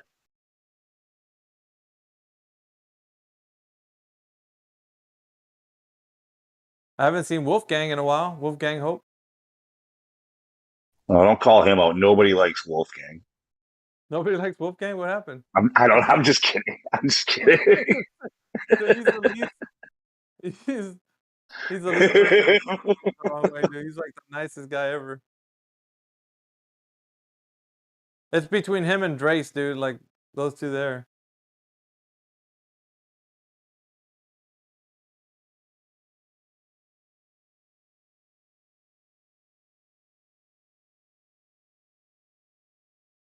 Supposed to get up to the 70s today. Yeah. It's about time, man. Spring weather for you too. You're probably gonna get into what, 50s? Possibly. We got chances of snow all afternoon. Oh, dude, you're not out of it then. We did have a couple of really nice days in a row last week, like where we did hit 70 degrees for a day. It was pretty nice.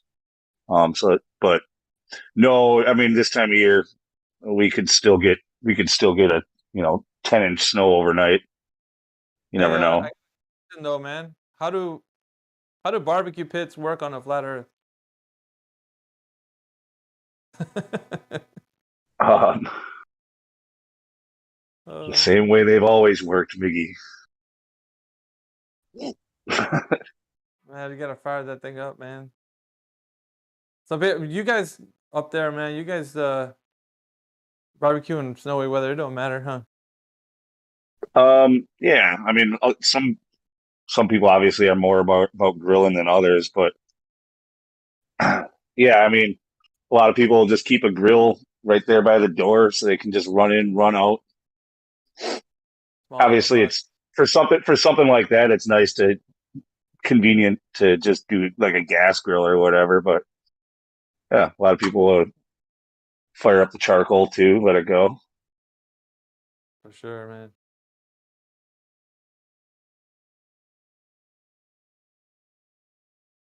But that's still far. Yeah, I wouldn't say it's like super common for people to do that. Most people just do it mostly as a summer thing.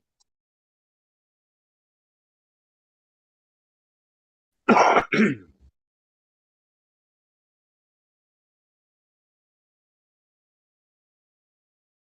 bought this new microphone called a Joby Wavo Air. And they're pretty cool, man. They're wireless Bluetooth mics. Uh-huh. And they have a little lavalier connection. Those little mics that you can clip on your like right near your top of your collar. Okay, yeah.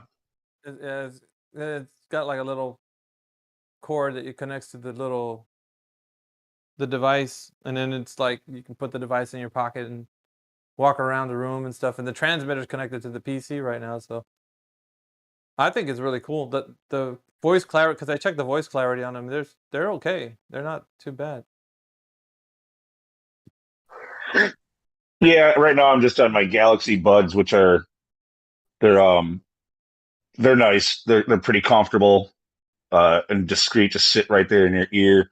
I know the sound quality is not top notch or anything for you guys listening to me, but not compared to my other headset or my Arctis Pro sounds like a million times better, or the Blue Yeti.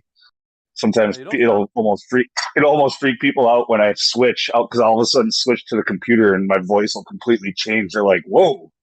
You sound like Helio on the Arctic Pro, huh? I guess probably sometimes it's a little deeper, yeah. So I think that might be why sometimes people do call me Helio. I'm not a fan of that. Not too, man. It's up there. Sounds decent living.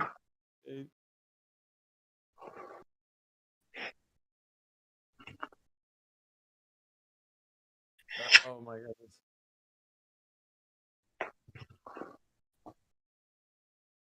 Who's Chris VPs? What's up, Chris VPs? There's some new people I haven't met in here.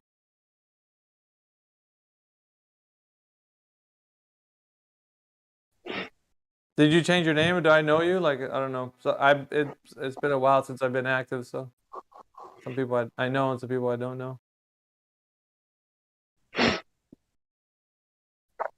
Oh, okay.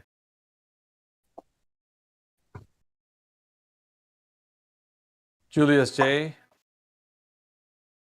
One of my countrymen. Lives in the same state I do.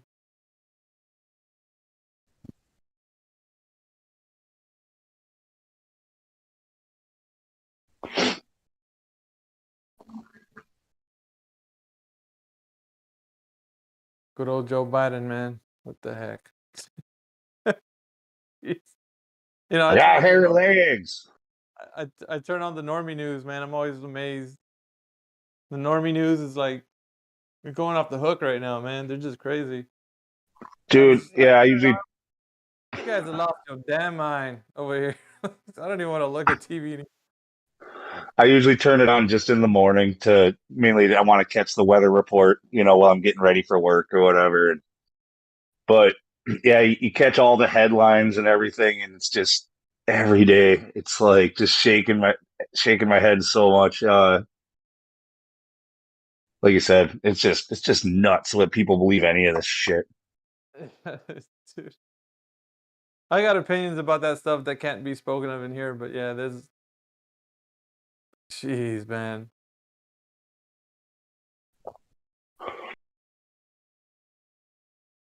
Crazy. It's a wacky world we live in. Yeah, I'm thinking about starting my own podcast. Me and a buddy of mine, the Doc, we're gonna do it. But it's gonna be more of like a biblical chat, but it's gonna encumber all things truth. So flat Earth is gonna be in it, and we're gonna talk about all stuff, everything. We're gonna be doing that. That's why I bought this mic, because we're gonna have like a show here at my house, because he comes over to the house. So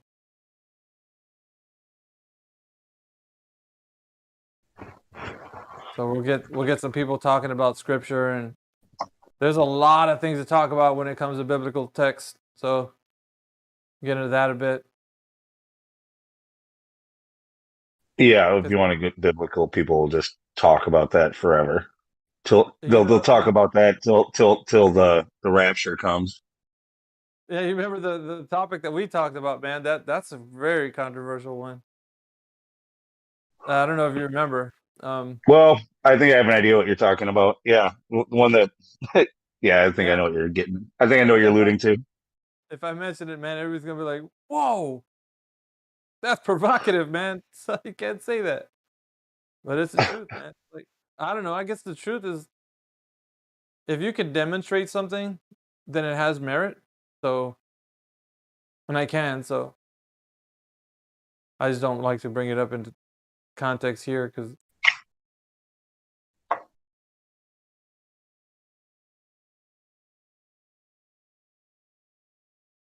Like a big storm, sometimes you just got to ride it out, and there's nothing you can do about it.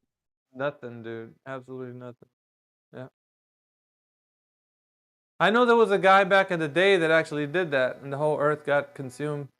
But yeah, I kind of like that guy.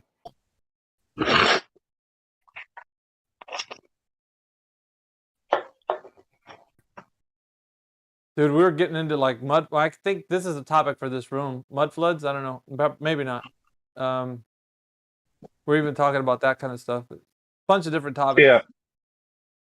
Interesting. All that stuff that they kind of, when it comes to Tartaria and mud flood and orphan trains and all this stuff, they kind of bundle that all together into like one thing.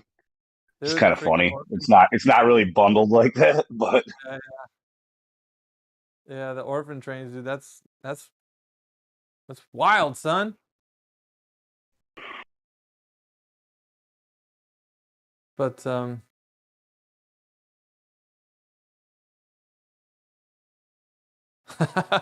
hey, freaking, that's funny. I'm watching. Can't prove gravity is fake, so Earth is globe. That's funny. If anything, dude, we need like old dude, like just a soundbite of him. Like, we're gonna take over. Like, he's the perfect guy to have in front line battle, man. That guy. Hi, Miggy. Whatever. Come on, old dude. Yeah, he's that guy right there. I'm just saying, man. If you're gonna go into battle, make sure he's somewhere on the front line. He's gonna be.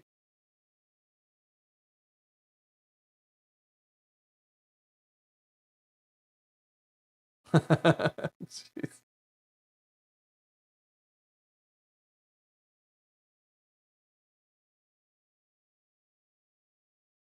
I don't care if you're bleeding. Get up. Move forward. I'm telling you, man. Like, this guy, he's cut from a different cloth, man. I gotta say. They don't make him like they used to, old dude. I don't know, mate. I don't know so much. I hear some young people in here like you and Jose and Austin and whatnot, and that spirit's still with us, bro. It's still there.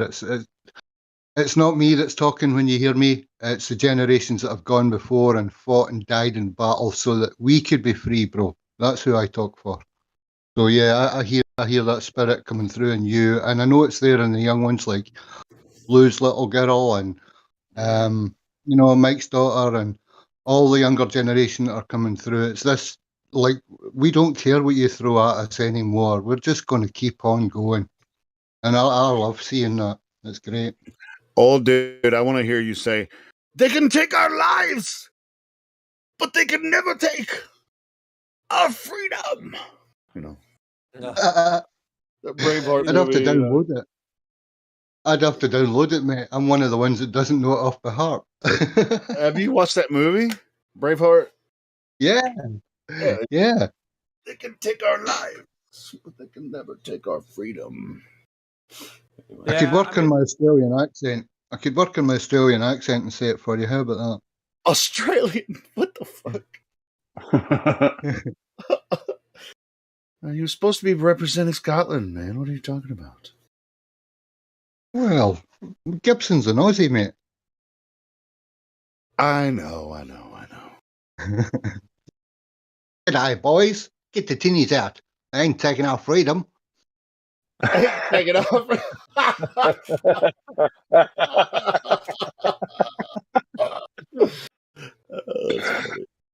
Dude, I was watching one night. I was on here and somebody from Australia was like, "You watch Australian football?" And I was like, "No, I never really saw."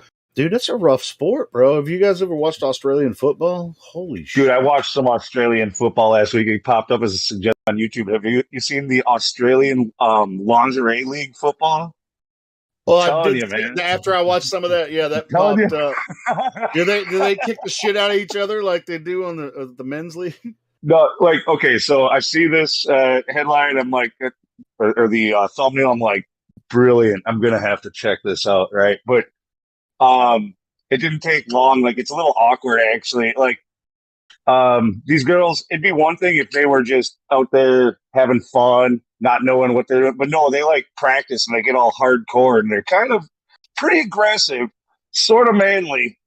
Some of them, and yeah, I don't know. It's like no, this isn't what it was cracked up to be. This isn't what I pictured.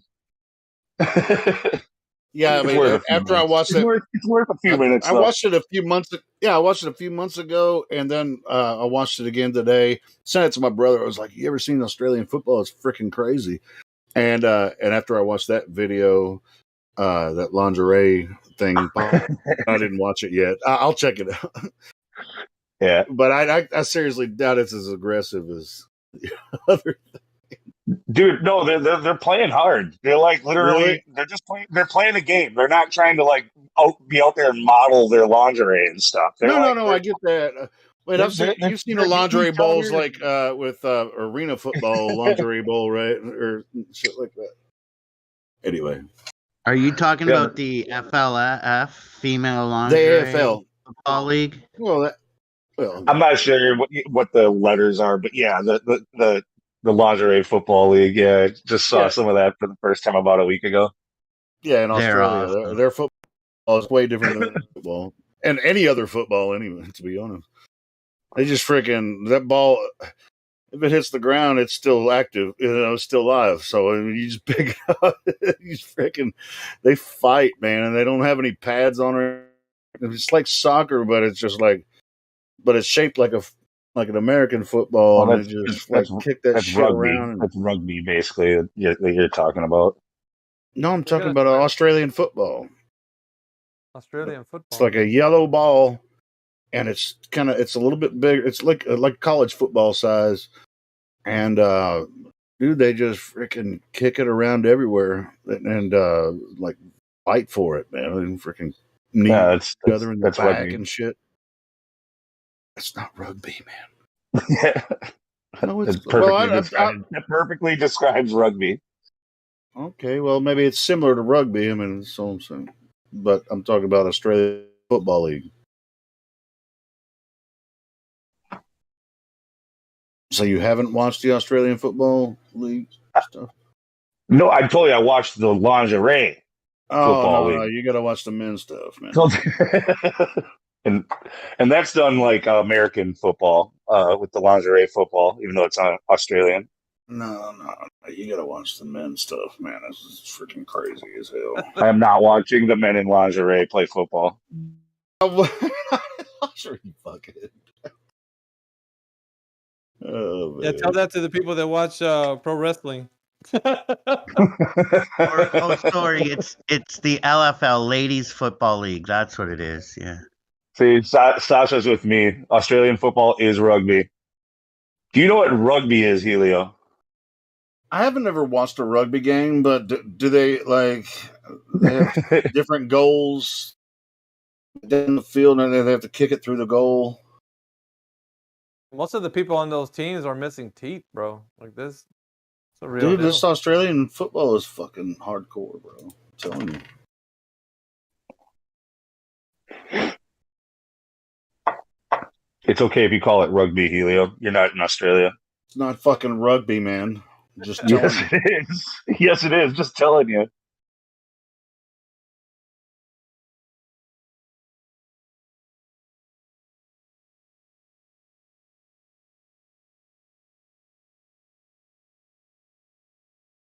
What's another sport that would seem odd to you that people play all around the world that everybody knows about except for like Americans? Cricket? And they call it a different name in every damn country. I don't know. Well, cricket, there's polo. I'm gonna watch this video, and he's gonna tell me what the difference between rugby and Australian football is. All right, cool. No, that's that's not even what the American title football. says. Yeah, it's American football. Yeah.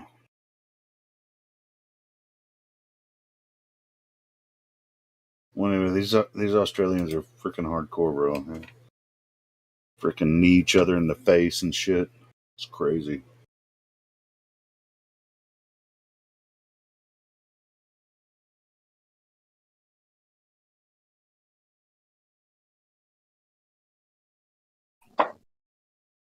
Yeah, football with pads and everything is pretty tough, man. I used to play it back in school, but can you imagine the people that are without any of that equipment? Whiz. Running at somebody at full speed? Dude, watch some of these highlights that are freaking insane. I want to check it out. It's like the ball's live the whole time. You freaking hold it, bounce it live until it goes through one of those goals or goes out of bounds.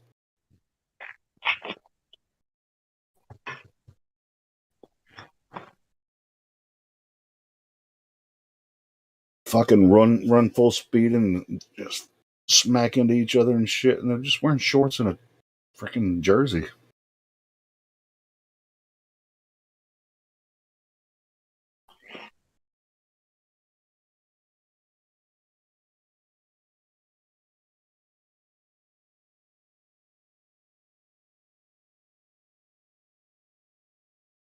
I don't even think there's an out of bounds because this one kick, this guy gets the ball from out of bounds and then puts it in front of the goal and then kicks it back through the goal, and it was a score.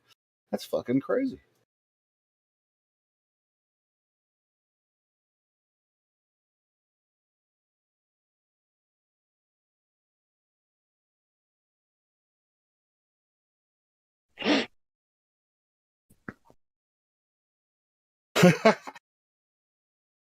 The only way you can, I think the only way you can score is by kicking it, but you can pick it up and carry it.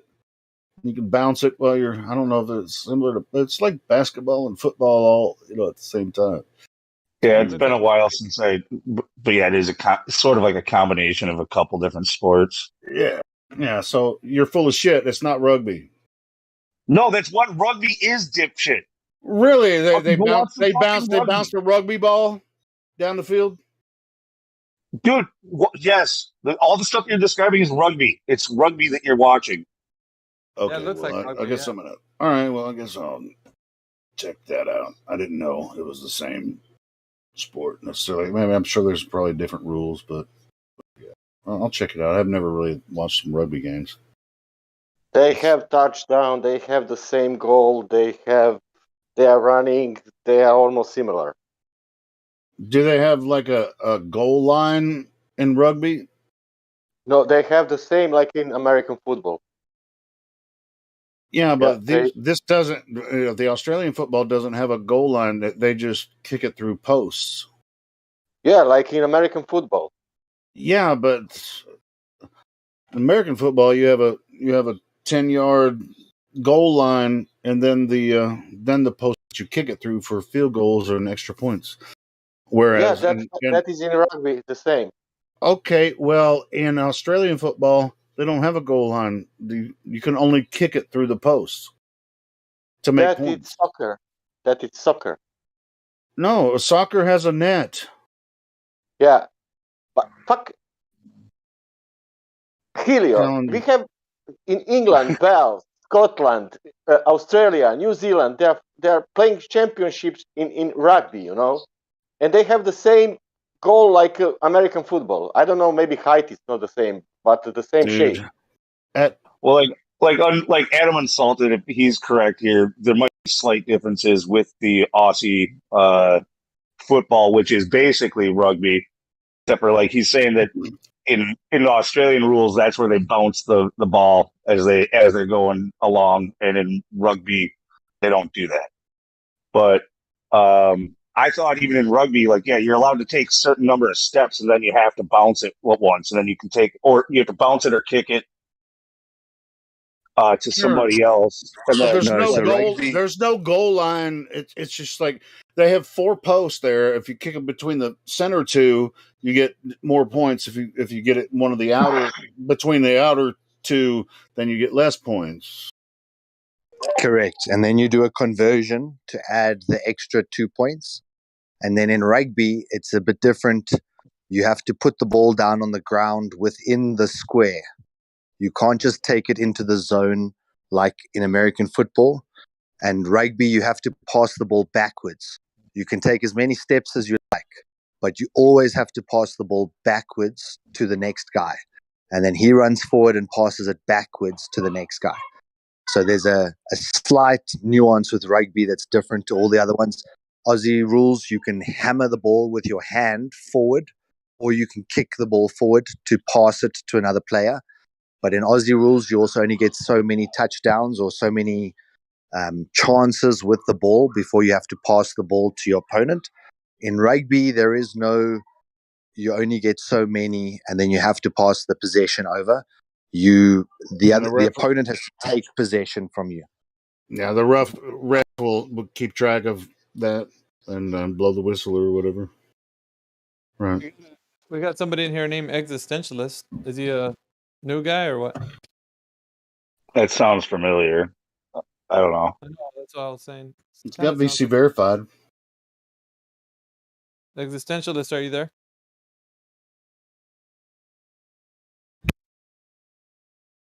Hey, maybe not.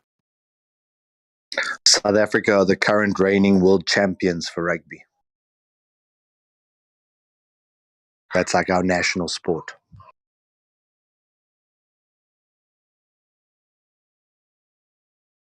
Nice. I'm gonna have to check out some rugby videos too and see, check out the differences. I've never actually watched a rugby game. Hey, Existentialist, if you're there, don't say anything.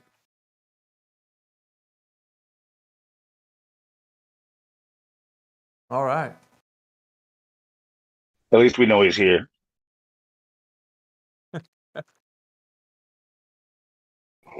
Would you call this an existential crisis?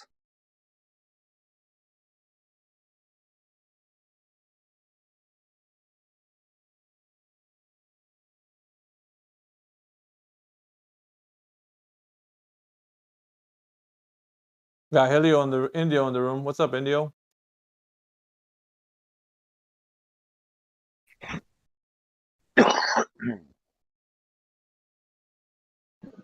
Yo, what's up? What you up to, man?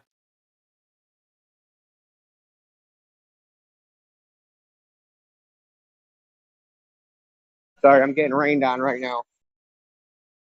Guy just opened up and getting pissed on. That sounds like literally, not metaphorically, right? Well, it's God's piss, so it's holy.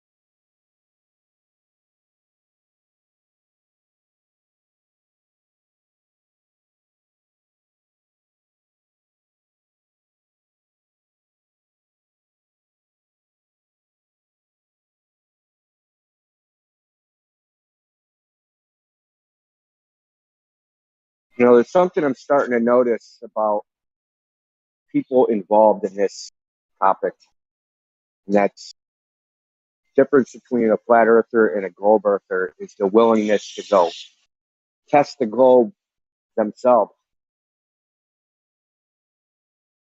Very odd to me how reluctant you tell a globe earther to go test it themselves, and they're just like they recoil as if that's somehow offensive. Tested myself. Who am I? I really don't understand it. Yeah, I'm not a PhD. I'm not qualified to test anything. There's people who have degrees for that. Like, what course do you take in college for that? I'm trying to figure out, like, okay, so someone goes to university and they take a bunch of classes. What class is teaching them how to actually conduct experimentation? You could probably go all the way through university, come out with a science degree, and do almost no experiments.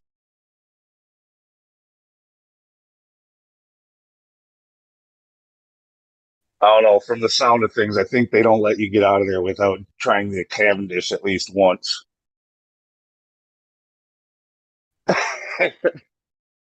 This isn't just the problem with like science. I know that there's actually a Supreme Court justice that complained about this, that you can go all the way through law school and never even have tried a case, never have even watched a trial, never even have been to court, and you can come out with a law degree, which is mind blowing to me.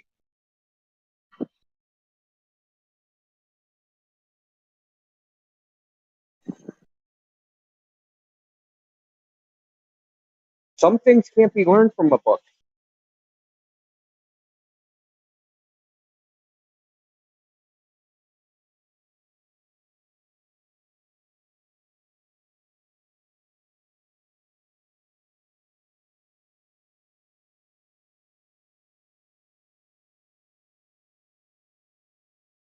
Uh, I accidentally disconnected right in the middle of Indio's sentence there.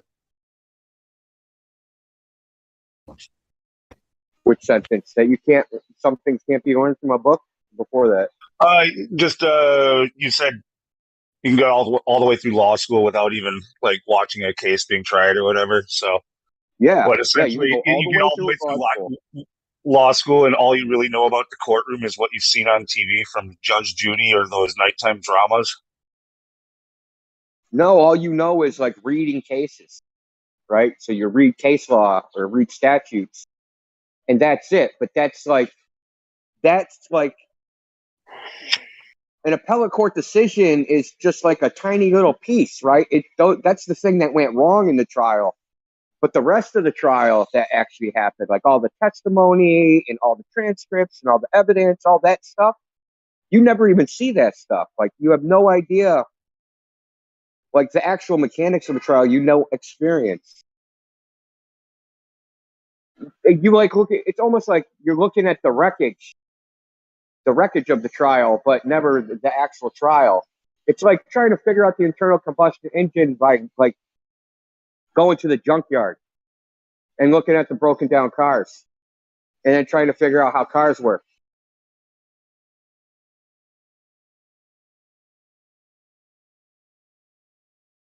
The point is that university degrees are overrated as far as imparting knowledge, actual knowledge. It's book knowledge, which may or may not be applicable to the real world. It's idealistic.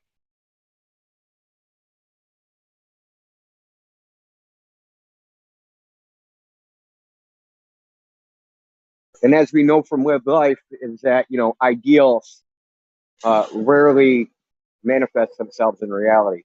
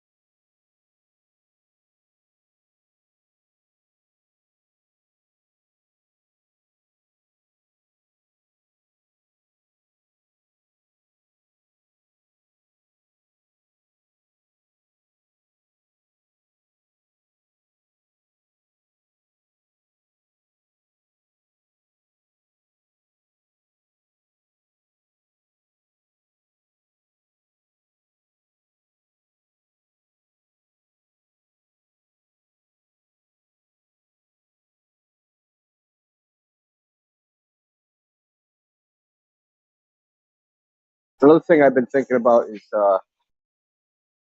even if we can unequivocally prove that we see too far and it's not because of refraction happening, what would Gulbers do? Like, would they accept it or would they come up with something else?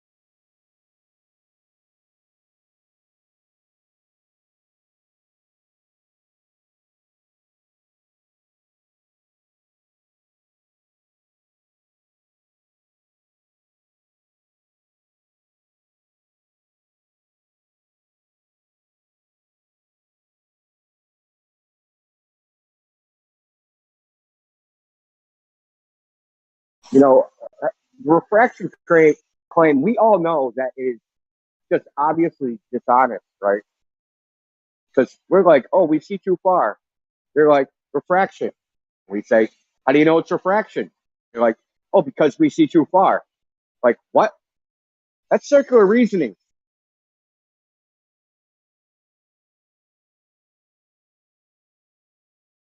And they know it's circular reasoning, but they do it anyway.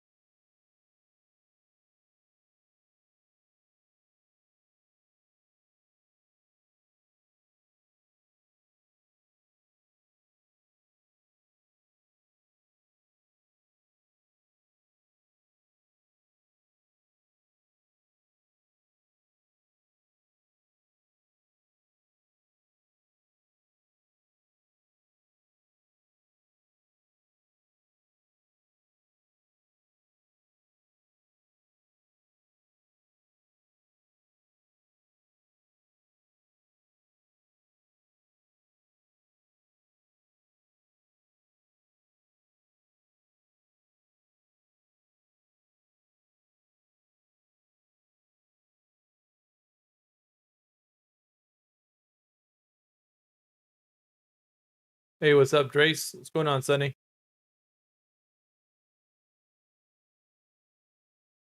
Hey, Miggy. I'm just chilling.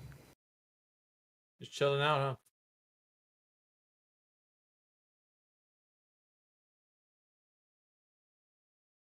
What's the weather like over there where you're at right now? It's getting warmer, huh? We just got through a little bit of a snowstorm, and it's still a bit cloudy, waiting for the sun to come up and melt all this stuff, or either the rain to work on it. Thought I heard Karma back there. Is she back there? Yeah, she's sitting next to me. I was just What's up, saying, Carmen? it was nice to hear you again. I haven't heard you in a while. Yeah, it's been a while. I've been doing the crypto thing, and yeah, I started to come more. I've been starting to come more in here a lot these like past couple of weeks. Yeah, I we've was been taking a little bit of a break, so it fits. Yeah, I was talking to a friend of mine. We're gonna do like a biblical podcast slash like show, whatever. He comes over to my house, so we're gonna do it here. Like my garage is like a studio. I set it up with like microphones and stuff. So we're gonna do some recording.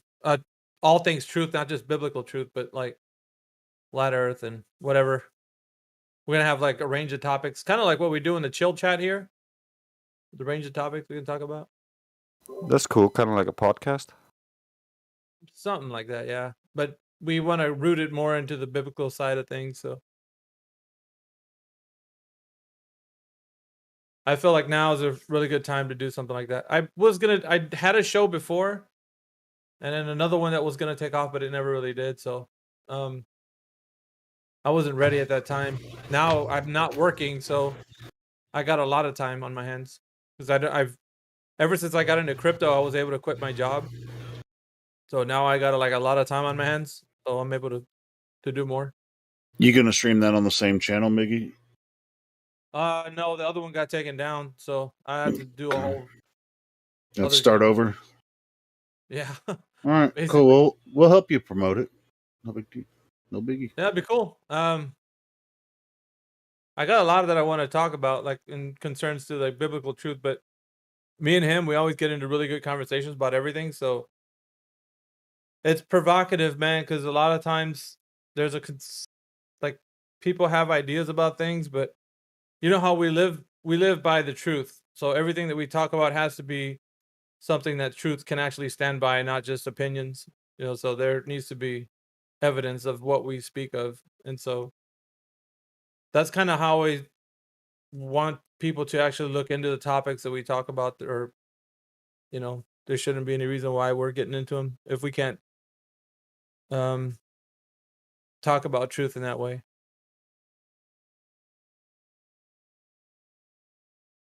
So this is a guy that's gonna be your co-host that lives locally. Do it. Yeah, he's in the server actually. Oh, cool. But he hardly comes on here, but when he does. But yeah, he's been my good buddy for like about 14 years already. I've known him for a while. So did you guys kind of wake up at the same time to a lot of the bullshit, or? Yeah, actually, the thing about it was, dude, as I approached him about the topic, like, flat Earth, when back in 2015, when like I was October, it was either October or November. I think it was October though. I showed him the conversation. I think that's when I met all you guys, like the very first time, and we're talking about flat Earth, and it was like whole new topic to me. So it was like a week after I did my little study on it, and then I came to him and I was like, dude, you gotta check flat Earth out. And he's like, what? And then he did his own research, then he came back and like on a text message, he shot me a picture or the AE map. I think it was the AE map. And he's like, what about the edge? I remember his first question. Cause he circled the like where the ice ring was and like in red. And he's like, what about the edge? And he was like proposing that question to me. I was like, dude, like there's a lot more we need to discuss and concerns to that. So I didn't want to like answer him in a text. So I told him like next time I meet him, I'll talk to him about it. He But, was a like- little bit behind you on the whole discussion. Yeah, but it was. I would say that like shortly afterwards, man, it just Yeah. clicked to him because I didn't have to explain it to him. So he looked into it because I told him, like when we first started looking into it, I was like, I can tell you, but you got to check it out for yourself. Like most of the information. So he did his own research, but then he came back to me. He was like, "Man, the Earth's flat," and I was like, "I know, like that's what I have to say, man." Exactly. And it was like for the whole week or so, me and him were looking at everything in awe. Like we're looking at the world like the first time. Like everything was outside was like, dude, this is not a spinning globe, man. Like we're on like this. Well, so you were the rare person that actually had someone to talk to about it, in real life when you first came across it. Yeah, it was cool because like when we started talking, everything for us, because at that time we were all about biblical truth, right? That's our foundation. That's where it started. But I was like, dude, if what we're saying is absolutely true, then the biblical text would resonate that. Like, there's no doubt in my mind, if we're looking at Bible verses, we're going to find out that what the earth, if it doesn't say the shape, but at least we know what it's talking about. Like, it's not talking about a globe. Were you guys going to a church at the time? Yes. Yes. Same church? No, well, the church doesn't exist anymore, but at the time, because I pastored that church for a while. We went to it for a while. Oh, but, you were the pastor? yeah, for a while. Okay. It was a small. You don't have to Yeah, tell. I was a pastor for a while, but the thing about it, like, because a lot of the things, the hard truths that we talked about, the majority of people that are in church right now, they don't talk about these hard truths. Like the hard truths, like topics like the shape of the earth and stuff, to them are divisive topics that don't acquire salvation. Like they're not salvation issues as they say that they're. But I'll like, tell you, in my experience with churches, they're more involved with political issues than religious issues. yeah, political. So it's, but the thing that I told him though, Helio, was like, I was like, I'll get a little biblical here, but I'm like, what did Yeshua came here to do, right? The Messiah. What did he come here to do? What was his purpose, his mission? And a lot of times Christians will rebuttal back the thing like, well, he came to, cleanse us from our sins. I was like, that is what he came to do, but it's not the mission. What was his mission to come here? And if you look into the text, what it says, he himself says it. He's like, I came to tell you the truth. That's what he declares. That's why he came, because I came to tell you the truth. And the he truth also came to establish the kingdom. Right, but the truth encumbers a lot of reality. Like for people that don't know what truth is, like Pontius Pilate was one of the first ones that he told him what is truth, right? So Pontius Pilate didn't understand like the question, truth. Like what is it? Nobody knows what truth. Truth to you is something different to me, and that's not. Truth is something that everybody can understand. Like it's not truth. Truth stands on its own. Stands on its own, regardless if you say that it is or not. Whatever you think it is, doesn't matter. Truth is the truth. So, truth, in whatever shape and form it is here in this reality, that's what he taught people the bylaws, like how to live. And a lot of times I don't want to get too far into it, but like how to live, right? Like the things you can eat, the clean animals and the unclean ones and such. Like there's things that people look into, like why would he, because like if you take a look at like shrimp and the sea, like the creatures that he told certain things to eat and not to eat, that is, you can eat that stuff, but it's not beneficial for your body, because now there's a lot of research backing that stuff up, right? Like shrimp and lobster, they eat dead things, like, so they're not the cleanest of things to be consuming. Pork is, of course, it's an unhealthy thing, but you can eat it. But anyway, it's like there was a way that separated the things you can eat, which are things that would produce longevity and so forth. But and like that was in Peter's vision in the book of Acts, right? When he was supposed to go to, he was going to go to Cornelius. God said, "Hey, how can I preach the gospel to Gentiles?" He's anyway, go ahead. Yeah, no, I was saying the law was established, right? And that's why people were really dogmatic about it, like, no, you can't eat because that's separates you from God. He was basically showing people a clean way of living, and so the customs and traditions that were passed on to the people who were God's people were ways that you could live a clean life, but it wasn't. It wasn't. It was a clean living, but it wasn't cleaning the inside. But It was it's only. yeah. There's Go ahead. other. Yeah, I do because of what you ingest. And Jesus said, it's not what you ingest that makes you righteous. It's what comes out of your mouth that Yeah, that actually yeah. Whatever comes out of the man's. Yeah, so it's it not. comes from the heart, not from what you ingest.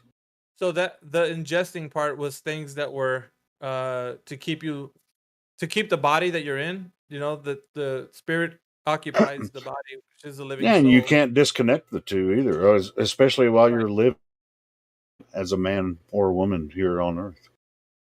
So that is he was just that's so truth. I go back to the point. Truth encumbered a lot of different things. It wasn't just that salvation was the thing he came to teach people. It was a way to how to live. Like you have the laws, right? The laws that Moses would of course, those laws that has the bylaws and stuff that people live by or those days. And now it's so truth, again back to that topic, truth is the main focus here. So when we talk about what the earth is, like as in it's not a globe, then that is true, because if it was, then it would stand out as truth, right? So anything that's true cannot be removed from it being true unless it never was, right? Yeah, So Miggy, the earth, don't you think if the Earth was a globe, we would have found it by now? I'm 6 years into this. I well, would have that's the found this thing though, globe like somewhere. if truth is that the earth is a globe, there would be demonstrable evidence to Mm-hmm. support the case, and the claim would be that it is a globe because that's all what it always is and always was and always will be. So there wouldn't be anybody that comes against it would fall to the wayside. That doesn't happen here though. In this instance, when somebody tells you something that mainstream people know, it sounds like it's opposite to what truth is. Now we know everybody believes in this thing, and more the thing that when I expose that, right, when I go to the spiel that I do when I talk to people, it kind of shows that, because when I put them on the spot, I'm like, okay, what do you know? Because it sounds like you come in here thinking that you know something, and then when they're like, well, I don't know, and it's good, right? Like the gentleman that just came in here, he said, I don't know. That's good. And that's the starting point for everyone. They don't know. Yet they're believing that that's okay to believe in because it's something that's been handed to them as like everybody agrees that this is what truth is. But it's not, because truth stands alone, like what we're talking about, stands alone. It doesn't need to be supported by people's opinions. It could be self-evident. So Well, a that's lot of people, I think, come in discount spirituality in their path to their own truth because of what they think they know about this globe and all the possibilities with the Big Bang and evolution, all that kind of stuff. They've been misdirected into a way that they cannot focus on spirituality because they've been given a story about just naturalism, right? Where yeah. I mean, um, a lot of people have been burned by religion. I no, should I say get that. that. I get that too. Yeah. And so you Me got too. I two was raised Catholic, which actually introduced me to God. So the Creator, and so I've never not known there was a Creator. It's just what religion does to people. That's something else. But I've yeah, never it not known there was a Creator. it skews the person's perspective on life, and so everybody has their own version of what truth is, right? And in this respect, there's no difference. So how many truths are there when it comes to like how people attain that spiritual connection? So everybody attains a spiritual connection, or so they say, through whatever means they do. And you hear things like there's many paths to God, to the Creator, and so forth. And is that the truth, right? But what I examine most of the times, because when we talk about truth, it's always there can't be 1,000 truths. There's only one. One should stand out. One should be self-evident. One should be known. One should actually exemplify the reality in which you and I live. So there can't be 1,000 truths to because if that was the case, No. then that would float for everything. Yeah, that just ridiculous. Anybody that would say something like that would be. But everybody Like, there are has 1,000 truths. No, there's only one truth. there's only Yeah, one truth. So exactly. everybody has the same spiritual what can I say? Like it's like a void inside of everyone. We all need something that it's a connection spiritually that we're all looking for. But the way some people fill that void is through means of other It's a hunger. ways. There's a hunger inside you. Yeah. And like on the same note, the you take it to like the American Christian knowledge and what people know there's also a falseness to what they're attaining. So it almost seems like every which way you turn, there's nowhere you can find truth, right? But there is, however, there's a context to be understood within the, like, let's say the biblical narrative. But like you get like these right and left, people on the spectrum that are just one of them. Some are just bashing everybody they can find, beating them over the head, and just like you're going to hell. And then you got the other hand, everybody, God loves everybody, guys. Don't worry about it. And then you got there's no reality to any of that. There's nowhere to find that. Like, well, shoot, I might as well just do things on my own because. And it sort of works the same way from in the Eastern traditions too. I mean, everyone's looking for the truth about our creation. I mean, a lot of people in the West don't even necessarily consider what's happening in the East and their traditions, how they grew up, and they're seeking the Creator as well. Now, people from the West try to go over to the East and convert them to their Western traditions. I don't think that's necessarily right, but there's got to be a balance somewhere. Yeah, and I guess if you look at how I always take a look at the biblical narrative, and what happens is people can read something out of something that's not there and take it out of context and then build a whole doctrine out of it, and then you find like people that are on this pursuit of knowledge, they wind up building congregations of false truths. So they assume to be looking like what the original context would seem to be, yet they take it out of context and they're doing something like building. How many denominations do we have? You know what I'm saying? Like there's so many different things. And well, that's just within Christianity. I mean, think about all the other different. Yeah, that's just within Christianity. And it's like thousands. Yeah, and dude, like how many in like when we speak of denominations, man, like even one specific denomination, how many variations of those are there? I mean, there's like tons of derivatives. Like, well, I mean, because people are free spirited. They have their own mind, and they're interested in getting deeper into spiritual stuff, or they just want to listen and go about their lives, and they're not really necessarily serious about spirituality and stuff. So, right, but just as you said, there is a duality to the world in which we live. There's a physical and a spiritual, and both of them intertwine. And to say that you can be a secular humanist and take the spirituality out of the equation, you're sadly mistaken. And now if you're on the other end of the spectrum, if you're spiritual and you take the humanistic side out of it, well, nothing's real except for spirituality, then you're wrong.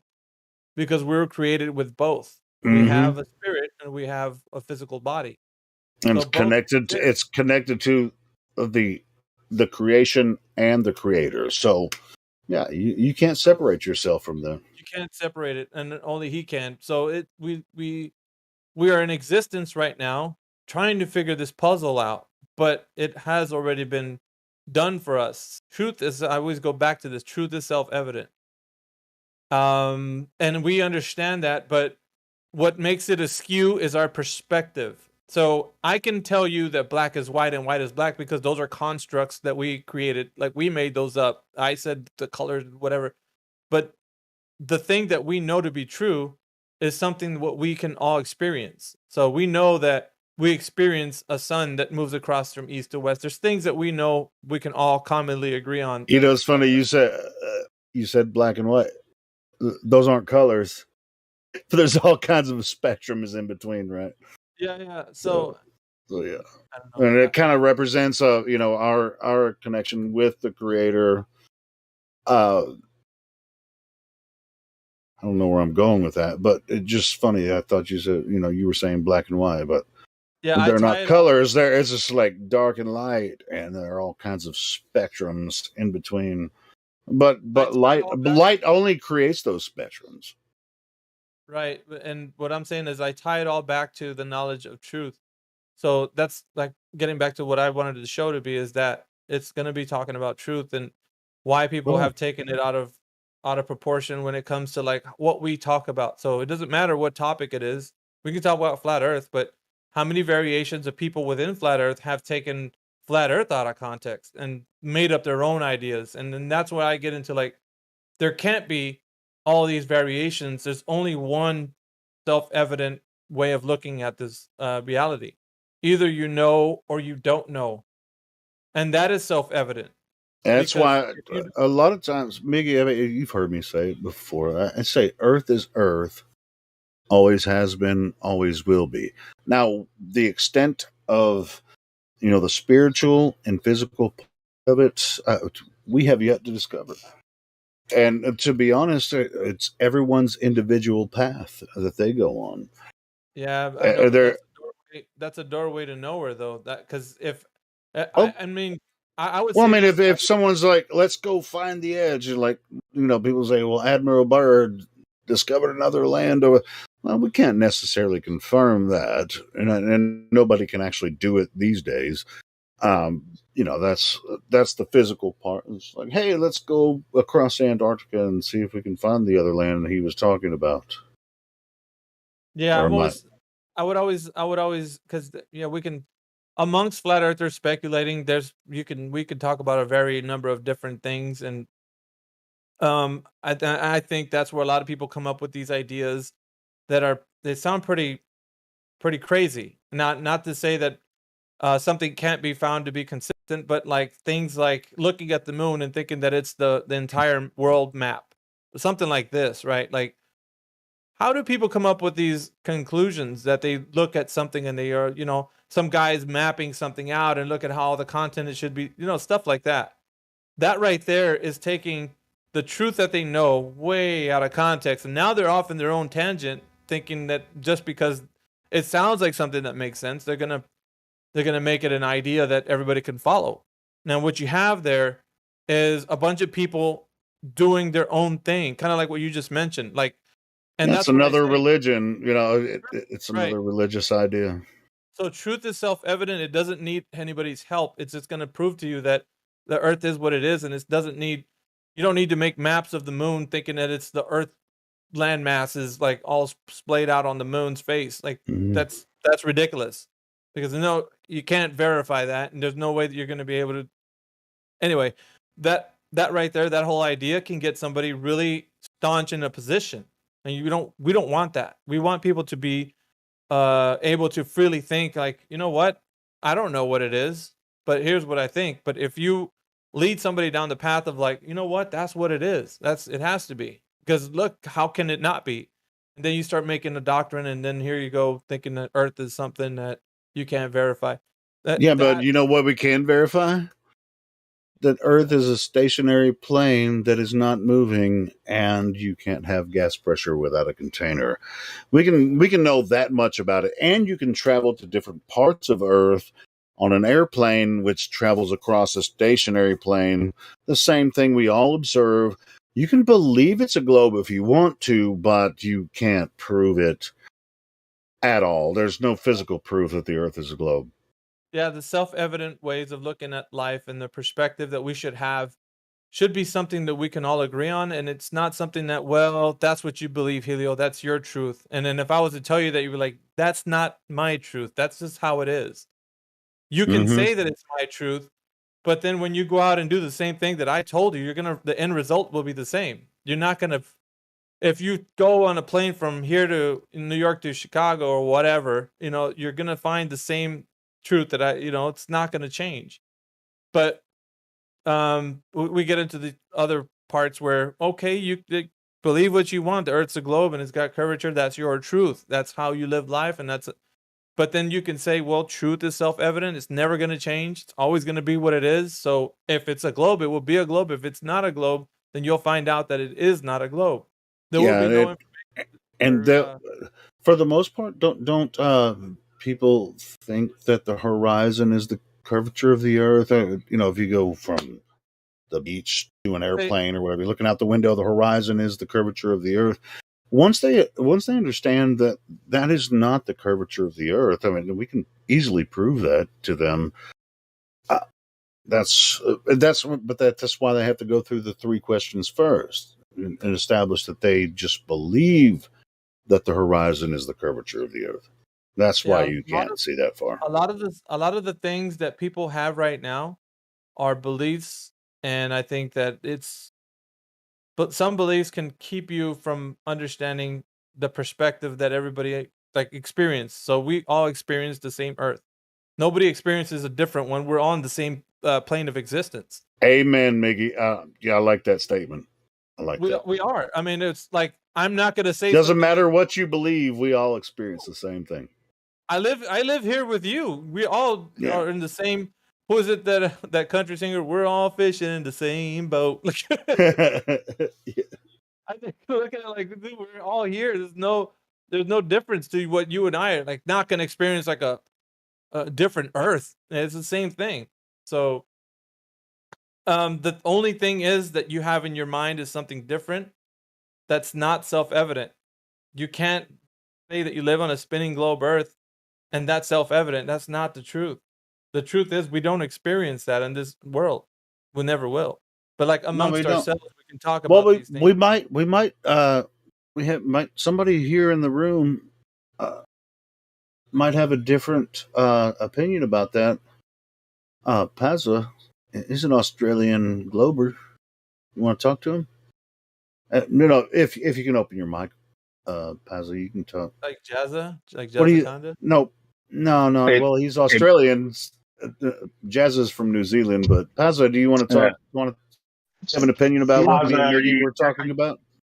Are your feelings better after the girls manhandled you yesterday? Are you still crushed? Yeah, manhandled. Yeah, that's the term I would have used as well. So I think the woman handled me. They didn't handle me the same way as the men did. There's a distinction between the way that you lot handled me and they did.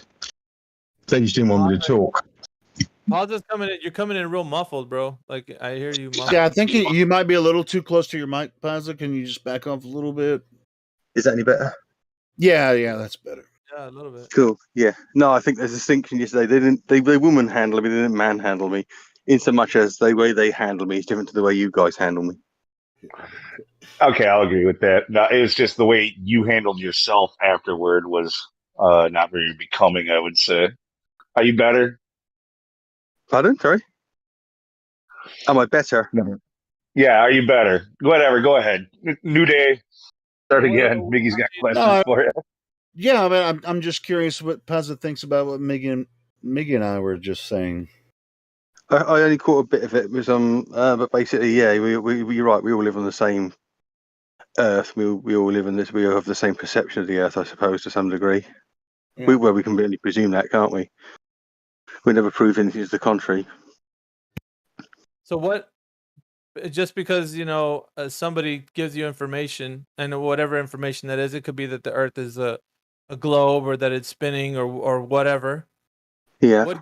What gives you the direct, self-evident understanding that it is what they say it is? Because we don't experience the things that these people that inform us about it, right? Because we have to be able to check out the information or verify it. Pazza, what gives you the understanding that it's self-evident that it is a globe? Because we live here, the same place you do, and I mean, the only thing that's self-evident is that the world underneath me is not accelerating in any direction. That's the only thing I can be certain of, because acceleration is felt.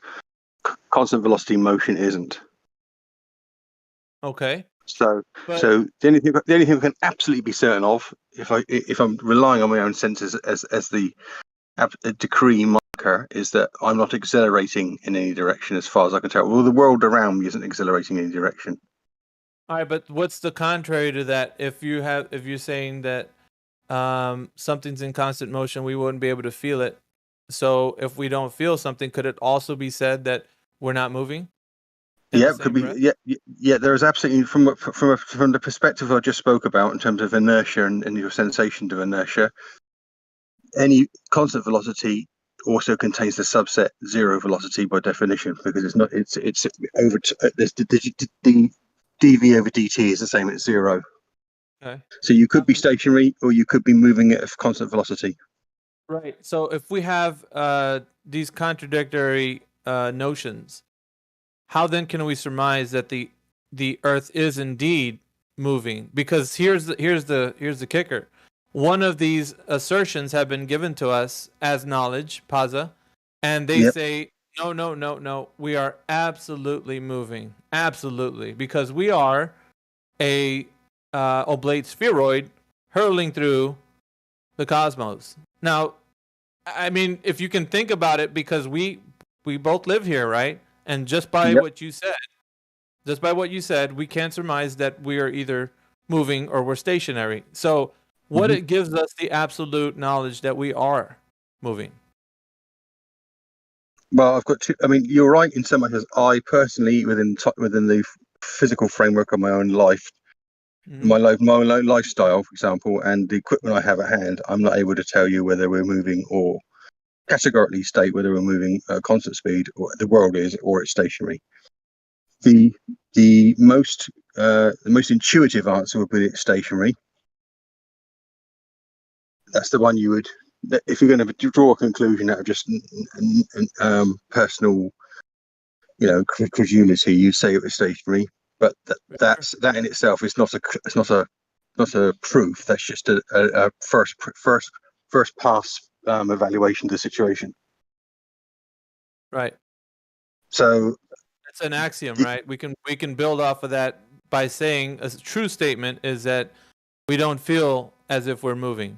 Let's say that we can both agree on that. No, we don't feel as if we're accelerating.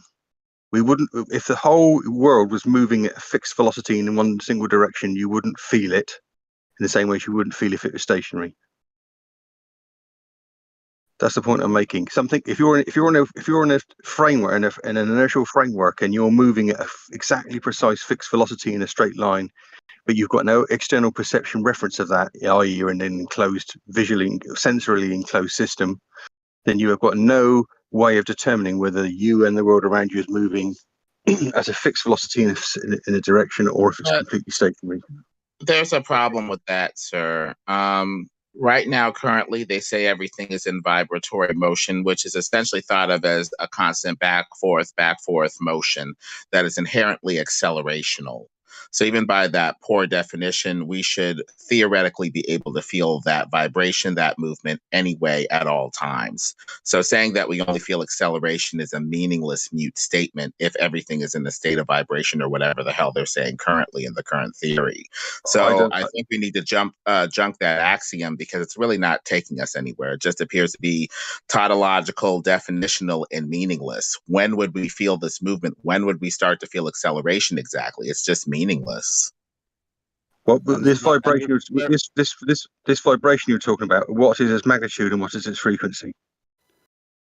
You're also comparing apples to oranges, talking about linear motion when you think you're going in a circle, going in another circle, inside that circle, and then shooting in another direction. So you have many motions going into and out of each other, which would lead to acceleration, which you are not accounting for.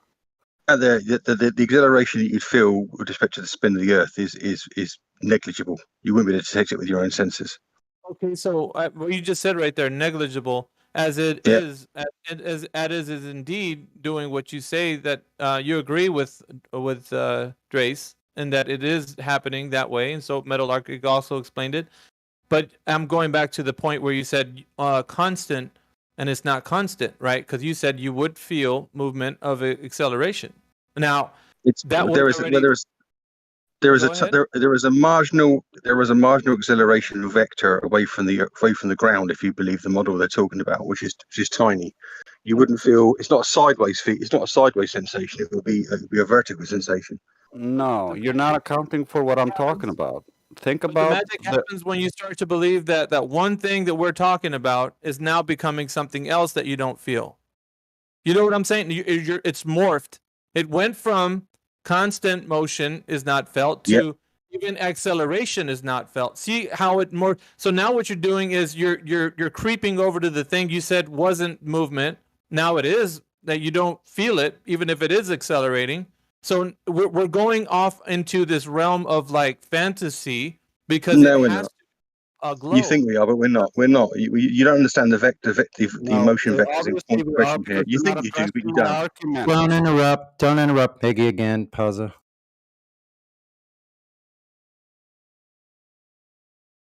Go ahead, Miggy. Drace, I don't know if Drace, are you coming in real low, brother? You might want to get close to your mic. I think you had something to say.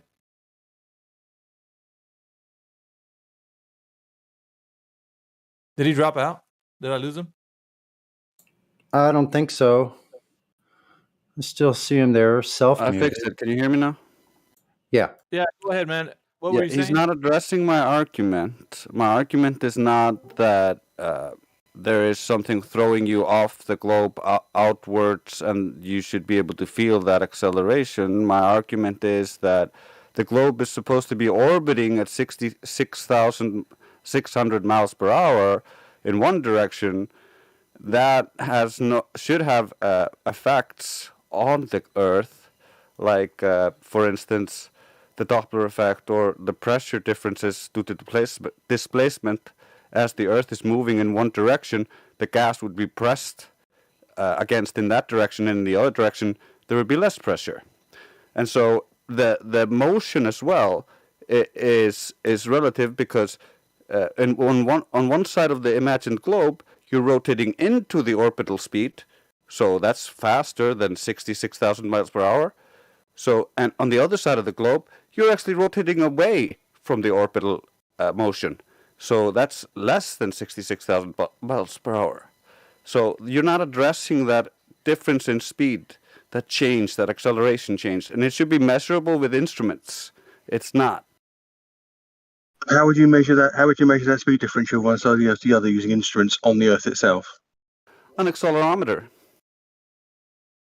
Well, Yeah, it's the same way that we measure movement in a car. We can tell whether we're moving in the car and or the surroundings are moving, and we can break the tie between those two propositions by simply putting our hand out and feeling the wind against our hand. The closest thing that's analogous to this sort of setup to see what, if anything, is moving would have been, the interferometer experiments of the 19th century. They assumed that the Earth had to be moving through a substance of space.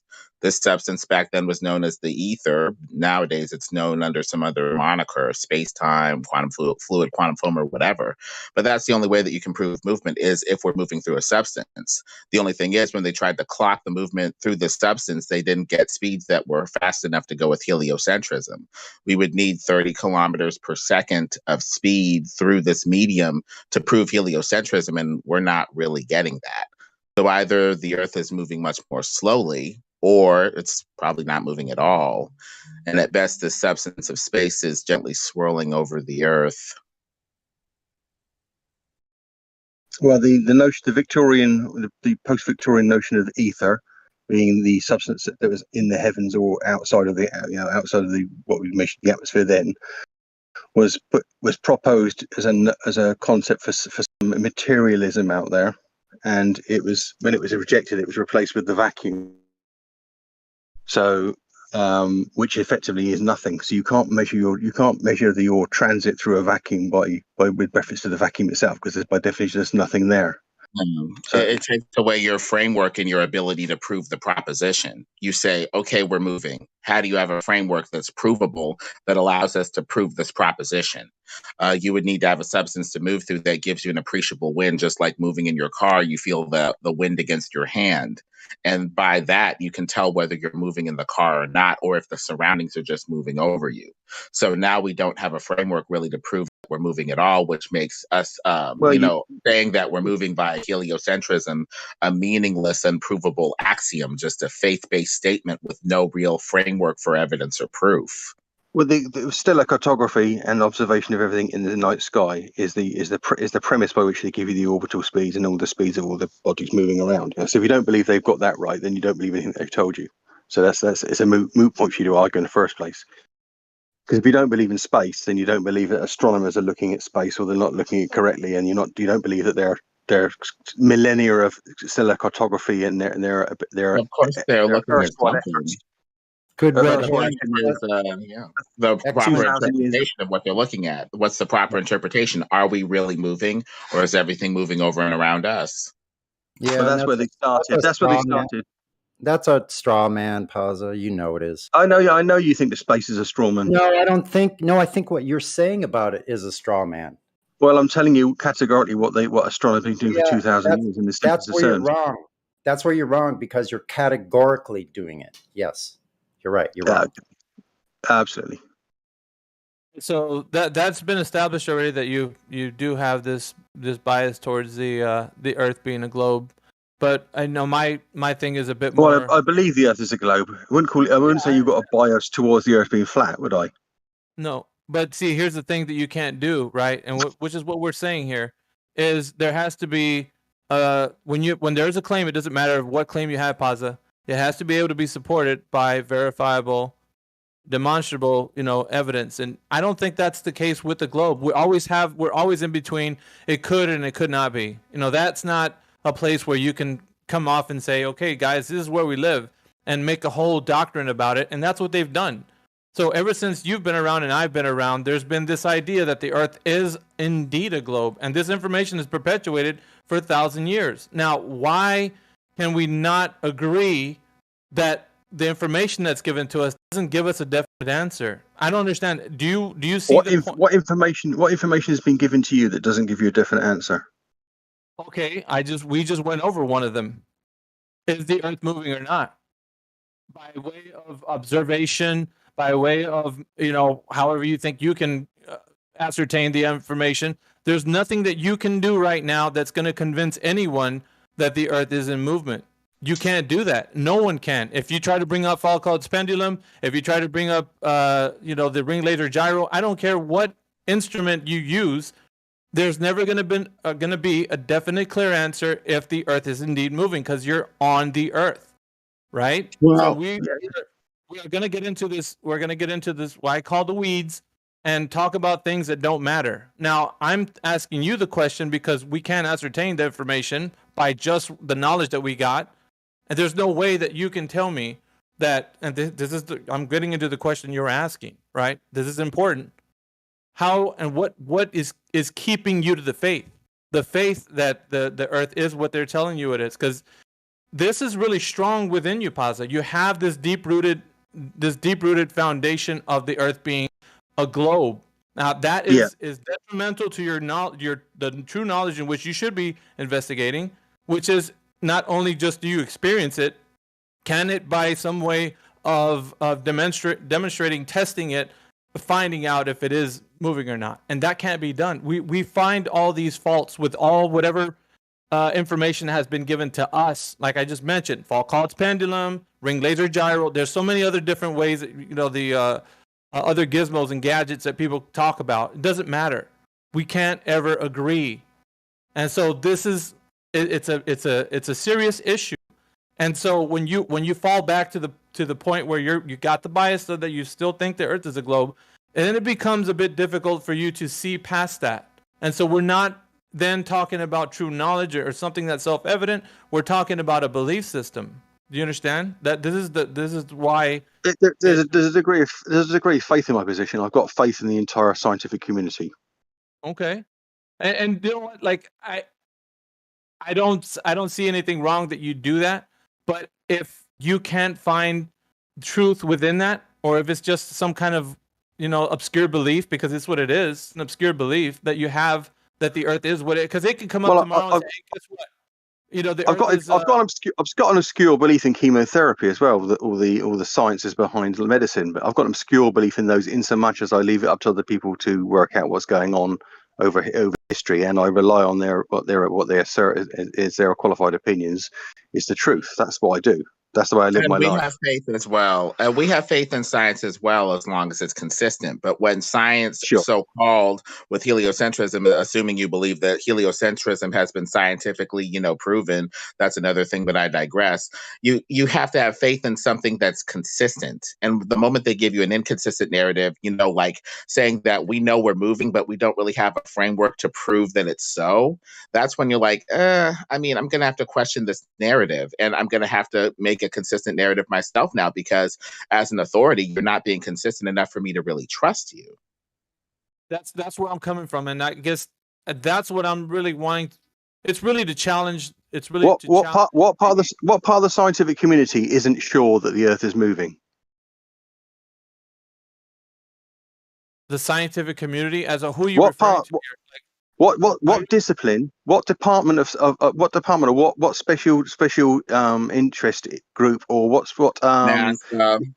academic NASA makes flight facet? diagrams that go off of a flat, motionless Earth in their literature. So it looks like, based off of their literature, that at least in their models, assumes a flat, non-rotating Yeah. Earth in some instances. It doesn't look like they're very sure that the Earth is moving at all, or even a ball. You've been reading those passages at the front of their documents that say that for the sake of this document, assume the Earth is flat, and there's those sort of documents, those sort of comments. Yeah.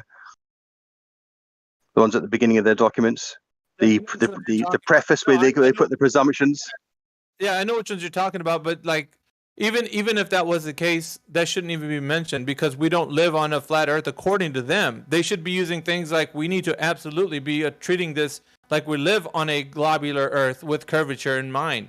So if I'm gonna be speaking of like how we should treat the Earth per whatever test we're gonna do, it needs be a globe. And so when I get into things like using those kind of words within any kind of context, I'm taking the idea that we don't live on the specific area in which you are, like your visible area. Let's say the short amount of distance, you can't tell if it's a flatter globe, then I'll say that it's flat. But we don't live on a flat Earth according to them. Like, we should be able to say with all confidence that it's a globe in which we are supposed to do our math and supposed to do our perspective of how, whatever test you're going to do. Like, it doesn't matter what discipline you're talking about.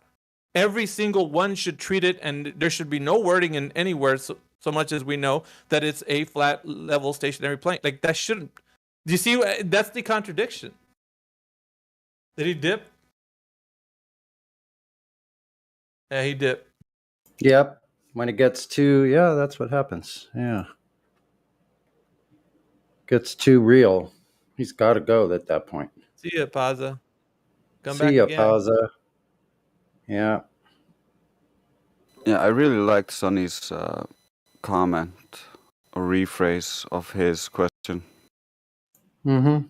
Yeah, what part of the scientific community, as he mentioned, has proven the motion of Earth beyond a shadow of the doubt? That could be taken to a court of law.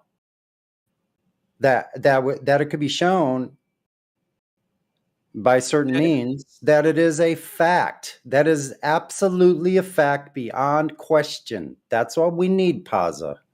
It's weird because, like, and I was telling him right now, if we do indeed live on a globe, there would be no document anywhere saying that we treat this Earth that we live on as a flat, stationary plane. I don't care if you're thinking about an ant on a beach ball. Like, it doesn't matter how small you think we are on this ball. It would still be treated as a ball. And every word that I say to the contrary of that is actually flying in the face of people that have established it as such.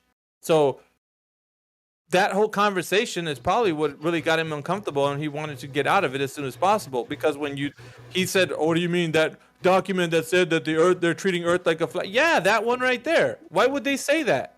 They wouldn't talk about it like it's a flat, stationary plane if it was the contrary, man. What? Anybody knows that. On that That's a point, really good question.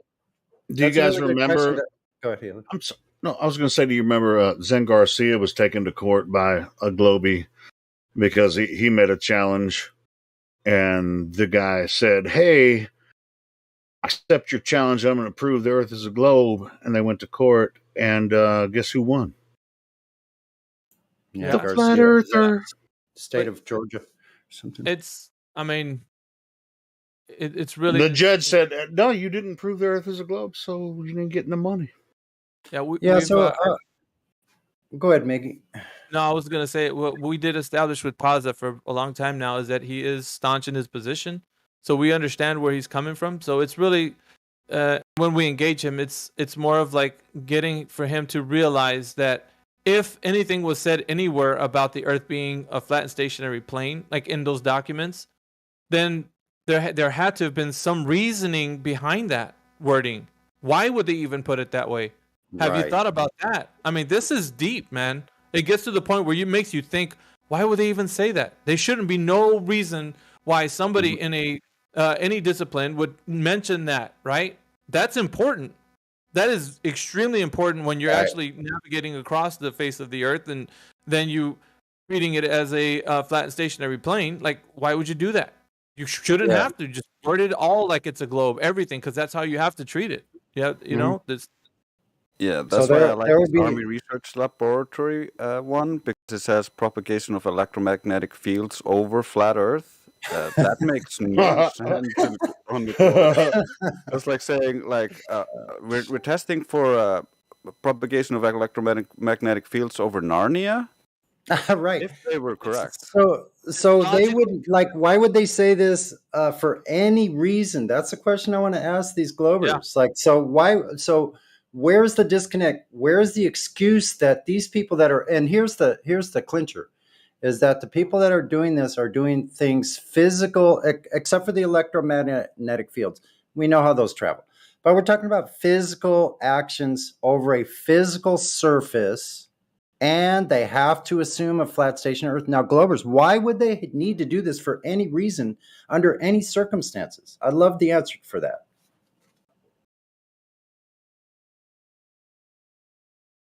Yeah, you usually get like the tailspin. The tailspin is they can't reason with that, because it's almost like, well, of course they had to say that because you're an ant on a beach ball. Only what you experience is flat. When you get higher and elevate, that's the ant on the beach ball. They usually bring that argument up when it comes to when you start talking about this topic specifically. They have to use that because when you're down on this floor, you can see only flat. Only when you get up to the highest of elevations that you start to see the globe really show itself. And I'm like, dude, if that was the case, then you have you're on the side of the staunch glober who thinks that the Earth is only a globe if you get it to the highest of elevations. But when you talk to the other guys, they're like, nah, I see a boat going over a curve. So what are you gonna do there? Obviously, one guy sees curvature and the other guy don't, and you're both on the Right. plane on the same team. That don't make sense. Exactly. It's such a conundrum for them because they have to make all these excuses. The boat's going over the edge. No, we zoomed in. Okay, refraction then. They it's just like they skip around to one fairy tale to another. That's one thing when they claim refraction like that. If they were correct, and you imagine that they're correct, and all this light is bending around, then the light from the bottom of the boat would have hit the ocean and never reached your eyes, and only the light bouncing off the top of the boat would reach your eyes, because it's bending down and around the curve. And then you have a serious issue because you would see everything appear to tilt up, making it look like we're in a concave Earth, and we would have so many more concave Earthers if the Globers were correct about how light works. Well, implicit in their geometric consideration is the notion that light reaches your eye like a string and it's automatically interpreted as a 2D image. That's a bad assumption because we have light coming off of bacteria that's right in front of our eyes, but it's still not interpreted as a 2D image. Yeah, So the horizon would be no different. It's right in front of your eyes, just not interpreted as a 2D image, no obstruction in the way. Yeah, so check this out. I've been thinking about this refraction thing for quite a while now. Do you guys all realize that for their model of refraction, it requires a flat Earth? Absolutely requires it. Anybody have any questions about that or about my statement? Why you want to know why I say How that? so? Because the light is hitting a surface that's pointing an angle away from you and below your line of sight. That refraction cannot work on a ball. It's hitting a reflective surface, the water, that's below your line of sight and at an angle away from you. Show me the model of refraction where it goes up to the sagitta, over the sagitta, then back down to the observer. Show me that. Well, light would need to curve like a string. So they'd have to run in some rescue device or some workaround where light now works like a string and curves over the ball like in Mick Sugar Water experiment. Yeah. There's no excuse for this. Their refraction, no model of their refraction has any of this in there at all. The only one that does, their terrestrial refraction, 7/6R, they have the radius. So that's thrown out immediately because it's begging the question. It's a reification. So I'm sticking to this thing. It's hitting the lights at the Black Swan. The light is hitting a surface 70 feet below your view and angled away at a certain degree angle away from you. End of my statement.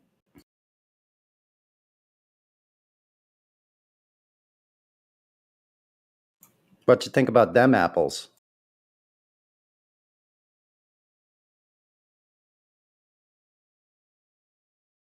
Them good apples.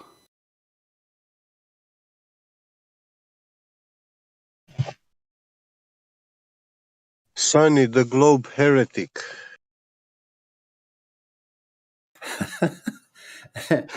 If that's what I am, I'd be glad to go to my grave as a globe heretic. Yeah. Well, they need to deal with some of their key assumptions. They're kind of implying that light reaches your eye and it's automatically interpreted as a 2D image. That doesn't follow because there's bacteria right in front of our eyes, creepy crawlies and microscopic organisms and all sorts of things that are there that light is theoretically coming off of, but we don't see it. So by that analogy, anyway, the horizon could very well be a zone where a lot of stuff is happening, just uninterpreted to the eye or the camera. Yeah, that's the angular size of the bacteria being too small for your eye to discern it. Yeah. And so if you think of visual space or blocks of visual space or air that you're looking through having a size like a broom, like a bacterium, well, then units of visual space that are 6 feet high off of the ground will eventually converge, merge, and disappear too. Just like a 6-foot broom disappears, a 6-foot zone of visual space would disappear and theoretically just turn into nothing but a vanishing point. Or if you take that vanishing point and extend it left to right, a vanishing line, a vanishing plane, or a vanishing horizon.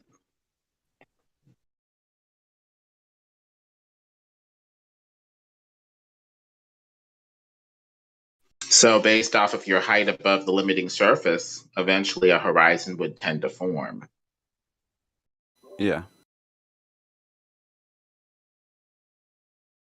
Simply due to the diffraction limit, it would always have to form. And then there are other factors that could cause things to appear a little bit differently at the horizon, but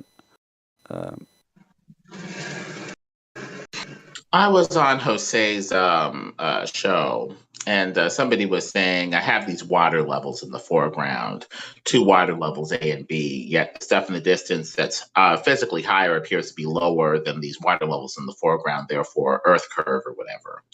And I said that, when you're leveling, you need to level as far away from the observer as possible, because in the foreground, your level may be good enough in the foreground, but in the background, something radically different may be going on.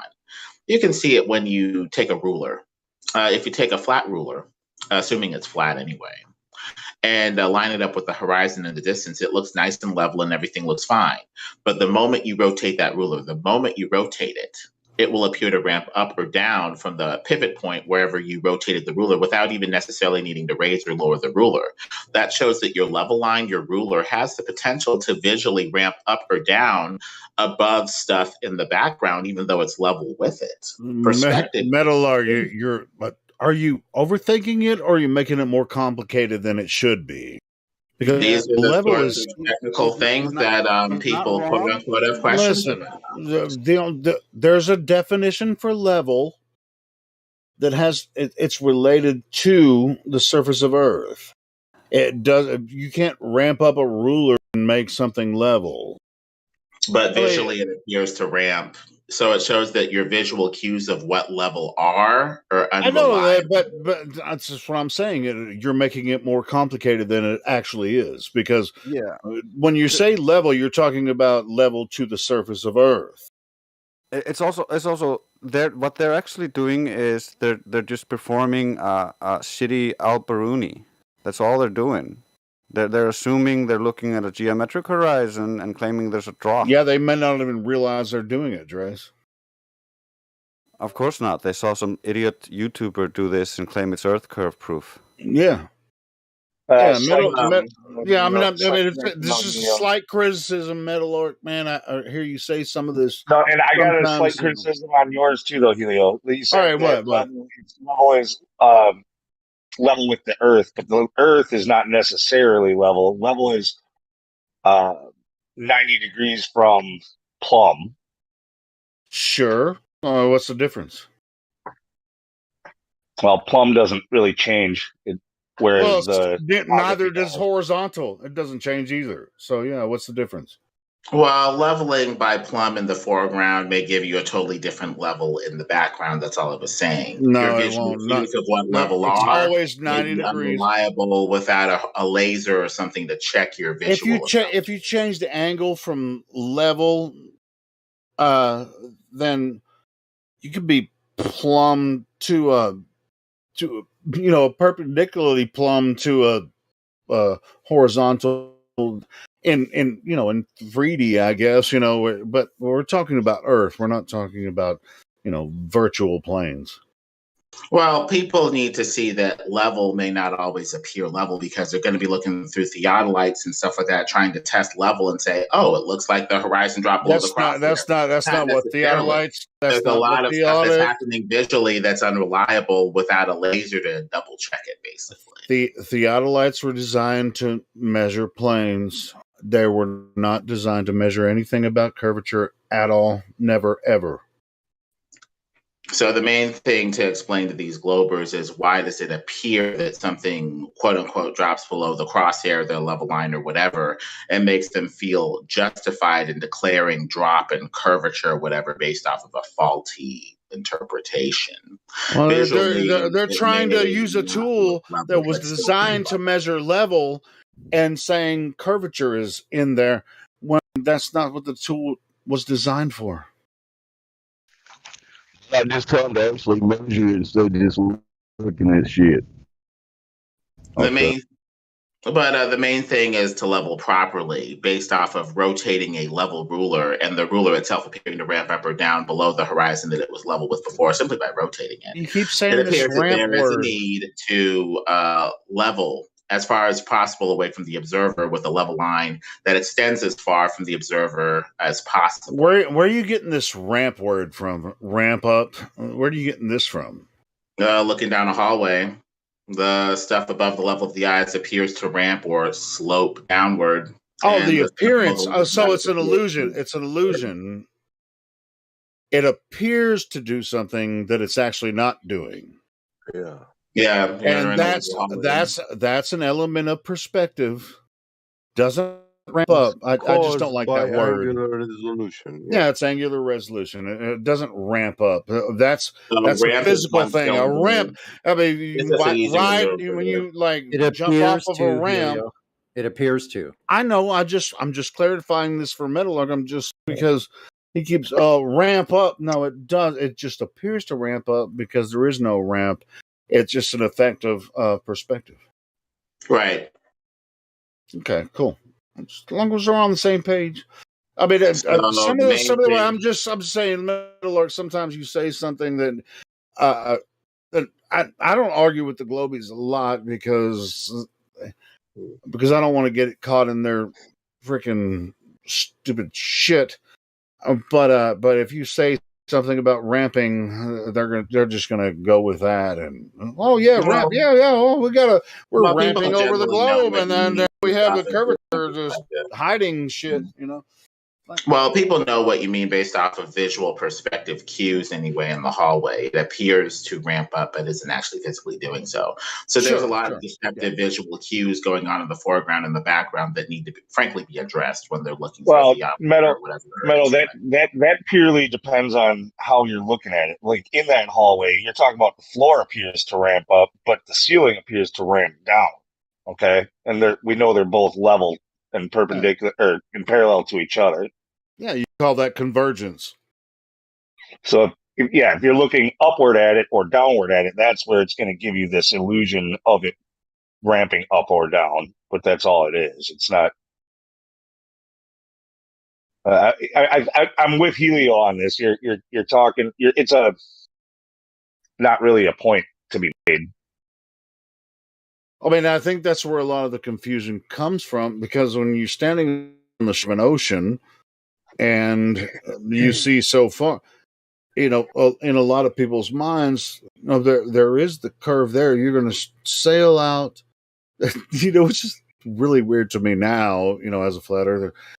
I used to think that you could sail over a globe, but how can you, when you sail out into the Atlantic, everywhere you move, it still looks flat, but you're actually ramping up. You're sailing up and over, but you're never going over.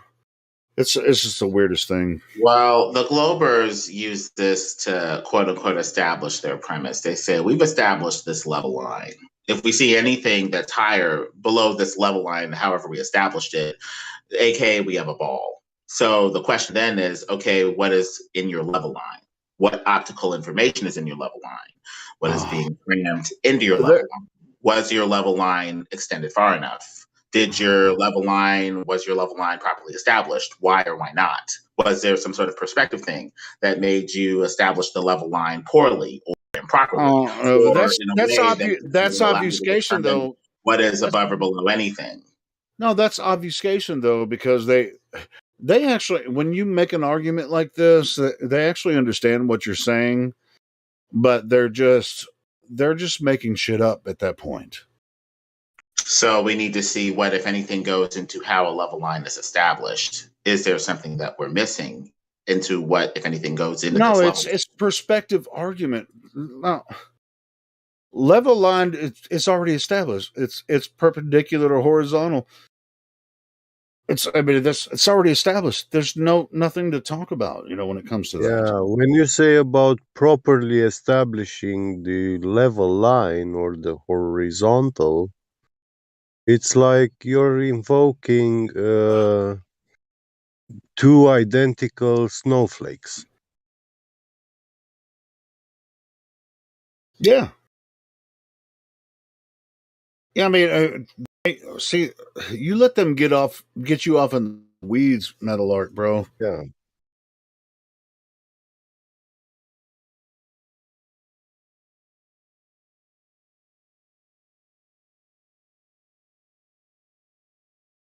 Water level will show you the level of the horizon, horizontal, the whole universe, not universal, the worldly horizontal, which you can have it anywhere where you have water.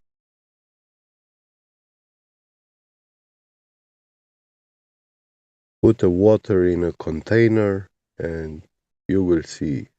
Yeah, and like I was saying, if you use terms like ramping up or that's gonna give them fuel for the fire, Yeah. But just like Lou was saying, hey, well, the ceiling's ramping down, isn't it? That's a good. Hey, man, if you use it, use both. I mean, is the floor ramping up and the ceilings ramping down? I don't think ceilings ramp down, do they? No. Well, ramping belongs to Does hills left and or right mountains. ramp toward the center? That's perspective, and it's a really simple thing. Hills and mountains ramp up. Yeah. Yeah, and oceans ramp up. They don't. Oceans don't. No. Yeah. So Yeah. anyway, that's just a little constructive criticism. Yeah. Lemon. It's all good. Did he jump out? He didn't like my constructive I criticism. hope not. Chased the glower out. He's Now not we a chased bad our own guy. guy out. Yeah. No, but it's just like I think he's a glutton for punishment when he likes to talk to those guys. But that's all right. That's his thing. Do what you got to do. Helio, can I point something else? My mic working. Yeah, you sound good. I just wanted to go back like 10 minutes ago when Miggy had the most recent Glober when he actually asked him about practically using the earth. He suddenly had to leave. That was just kind of fishy to me. Because anytime we practically use the earth and lives and money is on the line, you got to treat it as flat and non-rotating. It's kind of curious, ain't it? That's all I wanted to say. Well, I mean, and I think I were talking about that before a lot of other people joined. We were talking about that. That's the standard. Everyone experiences the Earth as a level stationary plane. So if you have anything that proves otherwise, you're going to have to bring the evidence. Yeah, but not everybody is a globe heretic.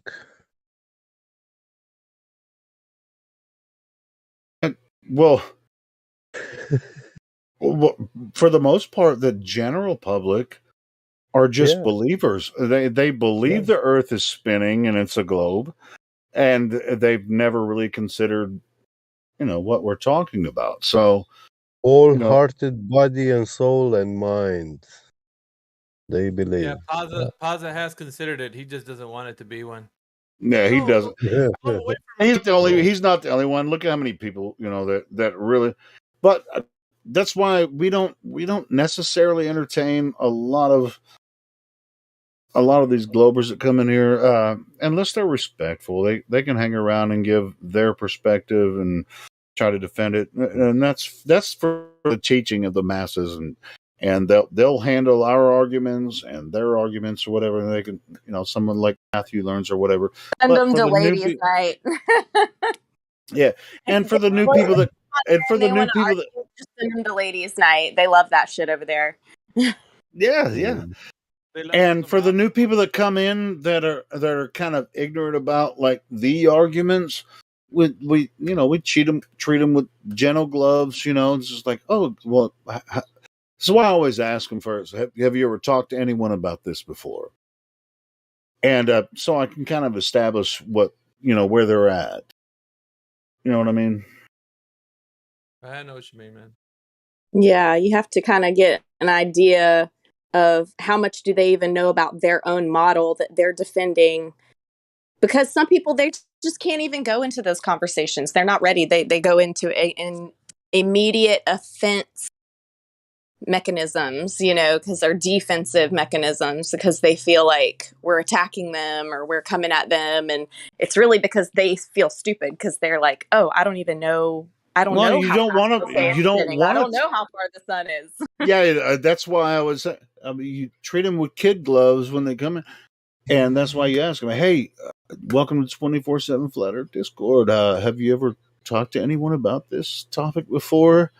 And they're going to say, "Well, I saw it over here, there, and friends of mine talked to me about it."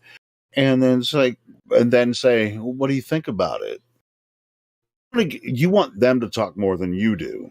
You're not there to. I completely agree. I always tell people the best way for me that I found is to ask them questions, and then that makes their brain gets going. Mm-hmm. Because if they're curious, obviously they're curious because they're here, right? So you get them talking more. You're not going to just shove flat Earth. If you try to shove flat Earth down their throat, they're just going to leave.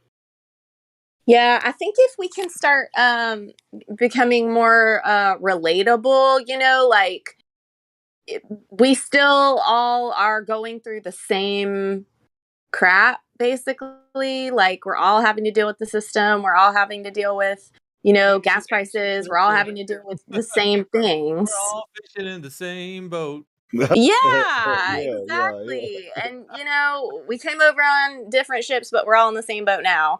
This is a Martin Luther King saying, and I really love that. But basically what we need to do is just focus on the solutions. And I don't know if anyone's heard me talk about it before, but that's what I'm here for. So if anyone actually wants to unify FE and focus on fixing the world's issues, you don't have to be a die flat earther to support the flat earth movement. I have plenty of people, plenty of friends in my personal life. They're not flat earthers. They don't come out and say that they've decided that they want to say it's flat, but they're my friends, they're my family, they love me, they care about my movements and what we have going on, and that's to ultimately make the world a better place. And then I feel like if we can open people's consciousness and realize, hey, let's look outside of what's going on in our direct right here and now, make them realize, yeah, oh my God, there's been humans for how long and we still haven't figured out food, water, shelter. We need to get the ball rolling, for lack of a better pun. If they want to live on the ball so bad, let's get it rolling because shit needs to happen. We need to get shit done. Yeah, Flat Earth Goddess, I have a question. We've been doing the precious metals takeover at noon Central Time. But somebody posted earlier that it was going to be at 1 p.m. Central Time. Did that I was change? just, I was wondering if it changed because I'll shut my fucking mouth. You guys freaking do it. Oh, I don't know. I was in touch with Redford Bear, and she told me to start it off at 10 my time, which would be now. So I don't know if you guys want to get it started now or later. Yeah, it's noon. It's noon. Somebody posted something. It's now. I'm in Florida, so I don't know what it's supposed to be. Either way, you're in it's Florida. pretty You're relaxed. Eastern time, so yeah, it's one Eastern time, 1 o'clock. It's pretty So early. what are y'all trying to talk about on precious metals? What's the point of it? Well, hey, metals, we're gonna have to wait for the show to start because I don't want to talk while you guys can take over. Well, let's get it started. Yeah, Precious Metals is an event that we have each Saturday, and we just have people that are gold plus and below join in the conversation and just talk about a question that we usually pick. Now, this week we don't really have a question, so it could be more of an open panel. If anyone wants to continue maybe the conversation you guys were having, but that was kind of the intro. Oh, okay. So precious metals has begun. It has begun, and so mods, if you can mute and help us out in the chat, or if anyone else comes in, to just like VC check them, and then we can ask them questions too about flat Earth stuff. That's nice. Hello and welcome. How's it going, Gebigat? How's it going, everyone? Good. Well, here's the thing. We don't really have a question, but I was thinking I had one in mind, which was if you let me try to remember. If you were to get into something that you've never gotten into, what would that be? And the reason why I want to ask that is because there's certain subjects that we maybe don't get into at all that we could look into. So for me, it would be like chemistry. That's something I've never gotten into, but I would love to get into. So I guess that could be the general question, and if anyone wants to jump in. Well, go ahead and say, why would you pick chemistry? Honestly, chemistry is probably one of the subjects in school that I skipped completely. And it's one that always kind of fascinated me. Like, it seems like it's something that if I got into it, it would be, I don't know, like it could unlock something. But at the same time, I feel like I could be wasting time going into getting into chemistry. So I don't know. Is anyone here into chemistry at all? Yeah, I mean, it depends on what you're trying to, what kind of chemical. I mean, are you trying to deal with like What exactly about chemistry? What part Well, of I it? guess for me, it gets into electricity when you start talking about like um, using two different, let's say, copper and like another element, and when you put them together, like it creates like an electric. I don't know. It creates some kind of chemical or A something happens, reaction. a reaction there that I definitely have never gotten into, and I know that that's something that would be good to maybe try to figure out some of that free energy stuff that everyone that obviously was used in the past. So Yeah. Okay. Okay. Yeah. When I think chemistry, yeah, I think of like, yeah, making bombs and stuff in the lab class. But then I also think, I was a hairdresser for a really long time, and there's chemistry involved in that. There's chemistry involved in energies and alchemy and stuff like that. So it can get deep when you're talking about just the topic. But I think that that's really important, that we do need to learn those type of things, because I mean, yeah, we did the little experiments when we're kids, making the light bulb come on with the wires and touching it on the certain parts and all that. But like, I'm with you there. I'm like, the like logistics of it. I would love to know how to do certain things like that myself and do the wiring, like electric work and stuff like that. But I also look at the Stan Meyer water powered car and like, we need to figure out how to make that. yeah, He and has some videos where he's explaining it, but it's one of those things where I'm pretty sure. It almost sounds arrogant, but like if I were to put all of my energy into that, I'm pretty sure I can figure out something close to it. But me what it is, too. I just have stuff that I have to do myself, so I just kind of put it off. But I feel like everyone is doing that, so I don't know if there's an end to that. Maybe we need to get a group that's like dedicated to like, okay, this group, Funding it. this is what we're gonna do. These are our responsibilities. Each person, it needs to be like, we need to make it a thing.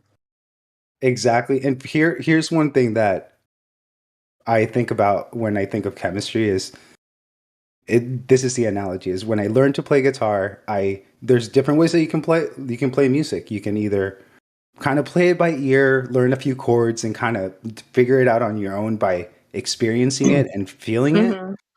Or you can learn the theory and you can actually learn how things are broken down into segments and how notes work in that way. So there's different ways that you could attack learning music. And I feel like it's the same thing with chemistry, where you can kind of just work with different things and just see how things react and figure it out in that way. Or you can go into the books and actually go into the technical portion of it, which is a different side. So I feel like I want to combine the two and go into testing those things. But like I said, I'm focused on something completely different. So if I feel like everyone's doing that, so I just repeated myself, but trying to make that point. I feel that. I've been thinking of this water powered car thing for a hot minute. Like, why aren't we doing this? How come we haven't figured this out? But yeah, it's like in depth. We need to get our brains together and physically get together, and everyone needs to start focusing. That's what I'm saying. Like, if we start focusing more on the solutions and like as much energy as flat earthers and globers are going into these debates with each other, what if instead we were like, okay, but what are we going to do about these homeless people over here on the corner? Okay. But how are we going to feed people? What's going to happen where are we all going to meet whenever the internet gets shut down and we can't even use our phones? You know what I'm saying? Like, yep. These little type of, structural things that's like, who's handling this? So I'm kind of working on those type of things, but So for you, Flat Earth Goddess, what subject would you want to get into that you've never kind of jumped into? Sorry to cut you off, Miggy. We're gonna be going over to Helio's house when everything goes out. We'll meet up there. But I don't know where that's at. I don't know. I don't even know who Helio is. So that's not saying. We'll all meet in Fayetteville. Yeah, that's the base of operations. That's the Flat Earth Central. We'll all meet there, and then we'll discuss those plans once we get there. Sounds great. I'm sure Helio will have no problem holding